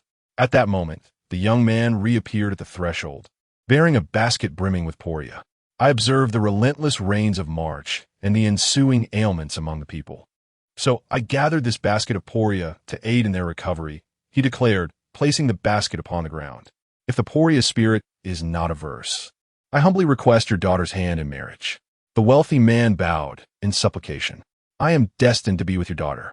This basket of poria shall serve as my betrothal gift." The young man was filled with delight. From that day forth, the young man and lady established a clinic within the city dedicated to healing the afflicted. The remarkable efficacy of poria garnered the recognition of the townsfolk, who often recited a folk rhyme. For skin edema, use poria skin. To dispel dampness and promote urination, employ red poria. To calm the heart and ease the mind, invoke the poria spirit. For dispelling evil and reinforcing health, utilize white poria. The tale of poria has been immortalized on our platform, promising to enlighten many and bestow blessings upon countless lives. Your proficiency in traditional Chinese medicine has ascended to level 80, with a diagnosis fee cap now reaching 80 yuan. You have earned a chance to participate in a lottery and a random opportunity to unlock a herbal remedy. The Examiner, embodying the spirit of Bai Wei, bore an expression of great excitement. Chapter 57, Leveling Up to 90. What a splendid moment to partake in the lottery. Feng Sheng eagerly pressed the draw button. Congratulations! You won a consolation prize of 100 yuan and unlocked herbal medicine. Feng Sheng was particularly delighted to unlock herbal remedies. Congratulations! You've received licorice. Marvelous! The esteemed elder has arrived. Ha ha ha! Feng Sheng danced with glee. Shall we continue the examination? Yes, let us proceed. Feng Sheng was brimming with excitement, sensing that today would yield an extraordinary accomplishment. At that moment, it was already 11:30. I suggest the candidates have lunch first, then take a brief respite before resuming the examination, Bai Wei advised. Simultaneously, the exact time displayed before Feng Sheng read 11:31:21. Is it almost noon? Very well, I shall take a short break. You all have worked hard, too. With joy. Feng Sheng removed the devices from his body. Do. A call from Shuiqi came through. Have you ordered food for me? My dear wife, you are wonderful, thank you. I must tell you, I leveled up 10 times today, and perhaps I shall achieve another 10 levels this afternoon. Feng Sheng excitedly reported his accomplishments to Shuiqi. Brother Feng Sheng, you are truly remarkable. Let us have lunch first. After eating, take a moment to rest before continuing the exam. If you are too tired, return home to rest. I will ensure they are well entertained. I am not tired. I wish to level up quickly to earn substantial wealth, enabling you all to enjoy a better life. Feng Sheng relished conversing with Shuiqi. All right, I understand. I shall hang up now.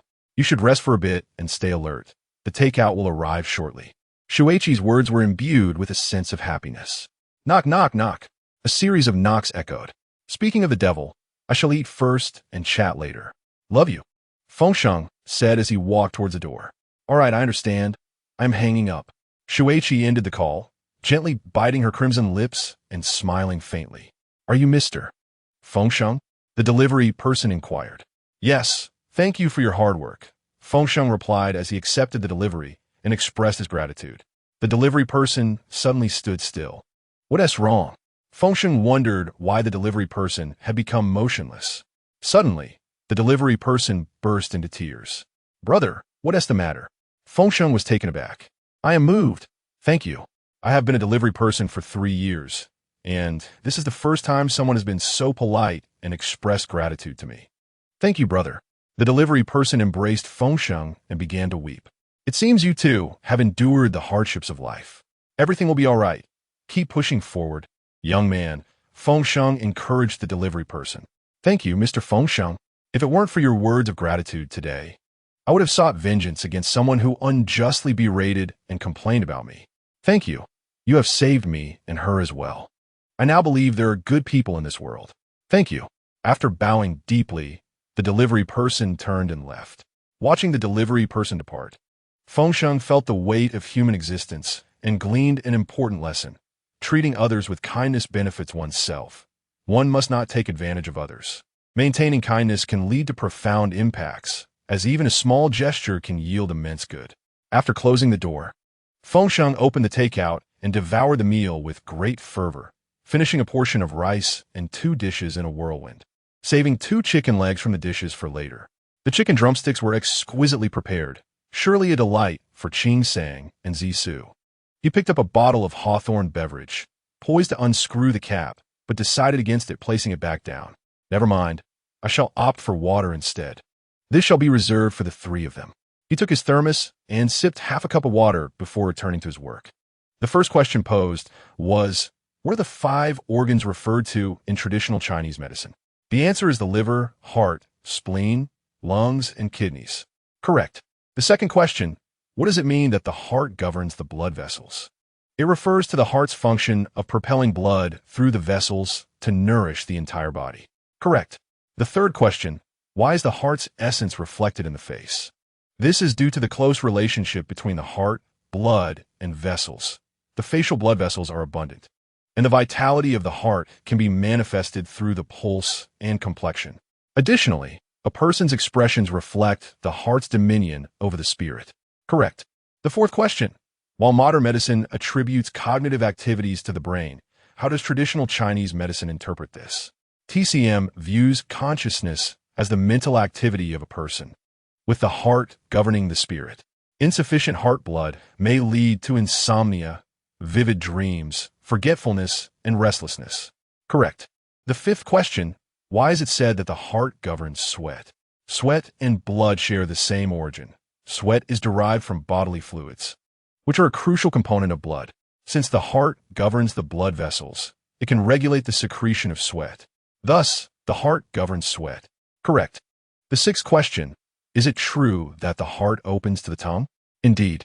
Correct. 3 hours later, he answered correctly for the 66th question. Congratulations! You have successfully advanced to level 90 in traditional Chinese medicine, with the consultation fee cap raised to 09 yuan. You have earned a chance to draw a lottery and a random opportunity to unlock a herbal remedy. At last, it concluded. Today had been exhausting. Feng Sheng wearily pressed the lottery button. As anticipated, it was merely a consolation prize, yet 100 yuan was still commendable, especially since he now charges only 09 yuan per patient. He wondered what herbal remedy he would unlock this time.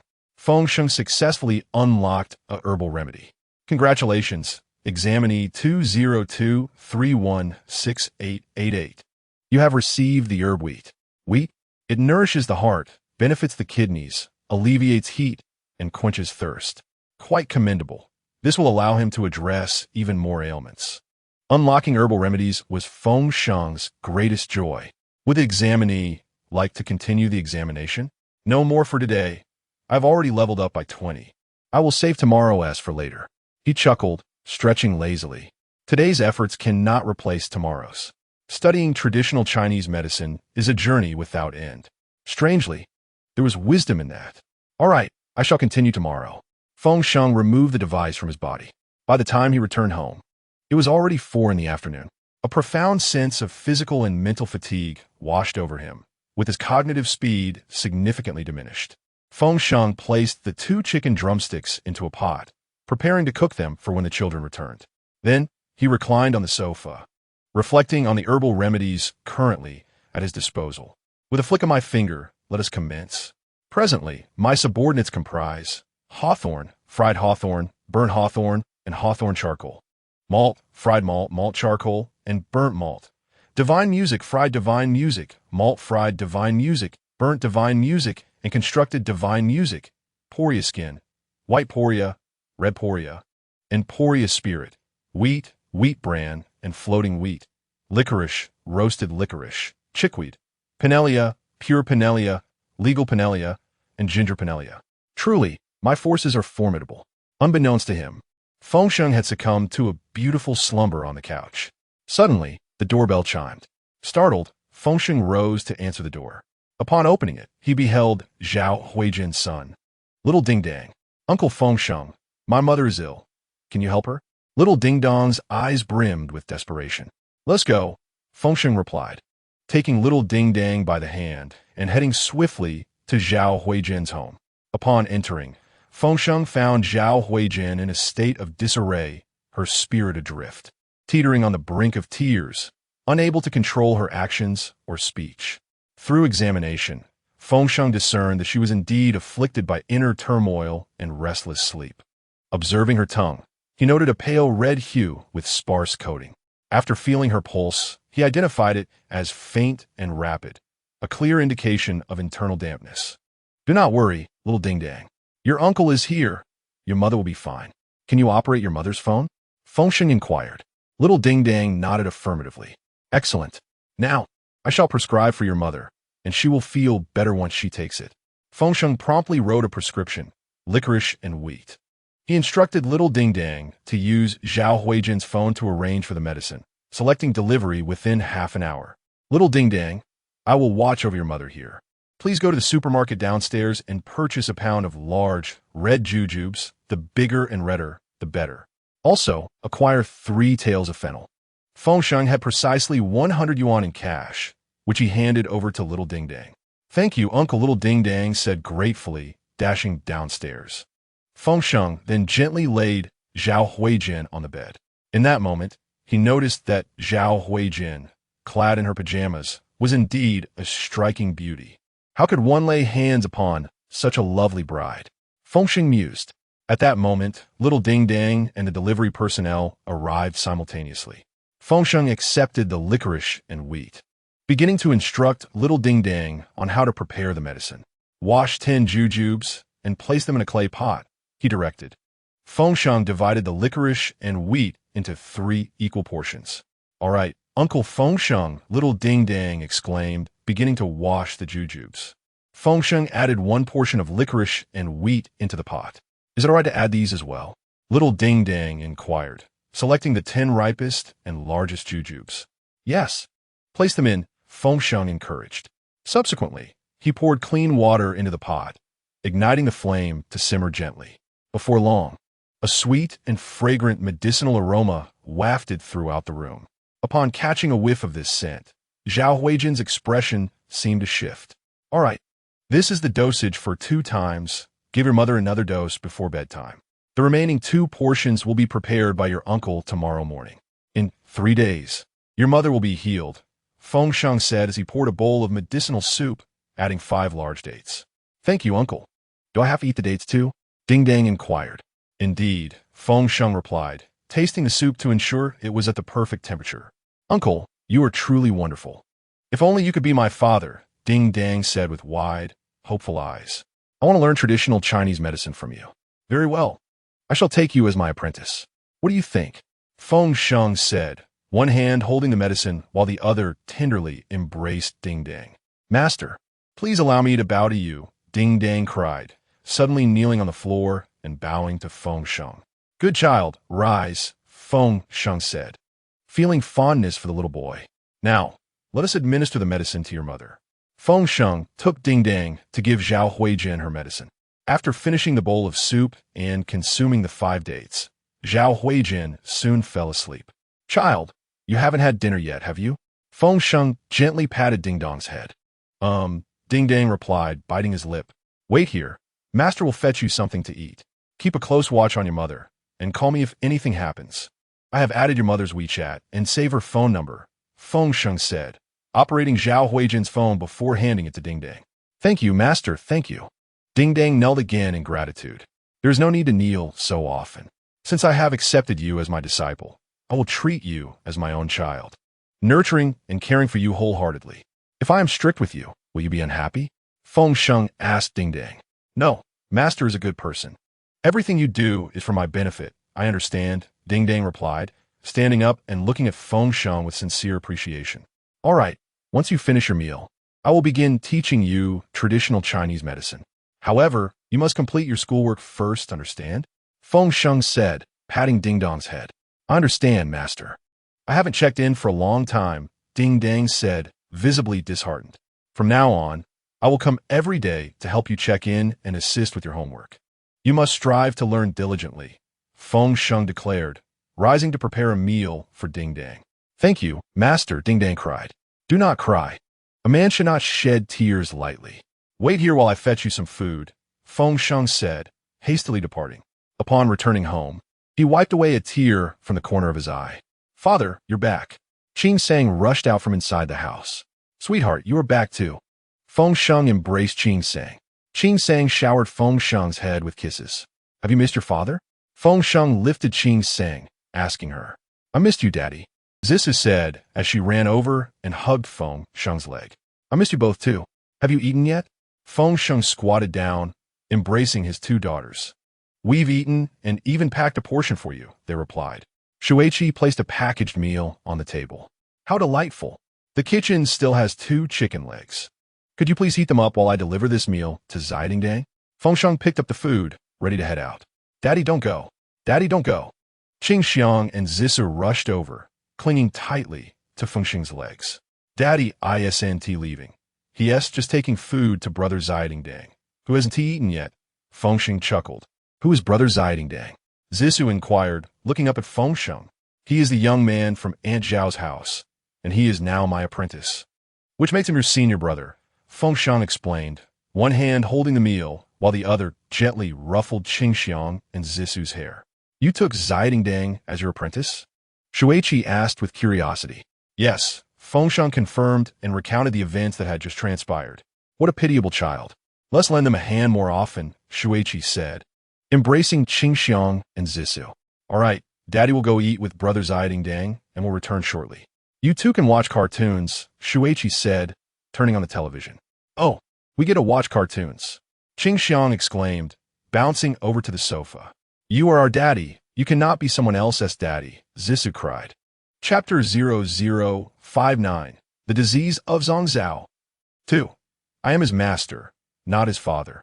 I am akin to a teacher, Feng Sheng reassured as he lifted Zissou into his arms. You must come back quickly, Zissou urged. Rest assured, Daddy will return in half an hour, Feng Sheng said, placing Zissou back on the sofa. Wait a moment. The chicken legs are ready. Shuichi added the chicken legs to the takeout box. And let us give this hawthorn drink to Zidingdang as well. Shuichi placed the drink into the bag. All right, my dear wife, you are wonderful, Feng Sheng said, taking the items and heading to Zidingdang's home. Master, my mother is still sleeping. Zidingdang sighed with relief upon seeing Feng Sheng. Let your mother sleep a bit longer. Come, let's eat together, Feng Sheng said as they began their meal. Thank you, master. It's been a long time since I've had chicken legs. They smell so good, Zidingdang replied, initially a bit reserved, but soon devoured his food with gusto after Feng Sheng's encouragement. You should eat this too. Master doesn't particularly enjoy it. And have this drink as well. Feng Sheng offered another chicken leg and the drink to Zidingdang. Thank you, master, Zidingdang exclaimed, relishing every bite. What grade are you in? Feng Sheng asked. I just started first grade. Zidingdang replied between mouthfuls. That's good. It's only been a little over a month. Have you eaten enough? I am full, Feng Sheng said, setting down his chopsticks. Thank you, master. What illness does my mother have? Zidingdang asked. In traditional Chinese medicine, we call it Zhongzhao disease. It arises from excessive worry, damage to the heart scene, and disharmony of the liver's qi. It's nothing serious. She will be fine once she wakes up. After 3 days of medication, she will recover, Feng Sheng explained succinctly. Is it because my mother is too tired and has been suffering, and because Xinliang keeps bullying her? Zidingdang's voice was laced with concern, anxiety, anger, and helplessness. It is thus, you must study diligently and not cause your mother undue worry. Is Xin Wuli on your father? Feng Sheng inquired. Yes, it has already been burned. In Zidingdang's eyes, there was a sense of relief, devoid of any sorrow. In the future, when the parents need your father, just inform the master. Feng Sheng embraced Zidingdang tightly. Yes, master, when you grow old, I will take care of you. Zidingdang, with food in her mouth, had tears in her eyes. Good child. Feng Sheng held her even tighter. Have you completed your homework for today? Feng Sheng asked Zidingdang. I have finished, but there is no recording, and I haven't logged my jump rope yet. Zidingdang replied. All right, let us eat. Once you finish, I will help you record your work and log your jump rope. Feng Sheng tidied up the finished food and wiped the table. Yes, I'm done eating, let me wipe it. Zidingdang snatched the cloth from Feng Sheng's hands and began cleaning the room.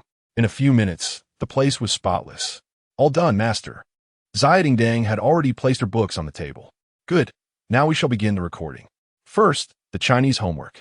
Feng Sheng took Xiao Huijin's phone and started recording Zidingdang. Are you ready? Zidingdang adjusted her clothes, hands folded over her chest, sitting upright at the table. Then let us begin. Feng Sheng pressed the recording button on the app. Quiet Night Thoughts by Li Bai of the Tang Dynasty. The bright moonlight before my bed, I suspect it is frost on the ground. Zidingdang began to recite the text fluently. Following that, it was time for math log and the jump rope log. Thank you, master. Dang put down her jump rope and hugged Feng Sheng tightly. Good child. Feng Sheng embraced Dang, feeling a lump in his throat.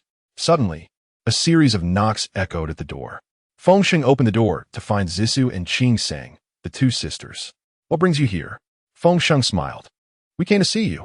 The sisters laughed heartily as they entered the room. Wow, your home is lovely. Zissou admired the surroundings. How spacious. Qing Sang echoed. What's the situation? Shuiqi also came over. Oh, Zhao Jie is still asleep. Feng Sheng replied. Auntie, oh no, master's wife, good day. Dang responded quickly. Such a good child. Shuiqi patted Dang's head. In the future, if you need any assistance, come find master and mistress, all right? Shuiqi also took a liking to Dang. Yes, my school gave out delicious treats yesterday, and I haven't eaten them yet. I'll go get them for my junior sister. Dang dashed to the bedroom and brought out 2 cups of yogurt. Wow, yogurt.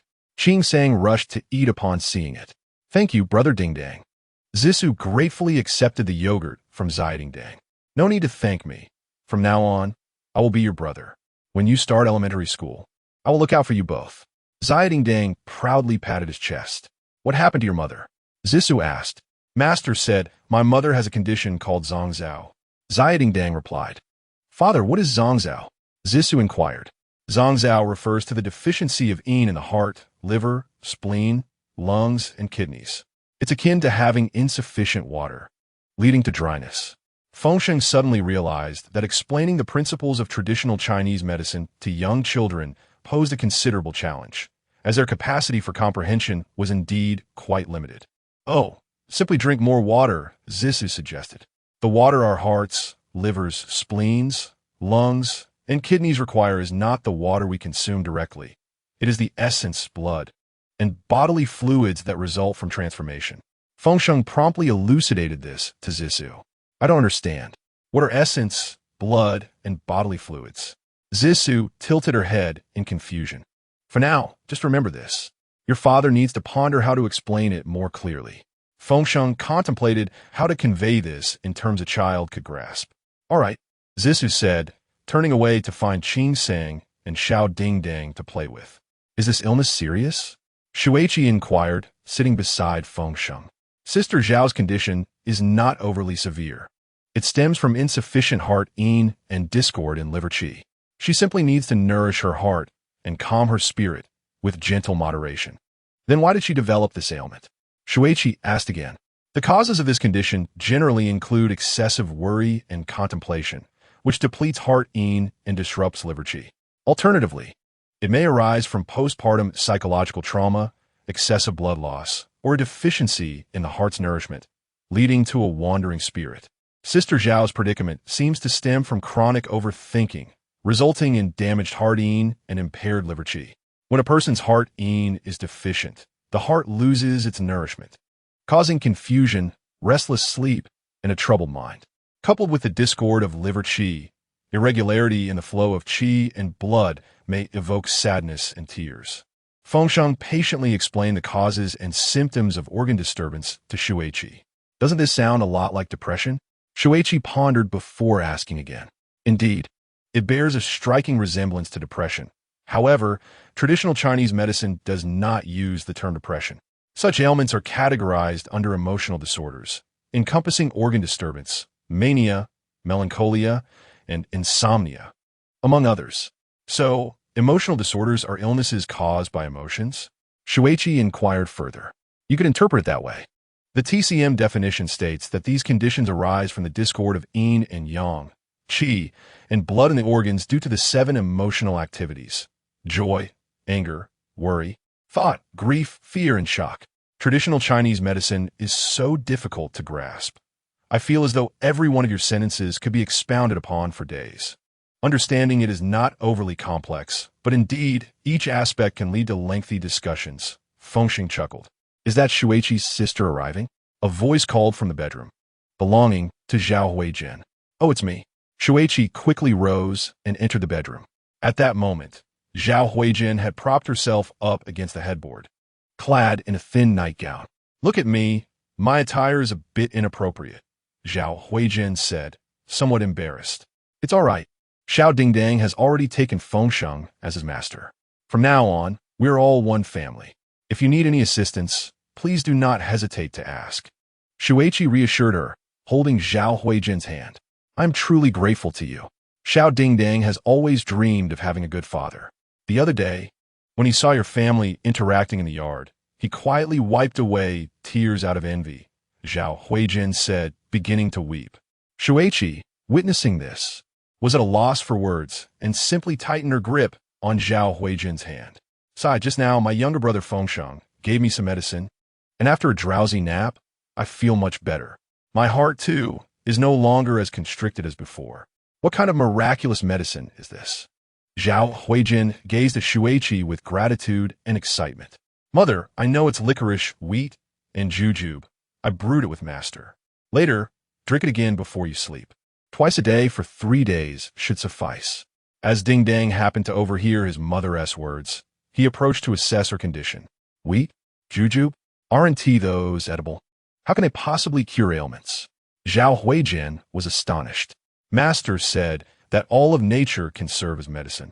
Wheat nourishes the heart's yin, supports the heart's energy, calms the spirit, and alleviates restlessness. Licorice replenishes the heart's energy and harmonizes the internal organs. Jujube is gentle and moistening, enhances energy, harmonizes, and alleviates dryness. The combination of these herbs nourishes the heart and calms the spirit, perfectly addressing your dryness affliction. Dingdang recited exactly what Feng Sheng had just taught him, which left Feng Sheng outside utterly astonished. Who would have thought that at such a tender age? His memory would be so exceptional, and his intuition for traditional Chinese medicine so profound.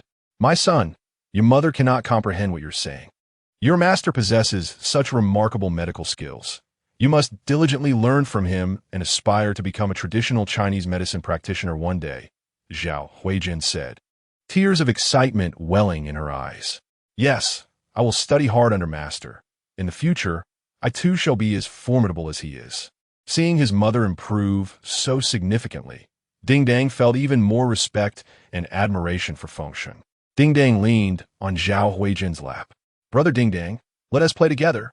Zisu called out to Dingdang. Go on, take out all the toys and play with your sister. Zhao Huijin instructed Dingdang to share the toys. I brought out all my treasured Ultraman cards, Dingdang said as Zisu pulled him outside. Suddenly, Qing Sang's cries shattered the harmonious atmosphere. What is wrong? Feng Sheng inquired. Sister hit me. King Sansobed. Almost simultaneously, Shuiqi noticed Zhao Huijin's expression shift from tense to relaxed. Come here, let father tell you a story. Feng Sheng beckoned a few children into the living room. Dad, what story will you tell today? Zisu asked. Today, shall I tell you a tale of licorice? Feng Sheng embraced Zisu and Qing Sang. Meanwhile, Dingdang, in his own home, appeared somewhat at a loss. Come here, you are the eldest disciple, as I teach traditional medicine. You must be close by. Feng Sheng stood up, lifted Dingdang, and placed him on his shoulders. Thus, a harmonious scene unfolded. Feng Sheng sat on the sofa, with Zisu on his left, Qing Sang on his right, and Dingdang perched atop his neck. This sudden wave of happiness brought tears to Dingdang's eyes. Let the storytelling commence, Feng Sheng began. Once upon a time, there was a renowned doctor whose medical skills were extraordinary, for he delighted in the practice of Shinong. Tasting every herb, each batch of medicine he prepared, he would personally sample, and he did this for 50 years. One day, a young man ventured into his apothecary to purchase medicine. Upon merely casting a glance, he declared, Sir, your condition is perilous. Within 3 days, you shall fall gravely ill, and in 7 days, you will meet your demise. Immediate treatment is imperative. The old physician, having practiced medicine for 5 decades, retorted, Do not speak such nonsense. I am well aware of my own afflictions. Furious at the audacity of youth, he thought, Is this not akin to flaunting a sword before Guangong, or selling axes before Luban? Such arrogance in one so young. Before the youth could finish his words, he was unceremoniously dismissed. Alas, I lament, dear elder, despite your esteemed medical prowess, one ought to allow others to complete their discourse. What if the elder's wife, witnessing the youth's dismissal, intervened to pacify her irate husband? You scold him? I ought to strike him instead. He scoffed. How audacious! To boast of medical skill at such a tender age.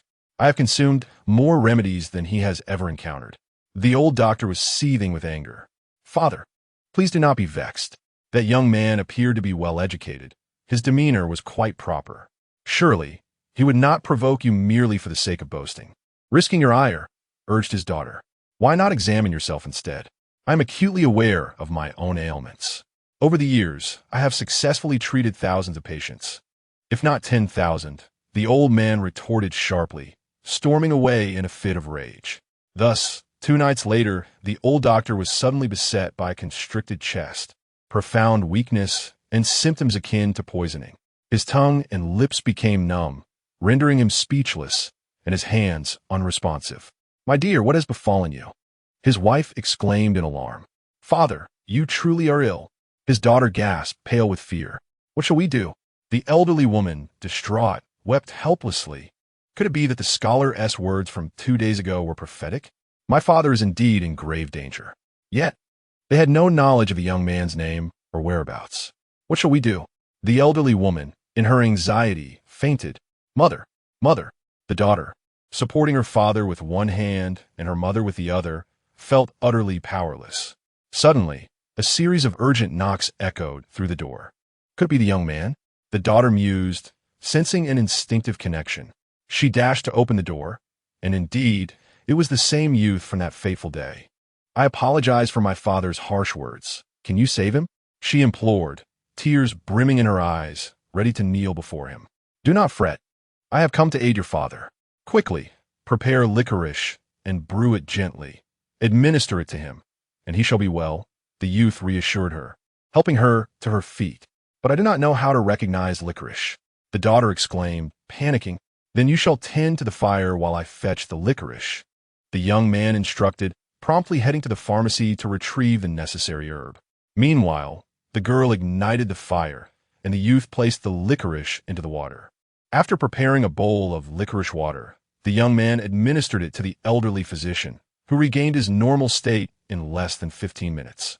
Simultaneously, the young man revived the doctor's wife through acupuncture. Truly, the next generation surpasses the previous. A new era ushers in fresh talent. The elderly physician expressed his admiration for the young man's medical skills. I, too, have perused numerous works by esteemed scholars, which is how I acquire my medical knowledge. In truth, you are my mentor, the young man humbly replied. However, how did you know I was unwell? The elderly physician inquired once more. Because I read in your writings that over the decades, you have tasted every herb you encountered. Thus, I deduced that your body must have accumulated the toxins from countless medicinal plants over time. To confirm my hypothesis, I specifically came to visit you. Upon observing your complexion, it was evident that you had been poisoned for quite some time. Yet, you expelled me before I could finish my explanation. The young man recounted the events. Ah, now I understand. The youth is indeed formidable. So, you administered copious amounts of licorice to aid in my detoxification, correct? The elderly physician chuckled, stroking his beard. Indeed, the young man affirmed. Should I continue taking licorice tomorrow? The elderly physician asked again. Yes, and the dosage should be increased. The young man replied with utmost confidence. And what about beyond that? The elderly physician further inquired. It must be increased again, the young man asserted, still brimming with confidence. Ha ha, splendid. I wonder if the young man is already wed? The elderly physician suddenly asked, leaving everyone in astonishment. However, it soon became clear to the elderly lady, who could not contain her laughter. The daughter understood her parents' implication. Her cheeks flushed. Our family is too impoverished. I have yet to marry, the young man responded with embarrassment. That is wonderful. My daughter has reached a suitable age for marriage. If you have no objections, would you consider taking her as your wife? The elderly physician gazed at the young man with anticipation.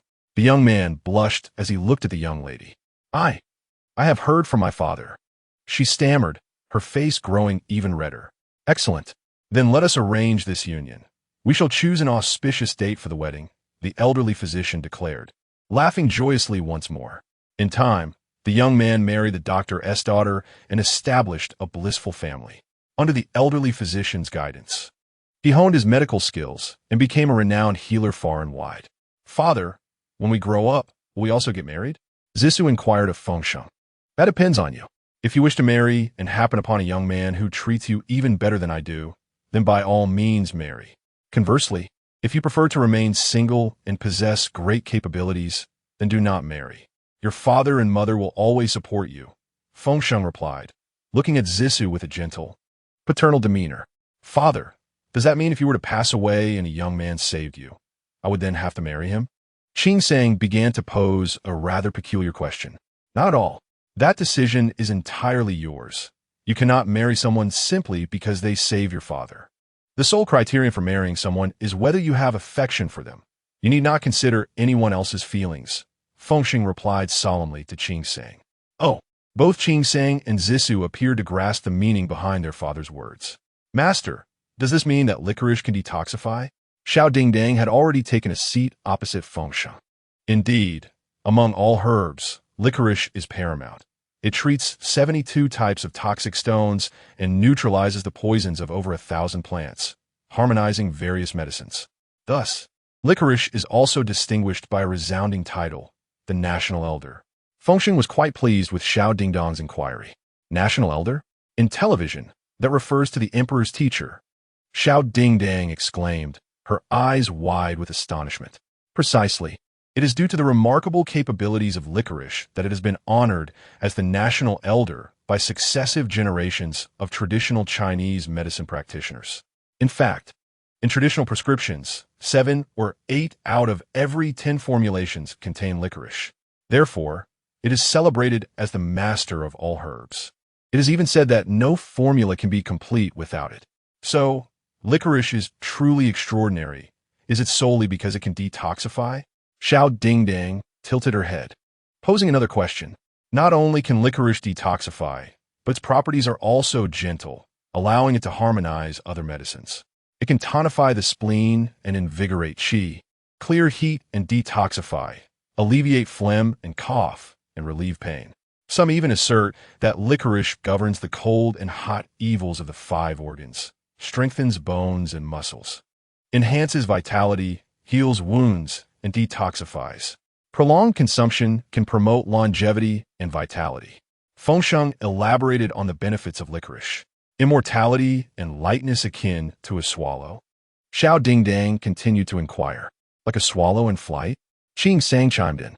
"Not quite. It simply means that licorice can enhance one's physical condition. However, it should not be consumed indiscriminately when one is healthy. Misuse can lead to toxicity. Medicine is intended to restore balance to the body's energies. If you are a healthy individual, introducing excessive external energy into your body can disrupt this equilibrium, leading to illness." Feng Sheng regarded the 3 children with utmost seriousness. "Oh, but why is it called licorice and not wet grass?" Zissou curiously posed another question. "The Gannan licorice does not refer to dryness or wetness. It is named licorice because this herb has a sweet, honey-like flavor that is infinitely delightful upon careful chewing. Hence, licorice is also known by the names honey sweet and honey grass," Feng Sheng explained with a smile. "Is it as delicious as candy?" Feng Sheng's eyes sparkled with excitement. "Shall we have a taste?" Feng Sheng recalled that there was some licorice in the house.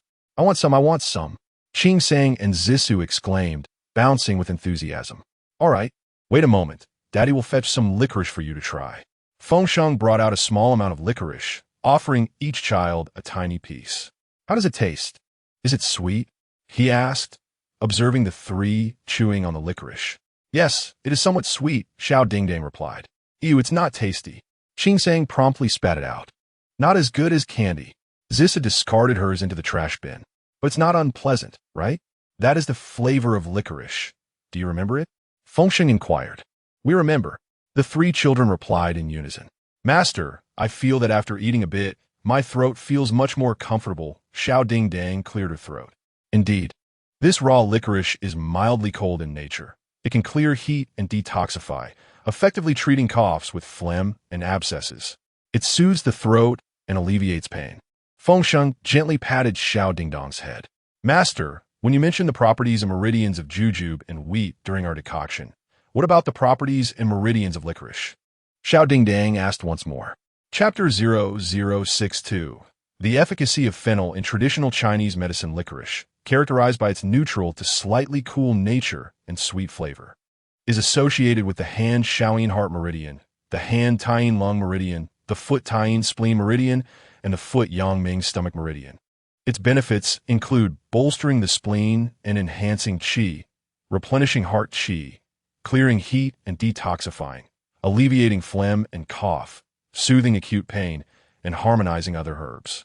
Raw licorice, being neutral and cool, is particularly adept at clearing heat and detoxifying, making it suitable for conditions such as sore throat and oral ulcers. Conversely, roasted licorice, which is sweet and warm in nature due to its preparation with honey, excels in strengthening the spleen and enhancing qi while also moistening the lungs and alleviating cough. Feng Sheng patiently elucidates the properties of licorice to the children, who listen with keen interest.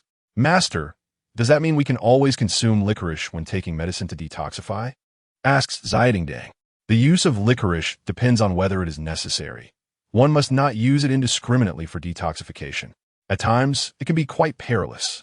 For instance, the traditional Chinese medicine principle of 18 antagonism specifies that certain herbs, such as seaweed, euphorbia, and licorice, should not be combined.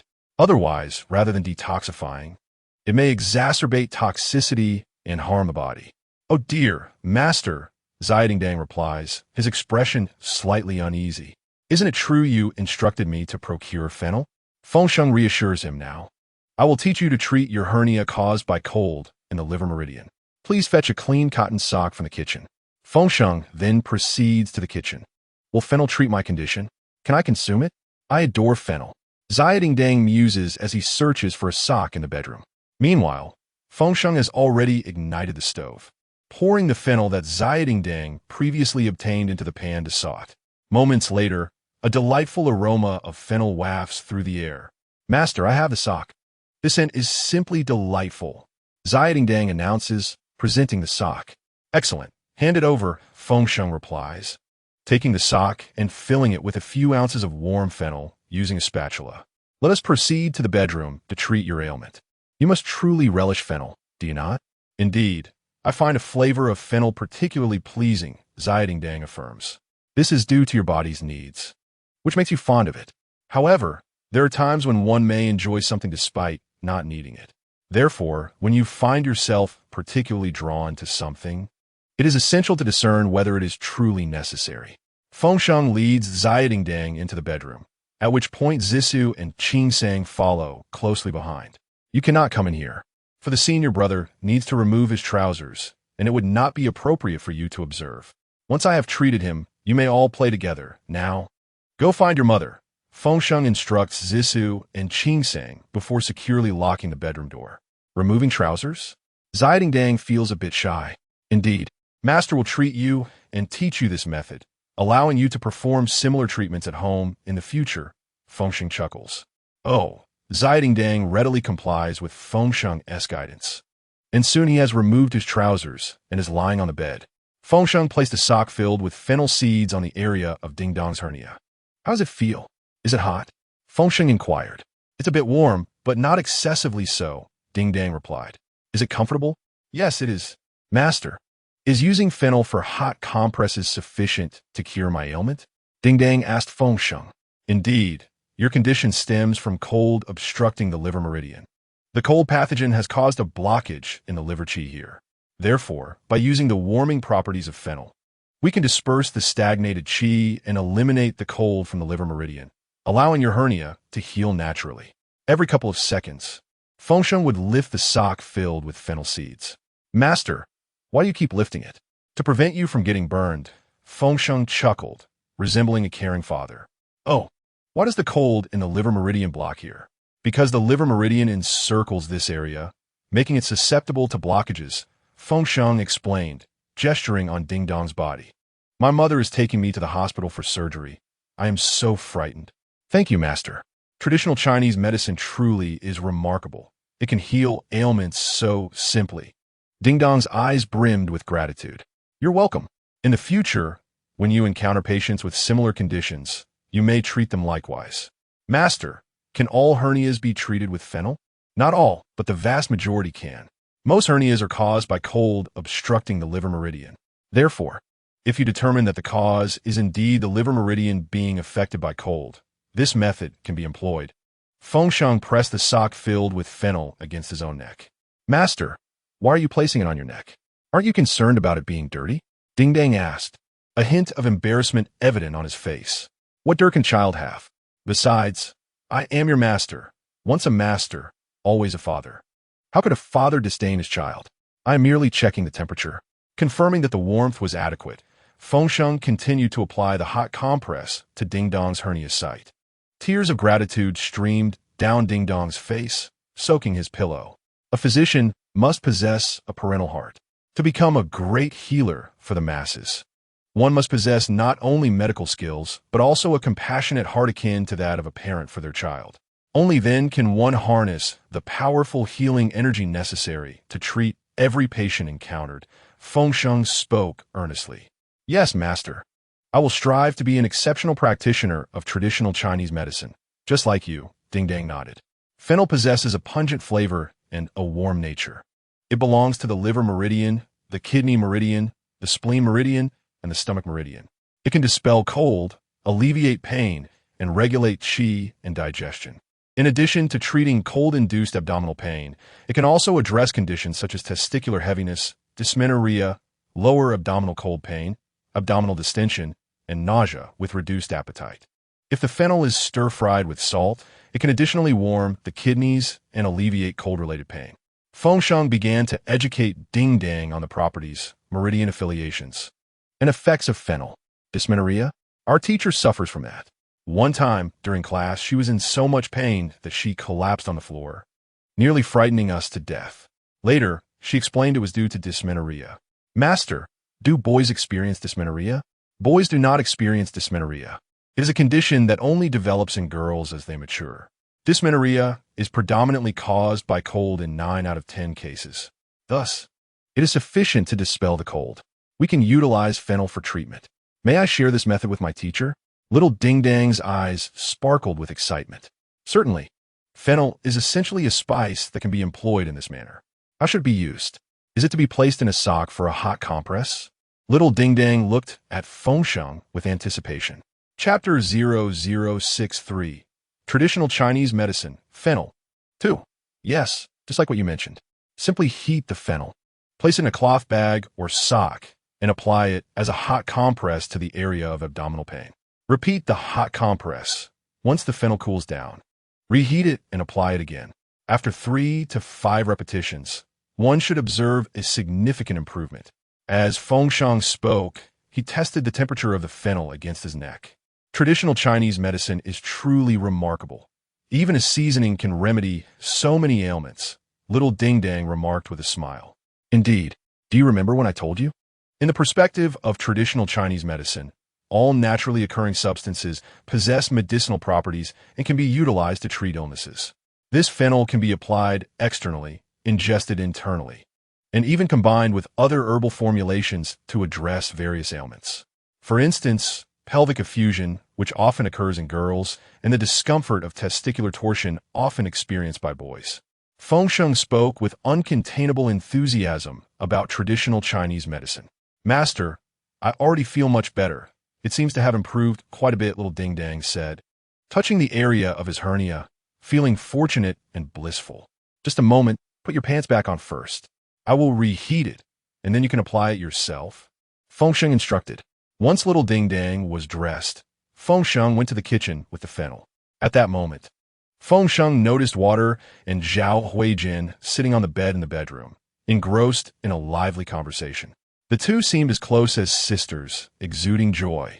Zhao Huijin's complexion had noticeably improved. Qing Sang and Zi Su were playing with Little Ding Dang's toys on the living room floor, completely immersed in their own world. Feng Sheng quickly prepared the fennel, placed it into a sock, then locked the door and handed the sock to Little Ding Dang. Thank you, master. After removing his pants, Little Ding Dang began to apply the hot compress with the fennel. After repeating the process 5 times, his hernia was resolved. Master, traditional Chinese medicine is truly miraculous. It can cure what would otherwise require surgery merely with seasonings. Little Ding Dang was filled with excitement, marveling at the wonders of traditional Chinese medicine once again. In truth, many ailments do not necessitate surgical intervention, Feng Sheng replied with a smile. Master, our school introduces traditional Chinese medicine courses starting in the 3rd grade. If one parent is a practitioner, we can take the examination in traditional Chinese medicine and become licensed to practice. 3rd grade? Traditional Chinese medicine courses? Feng Sheng could hardly believe his ears. Indeed, it was previously introduced in middle school, then it progressed to 6th grade, 5th grade, and 4th grade. And now it starts in the 3rd grade. Furthermore, the school places great emphasis on it, often organizing competitions among students from various schools. Little Ding Dang was incredibly excited. Competitions in traditional Chinese medicine? Feng Sheng was even more astonished. It was evident how highly regarded traditional Chinese medicine was in the country, beginning from a young age. Yes, if one wins a prize in the competition, there are monetary rewards as well. Points are added to the high school entrance exams and college entrance exams. Moreover, exceptional students may even be recommended for admission to the esteemed Tianyi University of Traditional Chinese Medicine. That is indeed the aspiration of nearly all the students. Ding Dang sat up, her excitement growing with each word. Tianyi University? Feng Sheng suddenly recalled the Tianyi secret realm for some unknown reason. Yes, Tianyi University.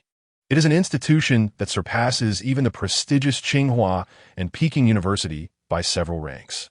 Individuals from all corners of the globe yearn to attend this esteemed institution. However, the enrollment spots at Tianyi University are exceedingly limited, reserved only for the most exceptional candidates. Yet, one remarkable advantage of applying to Tianyi University is the exemption from foreign language examinations, although the examination of medical classical Chinese is required. Moreover, graduates of Tianyi University can attain the status of an initial stage 9-star traditional Chinese medicine practitioner, at which point their consultation fees can reach a maximum of 900 yuan. A classmate of mine has an elder brother who graduated from Tianyi University and now sees 20 patients a day, earning an income of 30,000 yuan. Ding Dang expressed with evident envy. Feng Sheng listened intently. He had been preoccupied with the trivialities of daily life and examinations in recent days, and had not delved deeply into such matters. No foreign language requirement? Indeed, what relevance does a foreign language hold in the study of traditional Chinese medicine? With the time and energy available, it would be far more beneficial to immerse oneself in Chinese medical literature or explore novels in this realm. Contemplating these thoughts, Feng Sheng resolved to commence writing his own novel today. Perhaps he could indirectly contribute to the advancement of traditional Chinese medicine in the nation. Master? Ding Dang asked as she noticed Feng Sheng lost in thought. Oh, I was momentarily distracted. The current policies are indeed very favorable. Master is just about to write a novel on traditional Chinese medicine. It will be published on the Kiki free novel platform, and you'll be able to read it by tomorrow morning, Feng Sheng replied with a smile. Really? That is fantastic. However, I still have many characters I don't recognize. Ding Dang said, her excitement momentarily dampened. It's all right if you don't recognize them. You can listen. You and your mother can listen together. And any words or concepts you don't understand, she can explain to you. But my mother doesn't understand traditional Chinese medicine either. Ding Dang looked at Feng Sheng with a puzzled expression. Fear not.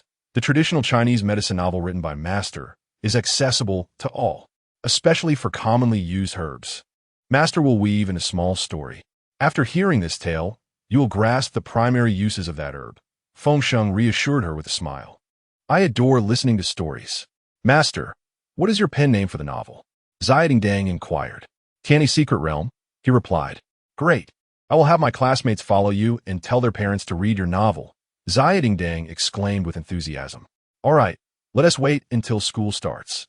By then, Master's novel will likely have reached a word count of 100,000 or 80,000, sufficient for several days of reading. Master, my classmate mentioned that her mother can read 200,000 words in a day. Wouldn't your 100,000 or 80,000 words be insufficient? Master's novel is best savored slowly, with careful consideration and repeated study. That way, you will reap the greatest rewards. Feng Sheng gently patted Ziding Dang's head. Suddenly, a series of knocks echoed at the door. "Oh dear, it's my cousin. What brings you here?" Came a voice of Zhao Huijin. "I heard that your brother-in-law has passed away?" Zhao Huijin asked. "Yes, it happened last night. He has already been cremated. It's for the best. You won't have to endure suffering any longer. Otherwise, we would all worry about you being harmed. We advised you to divorce him, yet you hesitated. How'd he meet his end?" She fell down the stairs and died. Zhao Huijin's voice carried a hint of sorrow. "Oh dear, my back. What's wrong?" Zhao Huijin inquired with concern. "My back has been aching for over 3 months, and I occasionally feel pain in my lower abdomen. I've consulted several traditional Chinese medicine practitioners in different neighborhoods, but none have been effective. After I finish with you today, I intend to visit a hospital tomorrow. I recently met a highly skilled practitioner who is currently treating my son's hernia. Would you like me to ask him to take a look at you?" Zhao Huijin asked. "Huh? Treat a hernia indoors? Isn't surgery required for that?" Xiaofei looked at Zhao Huijin in astonishment. Chapter 0064. The Efficacy of Cumin. 3 Aunt, you've arrived. My hernia has already been treated by the master. Little Ding Dang opened the door and greeted Zhao Huijin as cousin. "This is the traditional healer I told you about. My son's master, Mr. Feng Sheng," Zhao Huijin introduced him. "Hello, I'm Xiaofei, Little Ding Dang's aunt. You can call me Xiaofei," she said with a smile, extending her hand. "Greetings. Your pelvic effusion is due to exposure to cold, resulting in insufficient yang energy in the lower body. This prevents the transformation of fluids, leading to the accumulation of liquid in the pelvis. Therefore, the treatment is quite simple. Replenish yang energy and dissipate the liquid." Feng Sheng assessed Xiaofei's condition with a glance. "Really? That's incredible. Please prescribe me some medicine," Xiaofei said, seemingly captivated by Feng Sheng. She thought to herself, what a handsome fellow. "Little Ding Dang, do you remember what I told you about cumin's properties and effects?" Feng Sheng asked Little Ding Dang. "I do. Cumin is pungent and warm in nature, associated with the liver, kidneys, spleen, and stomach. It has the effects of dispelling cold, alleviating pain, regulating qi, and soothing the stomach. It is perfect for treating my aunt's pelvic effusion," Little Ding Dang replied confidently. "Ah, impressive. I didn't expect Little Ding Dang to be knowledgeable about traditional medicine." Xiaofei praised her. "Brother Feng Sheng, isn't cumin just a seasoning?" Shuiqi noticed the peculiar look Xiaofei cast at Feng Sheng and promptly walked over, linking her arm with his. "While cumin is indeed a seasoning, it is also a form of traditional medicine. In fact, most of the food we consume could be considered traditional medicine," Feng Sheng said, gazing fondly at Shuiqi. "This is?" Xiaofei asked, bewildered. "Oh, they're a couple. This is Shuiqi," Zhao Huijin chuckled.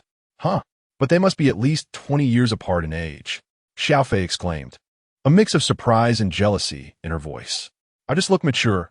I'm actually 19. Oh no, I mean 29. Feng Sheng always remembered himself as 19. 29? Why so old? Aren't traditional healers supposed to promote health and look youthful?" Xiaofei scrutinized Feng Sheng skeptically. "I've been treating myself recently. In 3 days, I will revert to my normal appearance," Feng Sheng replied with a smile. 3 days? You can revert to looking 29? Xiaofei was incredulous. "Indeed," Feng Sheng chuckled. "Cousin, I must come to witness this miracle in 3 days." Xiaofei grasped Zhao Huijin's arm excitedly. "Of course, you're always welcome," Zhao Huijin responded warmly. "And Shuiqi, may I take a photo of you and your husband? I'd like to compare it later," Xiaofei asked, pulling out her phone. "Certainly. You can even take a photo together," Shuiqi laughed. "Really? How generous. Then I want to hold back. May I take a photo with you, Mr. Feng Sheng?" Xiaofei seemed to carry a hint of provocation. "Certainly. Let's take a picture together, the 4 of us. Ding Dang, please capture this moment for us adults." Feng Sheng glanced at Ding Dang. "All right, Annie, hand me your phone," Ding Dang replied, moving to retrieve Xiaofei's device. "Fine." Xiaofei reluctantly passed her phone to Ding Dang. After the photo was taken, Feng Sheng instructed Ding Dang to collect some fennel and began preparing the medicine. "Is this all I need to consume?" Xiaofei asked, her expression one of confusion. Indeed, Feng Sheng chuckled. How many days will this last? Xiao Fei inquired further. Just one dose, Feng Sheng replied. One dose? So much? Goodness. Xiao Fei gasped in astonishment. This medicine requires a heavy dosage for the yin and a lighter one for the yang. Since your condition lies below, a heavier dosage is necessary. Feng Sheng explained with a smile. When will I be able to take the medicine? Xiao Fei asked once more. It requires a gentle simmer for a while. Ding dang, and I will keep an eye on it. You can go chat with Zhao Huijin and Shui Qi, Feng Sheng suggested, encouraging Xiao Fei to engage in conversation. Ah, why does it need to simmer for so long? Xiao Fei questioned, resembling a curious child. She leaned over to observe the fennel in the pot. There are nuances to brewing medicine. If the purpose is to release external symptoms, one must use high heat to bring it to a boil.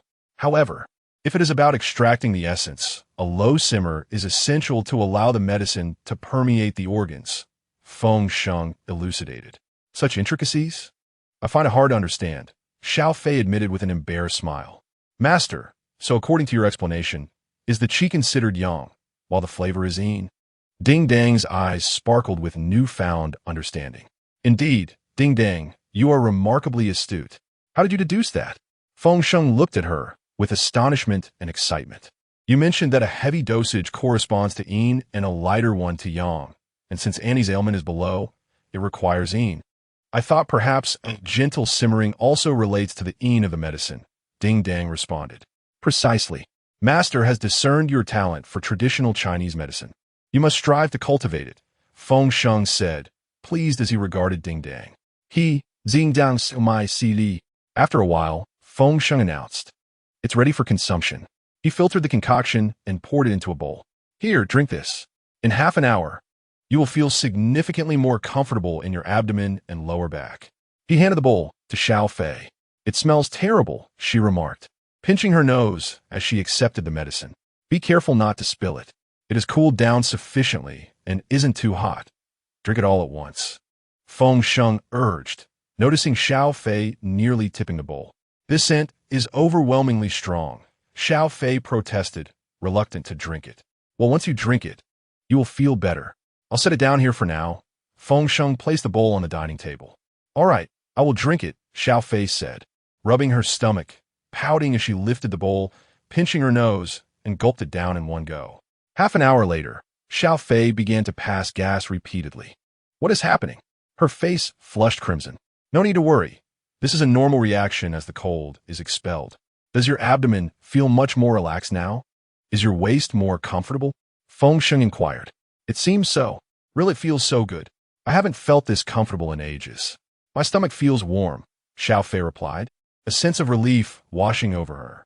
Xiao Fei suddenly realized that her symptoms had nearly vanished.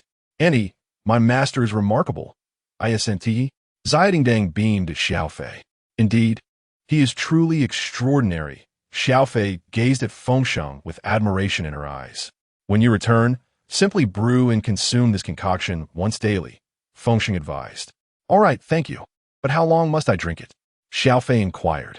Your condition is not severe. Just 2 more doses should suffice, Feng Sheng responded. Then I shall stay at my cousin's for the next few days. Could the esteemed physician assist me with brewing? Xiao Fei leaned in closely. If I happen to have time, I could assist, Feng Sheng replied. In the meantime, purchase 2 more grams of fennel. Understood, I shall go buy it now. Let me treat you all to lunch. A new restaurant has opened across the community, Xiao Fei suggested. It's better not to go out. The flu is rampant these days. And I've heard about a wave of mycoplasma pneumonia. Half of Ding's classmates haven't been attending school, Zhao Huijin interjected upon hearing the plan to dine out. Indeed, many students are absent, and those who are attending often cough incessantly. Even the teachers wear masks during class, Ding chimed in. I wondered why so many in the community were wearing masks. Is the pandemic returning? Feng Sheng mused as he gazed out the window, deep in thought. Chapter 0065. Level up to 100. As Feng Sheng pondered the potential resurgence of the pandemic, his phone rang. He retrieved his phone to find that it was a call from Bai Wei. Hello, Bai Wei, Feng Sheng answered. Hello, have you noticed the pandemic now? Bai Wei asked directly. Oh, I just became aware of it, Feng Sheng replied. You're a bit slow on the uptake, she teased. Yes, my reactions have been somewhat sluggish. Is there something you need from me? Feng Sheng inquired. I need you to repay the money you owe, Bai Wei stated. Repay. Feng Sheng's face immediately displayed a look of distress. Just kidding. The situation is this. The second wave of the flu has struck, accompanied by widespread cases of mycoplasma pneumonia, viral pneumonia, and bacterial pneumonia. The world is in disarray. Although we are less panicked than during previous years, the distribution of medical resources remains unequal, and many are developing drug resistance. Thus, the situation in many areas is quite dire. The reason I called is that my father intends to recommend you as the Commander-in-Chief for the Southwest Pandemic Response. He wishes to meet with you. Bai Wei succinctly conveyed the purpose of her call. Me, the Commander-in-Chief for the Southwest Pandemic Response? Your father wants to meet me? Feng Sheng found it hard to believe. After all, he was merely a level 90 junior traditional medicine practitioner, having unlocked only 9 herbal remedies. Although my father wishes to entrust this task to you, he requires you to reach level 100 before the end of the holiday. Only then can he recommend you at the upcoming National Pandemic Conference. This is a significant opportunity. Perhaps it would elevate you into the higher echelons. Furthermore, my father will apply for a substantial bonus for you. Afterward, you could repay me and improve your living conditions. Bai Wei hoped to persuade Feng Sheng. All right, I will prepare and await your call, Feng Sheng said excitedly as he hung up, unable to contain his exhilaration. Another call from Bai Wei. Water rose behind Feng Sheng. You know, his father recommended me to become the commander of the Southwest Epidemic Prevention. He even mentioned there would be a bonus, and our lives would improve. Feng Sheng grew increasingly excited as he spoke. Are you so happy because Bai Wei called you? Shuiqi's expression turned somewhat melancholic. No, it's not because Bai Wei called that I am happy. It is because of this opportunity that allows me to utilize my traditional Chinese medicine skills to save many lives, and there is a bonus as well. Feng Sheng remained absorbed in his own excitement, not paying much attention to Shuiqi's subtle expressions.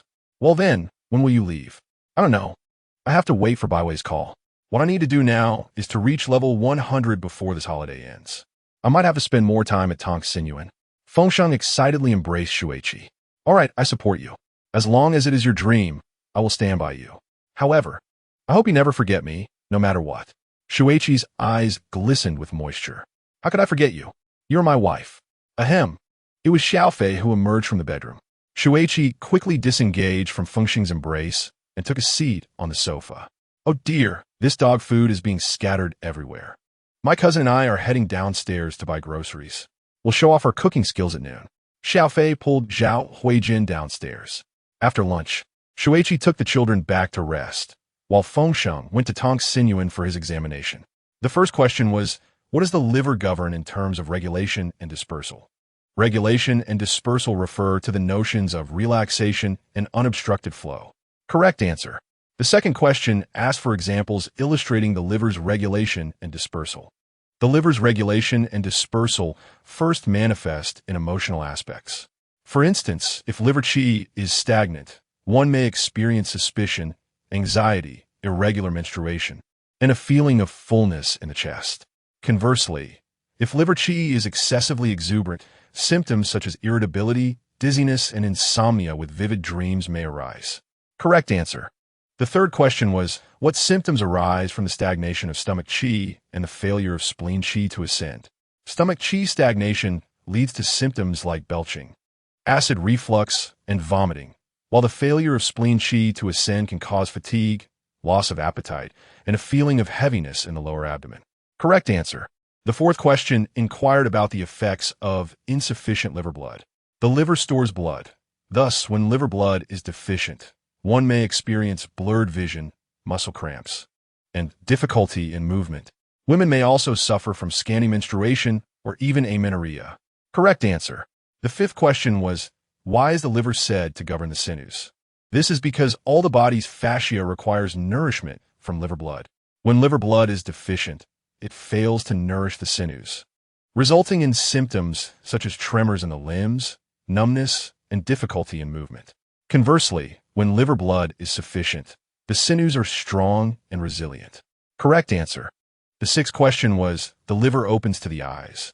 Please provide examples. If there is wind heat in the liver channel, it may lead to red and swollen eyes. If there is liver fire, it may cause red eyes with opacity. If liver yang is excessive, dizziness may ensue. If there is internal wind in the liver, the eyes may squint or roll. If liver blood is deficient, vision may be unclear. If there is liverine deficiency, the eyes may become dry. Correct answer. The seventh question asks for the distinction between liver blood deficiency and liverine deficiency. Firstly, it is essential to comprehend the distinction between liverine and liver blood. Liverine pertains to the nourishing essence and fluid of the liver, while liver blood refers to the blood stored within the liver.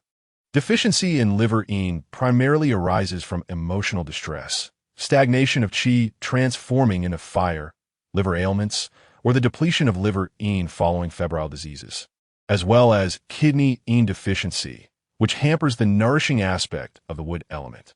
Conversely, liver blood deficiency mainly results from spleen and kidney insufficiency, inadequate sources of nourishment, chronic illnesses that deplete liver blood, or excessive blood loss.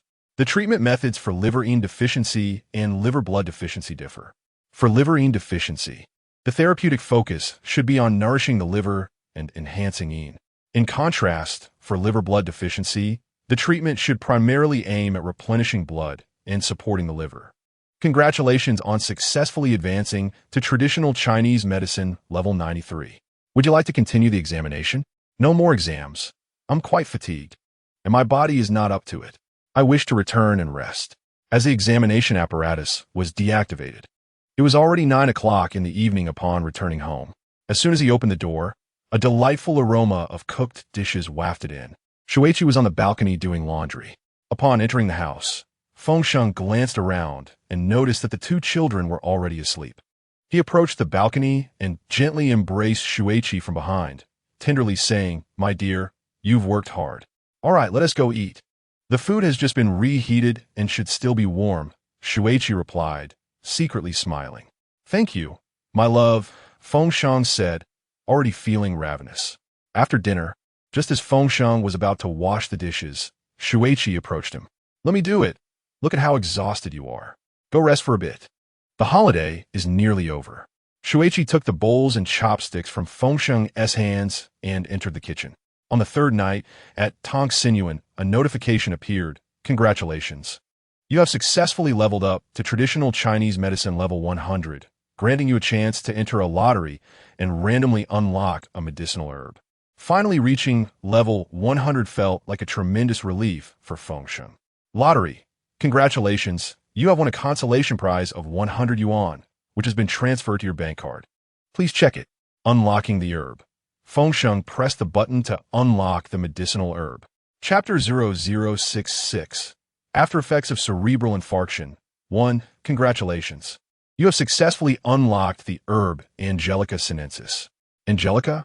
It nourishes blood, invigorates circulation, regulates menstruation, alleviates pain, and moistens dryness. This is excellent. It will effectively treat qi and blood deficiency, Feng Sheng remarked with a smile. After removing the examination gear, he reflected on the resources at his disposal. Licorice, shunqiao, chunpi, fulling, jishading, hawthorn, malt, wheat, banksia, and angelica. After a brief respite, Feng Sheng opened the door to leave and suddenly noticed a woman pushing a man in a wheelchair, who appeared to be around 40 years old, standing at the entrance. The man had bulging eyes and a crooked smile, unable to articulate words. "Are you a family member of Mr. Feng Sheng?"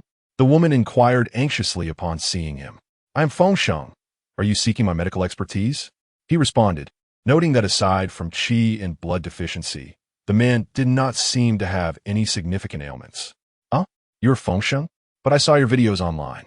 You don't appear to be this age," the woman remarked, observing the youthful appearance of the man before her, mistaking him for Feng Sheng's younger brother. I have just restored my health," remarked Feng Sheng with a smile. "Truly, you are a miraculous healer, managing to rejuvenate me by a decade or two in just a few days. My husband suffers from the after effects of a cerebral infarction and is still unable to walk. I wish to inquire if you possess any effective remedies." The woman's expression was one of awe and excitement.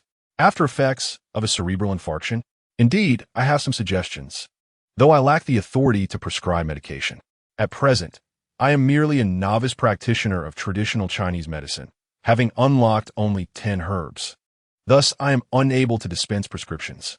Feng Sheng felt somewhat troubled. Please, simply tell me which herbs are necessary, and I will procure them myself, the woman replied, her eyes suddenly brightening with hope. Very well, I shall examine your husband. Feng Sheng proceeded to scrutinize the man's countenance, and then took his pulse. The pulse was weak and feeble, indicative of a typical deficiency pulse. 3 minutes later, he announced, "Your husband is afflicted with a deficiency of qi and blood stasis due to the cerebral infarction. Hence, he experiences excessive salivation, frequent urination, and a persistent sense of fatigue. Correct?" Feng Sheng glanced at the couple. Upon hearing Feng Sheng's words, the man's eyes flickered momentarily. "Indeed, you are as remarkable as the tales circulating online. I happened upon a video of you discussing traditional Chinese medicine in a restaurant, and I was convinced you could assist my husband.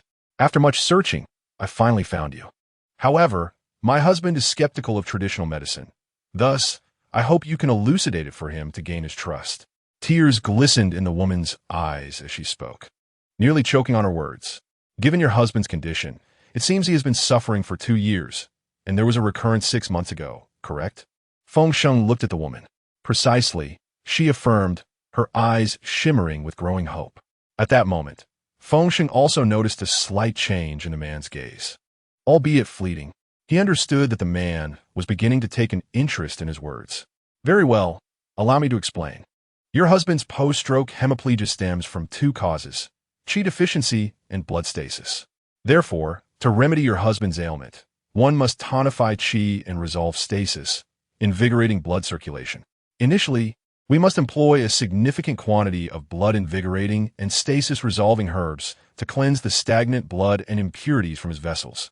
This addresses the immediate issue. Subsequently, we will replenish qi to ensure his body possesses sufficient energy to facilitate blood flow. When the qi and blood reach their intended destinations, his symptoms will naturally dissipate. For invigorating blood and resolving stasis, one may utilize chuanxiong, honghua, taorin, qishao, and guizhi. To promote circulation, the most suitable herb for his condition is dilong. For qi tonification, we shall use huangqi. I shall provide you with a prescription. Please jot it down on your mobile device and consult a licensed physician." Feng Sheng briefly elucidated the causes of the man's cerebral infarction and its aftereffects, as well as the corresponding treatment methods. "All right, please proceed," the woman urged, pulling out her phone to record. "Chuanxiong grams, honghua grams, taorin grams, qishao grams, guizhi grams, dilong grams, huangqi grams." Feng Sheng recited the formula. The woman feverishly noted everything in her phone's notepad. "May I confirm that I have recorded it correctly?" she asked, showing her phone to Feng Sheng. "You have written guizhi incorrectly. It should be the character for cinnamon." Feng Sheng glanced at it and corrected her. "Thank you very much," she replied. "I still have a question. Why is the quantity of astragalus so much larger than the other herbs, exceeding them by 10-fold or more?" The woman looked at Feng Sheng with confusion. This is because traditional Chinese medicine emphasizes the potent use of herbs. If used lightly, astragalus merely supplements the energy of the middle burner. However, in this substantial quantity, it can penetrate the blood. Qi is associated with yang, while blood pertains to yin. The strength of astragalus, when introduced into the bloodstream, can effectively enhance the circulation of blood. Blood relies on qi for propulsion. Thus, with this considerable amount of astragalus, the blood within his body can flow swiftly. Otherwise, although the earlier herbs may temporarily invigorate blood and dispel stasis, their insufficient driving force would result in slow blood flow. Soon, various impurities would again accumulate within the blood. Therefore, even if a temporary improvement is observed, the ailment is likely to recur after some time. If your husband falls ill again, it may become exceedingly difficult to save him. Hence, this remedy should be taken regularly. Consuming it for about a week at the beginning of each month would suffice. Once he recovers, the dosage of astragalus can be reduced for routine preventive use. Feng Sheng replied, "Is this prescription applicable to all cases of cerebral infarction and stroke?" The woman inquired further. "No, This prescription is tailored specifically for your husband's condition. Others may not experience the same efficacy or could encounter complications. Moreover, this formula is only suitable for treating the qi deficiency and blood stasis type of cerebral infarction. It is not applicable to other conditions, Feng Sheng stated solemnly. I see. Thank you. The woman expressed her gratitude with a bow. No need for thanks, Feng Sheng said as he turned to leave. May I add you on WeChat? The woman asked again. Certainly. Feng Sheng paused and took out his phone. Let me scan your code. The woman used her phone to scan Feng Sheng's QR code. That as settled. Feel free to contact me anytime if you have questions, he said. All right. Thank you, the woman replied, watching as Feng Sheng stepped into the elevator. The man, with his large bulging eyes, stared intently, shaking his head and twisting his body, as if he had a multitude of words to express, yet found it difficult to articulate. 5 minutes later, when Feng Sheng arrived home, it was already 10 o'clock in the evening. He gently opened the door and saw Shui Qi washing clothes for the child. Just as he was about to speak to Shui Qi, a video call came in. Hello, Master Feng Sheng. I consulted several traditional Chinese medicine practitioners, including those at the beginner level of the 9 stars, but none were willing to prescribe this formula. They all claimed that the dosage of astragalus is excessively high, stating that it should not exceed 30 grams, and remarked that your dosage is seriously illegal. The woman's expression was one of urgent concern. Beginner level of the 9 stars? Indeed, no one would jeopardize their professional career. Just wait for a bit. In the meantime, give your husband some massages. Feng Sheng recalled that he was still a level 0 practitioner of traditional Chinese medicine. Chapter 67. Levels of Traditional Chinese Medicine. After ending the video call, Feng Sheng fell in a deep thought. He had reached level 100, yet he still did not comprehend the heights of this ultimate level. Consequently, he began searching online for information regarding the classification of levels in traditional Chinese medicine. Firstly, below level 1000, from level 0 to 1000, one is regarded as a novice practitioner of traditional Chinese medicine, TCM. With every increment of 10 levels, one can unlock a new medicinal herb, and the maximum consultation fee increases by 1 yuan. Novice practitioners can unlock a total of 100 medicinal herbs, with a maximum consultation fee capped at 10 yuan. Yet they do not possess any star ratings. Beginning from level 1001, extending up to level 10,000, practitioners are classified as preliminary practitioners. Every increase of 100 levels allows for the unlocking of an additional medicinal herb, while the maximum consultation fee escalates by 1 yuan. Furthermore, for every elevation of 1,000 levels, one can attain an additional star rating, thus raising the maximum consultation fee by an extra 10 yuan. Preliminary practitioners with 9 stars can unlock a total of 200 medicinal herbs, with a maximum consultation fee reaching 190 yuan. From level 10,001 onwards, up to level 100,000, practitioners are recognized as intermediate practitioners. With every increase of 1,000 levels, another medicinal herb can be unlocked, and the maximum consultation fee rises by 10 yuan. Additionally, for every elevation of 10,000 levels, a star rating can be acquired, further increasing the maximum consultation fee by 100 yuan. Intermediate practitioners with 9 stars can unlock a total of 300 medicinal herbs, with a maximum consultation fee capped at 1,900 yuan. Starting from level 10,001, extending to level 1 million. Practitioners are deemed advanced. Each increase of 10,000 levels allows for the unlocking of an additional medicinal herb and a rise in the maximum consultation fee by 100 yuan. Moreover, every elevation of 100,000 levels grants an additional star rating, consequently augmenting the maximum consultation fee by 10,000 yuan. Advanced practitioners with 9 stars can unlock a total of 400 medicinal herbs, with a maximum consultation fee reaching 100,000 yuan. Upon reaching the millionth level, there will no longer be changes in star ratings or tiers.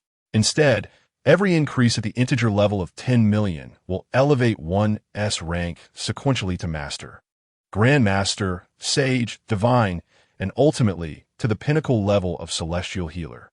However, from the Master level onward, no detailed descriptions are available online. It is no wonder that upon my arrival, I encountered a message on my phone announcing the emergence of the first advanced one-star TCM practitioner in Yuzhou, with a maximum consultation fee surpassing 10,000 yuan. In reality, it should be 11,000 yuan. Achieving the status of an advanced practitioner is indeed a rare feat. Without an exceptional reputation, merely relying on examinations would render the ascent to advanced ranks nearly impossible over a lifetime. It necessitates the ability to prescribe effective treatments and cultivate a commendable reputation, ensuring that patients are eager to seek your expertise. Feng Sheng fell into contemplation. What's wrong? You seem lost in thought, Shuiqi inquired as he approached Feng Sheng. Oh, I just checked some information. It turns out that becoming an advanced TCM practitioner is as challenging as climbing to the heavens. Feng Sheng replied with a wry smile. I believe in you, Shuiqi said, wrapping his arm around Feng Sheng's neck. Today marks the 7th day, and I must endure one more day.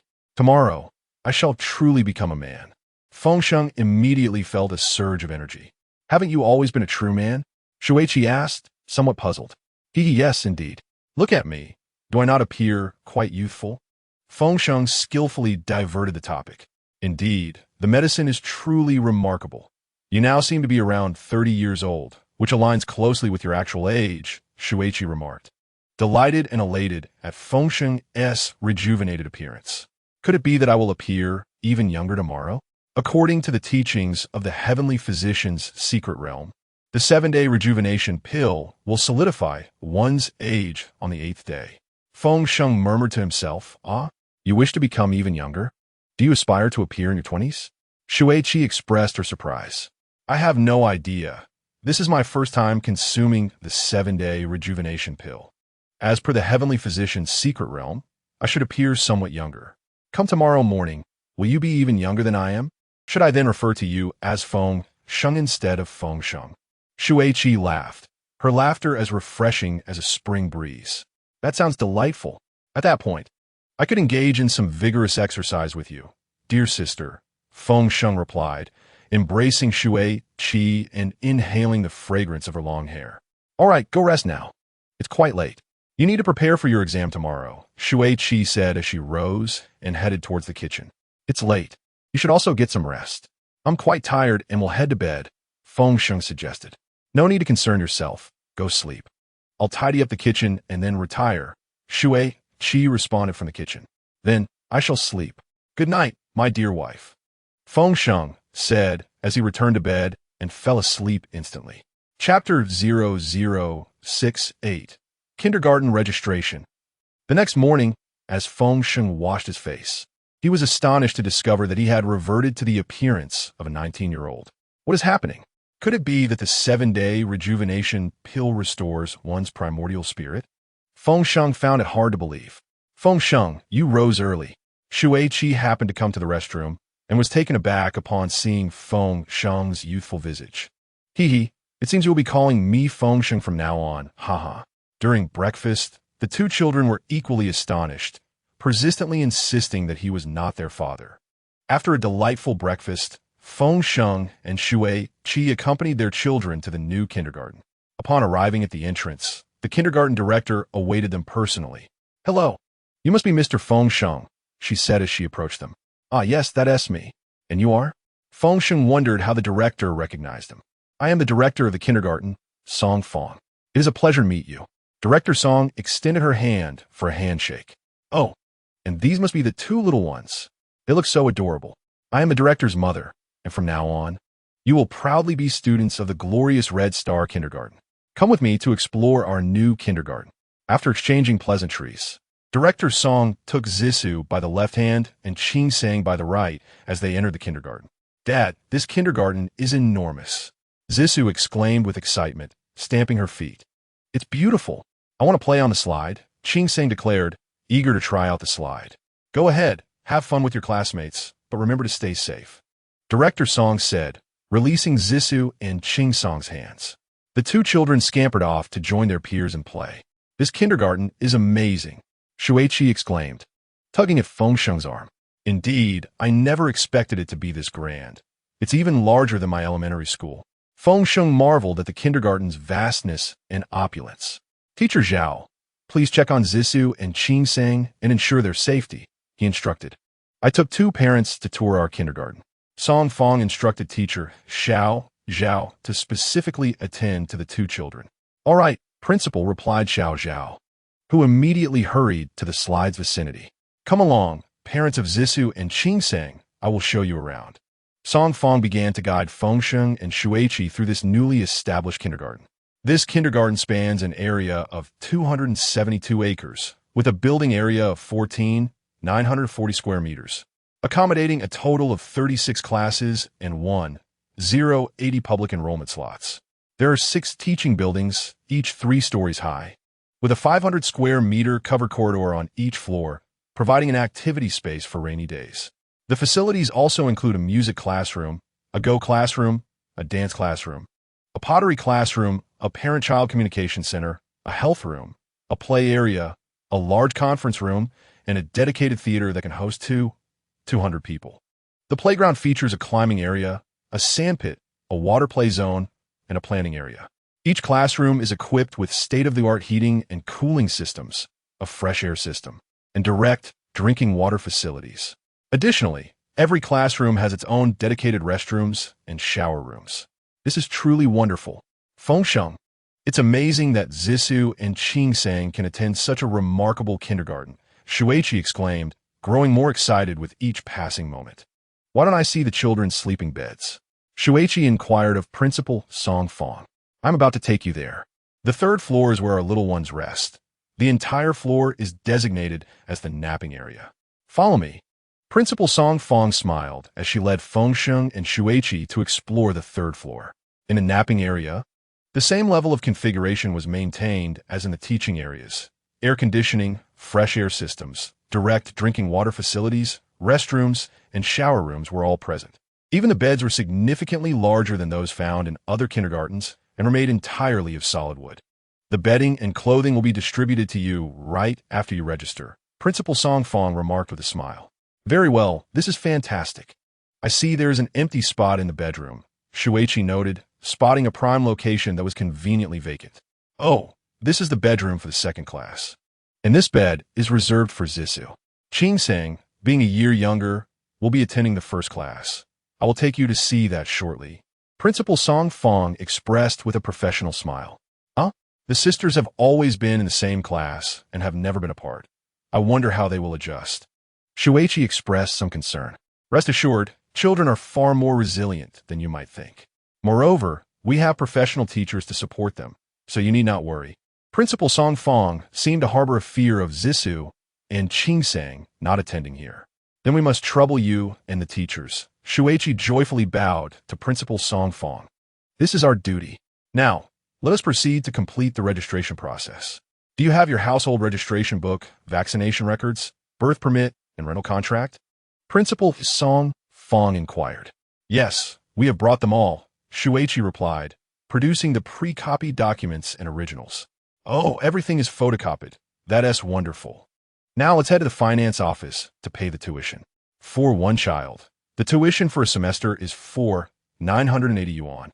The meal fee is 980 yuan per semester. The cost for one set of spring and autumn uniforms, one set for summer, one set for winter, a backpack, and a bedding set totals 980 yuan. Principal Song Fong explained as she led the way, detailing the fee structure to Feng Sheng and Shuiqi. How splendid it is. Such an exceptional kindergarten, where tuition for a private institution would easily exceed 20,000 yuan per semester. Yet here it is merely 980 yuan for a public one. Upon hearing this price, Shuiqi felt a surge of joy. Our kindergarten stands as a benchmark in the city. Honestly, the financial subsidies are substantial, yet the fees collected fall far short of covering the expenses, remarked Director Song Fong with a smile. Indeed, I noticed that each classroom is equipped with a genuine piano, not an electronic one. This is a first for me, Shuiqi expressed, happily paying the tuition fees. Hello, here is the receipt. The financial officer handed the receipt to Shuiqi. Thank you, Shuiqi replied, accepting it. This is the admission notice for our kindergarten, Director Song Fong added, presenting 2 admission notices inscribed with the names Zissou and Qing Sheng. In that moment, Shuiqi's greatest concern was finally alleviated. Suddenly, the phone rang. It was Bai Wei calling Song Fong. "Oh, yes, it's Miss Bai." "Yes, Mr. Feng Sheng and his family are all here, and they are quite satisfied. Rest assured." "Yes, please extend my regards to Mr. Bai." Director Song Fong stood upright, as if reporting to a superior. "All right, I'll hand the phone to Mr. Feng Sheng." She respectfully passed the phone to Feng Sheng. "Bai Wei, what did you say?" "Mr. Bai wishes to meet me? At what time and where?" "Understood. I shall head over immediately." Feng Sheng responded, visibly excited. Director Song Fong looked on with envy. "Mr. Feng Sheng, does Mr. Bai wish to see you personally?" she asked, her voice slightly trembling as she took the phone. "Yes, Mr. Bai is already on the plane. He can only stay in Yuzhou for an hour," Feng Sheng replied. In that instant, Director Song Fong perceived Feng Sheng radiating a golden aura. "You should hurry. I will take the children home shortly. Please convey my thanks to Bai Wei." Shuiqi smiled. "Actually, Bai Wei did not come. Her father has come to meet me, and he is waiting at the Yuzhou Second Airport Hotel." "I appreciate your efforts." Feng Sheng gazed at Shuiqi, his eyes brimming with sincerity. "Rest assured, Mr. Feng Sheng, we shall arrange for the kindergarten bus to take your wife and 2 little ones back," Director Song Fong assured. "There is no need for that. They can take a taxi," Feng Sheng replied with a smile. "It's no trouble at all. It will be perfect for Sister Shuiqi to have lunch with the teachers. Just a regular working meal, and the children can join in to familiarize themselves with the environment." Director Song Fong chuckled. "That sounds wonderful. Thank you," Feng Sheng said as he turned to leave the kindergarten, heading straight to the Yuzhou Second Airport. Chapter 0069. This is a secret. Inside the Yuzhou Second Airport Hotel, an elderly man clad in a gray robe was listening to Feng Sheng recount his story. "Ah, I see now. As my ancestral master foretold, after a century, someone would indeed arrive from another realm." The white-haired elder laughed heartily. "What does this mean, Elder Bai? Is there truly someone who has traversed realms?" Feng Sheng suddenly comprehended that he was not the only one to have journeyed to this land of traditional Chinese medicine. "Indeed, my master, who assisted my father in establishing the National Traditional Chinese Medicine Examination System, is also a traveler from another realm," he revealed. "A century ago, he informed my father that his mission was accomplished, and he was set to traverse the world. Before his departure, he confided in my father that, a century hence, a prodigious talent in traditional Chinese medicine would emerge, one who would build upon our foundations, invigorate the practice, and lead it onto the global stage to save countless lives. This was a secret known only to my father and me, revealed to me only moments before his passing, a secret even Bai Wei remained oblivious to. Now, the only ones privy to this knowledge are you and I. My skills in traditional Chinese medicine have reached a plateau at the advanced 5-star level, and I fear there may be no further opportunity for breakthroughs. I hope that you can ascend to the 9-star advanced level and become a master in this discipline." Bai Lao gazed at Feng Sheng with satisfaction and anticipation in his eyes. "Is your ancestor from another realm? Are you the high-level practitioner who broke through the 50,000 yuan diagnostic fee? Am I truly the prodigy foretold by your ancestor?" Feng Sheng struggled to contain his excitement. "Indet, Bai Lao Apfim. Then I must keep this secret as well?" Feng Sheng inquired. "Zetz, Bai Lao Zipli." "Understood. Please keep this confidential for me as well." "I will," Bai Lao assured him. "My ancestor, Li Changsheng, instructed me to safeguard your secret should I encounter you." "Li Shangsheng. Your ancestor is Li Changsheng?" Feng Sheng instantly recalled that several protagonists in the novels of Heavenly Medical Secrets bore the name Li Changsheng. "What? You are familiar with my ancestor?" Bai Lao exclaimed in surprise. "Yes, in my previous world, there was an author named Heavenly Medical Secrets, and several of his novels featured a character named Li Changsheng." "I see. Perhaps that author is my ancestor," Bai Lao mused, his eyes narrowing in contemplation. "Could it be that the tales penned in Heavenly Medical Secrets are indeed true?" Feng Sheng gasped. 20 minutes later, both Feng Sheng and Bai Lao departed from the hotel at Yuzhou Second Airport. Feng Sheng was officially appointed as the Southwest Epidemic Command Chief of Traditional Chinese Medicine. Henceforth, he would relocate to the Yuzhou Epidemic Prevention Center until the crisis concluded. Upon returning home, he found that Shuiqi had not yet arrived. He proceeded to the Tong Sinuan residence to continue his examinations. At 3:30 in the afternoon, After successfully advancing a level in his exams, he returned to his home in the Feng Shui Yinshan community. Upon entering, he found Shuiqi chopping vegetables and shared the news with her. "Go ahead. I can manage the household matters alone," she insisted. "You should go." It was only after chatting with Director Song Fanyuan today that I realized our hospitals in Yuzhou are already overwhelmed, with many children needing nebulization, interferon treatments, and antibiotics. "It's truly pitiful," Shuiqi recounted her day's revelations to Feng Sheng. "Alas, the poor children. Most of them fell ill due to the cold. Yet they must continuously receive 4 fluids, trapping the malevolent energy within," Feng Sheng remarked, a look of concern etched on his face. "So, will your commanding role at the epidemic center come with substantial remuneration? I heard that during the previous crisis, frontline medical personnel received tens of thousands, even hundreds of thousands." Shuiqi suddenly recalled some local gossip. "No, my compensation this time is merely a daily allowance of 500 yuan without a salary. Furthermore, due to my low rank as a level 0, 100 practitioner, I can only serve as a behind-the-scenes commander. If I successfully resolve the epidemic in the southwest, I shall be awarded a prize of 1 million. However, Feng Sheng paused at this point, not wishing to cause Shuiqi any concern. "I am confident that Brother Feng Sheng will undoubtedly succeed. Allow me to fetch some durian for you. I purchased 2 pieces today." Shuiqi rose to retrieve the durian from the refrigerator. "Do you enjoy durian?" Feng Sheng inquired. "Indeed, I have a particular fondness for it, but it is quite expensive, and I hesitate to buy it," Shuiqi replied. "Today, Qing Sang and Zi Su have enrolled in the finest public kindergarten in our Yuzhou, which will save us 20,000 a year. I thought it warranted a celebration, hence the purchase of these 2 pieces. Do give it a try." As she spoke, Shuiqi used her chopsticks to offer a piece to Feng Sheng's mouth. "Shuiqi, I assure you, I will ensure you have durian to savor every day," Feng Sheng declared, his heart swelling at the sight of the 2 meager pieces, no larger than a child's palm, rendering him momentarily emotional. "Delicious, isn't it?" Shuiqi chuckled, taking a bite herself. "Indeed, quite delightful. Alas, it's time. Public kindergartens dismiss at 4:30. I must go fetch the children."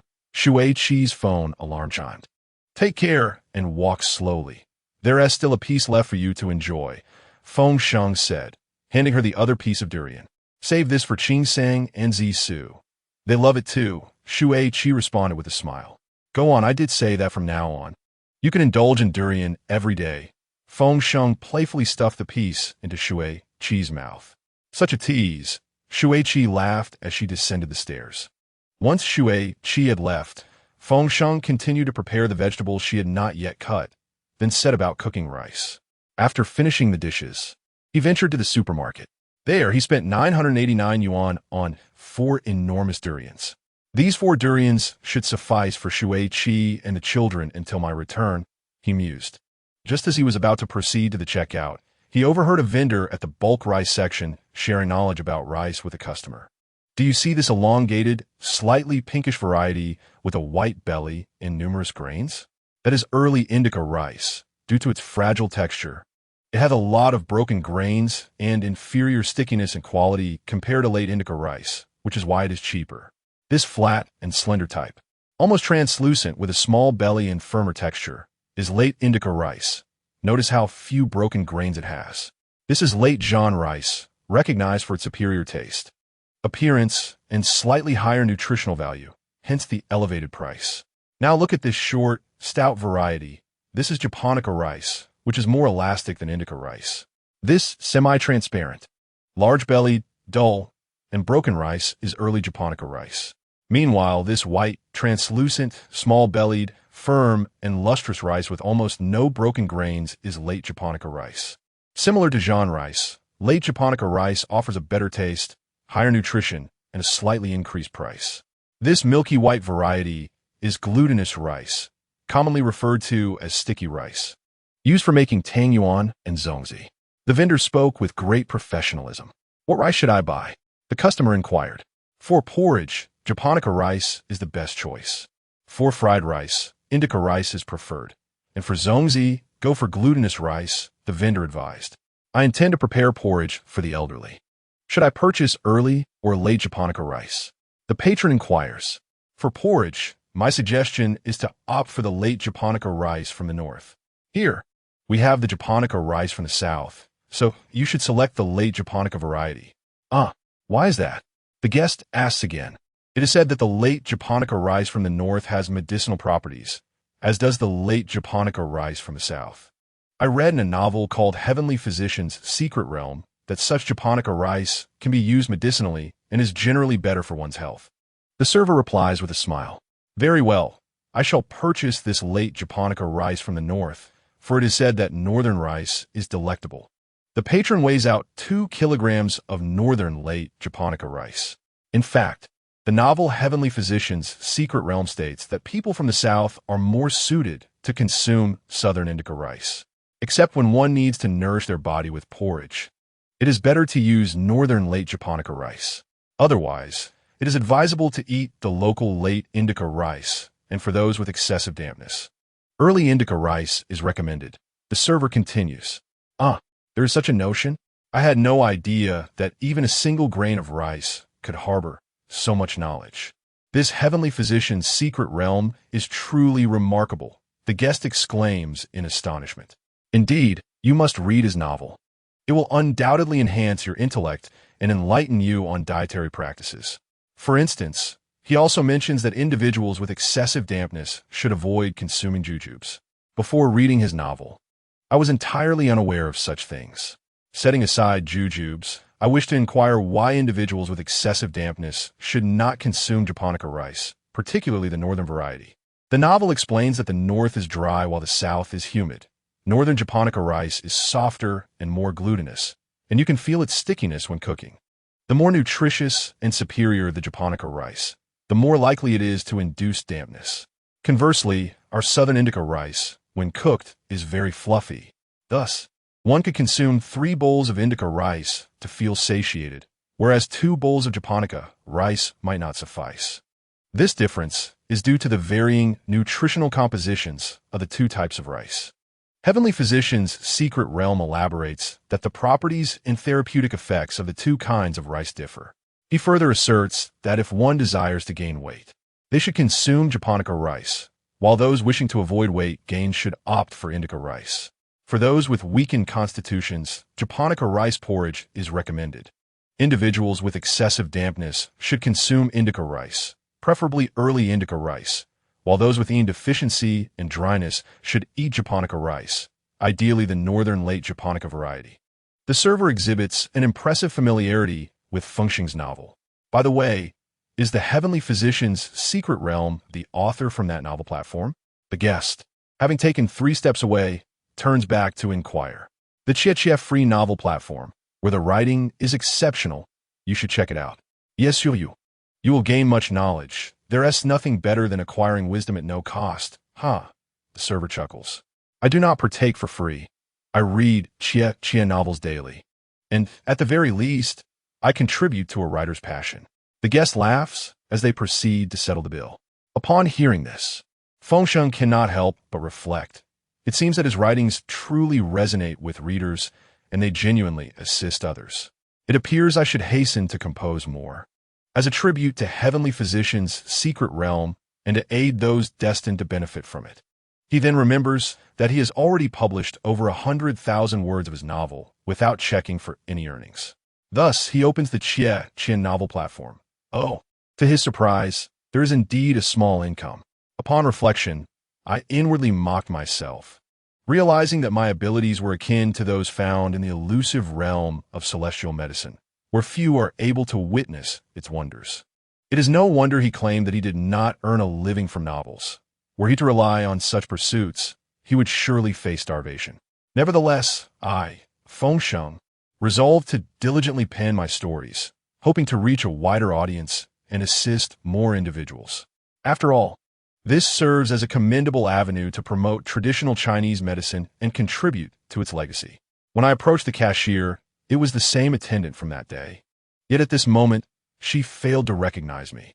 Chapter 0071. The Dual Deficiency of Qi and Blood. 1. Upon exiting the supermarket, I could not resist the urge to peruse the readers' comments on my phone. I discovered numerous suggestions and inquiries from my readers seeking medical advice.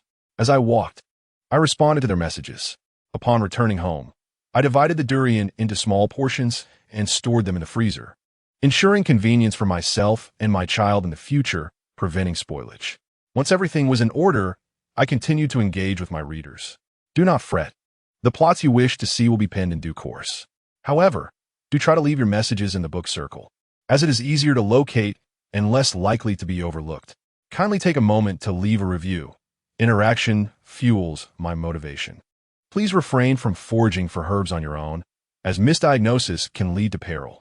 While many traditional Chinese medicines share a commonality with food, misunderstanding the properties of herbs, such as their warmth or coolness, their ascending or descending nature, and the balance of yin and yang, may yield adverse effects. Are you unable to see my replies? Why is that? I typically respond to all messages. Could it be that excessive replies are deemed as malicious spamming? Or perhaps sensitive words are being filtered? If you cannot see my responses, I ask for your understanding. Thank you for your 5-star reviews, for your support, and for your heartfelt letters. Are you experiencing a deficiency of qi and blood? It's quite simple. Add me on WeChat, and I shall offer you a diagnosis. After engaging with my readers for a while, I had managed to respond to all messages. Ding dong. A notification from the traditional Chinese medicine examination system arrived. Congratulations! You have received a 5-star review from a patient with an approval rate of 97. Your TCM level has been upgraded to level 103. Congratulations! Your prescription effectiveness rate is 91, elevating your TCM level to 106. Please note that the effectiveness rate may fluctuate with the duration of the patient's medication. Do not lose heart due to a low rate.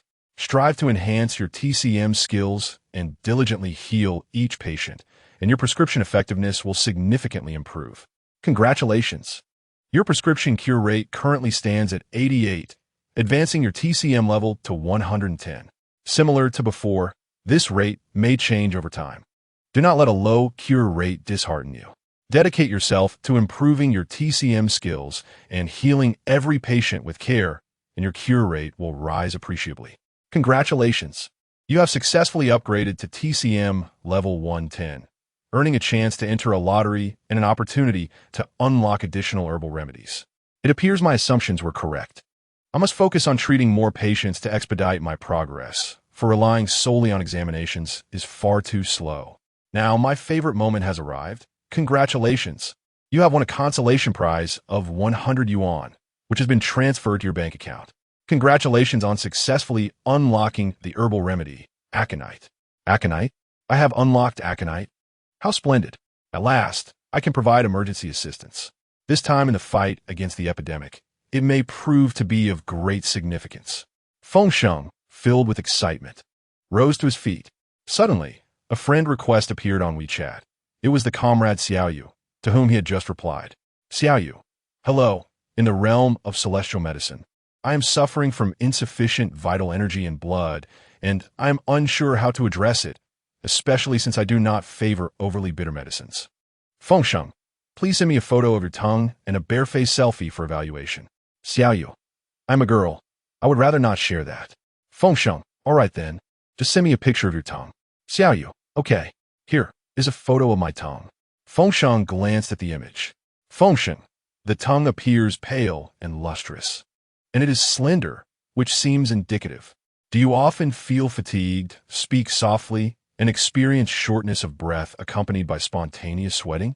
Xiaoyu, yes, you're quite perceptive. Thumbs up emoji Feng Sheng. Do you also suffer from dizziness, numbness in your limbs, insomnia, and vivid dreams? Is your skin dry and your hair brittle? Do you experience constipation? Xiaoyu, you are impressive. I've been experiencing all of that. Feng Sheng, this suggests a deficiency in both vital energy and blood. Given that my current repertoire of unlocked remedies is still limited, I can only prescribe a simple formula for you to try. Xiaoyu, all right, will be very bitter? Feng Sheng, not at all. It has a hint of sweetness. However, I will need your information and photographs for the prescription, including a tongue and a bare-faced selfie. Please send me a photo of your ID so I can input it into the system, and then you can upload the tongue diagnosis and facial image on your end. Xiaoyu, as long as it's not bitter, that's fine. Here's a photo of my ID. Feng Sheng imported the image into the system and issued a prescription, Angelica sinensis. Instructions: cook with 10 jujubes over low heat, simmering gently, to be taken twice daily. A moment later, Feng Sheng received all of Xiaoyu's information and her facial photograph. Xiaoyu, you have seen everything about me. Feng Sheng, I am a doctor, after all. This remedy will show effects within 3 days, and you should feel significantly better in about half a month. Xiaoyu, could you explain the principle behind it? Feng Sheng, are you interested in learning traditional Chinese medicine? Xiaoyu, I have also registered for the TCM examination. I'm already at level 20. Feng Sheng, that's wonderful. Let me explain it to you. Seeing that she was a student of Chinese medicine delighted Feng Sheng. He began to elucidate the prescription for the dual deficiency of vital energy and blood. Feng Sheng, since you have a deficiency in both, the remedy will be aimed at replenishing your vital energy and blood. However, among the herbal remedies I have unlocked, only Angelica sinensis is available for use, and it primarily nourishes the blood. Therefore, I have instructed you to purchase 10 jujubes, which will bolster both vital energy and blood, thus achieving a dual replenishment. Additionally, both Angelica sinensis and jujubes have moistening properties, which can replenish the fluids in the intestines and effectively address your type of constipation associated with fluid deficiency. Xiaoyu, jujubes and Angelica sinensis can also treat fluid deficiency constipation? I was not aware of that. Feng Sheng, jujubes have a sweet flavor and warming nature. They can tonify the middle, enhance energy, nourish the blood, and generate fluids. Angelica sinensis, sweet and pungent, is warming in nature. It nourishes and invigorates the blood, regulates menstruation, alleviates pain, and promotes bowel movements. Isn't this just the perfect opportunity for you to soften your stool? Comrade Xiaoyu, you are quite impressive. I shall place an order right away and prepare the medicine as soon as it arrives. Thank you. Feng Sheng, you are welcome. You might also like to read my novel, as it could be beneficial to your studies in traditional Chinese medicine. Remember to leave a good review, and please share your feedback on this prescription if it proves effective. Comrade Xiaoyu, can this medicine be taken by anyone suffering from both qi and blood deficiency? Feng Sheng, not necessarily. It requires careful consideration. For instance, if the tongue coating is thick and greasy, it indicates stagnation and dampness, which means that supplementation would be counterproductive and could worsen the condition. If you intend to use this medicine, some adjustments will be necessary. Comrade Xiaoyu, what about consuming jujubes alone? Feng Sheng, that too is not advisable. Jujubes are not suitable for everyone. They are quite nourishing, and if your body is already obstructed, consuming them may lead to further discomfort. Do read my novel. It will provide you with significant insights.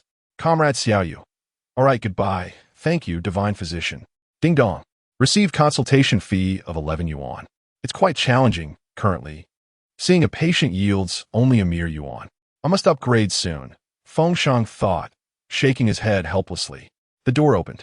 Daddy, we're back. It was Zisu's voice. Daddy, our new school is so much fun. Qingsheng also came over to hug Feng Sheng. Chapter 72. Daddy is going on a business trip. Look at what I brought you to eat. Feng Sheng revealed 3 large durians. I love durians the most. Thank you, Daddy. Daddy loves me the most. Thank you, Daddy. Zisu and Qingsheng reached out eagerly. Wash your hands before eating, Feng Sheng reminded as he lifted the durians. I don't want to. I just want to eat. Qingsheng pouted. I'm done washing. Zisu ran back from the kitchen after washing her hands, reaching for the durian. I'll wash my hands too. Seeing this, Qingsheng hurried to the kitchen as well. I can't reach the water. Qingsheng stood on a small stool, but still couldn't reach. Let me help you. Feng Sheng placed the durian on the table and carried Qingsheng to wash her hands. You bought durians? Shuiqi exclaimed, nearly drooling at the sight of them. I bought plenty. They are all well packaged and frozen. I'll be back in no more than 10 days, hopefully in 7 or 8. You'll have to manage at home. Feng Sheng handed the largest piece to Shuiqi. There is no need to buy so many. Durians are quite expensive, Shuiqi remarked, feeling it was too much. Eat up. I promise to provide you and the children with a life of plenty, not just the daily spicy noodles. Spicy noodles are quite good. As Feng Sheng and Shuiqi exchanged words, They embraced, with Shuiqi holding onto the durian with one hand. Daddy and Mommy are getting married again, Zissou exclaimed. This isn't a wedding. It's just an embrace. Feng Sheng chuckled. You say there's no wedding, yet you've touched noses. It must be a wedding, Zissou said, continuing to enjoy the durian. After dinner, Feng Sheng sat with the two children watching television. He gently stroked their hair and said softly, Daddy will be going to work tomorrow, and it might take 10 days before I return. You both must listen to your mother while I'm away. Zissou and Feng Sheng nodded. What did you say? You're going to work? Zissou suddenly turned her head. Indeed, Father is going to battle the monsters and rescue the children. Feng Sheng chuckled. No, you promised to never leave us, to work from home every day, to return so we can see you, and to take us to school. You don't keep your word, Zissou lamented, resting her head on Feng Sheng's shoulder as tears streamed down her face. She even stopped watching television. Those poor children are in peril. They might perish, and Father must save them. Why can't the police handle it? Why must it be you? I do not want you to go. I want Father, Zissou insisted, gripping Feng Sheng's shoulders tightly. Because the police capture wrongdoers, it is Father's duty to confront monsters. He explained. Do you possess magic? Feng Sheng inquired, turning back to Feng Sheng. Indeed, Father wields magic, and he is accompanied by many brave soldiers. Feng Sheng replied with a smile. Were your soldiers like Father? Zissou, no longer crying, suddenly asked with keen interest. Father's soldiers are many. For instance, licorice, angelica, pinelia, poria, dried tangerine peel, aconite, malt, fermented grain, hawthorn, wheat, and sweet potato, Feng Sheng enumerated. Aren't these all food? Feng Sheng interjected. Yes, and also traditional Chinese medicine. You have shared the stories of hawthorn, poria, and dried tangerine peel, Zissou reminisced. Now let me ask you, what is the function of hawthorn? Feng Sheng queried. Hawthorn aids digestion, strengthens the stomach, promotes qi, dispels stagnation, and reduces lipids, especially excelling at digesting meat. Zissou replied. I know about dried tangerine peel. It regulates qi, strengthens the spleen, and alleviates phlegm, Feng Sheng countered. I also know about poria.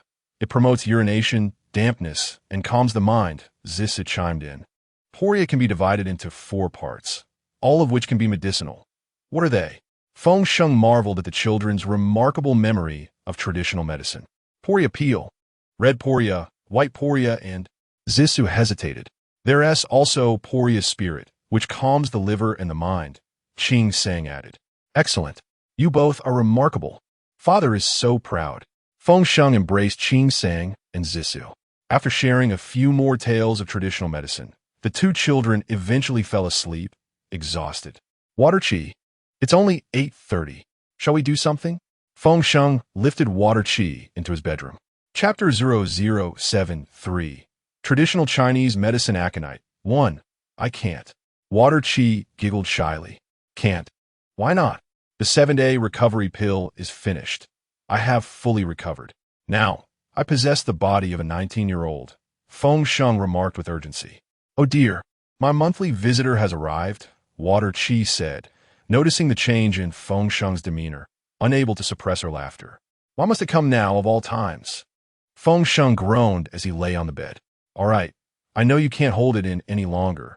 Let me assist you, Water Chi said as she burrowed into Feng Sheng's blankets. This is a novel. Readers should not take it seriously. Random medication can pose life-threatening risks. The following morning, after sending the children off, Feng Sheng and Water Chi headed to the Yuzhou City Disease Control Center. Upon arriving at the entrance, a middle-aged man wearing glasses approached warmly. Hello, are you Feng Sheng? He inquired. I am Ming Pingheng, the director of the Yuzhou Disease Control Center and also a disciple of Old Bai. Ming Pingheng extended his hand for a handshake with Feng Sheng. The director? Feng Sheng noted the absence of anyone else beside the director, feeling quite puzzled. Haha, no need to look further. It's just me. I was appointed today, Ming Pingheng chuckled. Really? Feng Sheng found it somewhat incredulous, perceiving this as a last-minute change of command. I'm also a practitioner of traditional Chinese medicine, albeit at the intermediate level of 9 stars. To put it plainly, my transfer here is primarily to facilitate your work. Old Bai has shown me the prescriptions you've written, and fortuitously, I possess the means to unlock the vast majority of the herbs listed therein. Ming Pingheng expressed with palpable excitement. For Ming Pingheng, utilizing his account to write these prescriptions would yield invaluable experience, a highly coveted opportunity. Yet, simultaneously, he bore immense risk. Should anything go awry, his intermediate 9-star status could be jeopardized, potentially reverting him to the initial tier, or worse, barring him from practicing medicine for life. Do you trust me? Feng Sheng posed a question to Ming Pingheng. Certainly. I have faith in my master's judgment. If we successfully navigate this crisis, I may have the opportunity to ascend to a higher echelon of traditional Chinese medicine. Therefore, during the process of medication, I kindly ask you, Brother Feng Sheng, to elucidate further to facilitate my own advancement. Ming Pingheng bowed deeply. Director Ming, there is no need for such formality. I will wholeheartedly cooperate. You can rest assured. Feng Sheng replied. Let us proceed inside. Ming Pingheng gestured for Feng Sheng to enter the disease control center. Director Ming, everyone is waiting for you at the meeting. Who is this? A young man in his 30s noticed Feng Sheng. Oh, I'm Feng Sheng, the new assistant director, Feng Sheng responded, adhering to Old Bai's directive to keep his true identity concealed. Ah, greeting. I am Liao Wuhan, an intermediate 8-star practitioner of traditional Chinese medicine and the deputy director of the disease control center. Liao Wuhan extended his hand for a handshake. Hello, Feng Sheng reciprocated, only to discover Liao Wuhan's grip was quite firm, suggesting he was indeed a seasoned practitioner. Mr. Liao, it is impressive that at such a young age you have attained the rank of intermediate 8 stars and serve as the deputy director of the center. Feng Sheng marveled at Liao Wuhan's accomplishments at merely 30 years of age. My passion for traditional Chinese medicine began in childhood, participating in examinations from a young age, followed by my studies at Tianhe University, which hastened my advancement. As for holding an official title, I am not particularly interested. I merely comply with the arrangements. Liao Wuhan remarked nonchalantly as he led the way. Director Liao, there are 22 critically ill patients at the 3rd hospital. All measures have been exhausted, and the patient's conditions are dire. A young man rushed to Liao Wuhan's side, panic evident in his demeanor. What? So many critical patients at once? Liao Wuhan's expression tightened. Director Ming, you should attend the meeting. I will go to the 3rd hospital. He turned and dashed out. Brother Feng Sheng, you should accompany me to the front line. It will grant you greater insight. I will join you shortly. Ming Pingheng urged Feng Sheng to follow. Very well, Director Ming. I shall accompany Deputy Director Liao. Feng Sheng replied, turning to pursue Liao Wuhan. What brings you here? As Liao Wuhan entered the vehicle, he was greeted by Feng Sheng, who promptly took his seat in the passenger's side. Director Liao remarked that only by delving into the front line could one truly have a voice. With a smile, Feng Sheng replied, All right, fasten your seatbelt. I shall take you on an exhilarating ride. With that, Liao Wuhan ignited the engine. The car roared to life, accelerating with astonishing speed, prompting Feng Sheng to hurriedly secure his seatbelt. Brother Wuhan, this is rather swift. Feng Sheng felt a sense of impending doom akin to that of a deathly taxi ride. With urgency overshadowing caution, Liao Wuhan shifted gears, and Feng Sheng distinctly felt the pressure against his back. After a brief spell of driving, they noticed a police car in pursuit. Was this to become a thrilling cat-and-mouse chase reminiscent of a crime film? In an instant, Feng Sheng's mind overflowed with memories of Shu Qi and the 2 children. Haha, it seems my score is about to reset, he mused as Liao Wuhan accelerated once more. Soon, they arrived at the hospital's entrance. Let us go inside, Liao Wuhan commanded, exiting the vehicle and holding the door open for Feng Sheng.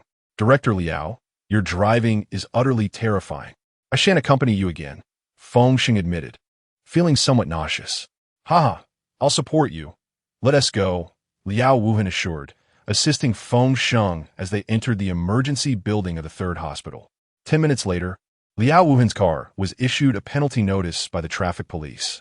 Meanwhile, he and Feng Sheng commenced examinations on several critically ill patients. One patient exhibited symptoms of extreme coldness and a severe decline in heart and kidney function. leading Liao Wuhan to fear for the man's life unless he took the patient's pulse, a worried expression crossing his face. "Let me take a look," Feng Sheng offered. Upon closer inspection, he found the patient curled up under 3 layers of blankets, his limbs cold as if lifeless. The man's expression was drowsy, devoid of vitality. A true yang deficiency. Feng Sheng recalled having unlocked the herb fuzi just the previous day. He approached the patient to confirm his findings through pulse diagnosis once more. "You've unlocked fuzi?" Liao Wuhan exclaimed, envious. "Indeed, I have unlocked fuzi. It could potentially save him," Feng Sheng replied, excitement bubbling within him. "I'm already at intermediate level 9 stars, yet I haven't unlocked fuzi. How it?" However, Liao Wuhan cautioned, "You can use processed fuzi, but using raw fuzi entails a grave risk. Should anything go awry, you could lose your credentials as a traditional Chinese medicine practitioner. The regulations are stringent. You must be certain." Liao Wuhan observed Feng Sheng's reaction carefully. "I understand. I've reviewed the regulations of our traditional Chinese medicine. Raw fuzi is toxic and should only be used with absolute certainty. Using it means wagering one's medical career," Feng Sheng acknowledged. He glanced back at the patient on the bed. "In truth, this individual has already been condemned by Western medicine, whether you choose to save him or not. Are you willing to gamble your career for him?" Liao Wuhan inquired once more. Chapter 0074. The Herb Fuzi 2. This is a work of fiction. Readers should not take it literally. Using medications indiscriminately can pose life-threatening risks. I shall proceed. It is the physician's duty to save lives. Although these 22 individuals have been pronounced dead by Western medicine, I believe there remains a glimmer of hope, Feng Sheng declared resolutely. "What is your level of confidence?" Liao Wuhan queried again. "Their situation is dire. Saving all 22 individuals is uncertain." Feng Sheng spoke as he took out his phone, preparing to write a prescription for the patients. "Feng Sheng, my admiration for you is boundless," said Liao Wuhan, clasping his hands together. "Where's the patient's ID?" Feng Sheng knew that to issue a prescription, the patient's information had to be scanned and recorded. "This QR code at the bedside is for the patient. Just scan this," a doctor advised Feng Sheng. "Thank you." After scanning, the patient's information appeared on his phone. Feng Sheng promptly wrote a prescription. Sheng Fuji, prepared in a white cloth. Simmered for 40 minutes. Roasted licorice and dried ginger. Beep, beep, beep. A notification popped up on Feng Sheng's phone. Your Chinese medicine level is too low. Using Sheng Fuji requires a mid-level practitioner's endorsement. The other doctors were taken aback. Could it be that the one daring to use Sheng Fuji was still a novice? They exchanged glances. Who among us is a mid-level practitioner? I need one to endorse me.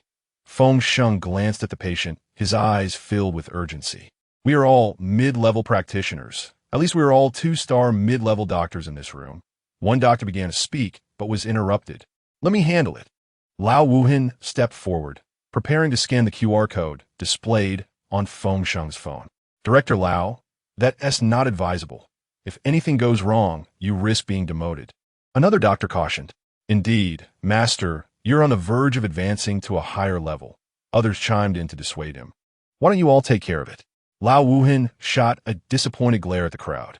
Thank you, Director Liao, for your noble spirit. Feng Sheng expressed his gratitude towards Liao Wuhan. This is nothing.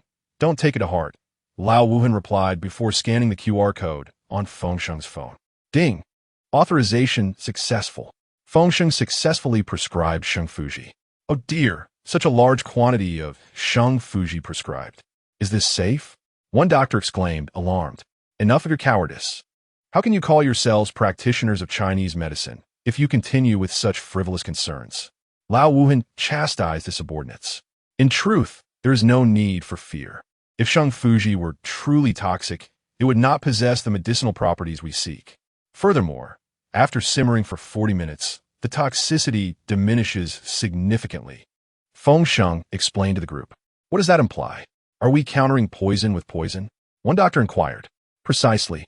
In traditional Chinese medicine, we utilize the properties of herbs to combat the ailments afflicting patients. This patient suffers from a severe deficiency of yang, resulting in extreme internal coldness, akin to a frozen state. Therefore, we require the intense heat and pungency of Sheng Fuji to restore yang, replenish fire, and alleviate cold-induced pain. But if Sheng Fuji is so potent that it numbs the tongue, isn't prescribing such a large amount dangerous? A middle-aged doctor questioned, puzzled. After simmering for 40 minutes, there are no issues. Moreover, if the patient is extremely cold internally, how can we effectively address the condition without adequate dosage? Feng Sheng smiled. Why does a heavier dosage facilitate internal absorption? A young woman asked. In the human body, the surface represents yang, while the interior embodies yin. Heavier dosages correspond to yin, while lighter dosages pertain to yang. Therefore, when it is necessary to administer yin-dispelling treatments, one must adjust the dosage according to the circumstances.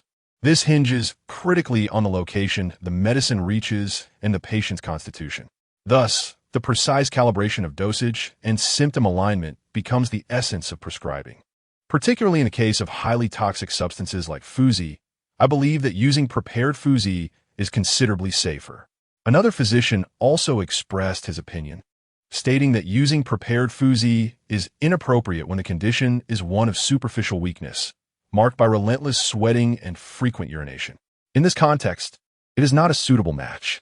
However, if one insists on utilizing prepared Fuzi, it would require a dosage several times greater, perhaps tenfold or even more, to achieve effects akin to raw Fuzi. This approach is neither economical nor feasible given the patient's current condition. After all, our aim in healing is to achieve swift results while minimizing costs, which aligns with the fundamental principles of traditional Chinese medicine. Is there really a distinction between prepared Fuzi and raw Fuzi? One physician appeared somewhat perplexed. Indeed, I have heard my master mention this, although he has never employed raw Fuzi himself. Is this novice practitioner merely attempting to show off? Surely not. Who would jest about the perils of imprisonment? Could it be that this young man possesses extraordinary capabilities? For a moment, several mid-level practitioners began to murmur quietly among themselves. Enough chatter. I trust Feng Sheng. Let him elucidate the matter for you. Wu Luhen, having just assessed the patient's condition, recognized the necessity of using Fuzi for salvation. However, he had never applied it before and only knew the theory, thus hesitating to employ it in practice, as that would contravene the promise made to his father. Moreover, he had not unlocked the potential of Fuzi. Therefore, when Feng Sheng required the endorsement of mid-level practitioners to use Fuzi, he readily stepped forward to assist. In doing so, he neither violated his commitment to his father nor missed the opportunity to save the patient's life. In truth, there is little more to say. The appropriate moment for using prepared Fuzi is when superficial weakness reaches its zenith, while raw Fuzi is indicated when there is a profound deficiency of kidney yang, with internal coldness so extreme that the fire at the life gate is nearly extinguished. At such times, Fuzi must be employed to rekindle this vital fire, replenishing warmth and dispelling cold from the body. However, for Fuzi to exert its formidable effects, it requires the assistance of dried ginger. Dried ginger, being extremely pungent and warming, effectively ignites a fire within the body, continuously supplying warmth to the spleen and stomach. Yet, merely stoking the fire is insufficient. One must also provide fuel. This necessitates the replenishment of the stomach's fluids, which I achieve through the use of roasted licorice. Thus, the energy in the middle burner is continuously enhanced. Concurrently, licorice possesses a harmonizing property that prolongs the efficacy of the medicine within the body. The applicability of Fuzi hinges on one's confidence in their diagnosis. If you are accurate in your assessment, then administering Fuzi will yield results akin to the beating of a drum, with noticeable changes occurring within approximately an hour. Feng Sheng briefly articulated his thought process. Young brother Feng Sheng, you are truly gifted. Your proposition is to employ Fuzi to circulate yang energy throughout the body. Utilize dried ginger to warm the middle burner against internal coldness, and supplement licorice to replenish vital fluids? Wu Luhen exclaimed in astonishment. Indeed, Feng Sheng replied with a smile, before turning to attend to other patients. Meanwhile, the other mid-level practitioners stood in stunned silence, at a loss for words. They could hardly believe that a practitioner of traditional Chinese medicine at the 0 level possessed such extraordinary skill and audacity, leaving them feeling a deep sense of shame. Meanwhile, the Western doctors assisting alongside were utterly astonished, for they were aware that the toxins in the aconite could easily prove fatal, even to a large beast like an ox. The quantity of raw aconite he administered to the patients was sufficient to poison several elephants. At this moment, Feng Sheng had rapidly examined 10 patients, all of whom exhibited identical symptoms. The condition known as four reverses, characterized by coldness in the extremities. The extremities are considered the foundation of yang energy. The onset of this condition could stem from two causes: a decline in kidney yang energy leading to an excess of cold yin, or an invasion of cold pathogens penetrating the three yin channels, disrupting the harmonious flow of yin and yang energies. These 10 patients were truly unfortunate. What began as a simple cold had been mismanaged into a seemingly incurable affliction. However, fate smiled upon them as Feng Sheng was present, capable of reviving them from the brink of death. He shook his head in bitter amusement at their plight. Mismanagement of a cold? Liao Wuhan gasped in surprise. Indeed, some of these individuals had mild symptoms during their cold, which could have been alleviated with a simple ginger tea. Yet, they had been subjected to incessant intravenous treatments. Given the recent cold weather, combined with the internal introduction of cold medicines, an overwhelming influx of yin cold had invaded their bodies, transforming superficial cold into deep-seated cold.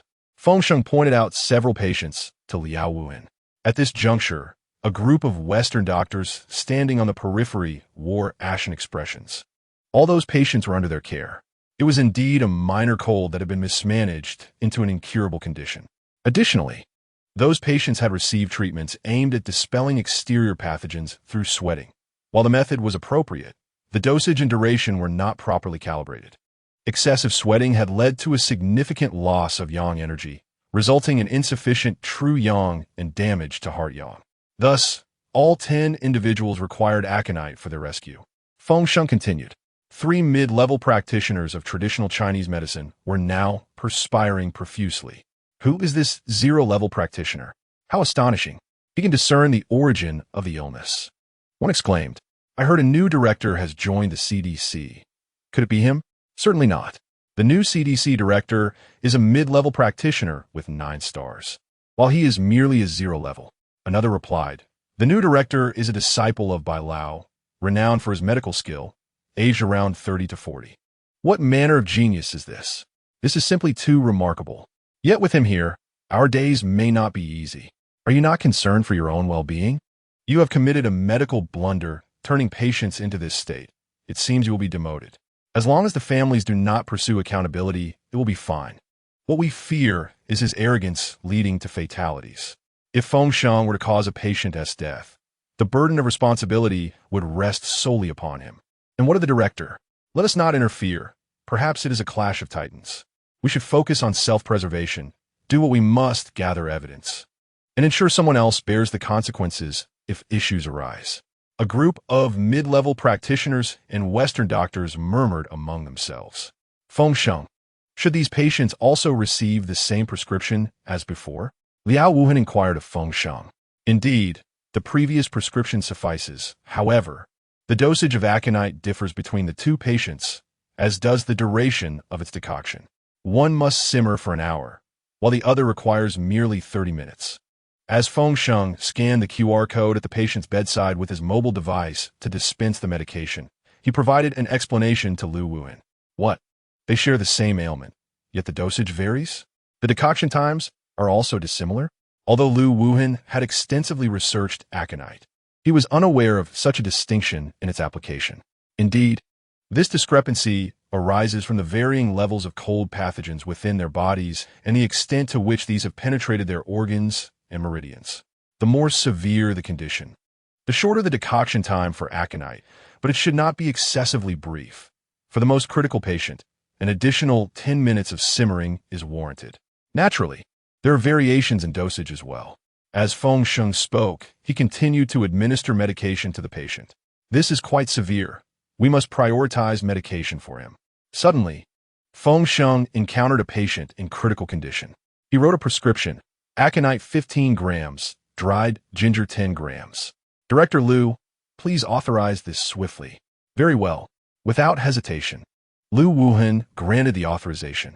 Why omit licorice? Lu Wuhan questioned, perplexed by the prescription. The absence of licorice signifies a loss of a detoxifying and harmonizing agent. With only aconite and dried ginger, both potent and intensely warming herbs, is this not perilous? This individual is on the brink of exhausting yang energy and urgently requires yang rescue. Thus, licorice's moderating influence must be discarded, while the swift action of aconite and dried ginger is imperative for revitalizing yang. After finalizing the prescription, Feng Sheng applied gentle pressure to several points on the patient, allowing him to exhale with relief before proceeding to prescribe for the other patients. Feng Sheng, you are truly remarkable. Lu Wuhan expressed his admiration. He continuously authorized each of Feng Sheng's prescriptions. Following his authorization, he could also view Feng Sheng's prescriptions within his own system. Your prescriptions today could sustain my research for several months. Truly impressive. Lu Wuhan praised once more. You flatter me, Director Lu. That will suffice. I have also reviewed the prescriptions for these 10 patients. I shall take a brief respite. Shortly, I will ask everyone to assist in administering the medications to the patients.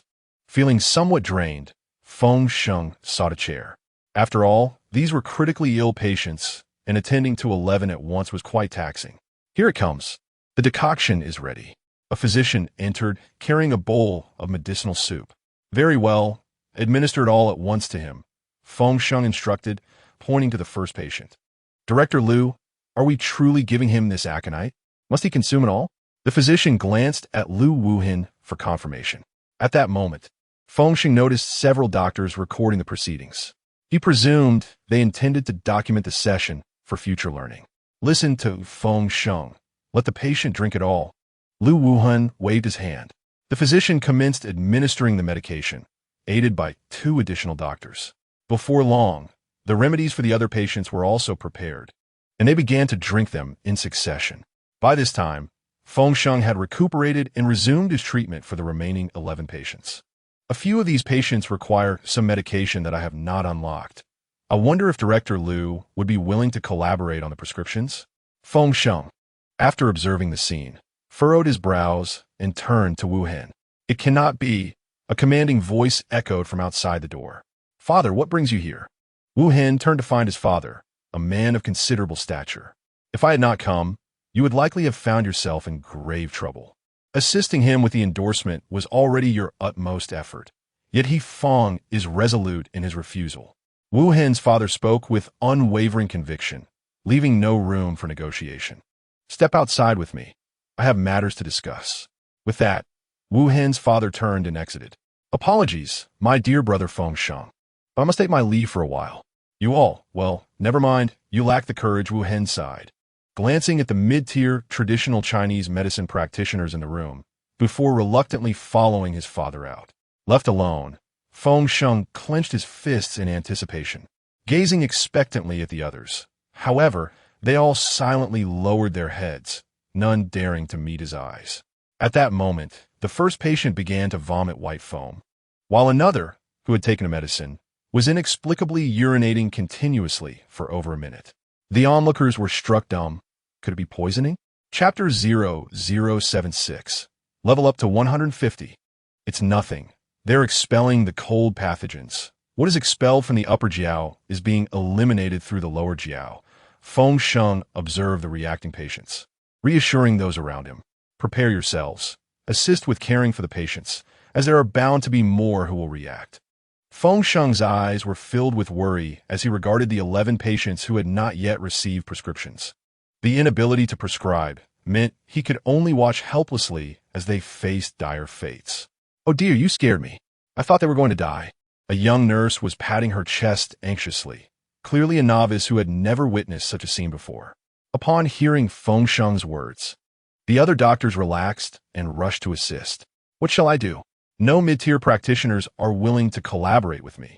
Feng Sheng lamented as he looked at the suffering patients. Just then, a voice called from the doorway. Brother Feng Sheng, I'm here. Director Ming. How could I have forgotten you? Your timing is impeccable. Come quickly. I need you to collaborate with me on a prescription to save these patients. Feng Sheng exclaimed, grasping Director Ming Pinghing's hand with fervent excitement. Of course, Director Ming promptly joined Feng Sheng in crafting the necessary prescriptions. Before long, prescriptions for the 11 patients were finalized, and they began to take their medicine in succession. An hour later, Feng Sheng confirmed that the patients were stable and arranged for others to assist them with their medication. Some patients were even able to sit up, and a few could stand, with others ready to eat. Feng Sheng is miraculous. Impressive. Had I known, I should have collaborated with him sooner. Perhaps I would have gained more experience. It's not too late. There are still critical patients in other hospitals. Shall we not go?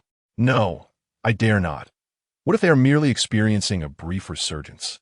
The doctors marveled at Feng Sheng's exceptional medical skills and unparalleled courage.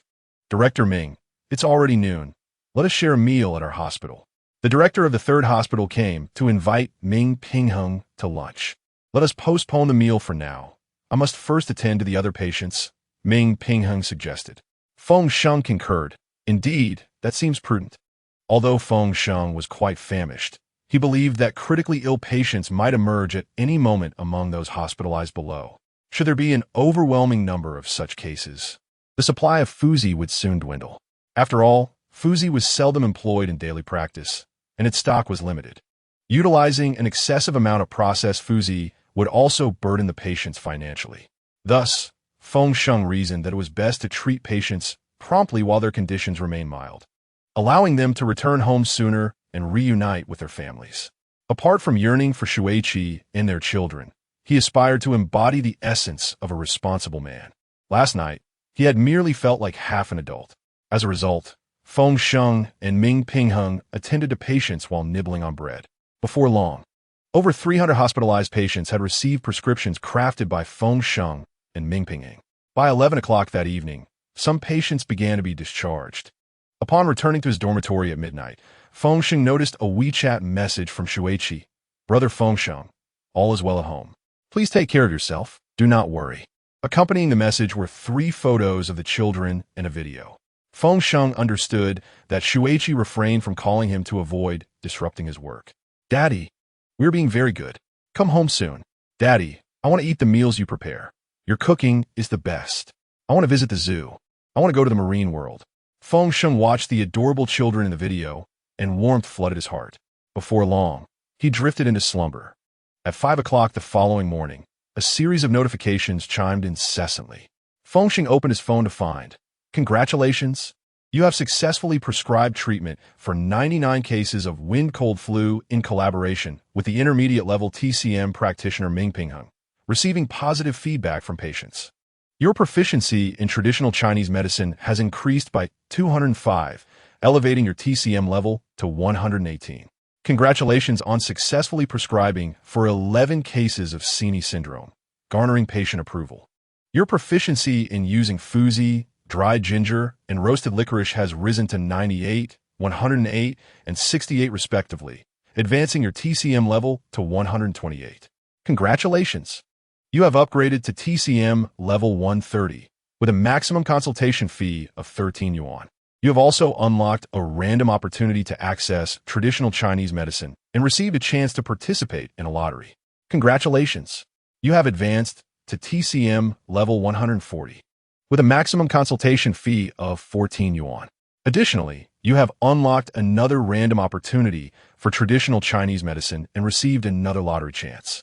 It was indeed the swift experience of rescuing critically ill patients that fostered rapid progress. Feng Sheng marveled at the ingenuity of Li Changxing's TCM upgrade system. Just then, his phone buzzed with a call from Ming Pingheng. Brother Feng Sheng, are you awake? Oh, I am. It's quite early, isn't it? Please open the door. I am waiting outside. Huh? All right. Feng Sheng opened the door to find Ming Pingheng holding soy milk, steamed buns, fried dough sticks, and pickles. Thank you, Director Ming, for bringing me breakfast so early. Feng Sheng graciously accepted the breakfast from Ming Pingheng. At that moment, he noticed Ming Pingheng's radiant complexion, brimming with vitality. According to the physiognomy knowledge gleaned from the novel Tian Yi Secret Realm, such an appearance foretold a promotion. No need for thanks. I should be the one expressing gratitude to you. Did you know? Your prescriptions possess miraculous effects, and coincidentally, the leadership is inspecting the epidemic prevention measures at the third hospital. They clearly indicated that if I can resolve the epidemic within 7 days, a promotion is within reach. Ming Pingheng chuckled. Then allow me to extend my early congratulations. Feng Sheng swallowed the last bite of his youtiao, offering his congratulations to Ming Pingheng. This is all thanks to you and my master. I am truly grateful. Ming Pingheng regarded Feng Sheng's expression as one would admire a precious treasure. But aren't you also taking a risk? Without your willingness to collaborate with me on the prescriptions, I would not be able to dispense the medicine. Feng Sheng replied with a smile. Ming Pingheng, I wish to discuss something with you, he said, observing Feng Sheng intently. Oh, please go ahead. Your prescriptions are incredibly effective. I wonder if we could distribute them to hospitals across Yuzhou, allowing everyone to adjust their usage according to the specific circumstances? Ming Pingheng was keenly observing Feng Sheng's reaction. That sounds excellent. However, doing so means you wouldn't gain experience, which would truly be a selfless contribution. Ming Pingheng continued to scrutinize Feng Sheng's expression. No worries.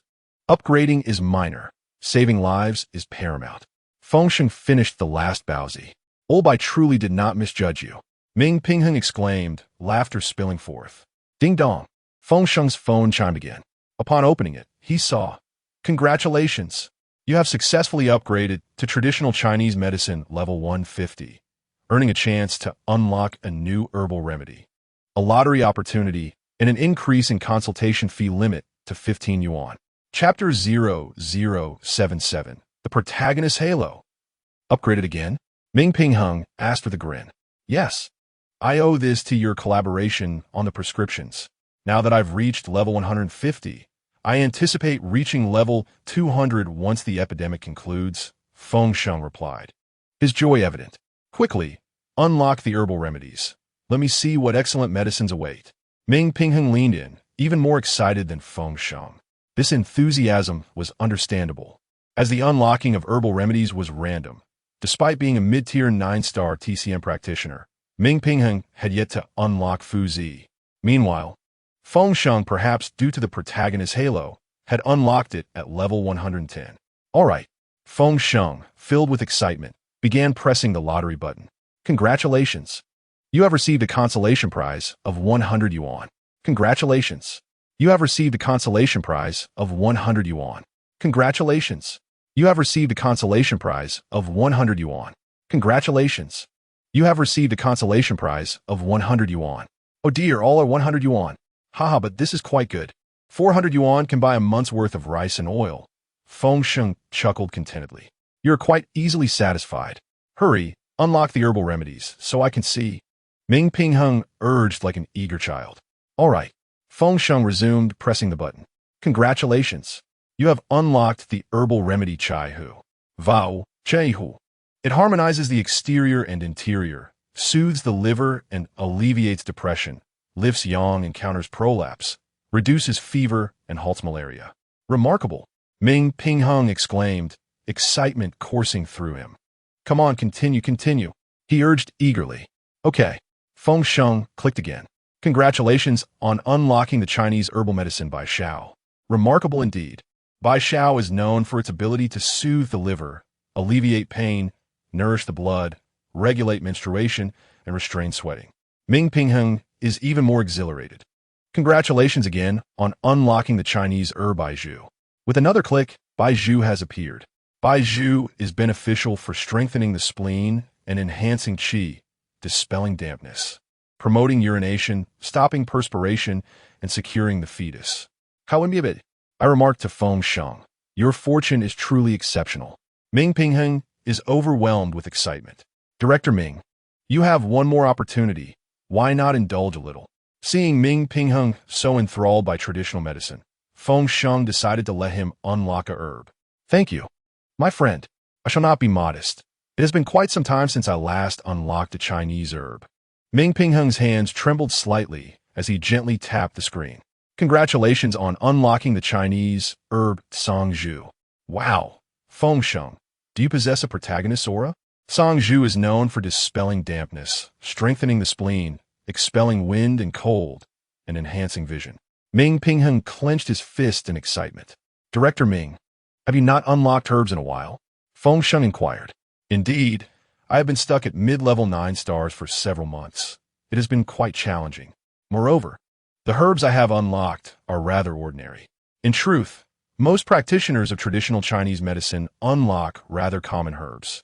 Few can achieve what you have, acquiring such formidable herbs at merely level 150. Admiration gleamed in Ming Pingheng's eyes. Feng Sheng was astonished, but upon reflection, could this be his own golden finger? Brother Feng Sheng, which herbs have you unlocked? Ming Pingheng asked. Oh, I recently unlocked Chai, Hu Bai Zhu Cang Zhu, and Bai Xiao, while previously I unlocked Fu Ling, Ji Shi Teng, Shen Chu, Shanja, Gan Xiao Maya Xiao Mai, Fu Zi Dingue Chen Pai, and Ban Xia. Feng Sheng recounted his 15 herbs with pride. Most of them are indeed remarkable, Brother Feng Sheng. I believe you will soon reach the level of a mid-tier practitioner. Let's now visit the intensive care units of other hospitals. Ming Pingheng rose and pulled Feng Sheng out of the dormitory. Their first stop was the first hospital, where Ming Pingheng dispatched various types of anti-epidemic prescriptions to the work group and assigned tasks. Soon, hospitals at all levels in Yuzhou began utilizing these prescriptions. Here, Feng Sheng collaborated once again with Ming Pingheng to save several patients suffering from critical conditions using Shangfuzi. Throughout the day, they traversed 6 large hospitals, ultimately rescuing 21 patients from the clutches of death. 6 days later, Feng Sheng and Ming Pingheng had successfully saved 125 critically ill patients. Feng Sheng's reputation had soared within the realm of traditional Chinese medicine. However, as only those within the circle were aware of Feng Sheng's contributions, the general public remained oblivious to his esteemed name, except for a few critical patients. Consequently, some of those saved began to refer to Feng Sheng as Fu Zi Feng Sheng, the Savior Buddha. After taking over the situation in traditional medicine, Yuzhou triumphed over the epidemic in just 7 days. At the celebration banquet, Ming Pingheng revealed a set of statistics. Under Western medicine, the mortality rate stood at 8%. Under traditional Chinese medicine, it was 0. The average recovery time under traditional Chinese treatment was 3 days. The recovery time for Western medicine treatment averages 29 days. In contrast, traditional Chinese medicine, TCM, yields no after effects. While Western medicine may result in complications such as pulmonary fibrosis, myocarditis, and uremia, the average cost of TCM treatment is approximately 380 yuan, whereas Western medicine treatment averages around 200,000 yuan. Director Ming, I feel as though I, the overall commander, have accomplished nothing, Feng Sheng remarked, gazing at the additional 1 million yuan bonus and 500 yuan subsidy in his bank account, feeling unworthy of such rewards. All the prescriptions were generated by you. How can you claim to have done nothing? Ming Pingheng responded. Moreover, thanks to our collaboration, I have finally ascended to the ranks of advanced TCM practitioners. Although I have yet to achieve a star rating, I have fulfilled my aspirations. Ha ha ha. Ming Pingheng excitedly patted Feng Sheng on the shoulder. In truth, you are the true commander of this battle. I have merely benefited from your brilliance. I have leveled up to 297 and unlocked 14 herbal medicines. Soon, let's head to my dormitory to explore these herbs together, Feng Sheng whispered into Ming Pingheng's ear. What secret is this? You Haven Tea included me. Liao Wuhan approached. Indeed, unlocking 14 herbal medicines is no secret, and I owe my gratitude to you and Director Ming, Feng Sheng chuckled. I should thank you, as I have now reached an intermediate 9-star level in TCM. Thank you, Brother Feng Sheng, Liao Wuhan said, playfully punching Feng Sheng's chest. Your gratitude makes me feel a bit bashful. Feng Sheng replied, scratching his head like a youthful lad. Ha ha ha, Brother Feng Sheng, feel free to contact me anytime you need assistance. I will gladly lend a hand.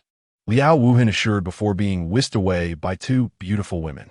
That Wuhan has an incredible charm with the ladies, Ming Pingheng laughed. Director Ming is here. Hurry and interview him. A swarm of media reporters rushed towards them. Brother, your accomplishments are credited to me. I owe you a favor. So do not hesitate to ask for help in the future, Ming Pingheng declared before darting off. As dozens of reporters streamed past, none recognized that the true hero of this pandemic was Feng Sheng, who had just been overlooked.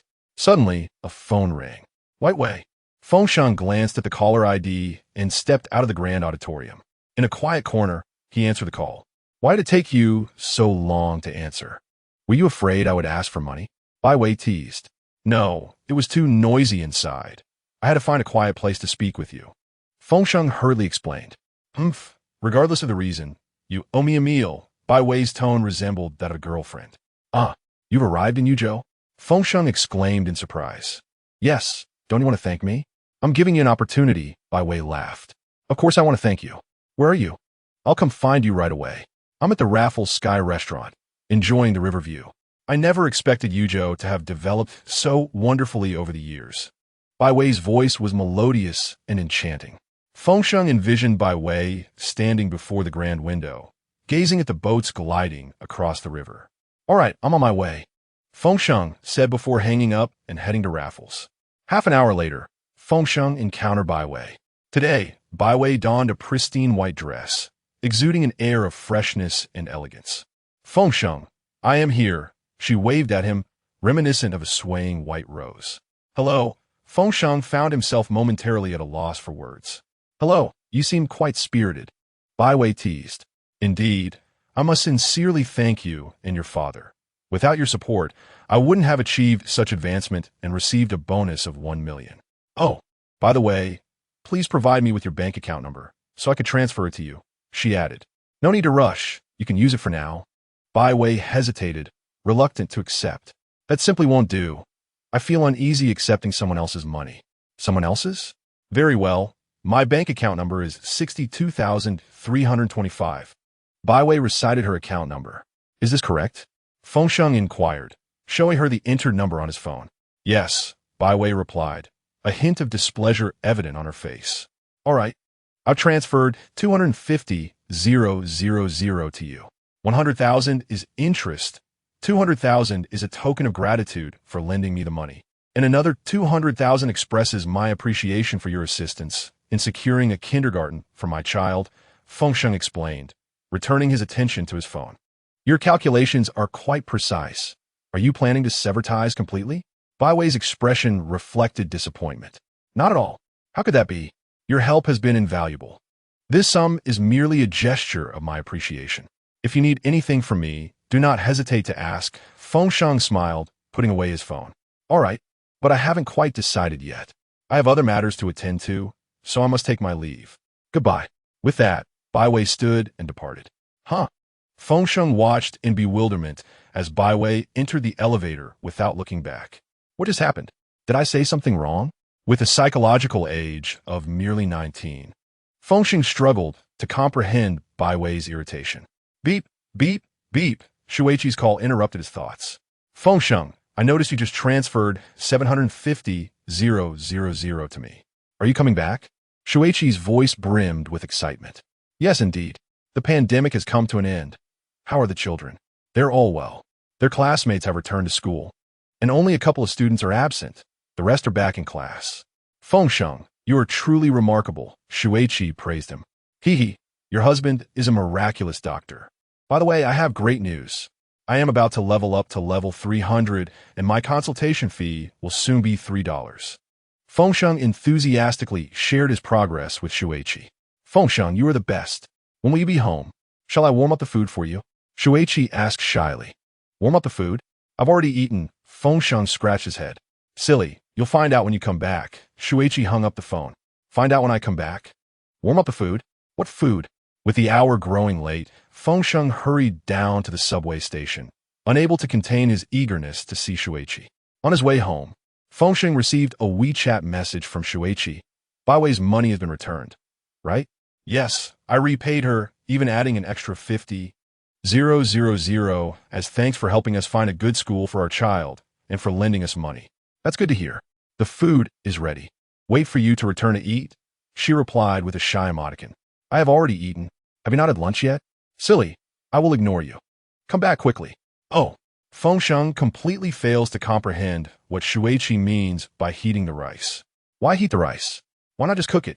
As Feng Sheng ponders this, an elderly man suddenly turns pale and convulses, slipping from his seat to the floor of the subway. Seeing this, Feng Sheng immediately rushes over and uses his fingernail to press upward on the man's acupoint. The old man does not respond. Noticing a nearby passenger holding a pack of needles and thread, he implores, "Madam, may I borrow your needle?" "What for?"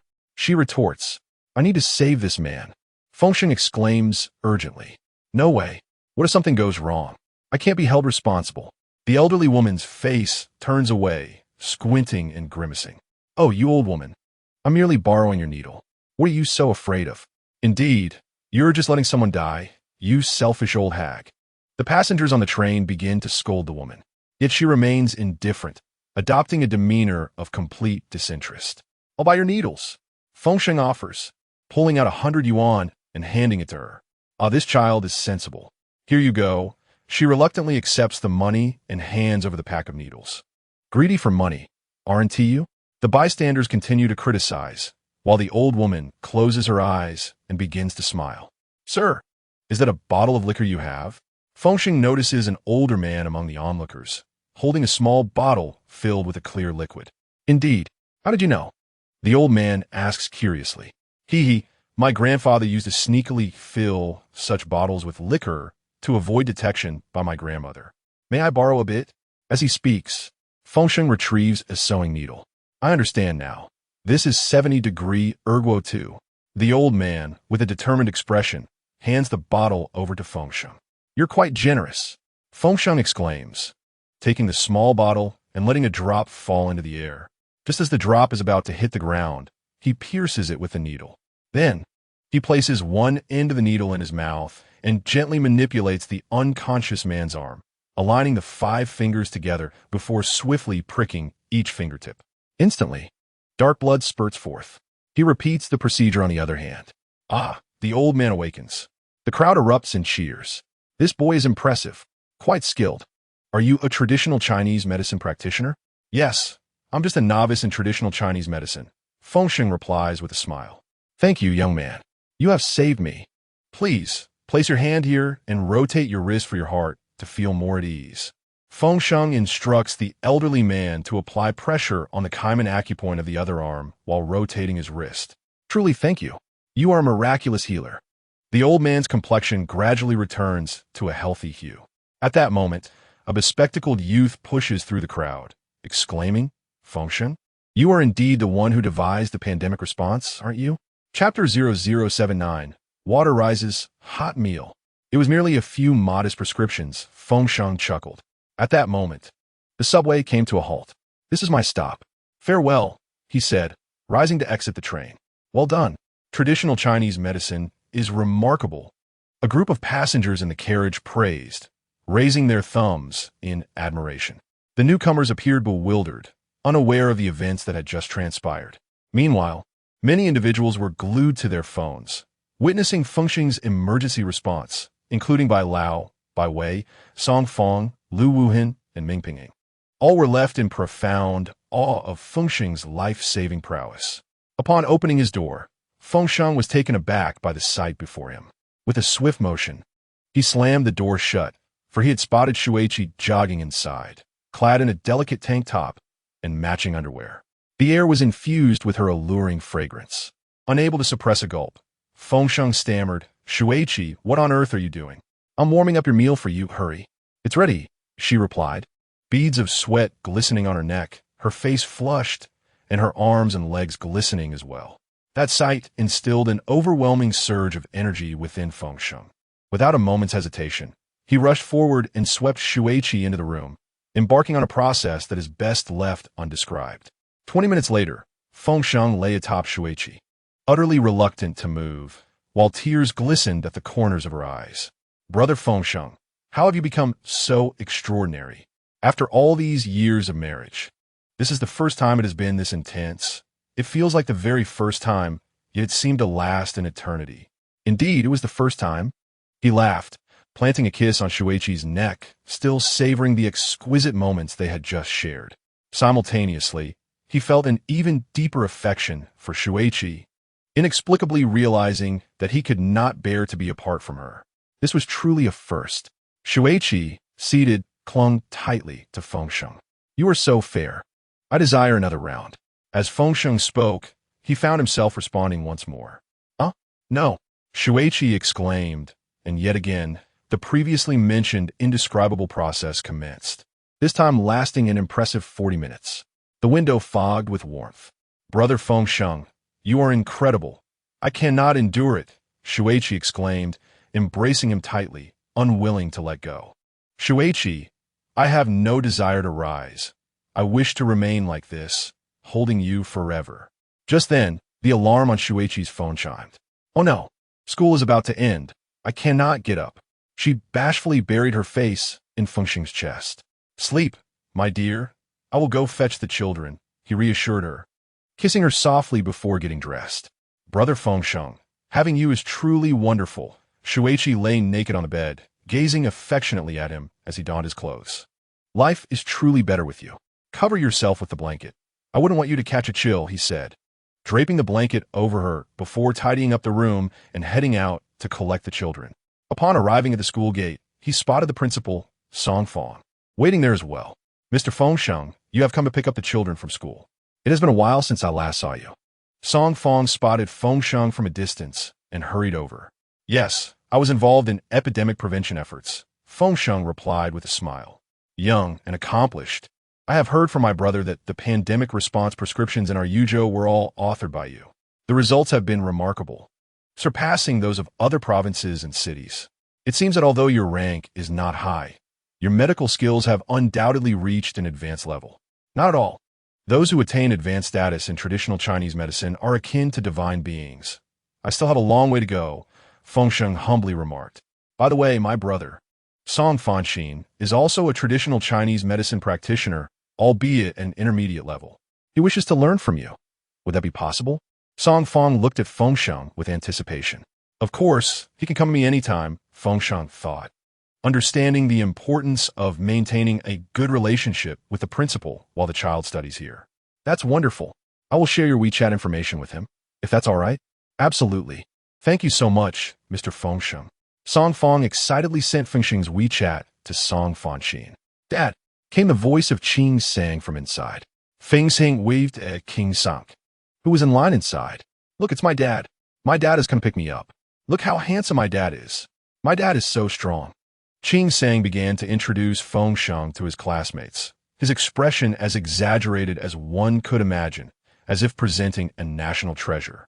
Qing Sang is an exceptionally lively and intelligent child. Zissou is equally delightful, incredibly popular, with numerous friends. Principal Song Fong continuously updated Feng Sheng about the two children's experiences in the kindergarten. I truly appreciate your support. It is thanks to you and the teachers that the children have adapted to this new environment so swiftly. Thank you.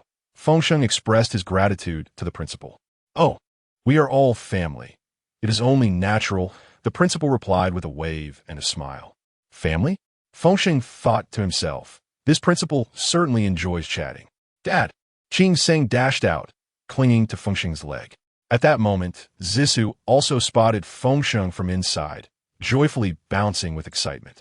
Chapter 80. The Rescue of Zhao Huijian. Feng Sheng returned home with the two children. Just as he closed the door, he was met with the heart-wrenching cries of little Ding Dang and Zhao Huijian. Sweetheart, don't come out. Let me see what is happening. Feng Sheng signaled to Shuiqi with a glance. Shuiqi stepped forward to hold on to Qing Sang and Zissou. Feng Sheng approached Zhao Huijian's door to listen to the commotion within. Your husband has mortgaged the house to us for a total of 7 million. Now that he is dead, we have come to collect the property. A menacing voice resonated. Brother, if you take this house, where will we? A mother and her orphan child. Go. I beg you. Please show us mercy. Zhao Huijian pleaded desperately. Mommy, mommy. Little Ding Dang cried out repeatedly. That is not our concern. The agreement is in black and white, signed and sealed. You can see for yourself. Additionally, the property deed is in our possession. Today is the final deadline. Will you return it or not? 7 million? But it states here that only 500,000 was borrowed. How did it become 7 million? Zhao Huijian screamed helplessly. A year has passed, and the interest has accumulated. The man's voice resounded once more. Brother, I find this woman rather appealing. Why not let her repay in kind, perhaps by bearing you a child. Another voice chimed in. Indeed, let her son work at our casino. I think that's a feasible idea, Zhao Huijian. What do you think? If you agree, I shall forego the 1 million and settle for 700,000, allowing your son to work in my company to repay the debt. What do you say? How shameless, you rogue. Zhao Huijian appeared to spit in disdain. What are you pretending to be high and mighty for? I am offering you a chance out of respect. If you do not serve me well today, I will promptly take you to court for enforcement and have both of you thrown out. The man's voice dripped with anger and arrogance. At that moment, Feng Sheng had already dialed 110. Little ding-dang, go to your room and do not come out. Zhao Huijin seemed resigned. Mom, I won't leave. I want to protect you. Little ding-dong's cries tightened Feng Sheng's fists. Be obedient, quickly go inside. Get this little brat into that room, and don't let him ruin my plans. Laughter echoed from within. Congratulations, big brother, for marrying the 9th concubine. Ha ha. Once I'm done having my fun, you can come back. The laughter continued, mingling with little ding-dong sobs, until the sounds gradually faded. We cannot wait for the police. Time is of the essence. Bang, bang, bang. Feng Sheng pounded on the door forcefully. Who is it? A lackey opened the door. I've already called the police. They will arrive shortly. Feng Sheng shouted into the room. The big brother-S man said he called the police. At that moment, their leader emerged bare-chested. What path are you on, kid? The big brother assessed Feng Sheng while dressing. The main road, the road of righteousness, Feng Sheng replied, unflinching. You're quite bold. What do you think the police will do when they arrive? Everything is in black and white. The big brother remained unfazed, casually sitting on the sofa and placing the agreement signed with Zhao Huijin's husband on the table. His 3 lackeys stood by his side. At that moment, little Ding-Dang ran over and clung to Feng Sheng's leg. Do not fear. Master is here, and the police will be here soon. Feng Sheng comforted her. Who called the police? 4 officers appeared at the door. It was I. These individuals broke in and threatened us, bullying a widow and her child. Feng Sheng pointed to the debt collectors. You lot again. Do you wish to spend a few more days inside? The police asked angrily. The people's police have arrived. You must deliver justice. Look, I lent Zhao Huijin's husband 500,000, and after a year, he has passed away. Now I seek my money. But Zhao Huijin refuses to pay and suggests repayment in flesh. Do I look like that kind of person? I want money, not women. Besides, I am not lacking in women, he insisted. The bald leader noticed Zhao Huijin emerging from the bedroom, disheveled and in disarray. Ms. Zhao Huijin, have they harmed you? A female officer immediately stepped forward to assist Zhao Huijin in adjusting her clothing. Overcome with emotion, Zhao Huijin threw herself into the officer's arms, weeping. Comrade police officer, I assure you, I have done nothing wrong. I possess unwavering determination and a resilient character. My desire is for money, not for women. If she does not repay me today, I shall seize her property, and I implore you to ensure justice is served. The bald man cast a self-satisfied glance at Feng Sheng. I wish to examine your loan contract, one of the officers requested, scrutinizing the document. The interest rates appear to be questionable. How can it amount to 2 million in interest over a year? This constitutes usury. The officer fixed his gaze on the bald man. That was promised to us by her husband. We are powerless in this matter. He assured us that if we lent him money, this would be the interest. He displayed the property deed to the officer. Even with a promise, repayment is not obligatory. This is illegal. Should you resort to violent collection methods, we could charge you with creating disturbances. Please no. I shall forego this today. Zhao Huijin. We will meet in court tomorrow. The bald man waved the loan contract in front of Zhao Huijin before attempting to leave. Stop. I have repaid Zhao Huijin's debt, but only 700,000. If you accept this now, we can settle the matter. Otherwise, you may pursue legal action, and I will repay you in due course. Feng Sheng interjected, halting the bald man. Oh, what loyalty? Is there something romantic between you two? He chuckled, causing the bald man to turn back with a grin. Thus, witnessed by the officers, Feng Sheng contacted Shuiqi and transferred 700,000 to the bald man. Zhao Huijin reclaimed her loan contract, property deed, and a receipt from the group. At that moment, she comprehended the extent of her ex-husband's transgressions. Not only domestic violence, but also secret gambling, even mortgaging their sole property to casino operators. Why not repay sooner? Zhao Huijin expressed her gratitude. Thank you, young brother, for your unwavering support. The bald man patted Feng Sheng on the shoulder before departing with his entourage. Thank you, officers. I am truly grateful, Feng Sheng expressed. Protecting the populace is our duty, one officer replied, patting Feng Sheng's shoulder before leaving. Little Ding Dang, kneel, Zhao Huijin implored, holding the property deed as she knelt before Feng Sheng, urging Little Ding Dang to do likewise. Please rise, what is this? Feng Sheng hastily assisted both women. Chapter 0081, A Consultation Room. Mr. Feng Sheng, your immense kindness is beyond repayable.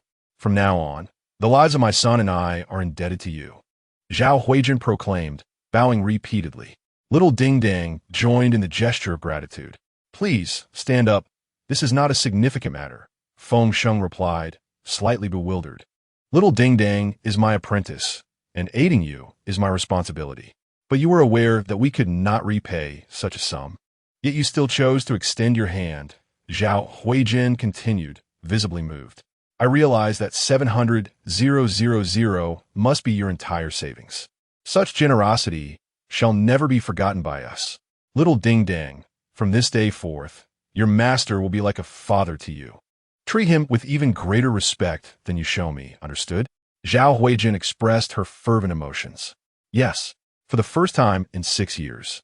Little Ding Dang discovered the sense of security bestowed by her father, a feeling as solid as a mountain, as vast as the sea, and as divine as a celestial being descending to earth. All right, everyone rise. We are family, no need for so many words.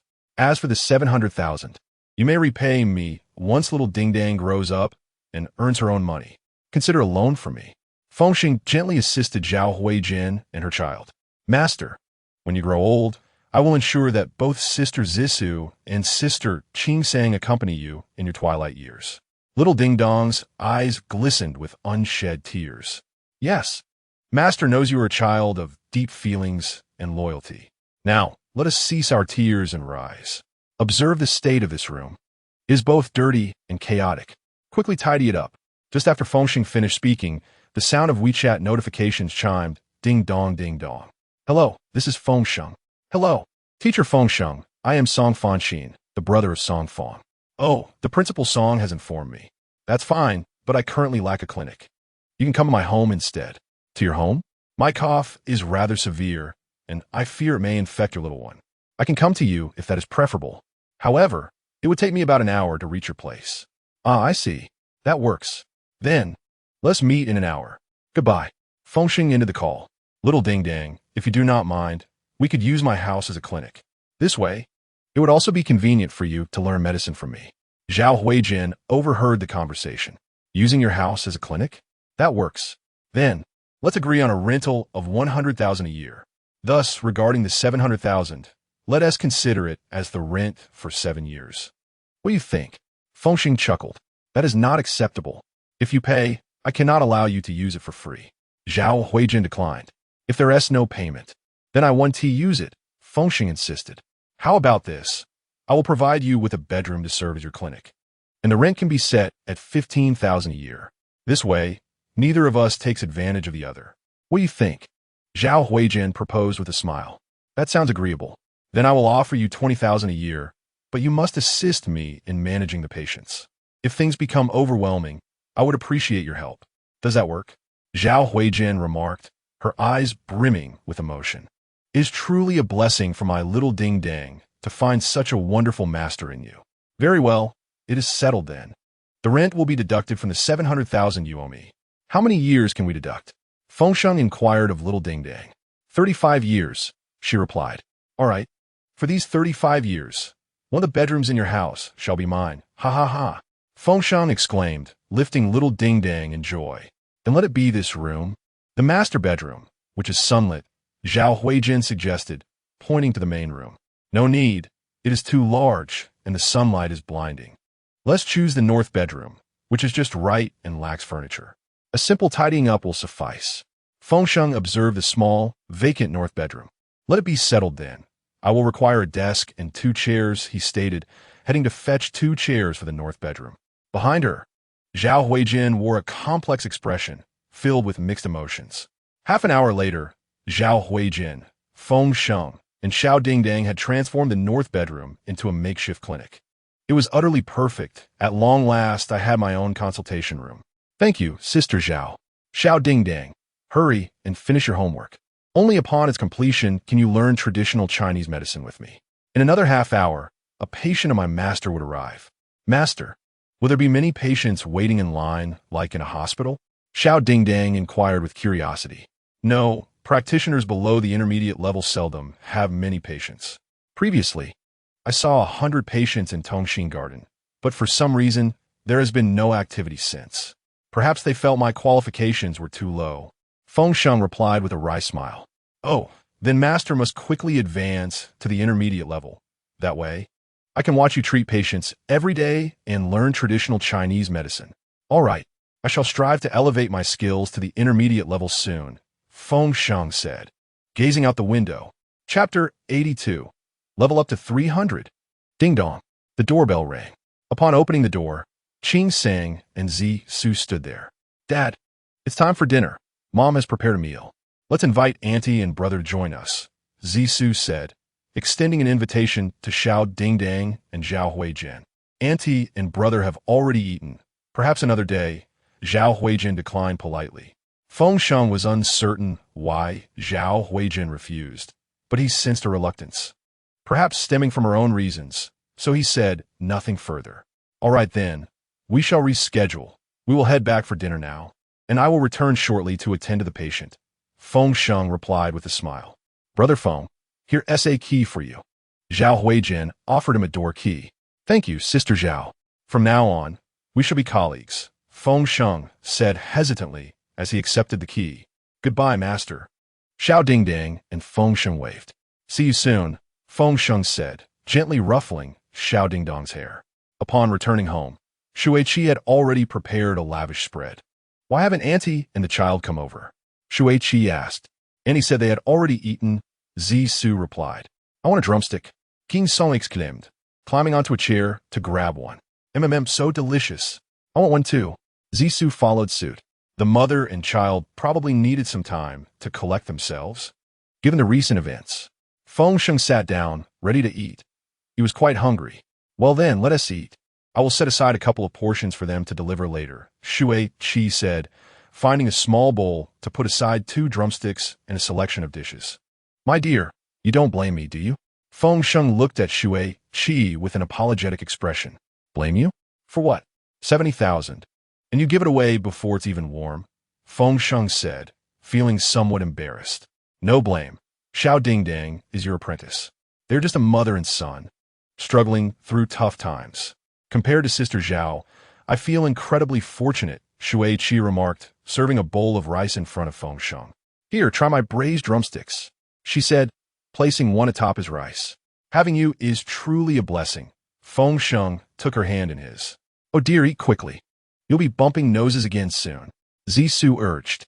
I can hardly bear it. Let us eat quickly, humph, said Qing Sang. Within less than 20 minutes, the delightful dinner came to a close. I shall prepare some more rice to take to them. Song Fanxin should be arriving soon. Feng Sheng intended to serve the rice. Allow me, Shuiqi rose to take over. Ding dong, ding dong, ding dong. Feng Sheng's phone chimed, a flurry of notifications appearing one after another. Congratulations, you received a 5-star review from patient, with a satisfaction rate of 91. Congratulations, your prescription issuance effectiveness is 91. Congratulations, your prescription cure rate currently stands at 90. Congratulations. Your proficiency in using the traditional Chinese medicine Banksia has increased by 66. Congratulations. Your proficiency in using the traditional Chinese medicine Fuling and Chenpi has increased by 77. Congratulations. You have successfully upgraded to traditional Chinese medicine level 300, with your maximum consultation fee rising to 3 yuan. Simultaneously, you have unlocked a random opportunity to use traditional Chinese medicine once and received a lottery chance. Wow, I've reached level 300. I had previously forgotten to unlock traditional medicine alongside Mingping. He must have forgotten as well. Perhaps next time, Feng Sheng mused excitedly. Dad, let me see. What is it? Zissou climbed up. I want to see too. Qing Sang chimed in. For the lottery, you two can come one at a time. Feng Sheng sat on the sofa, grinning broadly. I'll go first. Zissou insisted. All right, elder sister may go first. Qing Sang felt as if she were indeed the elder sister. Okay, then let the elder sister draw first. Feng Sheng affectionately ruffled Qing Sang's hair, finding her to be quite adorable. Congratulations, you have won a consolation prize of 100 yuan. Zissou won 100 yuan. Now it's my turn, Qing Sang exclaimed. Congratulations, you have also won a consolation prize of 100 yuan. Qing Sang, too, won 100 yuan. Now it's my turn. Congratulations. You have won a consolation prize of 100 yuan. Zissou won another 100 yuan. The two sisters consecutively drew 14 times, each winning 100 yuan. Oh dear. Is it no grand prize? It's all been 100s. Zissou now had a clear understanding of the value of 100. There's one last chance. Let us have Mom draw. Feng Sheng encouraged Shuiqi to participate. All right, Mom, you can do it. Make sure to draw a grand prize. Zissou clenched her little fists, cheering for Shuiqi. Go, Mom. Qing Sang joined in the encouragement. I've never won a grand prize in a lottery. Shuiqi chuckled as she pressed the button. Congratulations. You have won a prize of 10,000 yuan. The amount has been transferred to your bank account. Wow, 10,000 yuan. Mom, you're amazing. Zissou joyfully embraced Shuiqi. Dear, you are truly a blessing, exclaimed Feng Sheng, thrilled as he hugged Shuiqi. Let us plan a trip to the ocean world this weekend.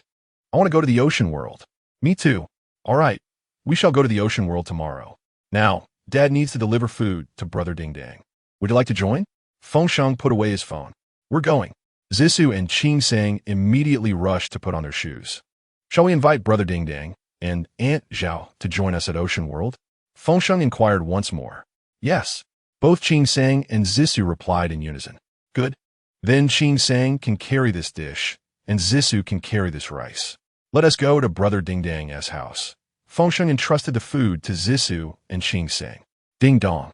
Feng Sheng glanced at his phone to find a WeChat message from Song Fanxin. Teacher Feng Sheng, there's been a traffic accident, and I'm stuck in a jam. I estimate I will arrive half an hour late. No worries, just call me when you arrive, and I will meet you at the entrance. Feng Sheng replied before taking the children to Zhao Huijin's house. Upon reaching the doorway, he noticed a large sign with golden letters on a black background hanging above, inscribed with the 3 bold characters, Tian Yitong. Instantly, Feng Sheng understood why Zhao Huijin had not come for dinner. She was busy crafting the sign for Tian Yitong. He gently touched the black and gold plastic plaque, feeling a wave of emotion. As he placed the dishes on the table, he caught sight of Zhao Huijin, whose eyes glistened with tears. Thank you, thank you. You are so considerate. Zhao Huijin embraced Qing Sang and Zissou. Annie, please eat. We saved this especially for you. It's delicious, and Mom even warmed it up for you. Ziada always can to eat. Brother, have a drumstick? Qing Sang exclaimed, directly handing a chicken leg to Xiao Ding Dang. All right, let Annie and your brother enjoy their meal, while you two play with the toys. I will unlock some traditional Chinese medicine, Feng Sheng said, concerned that the children might disturb Zhao Huijin's meal. Thank you, Master. Zhao Huijin expressed her gratitude towards Feng Sheng. You're welcome. Please eat before it gets cold, Feng Sheng replied with a smile. Zhao Huijin looked at him with eyes full of appreciation. Master, I also want to see you unlock the traditional medicine, Xiao Ding Dang said, holding a chicken leg in one hand and approaching Feng Sheng. Chapter 0083.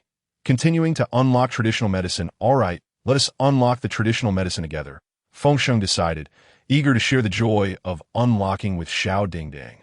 This would also help cultivate Xiao Ding Dong's interest in traditional Chinese medicine. Is it here? Xiao Ding Dang asked, both nervous and excited. Yes, right here. Congratulations. You have unlocked the traditional Chinese medicine, fennel. Wow, Master, I unlocked fennel. Xiao Ding Dang exclaimed with enthusiasm. Good, continue, Feng Sheng replied, feeling a bit helpless. As this was something readily available in the supermarket S-Spy section, a missed opportunity indeed. Congratulations, you have unlocked the traditional Chinese medicine, jujube. Master, I unlocked Jujube again. Xiao Dingdang was even more thrilled. Goodness, what kind of luck does this Xiao Dingdang have? Feng Sheng thought to himself, trying to maintain a cheerful facade to avoid dampening the child's enthusiasm. All right, let's try again. Feng Sheng was determined to see if Xiao Dingdang could indeed unlock something extraordinary. Congratulations, you have unlocked the traditional Chinese medicine, ginger. Wow, master, I unlocked ginger again. Xiao Dingdang trembled with excitement. Can we get something that isn't available in the supermarket? Feng Sheng sighed, feeling a bit exasperated. Master, are you unhappy? Xiao Dingdang perceptibly noticed Feng Sheng's mood. Not at all. Let us continue. You still have 12 chances left, Feng Sheng responded with a forced smile. Then I will unlock one more. The rest can be for you, master. Not understanding Feng Sheng's feelings, Xiao Dingdang speculated that perhaps Feng Sheng wanted to unlock something himself. It's all right, you go ahead. I've already unlocked 15 herbs. You should try, Feng Sheng said, affectionately ruffling Xiao Dingdang's hair. Master, what traditional medicine do you wish to unlock? Xiao Dingdang inquired. Anything will do. It would be best if we could get some ginseng, Feng Sheng casually remarked. One last time, please grant me a ginseng. Xiao Dingdang earnestly clasped his hands together, bowed towards his phone, and pressed the unlock button. Feng Sheng, with his eyes closed and head tilted back, chose to avert his gaze. Congratulations, you have unlocked the traditional Chinese herb ginseng. What? Is it truly ginseng? Upon hearing this, Feng Sheng was instantly exhilarated. It is ginseng, it is ginseng. Master, I have unlocked ginseng. Xiao Dingdang felt he had fulfilled his master's wish, overwhelmed with joy. Well done, splendid. Feng Sheng joyfully embraced Xiao Dingdang tightly. Master, that hurts. Xiao Dingdang winced from the intensity of Feng Sheng's embrace. Xiao Dingdang, I truly owe you my gratitude. Let's visit the ocean world together this Saturday, Feng Sheng said with a smile. All right, thank you, master. My sister just mentioned it, and I have long to go, but I have never been. Xiao Dingdang's eyes sparkled like stars. Very well. We shall go this Saturday. Now, continue unlocking. Feng Sheng encouraged Xiao Dingdang. Congratulations, you have unlocked the traditional Chinese herb yam. Congratulations, you have unlocked the traditional Chinese herb scutellaria. Scutellaria? It clears heat and dries dampness, dispels fire and detoxifies, stops bleeding, and stabilizes pregnancy. Finally, a herb that clears heat and dries dampness had arrived, and Feng Sheng felt a surge of joy upon seeing it. Congratulations, you have unlocked the traditional Chinese herb yam. Congratulations, you have unlocked the traditional Chinese herb platycodon. Congratulations, you have unlocked the traditional Chinese herb apricot kernel. Congratulations, you have unlocked the traditional Chinese herb Angelica dihirica. Angelica dihirica? It disperses wind, eliminates dampness, opens the orifices, alleviates pain, and reduces swelling and pus.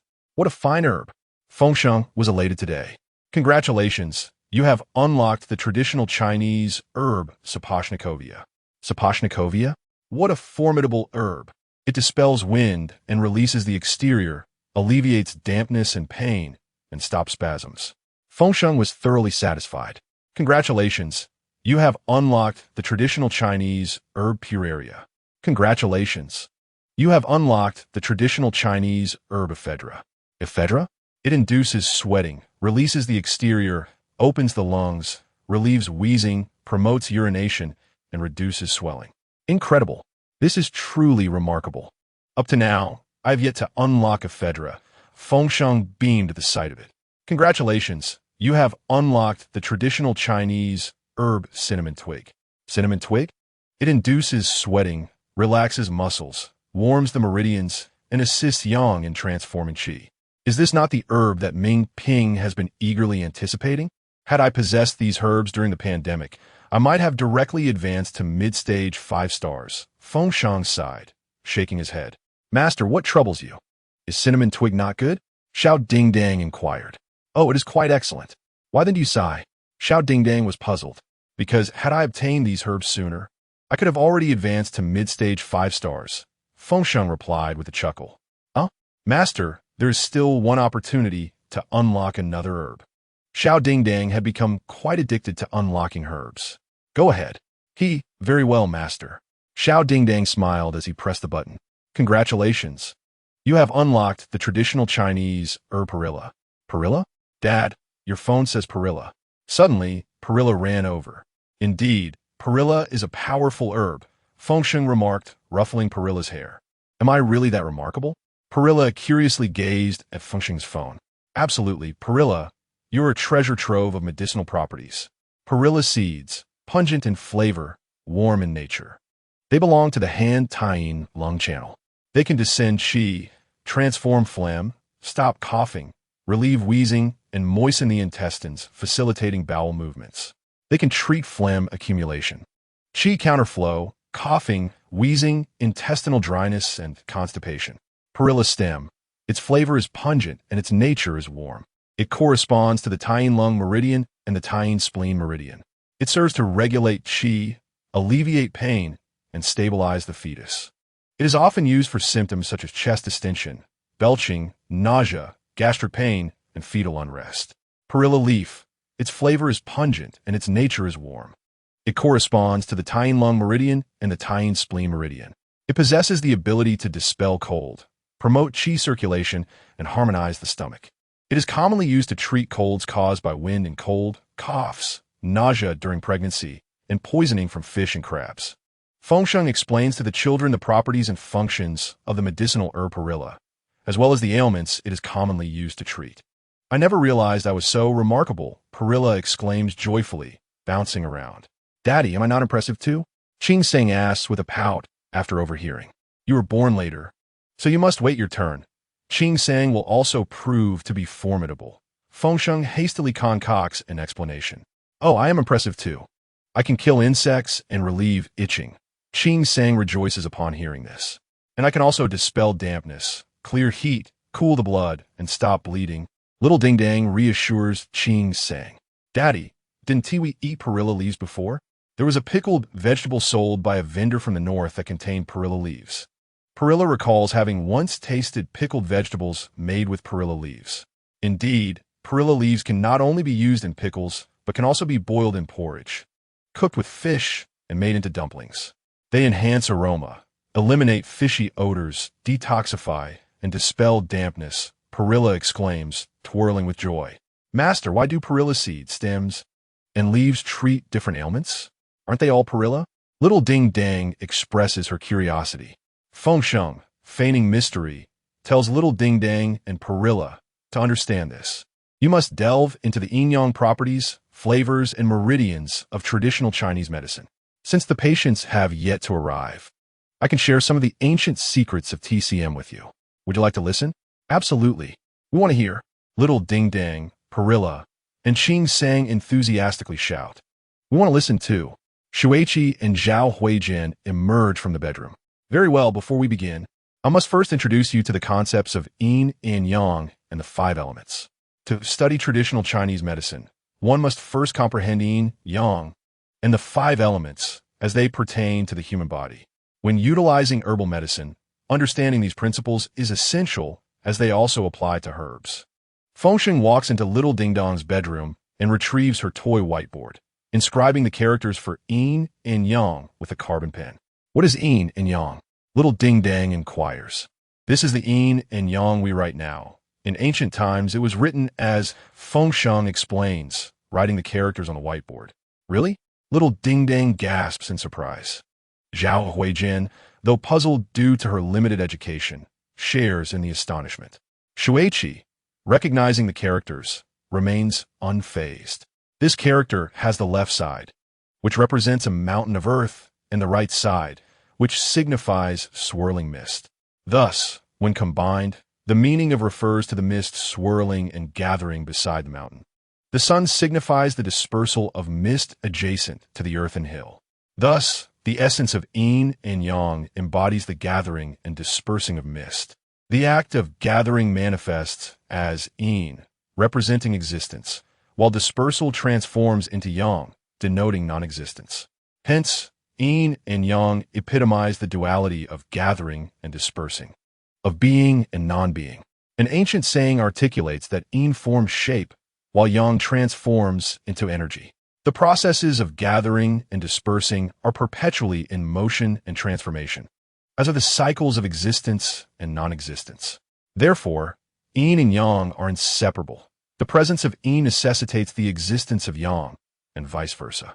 Feng Sheng elucidated the concept of yin and yang, which proved challenging to comprehend. At times, there's being, at times, non-being, at times, there's gathering, at times, dispersing. At times, there is yin, at times, there is yang. Zhao Huijin appeared somewhat perplexed.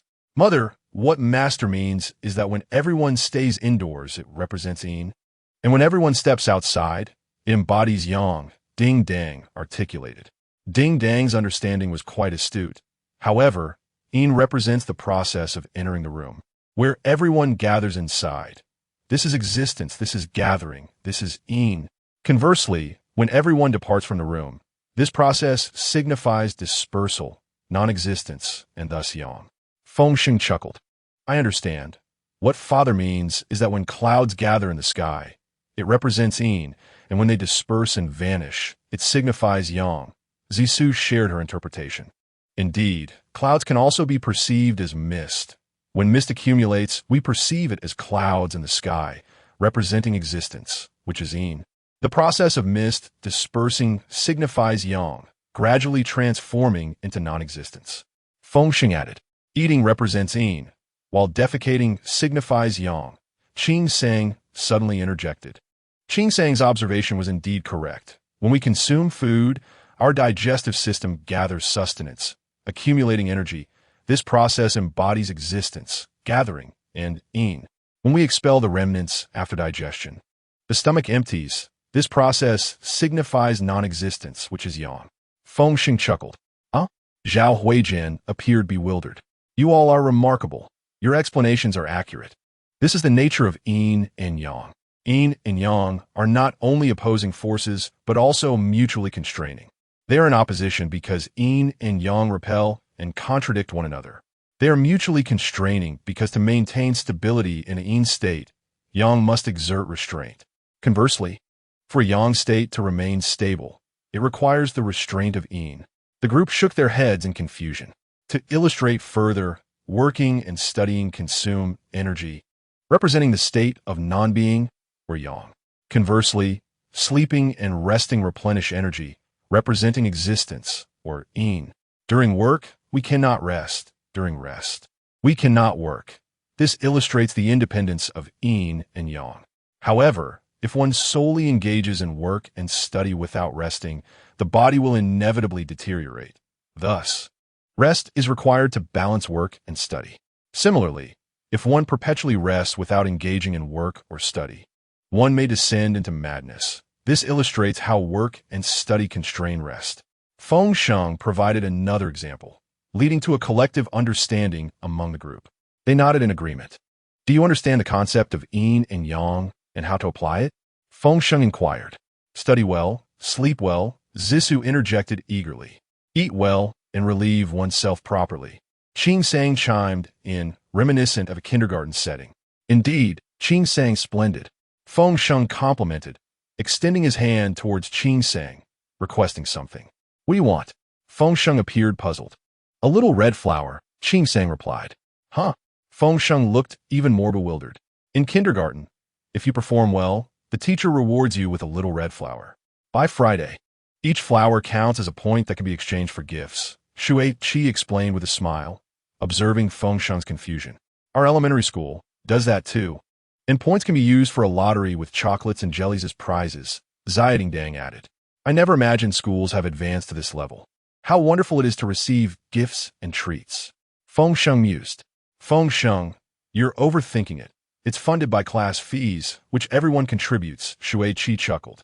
Indeed, Ding Dang's class fee is 200 yuan a month. I've heard some schools charge 1 to 2,000 yuan monthly, Zhao Huijin remarked with a frown. So much? Raising a child is quite expensive nowadays. I can scarcely fathom how I dared to consider having two. Feng Sheng muttered in disbelief. Haha, your brother is truly amusing. He wouldn't even know why you desire 2 children, Zhao Huijin laughed. Shui Qi blushed, merely smiling without saying anything. Dad, where does yin and yang come from? Zhisu posed another question. Yin and yang are interdependent. Yin emerges from yang, and yang arises from yin. In essence, yin is the origin of yang, and yang is the origin of yin. Feng Sheng illustrated, sketching a yin-yang symbol on the whiteboard. The yin-yang fish connects its head and tail, forming an endless cycle. Master, which came first, yin or yang? Dang asked, her brow furrowed in confusion. This can be understood as the egg is the source of the chicken, and the chicken is the source of the egg. Perhaps they appeared simultaneously. Feng Sheng replied with a smile. From nothing comes something, and something arises from nothing. Shuiqi's eyes brightened with realization. Indeed, this profound philosophical thought must be grasped with sincerity, as the heart governs the spirit. Understanding this leads to divine insight. Applause echoed from outside. Feng Sheng hurried to open the door. Who is it? Chapter 0085. Understanding Yin and Yang 3. Upon opening the door, a youth around 30 stood at the threshold.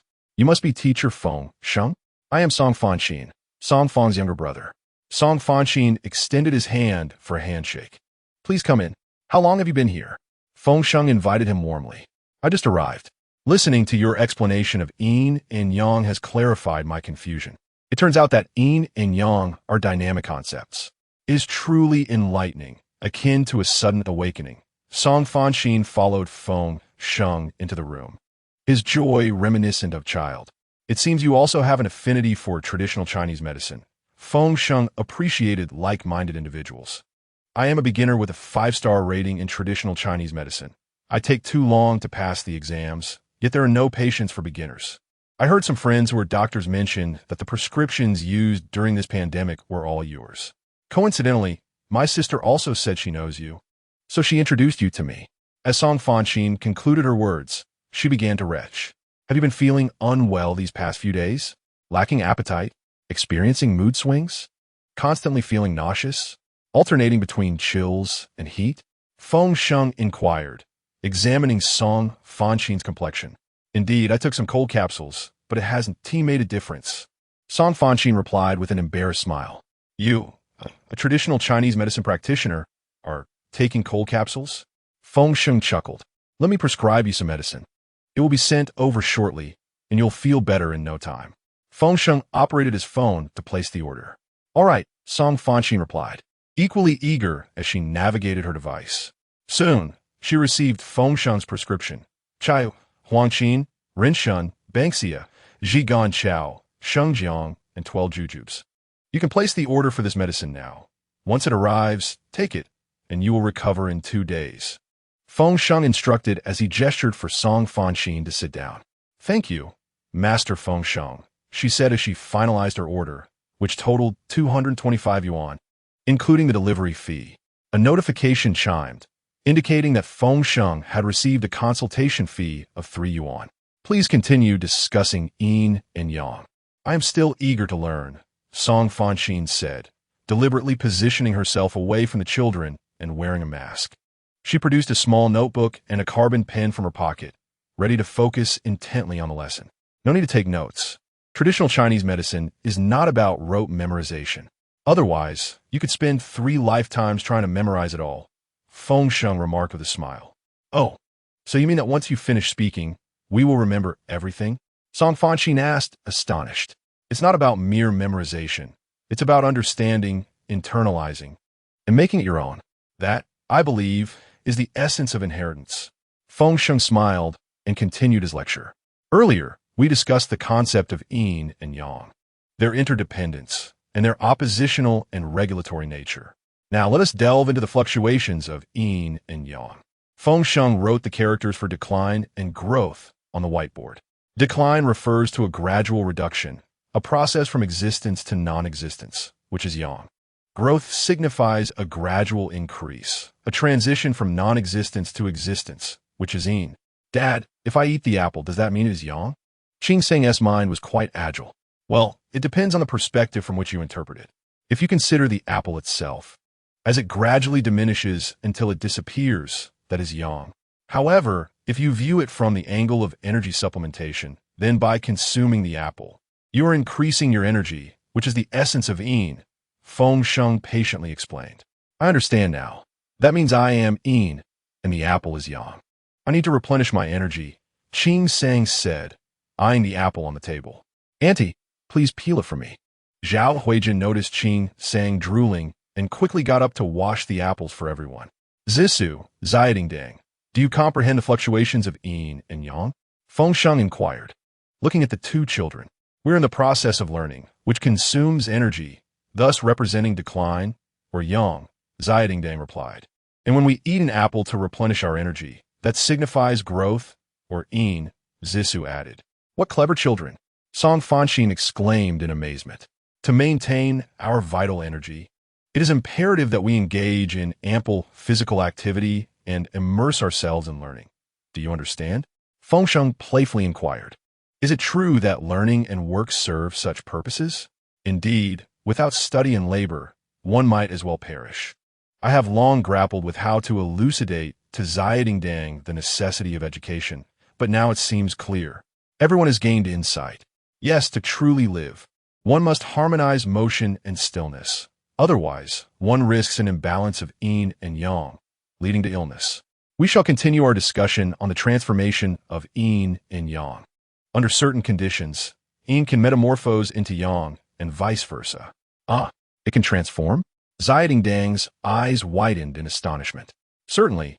Wait a moment while I conduct an experiment. After stating this, Feng Sheng proceeded to the kitchen, retrieving an empty glass and placing it in the refrigerator. He then sought a small spoon and gathered a few drops of water. Do we have a lighter or an alcohol lamp? Feng Sheng inquired of Sister Zhao. Yes, Zhao Huijin replied, placing the chopped apple pieces on the table before rummaging through the cabinet for the lighter and lamp. Moments later, the lighter and alcohol lamp appeared on the table. Feng Sheng returned from the refrigerator with the transparent glass he had just placed inside. Now, observe as I demonstrate the transformation of yin and yang, he announced, igniting the alcohol lamp. He then poured the water into the small iron spoon and placed it over the flame. In no time, the water began to boil, and steam ascended toward the previously chilled glass. Behold, the water in this spoon embodies yin. Now, by applying an external condition, heat, the water begins to diminish. This process signifies yang. Thus, we witness the transformation of yin into yang. At this moment, the water in the spoon had evaporated entirely. The children were brimming with excitement, and the adults gazed in wide-eyed wonder. Now observe this glass in my hand, Feng Sheng said, shaking the glass before setting it upon the table. The once pristine glass was now adorned with droplets of water. Wow, how magical! There is water. Daddy possesses magic, Zisu exclaimed in astonishment. The glass had initially contained nothing, but due to its prior freezing, its temperature was exceedingly low. This constituted an external condition. The water from the spoon had transformed into vapor, rising and condensing upon encountering the cold glass. This process embodies growth, aggregation, existence, and the transformation of yang into yin. After extinguishing the alcohol lamp, Feng Sheng placed all the items upon the table. As applause erupted from Song Fanxin, who could no longer contain her excitement, Feng Sheng smiled and continued.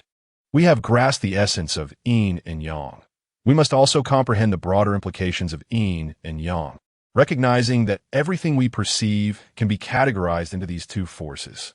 Everything we see can be divided into yin and yang. Zhao Huijin expressed her astonishment. Indeed, for instance, in ancient times, people observed the gathering and dispersing of mist to discern yin and yang, discovering a pattern. When the sun sets, the mist begins to accumulate, and when the sun rises, the mist begins to dissipate. Thus, sunlight became a criterion for distinguishing between yin and yang. Therefore, during the day, with sunlight present, the mist disperses, representing yang, while at night it embodies yin. The sun, which shines brightly, is associated with yang, while the shaded areas are linked to yin. In the south of the mountains and the north of the waters, where sunlight is abundant, we find yang.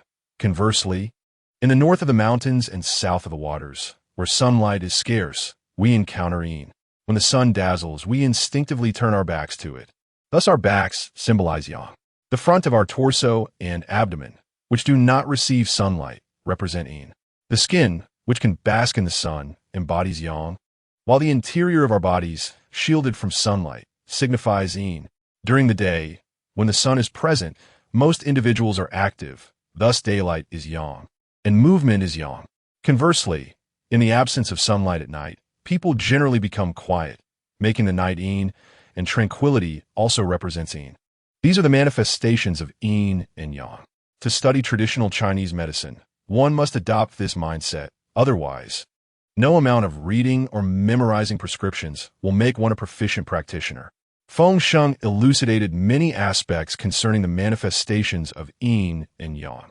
Song Fanxin, deep in thought, inquired, "Teacher Feng Sheng, what does manifestation mean?" Ying signifies correspondence and harmony. Xiang denotes appearance and representation. The term Yingxiang refers to the external manifestations that align with the essence, much like what I previously described, which are the representations of yin and yang. They are the manifestations that arise from yin and yang. This concept of yin and yang, the 5 elements, and the nuances of prescription dosages have always struck me as the most enigmatic. After studying traditional Chinese medicine for quite some time, I have only just grasped the true nature of yin and yang. Previously, I relied solely on rote memorization. Song Fanxin, remark with a smile. Understanding is not difficult. The challenge lies in not comprehending. Our ancestors would never create something to perplex their descendants. The mystery is merely an illusion born from inexperience or a facade crafted by those with ulterior motives. In studying traditional Chinese medicine, one must avoid impatience, the desire for quick results, and the belief that possessing a secret formula will cure all ailments.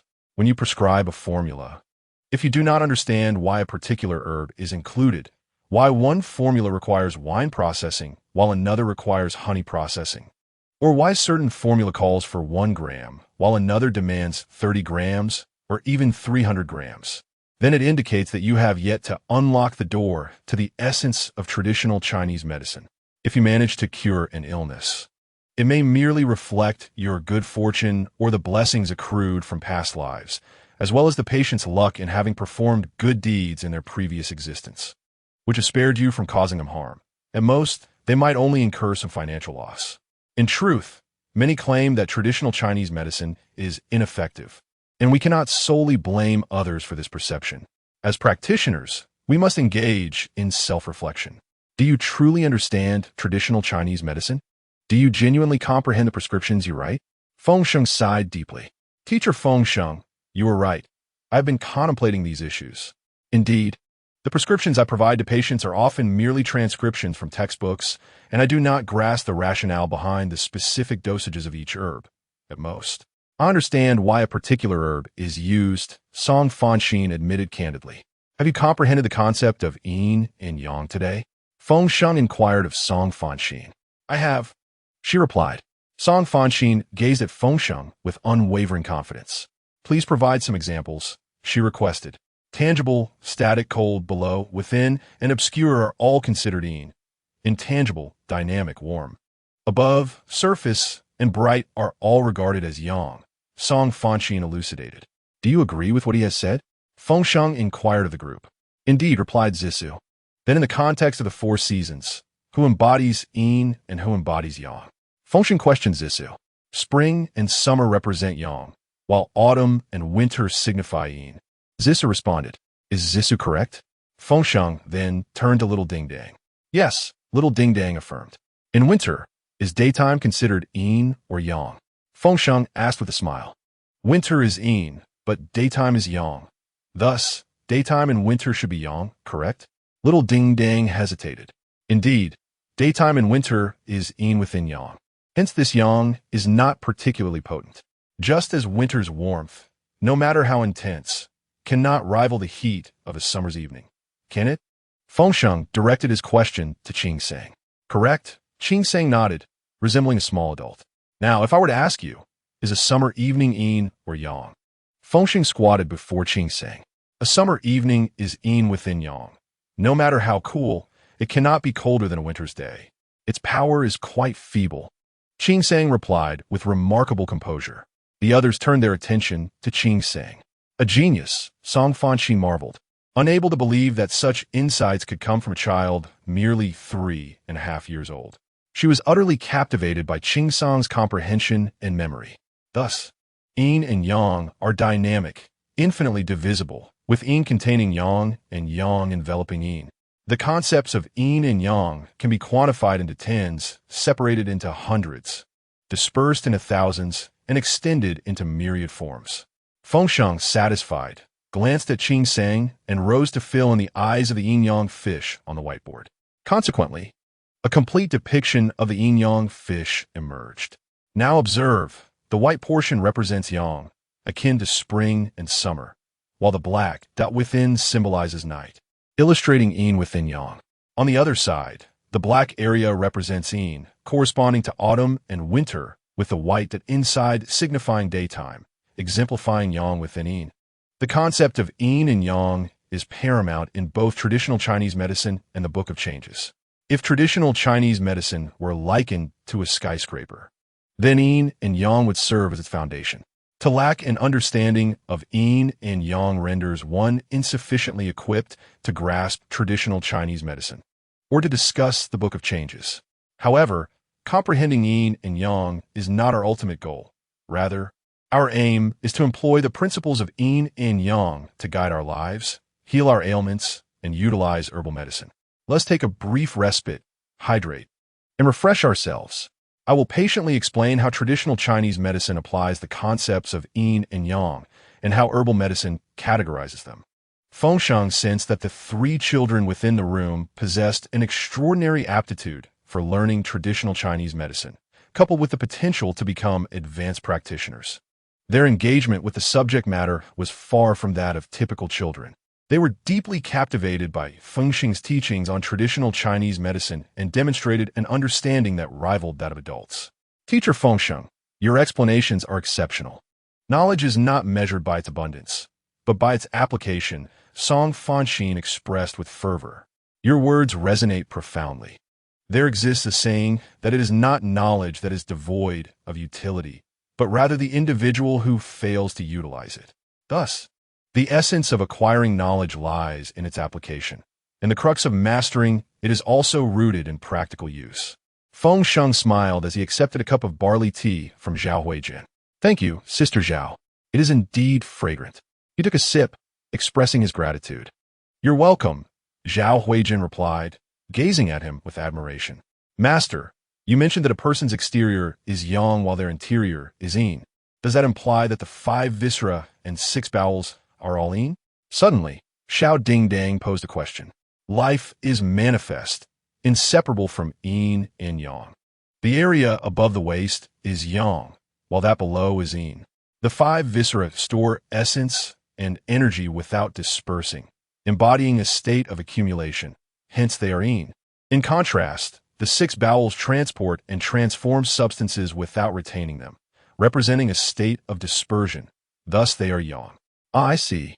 So this is the origin of the yin and yang attributes of the 5 viscera and 6 bowels, Song Fanxin exclaimed. I had heard that the viscera are yin because they are internal, while the bowels are yang since they are external. But I could never comprehend why the bowels are considered external. That assertion holds validity. Yet its true essence lies in the correspondence of the 5 viscera and 6 bowels to the yin and yang attributes of the meridians. The hand Taiyin lung meridian, hand Shaoyin heart meridian, foot Taiyin spleen meridian, foot Jian liver meridian, and foot Shaoyin kidney meridian correspond to the 5 viscera, do they not? Meanwhile, the hand Yangming large intestine meridian, hand Taiyang small intestine meridian, foot Yangming stomach meridian, foot Shaoyang gallbladder meridian, foot Taiyang bladder meridian, and hand Shaoyang Sanjiao meridian correspond to the 6 bowels. Yin represents the internal, while yang signifies the external. Therein lies the truth. Now it all makes sense. It is effortless for me to remember this, Song Fanxin remarked enlightened. Master, aren't there a total of 12 meridians? Why are there only 11? Xiao Dingdang asked, tilting her head. Indeed, there is one more yin meridian, the hand Jian pericardium meridian. Thus, we have 6 yin and 6 yang. When treating patients, we also emphasize the differentiation of the 6 meridians, which involves identifying where the pathogenic influence has reached within the respective meridian, Feng Sheng replied, gently patting Xiao Dingdong's head. Daddy, please continue. We no longer wish to play. It is far more interesting to listen to you speak about traditional Chinese medicine. Zissou expressed her keen interest. I want to listen too. Feng Sheng chimed in, joining the conversation. I have never witnessed such young children showing initiative in learning before. It seems traditional Chinese medicine possesses a unique allure, and Feng Sheng has a compelling charm as well. Zhao Huijin reflected with admiration. Previously, I have imparted to you that yin and yang form the foundation of traditional Chinese medicine. Whether diagnosing ailments or prescribing remedies, one cannot stray from this principle. In addition to the concepts of upper and lower, internal and external, and the organs, we must also consider the vital essence of qi, blood, and bodily fluids. I have already included this in my novel, which you can listen to when you have the time. Today, I shall introduce a concept. Qi belongs to yang, while blood and bodily fluids are classified as yin. You must first grasp the yin and yang attributes of qi, blood, and fluids. Daddy, why is qi considered yang, while blood and fluids are yin? Feng Sheng inquired, perplexed. Because fluids and blood rely on qi for propulsion. Without qi, blood and fluids remain stagnant. Therefore, qi embodies motion, and motion is yang. Thus, qi is categorized as yang. Conversely, blood and fluids are static, classifying them as yin. From another perspective, qi is formless, whereas blood and fluids possess form. We have previously discussed the concepts of yin and yang, wherein the tangible represents yin and the intangible embodies yang. Thus, qi is yang, while blood and bodily fluids signify yin. Feng Sheng elucidates the yin-yang attributes of qi, blood, and bodily fluids to the children and others through two perspectives. In Chapter 0088, half exterior, half interior, Feng Sheng is marvelously astonished. Before his foray into traditional Chinese medicine, Feng Sheng was merely a precocious child, spouting nonsensical remarks. However, upon studying Chinese medicine, Feng Sheng transformed remarkably, akin to a different persona. Even Zissou exhibited an enthralled demeanor, demonstrating comprehension that rivaled that of adults. Furthermore, Xiao Dingdong's grasp of traditional Chinese medicine was equally profound. Could it be that these three children possess extraordinary gifts? Feng Sheng silently admired their talents. Suddenly, there was a knock at the door. It was the delivery of medicine, precisely the prescription Feng Sheng had just provided for Song Fanxin. Teacher Feng Sheng, may I take this now? Inquired Song Fanxin. Certainly, go ahead. This is freshly brewed medicine, sealed in a can, and it still retains its warmth. It tastes quite pleasant, remarked Song Fanxin as she finished a small bottle of the concoction. It was not bitter, but rather slightly sweet. Half an hour later, Song Fanxin felt her stomach settle significantly, alleviating the previous urge to vomit. Teacher Feng Sheng, this prescription is truly remarkable, she exclaimed with excitement. In traditional Chinese medicine, as long as the prescription is appropriate, the effects can be remarkably swift. Feng Sheng replied with a smile. Could you explain this prescription to us? I would like to prescribe it to my patients when I return, Song Fanxin asked eagerly. Have you unlocked these herbal remedies? Feng Sheng inquired. As it happens, I have access to all these herbs. Song Fanxin joyfully responded. That is fortuitous. It seems tailor-made for you. This prescription will prove invaluable until late spring next year. Perhaps, with this, you may even elevate your status, Feng Sheng mused. Sensing that Song Fanxin had indeed been chosen by traditional Chinese medicine, given her extraordinary luck in unlocking these commonly used herbs at this opportune moment. Really? That is wonderful. Thank you, Teacher Feng Sheng, for your guidance. Song Fanxin bowed in gratitude. No need for formality. Now, allow me to explain the rationale behind this prescription, Feng Sheng said, turning to the blackboard to inscribe the formula. Chaihu, Huangqin, Rin Shun, Banxia, Zhigan Chao, Shengjiang, and 12 dates. Although this prescription comprises only 7 herbal ingredients, it encompasses 2 distinct forces. The first force, represented by Chaihu, Huangqin, and Banxia, is responsible for dispelling pathogens. The second force, embodied by Ren Shun, Gan Chao, Shengjiang, and dates, is tasked with supporting the body's vital energy. Your symptoms manifest as alternating chills and fevers, indicating a fluctuation between warmth and coolness. To treat this condition, one must understand its origins. This alternating sensation arises when external pathogens invade the body, causing a dynamic interplay between the body's righteous qi and the invading evil qi, leading to variations in temperature. This energy oscillates between the exterior and interior, remaining in a state of uncertainty. When the energy attempts to surface, it does not resolve, and when it retreats inward, it still cannot escape, resulting in a continuous back and forth between the exterior and interior. Thus, symptoms of alternating heat and cold have emerged. Observing the second symptom, there's a feeling of distress accompanied by nausea. The persistent urge to vomit arises from an obstruction in the energy of the central region, leading to a disordered stomach and counterflow of qi. Consequently, nausea ensues. The feeling of agitation stems from the invasion of pathogenic energy into the lesser yang, which becomes stagnant and transforms into fire, causing the gallbladder fire to rise, resulting in irritability. In fact, due to the path of the foot lesser yang gallbladder meridian, this may also lead to symptoms such as dryness of the throat, bitterness in the mouth, dizziness, fullness in the chest, and rib pain. The third symptom manifests as a depressed mood and a lack of appetite. This occurs because the stomach is weak at this time, and the stomach is connected to the heart through the meridians. Therefore, when one's appetite wanes, the mood tends to decline as well. Similarly, when feelings of distress arise, the stomach may react by either loss of appetite or an overwhelming desire to eat. If the pathogenic energy resides superficially, we can expel it through sweating. If it is internal, we may resort to vomiting or purging to eliminate it from a body. However, as the foot lesser yang gallbladder meridian is considered to be both superficial and deep, the methods of sweating, vomiting, or purging may not be entirely suitable. Hence, my approach is to employ the method of harmonization. Feng Sheng took a sip of water after speaking. How enlightening. Last year, Zhisu and Qing experienced similar symptoms. This interest in food, nausea, and alternating sensations of heat and cold. At night, they would toss off the covers only to curl up again.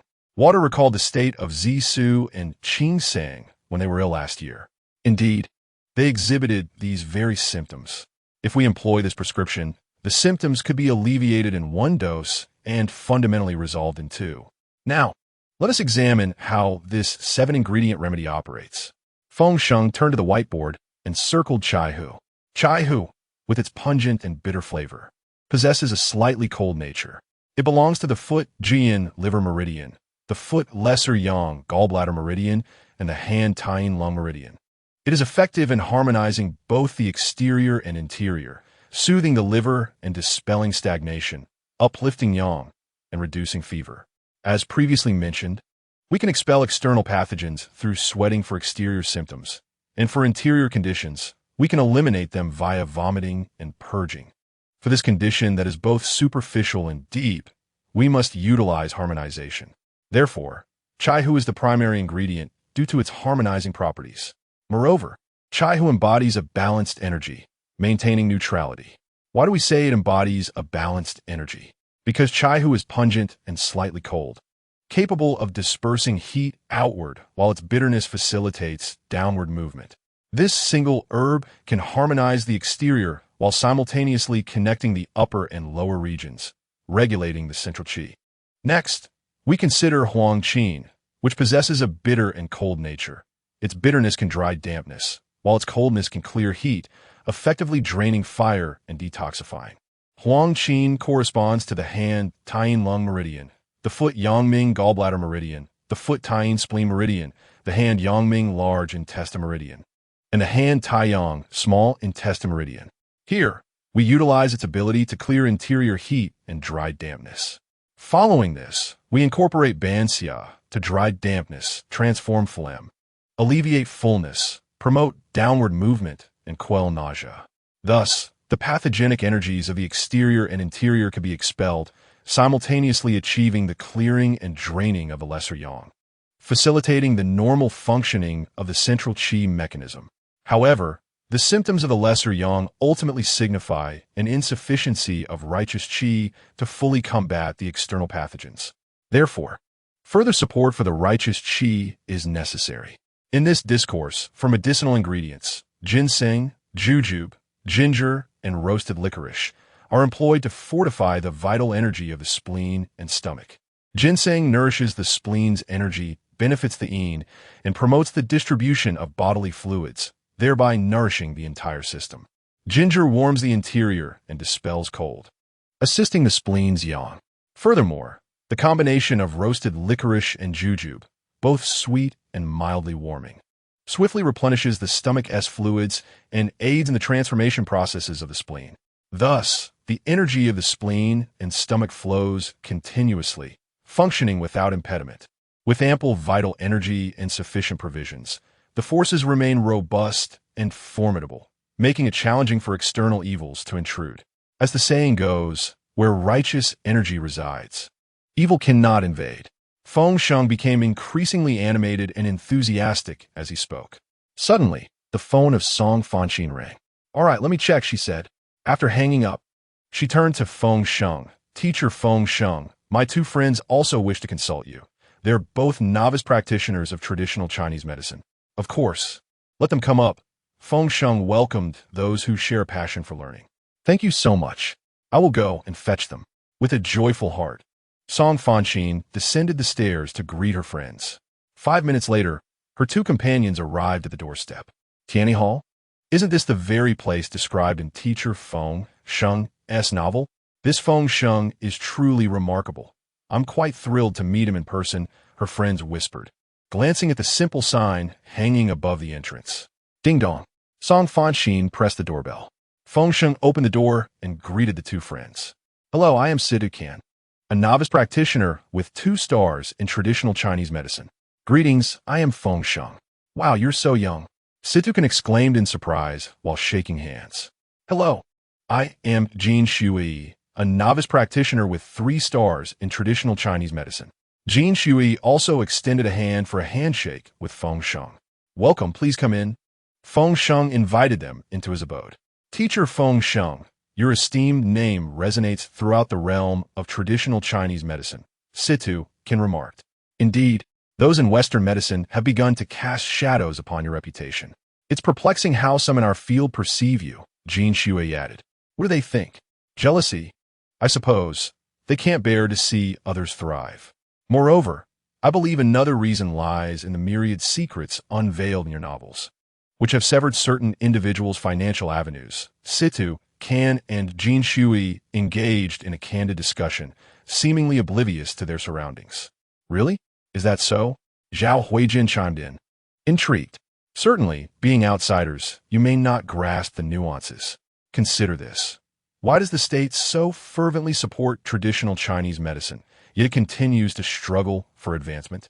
One reason is the suppression of capital, but I contend that a more significant issue lies within the industry itself, where certain individuals engage in destructive infighting. Furthermore, many techniques remain shrouded in secrecy, often passed to sons but not daughters, gradually leading to their disappearance. This is profoundly detrimental to traditional Chinese medicine. Indeed, it is exceedingly challenging for grassroots practitioners to reveal their prized techniques, as teaching a disciple may lead to the mentor's demise. Yet, this practice ultimately diminishes the number of these techniques, resulting in a decline over generations. There are also those fraudulent practitioners who, with the heart of Western medicine, transform themselves into traditional Chinese medicine doctors solely for profit. Haha, you may not be aware, but many practitioners of traditional Chinese medicine have gone to the land of Rakshasa to further their studies, and upon their return, they have learned to issue medical test reports. Feng Sheng sat there, observing and listening without uttering a word. He was taken aback to discover that even in a nation that highly values traditional Chinese medicine, such occurrences exist. Teacher Feng Sheng, do you still dare to impart the secrets of traditional medicine? Asked Song Fanqin, noticing the astonished expression on Feng Sheng's face. Of course. Not only do I wish to share it, but I also intend to write it into a novel so that more individuals can see it. In this world, for every good soul, there exists a malevolent one. Where there is yin, there must also be yang. Perhaps my mission lies here, Feng Sheng replied with a smile.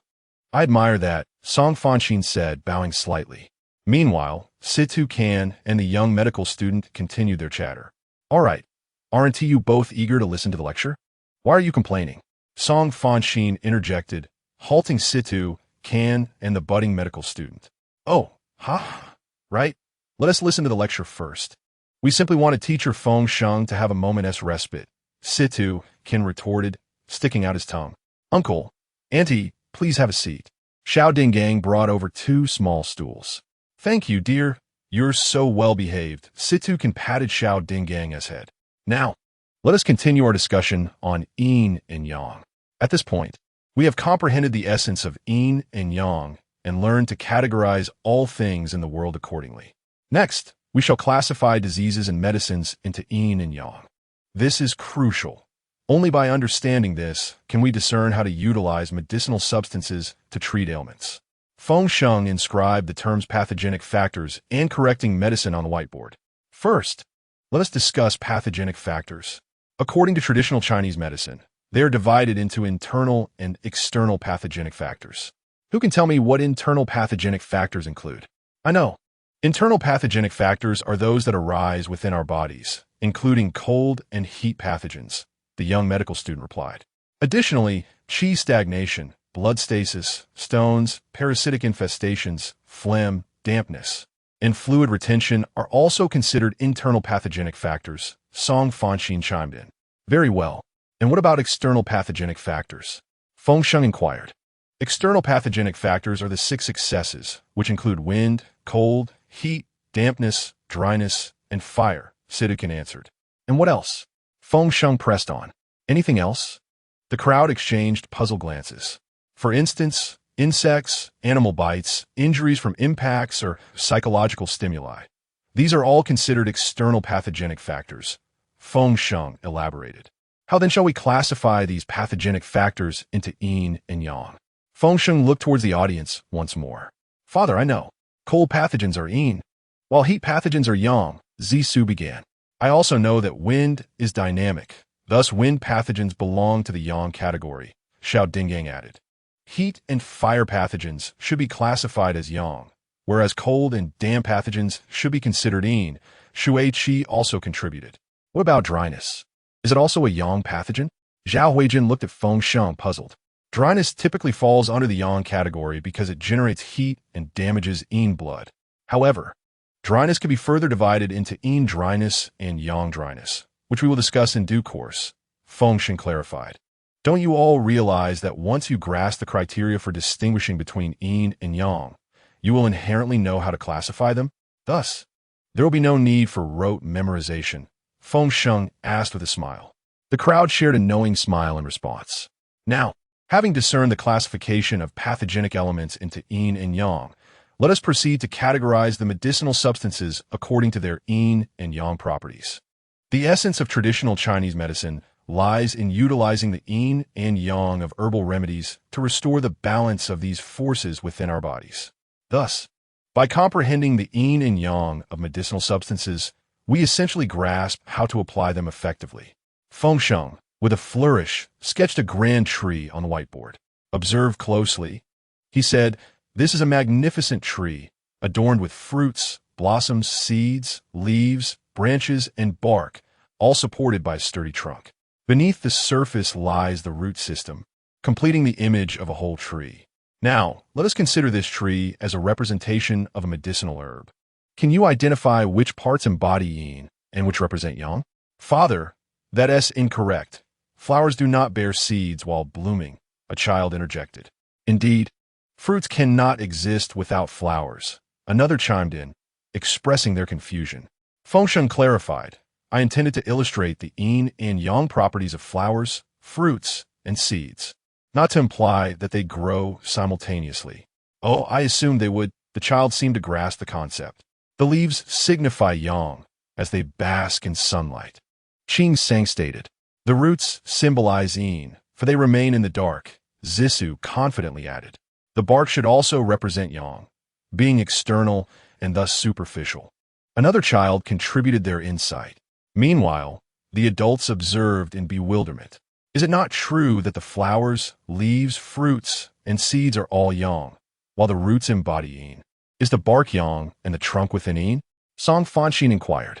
Precisely, when classified by location, this aligns perfectly with the attributes of yin and yang, Feng Sheng affirmed. Yet, Song Fanxin furrowed his brow, but many texts do not classify the yin and yang of medicinal substances in this manner, do they? Feng Sheng recognized the concern. Indeed, he replied, this is because substances can also be categorized by texture, medicinal properties, and aroma, the latter two being particularly significant in this classification. Feng Sheng took a sip of water before continuing. When classifying based on texture, lighter substances rise and are considered yang, while heavier ones sink and are deemed yin. In terms of medicinal properties, we recognize 4 categories: cold, cool, warm, and hot.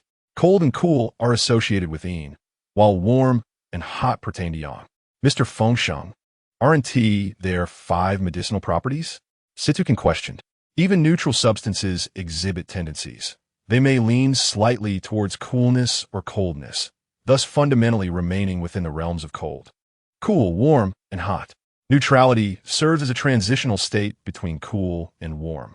What distinguishes cold from cool? Zhao Huijin asked. Cold and cool merely denote varying degrees. One can perceive them as sensations of chilliness and coolness. Cold can further be delineated into major cold, cold, and slight cold. The same principle applies to warm and hot properties.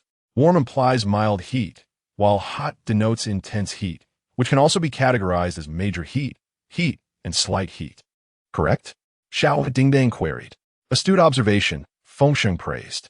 Next, we shall delve into the significance of the medicinal properties aroma, as it plays a pivotal role in classifying the yin and yang of herbal substances. Feng Sheng wiped the contents off the whiteboard and inscribed the characters for qi and wei, spaced apart. This qi refers to the essence within the context of flavor, indicating that flavor encompasses both qi and wei. In essence, qi represents aroma, while wei signifies taste. Qi is perceived through smell, whereas wei is discerned through taste. Thus, Feng Sheng posed the question to the assembly: who embodies yin and who embodies yang? Qi is yang, and wei is yin, Feng Sheng replied without hesitation, causing the crowd to gaze at her in astonishment. Indeed, but why? Feng Sheng inquired with delight. Because aroma can be detected from afar, like something wafting or dispersing. That represents yang. Taste, on the other hand, can only be appreciated when something is placed within the mouth, akin to something that gathers, Feng Sheng elaborated. My goodness, there is wisdom in her words. This child may indeed be a prodigy. Exclaimed Situ, Kanjin Shui, and Song Fan were equally taken aback, their mouths agape. Feng Sheng is remarkable. This interpretation is entirely valid. Qi embodies yang, while wei embodies yin. Qi possesses degrees of intensity, and wei exhibits variations in thickness. As we previously discussed, the division of yin and yang is infinite. Therefore, although qi is categorized as yang, it too can be further dissected into yin and yang. Strong qi radiates widely, allowing us to perceive it from a distance, thus representing the quintessence of yang. Conversely, weak qi may not diffuse and must be brought close to the nose to be sensed, embodying the essence of yin within yang. The same applies to wei. Delicate flavors signify yang, representing yin within yang, while rich flavors denote yin, representing yin within yin. Furthermore, we can delineate the 5 flavors Feng Sheng wrote on the whiteboard. Who can name these 5 flavors? He asked. I know. Sour, sweet, bitter, spicy, and salty, Zhao Huijin answered. Correct. Those are indeed the 5 flavors, which we refer to as Swan, Gan, Ku, Xin, and Xian. Additionally, there exists a 6th flavor, representing a lack of pronounced taste or a very mild flavor. In accordance with their yin-yang attributes, sour, bitter, and salty belong to yin, while spicy, sweet, and belong to yang. Feng Sheng marked the flavor's yin-yang properties on the whiteboard. Daddy, why are sour, bitter, and salty categorized as yin, while spicy, sweet, and are yang? Zisu tilted her head, gazing at Feng Sheng. Who knows? Feng Sheng did not respond directly, but turned his attention to Situ Kan and the others. I know. Sour and bitter represent the outpouring associated with yin, while spicy and sweet represent the dispersal characteristic of yang. is also a form of yang, while salty reflects the outpouring of yin. Jin Shui interjected eagerly. What does that imply? Feng Sheng queried once more. Jin Shui hesitated to articulate an explanation. Let me provide an example. When we consume something sour, the moment it touches our palate, we immediately begin to salivate, correct? Feng Sheng asked. Yes, the crowd nodded in agreement. This indicates that the mouth produces saliva. At this moment, the saliva begins to gather. Can we interpret this as yin? Reflect further. When we taste something sour, does our mouth not contract and our facial muscles tighten? Is this not a gathering, which we can also perceive as yin? Feng Sheng probed again. Indeed, the assembly nodded once more. Now consider our reaction when we consume chili peppers. Do we not open our mouths wide, breathe heavily, and begin to sweat, experiencing a sensation of heat? Is this not a dispersal, which we can understand as yang? Feng Sheng continued to inquire. Understood. The assembly affirmed with repeated nods. The remainder is left for everyone to ponder and discern the yin-yang attributes of this flavor. I shall present another example. The concept of pungent and sweet dispersing. Here, pungent and sweet dispersing comprises three distinct terms rather than a singular phrase, a crucial detail for those studying traditional Chinese medicine. Feng Sheng inscribed pungent and sweet dispersing on the whiteboard. Situ Kan and others appeared bewildered. For a long time, it was believed to be a single term. How has it transformed into three? Pungent, sweet, dispersing. What does pungent signify? For instance, ginger, dried ginger, and so forth embody this essence of pungency. Certainly, the heat of chili peppers also falls under this category, though spiciness does not wholly equate to pungency. Next, sweet does not entirely correspond to the notion of sweetness. Rather, it resembles the flavor we experience when consuming rice or rice soup. Sweetness is merely one manifestation of sweet. As for dispersing, Fa denotes heating, while San indicates spreading out. This may be somewhat challenging to comprehend, but allow me to illustrate. Upon consuming a bite of chili, one immediately feels warmth and begins to sweat. This exemplifies dispersing. Within our stomachs, heat is rapidly generated, showcasing that dispersive